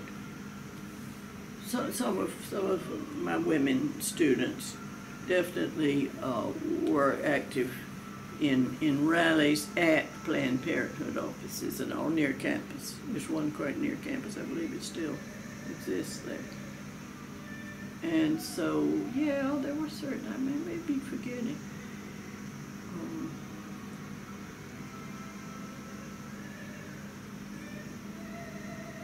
As the wars came along and all, probably were students active. Often downtown. They would go to rallies downtown with other students from around, But as far as right on campus, in around, let me see, somewhere along about the middle of my career there, we did not have a faculty union. And I and a few others helped start a union. We asked the administration to allow us to have meetings on campus. We had a faculty senate. I mean, let me see. We asked, and they wanted to block any effort that we would make to start a faculty union. Now, of course, they don't want a union, So I remember I rode the shuttle bus downtown and talked to an attorney and said, we're not able to. The state constitution makes it possible for everybody in universities to meet together on campus to create a union, but we need to get the salary figures for the whole university. We need to see what the administrators are, what raises are they giving themselves when they tell us they're broke and can't give us a raise. So our attorney, he would call the university and say, you've got to release those salary figures. And that's, everything is supposed to be public in a public university. That is public. They said, yes, but we really can't, we don't even have They put us off, and finally I said to this attorney, I went back down, I said, listen, Jim, I said, if you don't think threatened something that the fact so those of us would do if we couldn't get the figures, I said, we'll have to sue the university, or I forget. And so he said, oh, well, okay. So he made one more call. He said, we're going to file suit tomorrow if we don't get those figures. Well, the next day, we got them. They were placed in the copy of everybody's salaries were placed in the library. One copy in the library, okay. Oh, I tell you, when people saw that, the people that hadn't particularly wanted a union, they did. Oh, the salaries they were giving each other.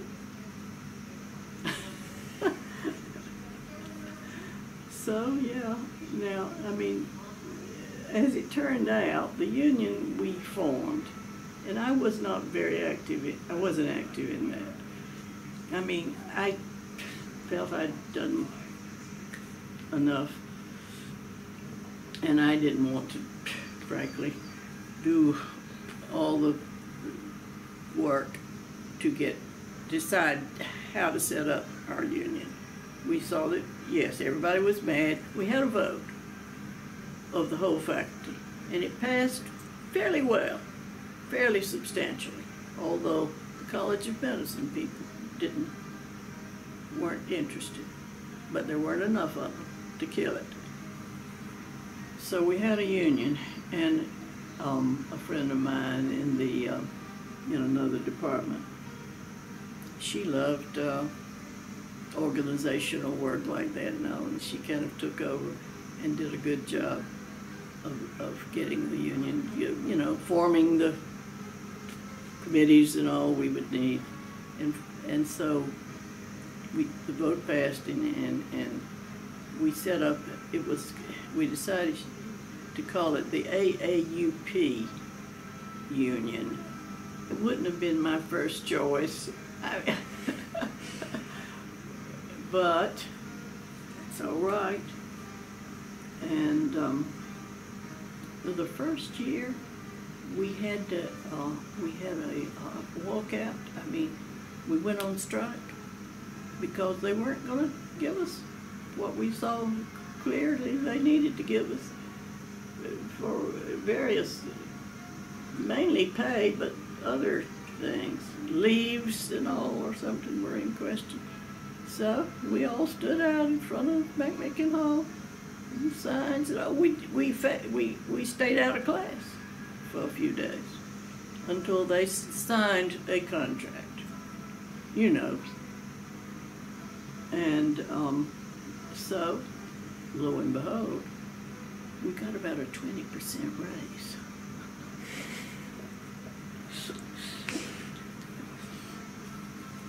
And students need a union.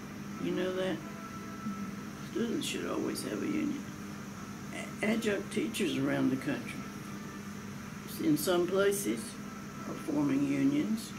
I mean, cheap labor, we hire people to teach freshmen English or whatever for almost nothing. They can't live on, they have to have another job. They need a union. In fact, I said about the union, work in the adjuncts, they can be part of it. No, most faculty said no, it wouldn't work. It would have been difficult because they were kind of a traveling.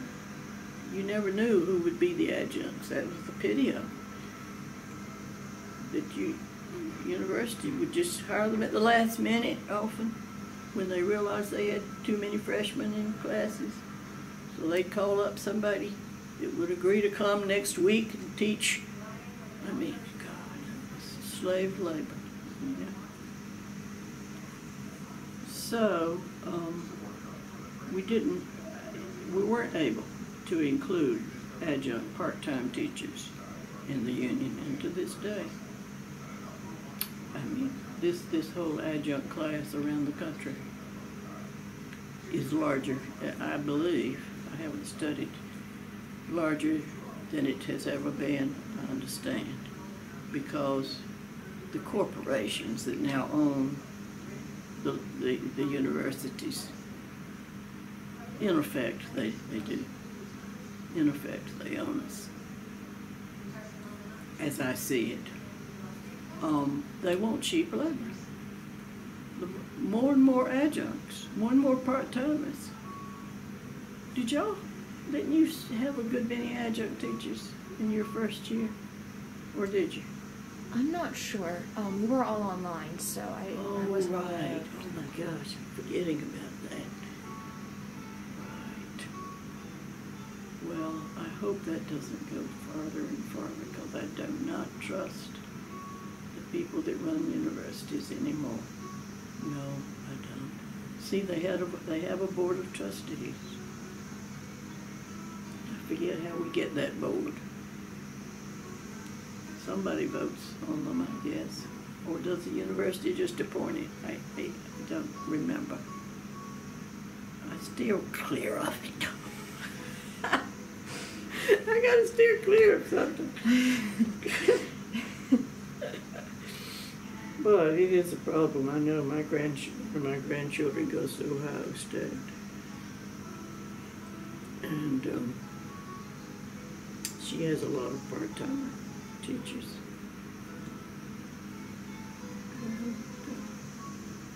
I mean, she's fortunate. She does have an older guy that's her main, she studies environmental science. And she has a professor that she's very close to, and they work together on a lot of things. So, some good things happen in universities even now. But, my God, the wealth is poured into them, and particularly Columbus. Whew. Oh, very, very rich people are the main stalwarts of, they provide. If you have a new building, it's named for one of them, So we're a long way from home on that. But thank God, isn't it strange? I mean, good people do manage to do some decent things. Even now. Country is poor. This is a very poor country. We're almost like a third world country. The rich and the poor. We're almost like a third world. Most people are struggling in this rich country where everybody could prosper. In my opinion, at least. And a lot of very poor people, gosh, that don't even know where their next meal is coming from. And think of the homeless in this town.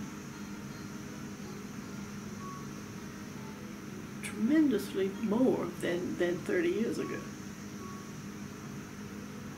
More and more.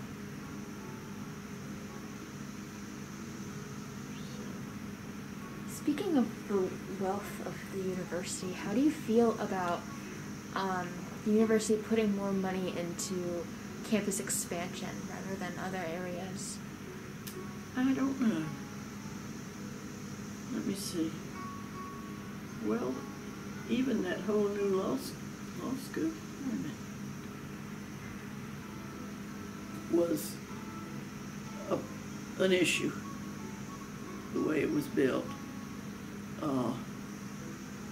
Some people got a lot more out of it than should have. I don't really know what is going on. It's just ongoing cycle of rebuilding things, tearing down old buildings, making new ones. Well, I mean, of course, in my time, the old library, so-called, is now the law school on campus, on main campus. The new library, the library that you would use, is what I call the new library. Even though it's now, 30, 40 years old, I guess. Well, not quite that. That old library that's now part of the law school, right on the corner of, sure, I can't even call the street names, of Calhoun and yeah, and Clifton. Clifton Avenue. Yeah, that's a beautiful building. Yeah. Oh, that is a gorgeous old building. It just broke my heart when it was closed as a library, and they built that monstrous thing on the back of campus. Yeah. There's nothing pretty about it. I mean, it's all green vinyl or something.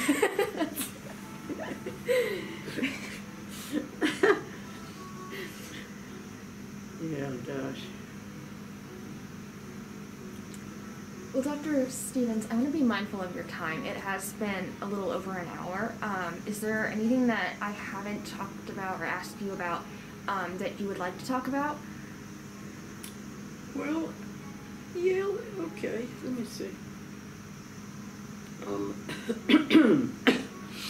The new book that I am completing, it has to do with UC of all things.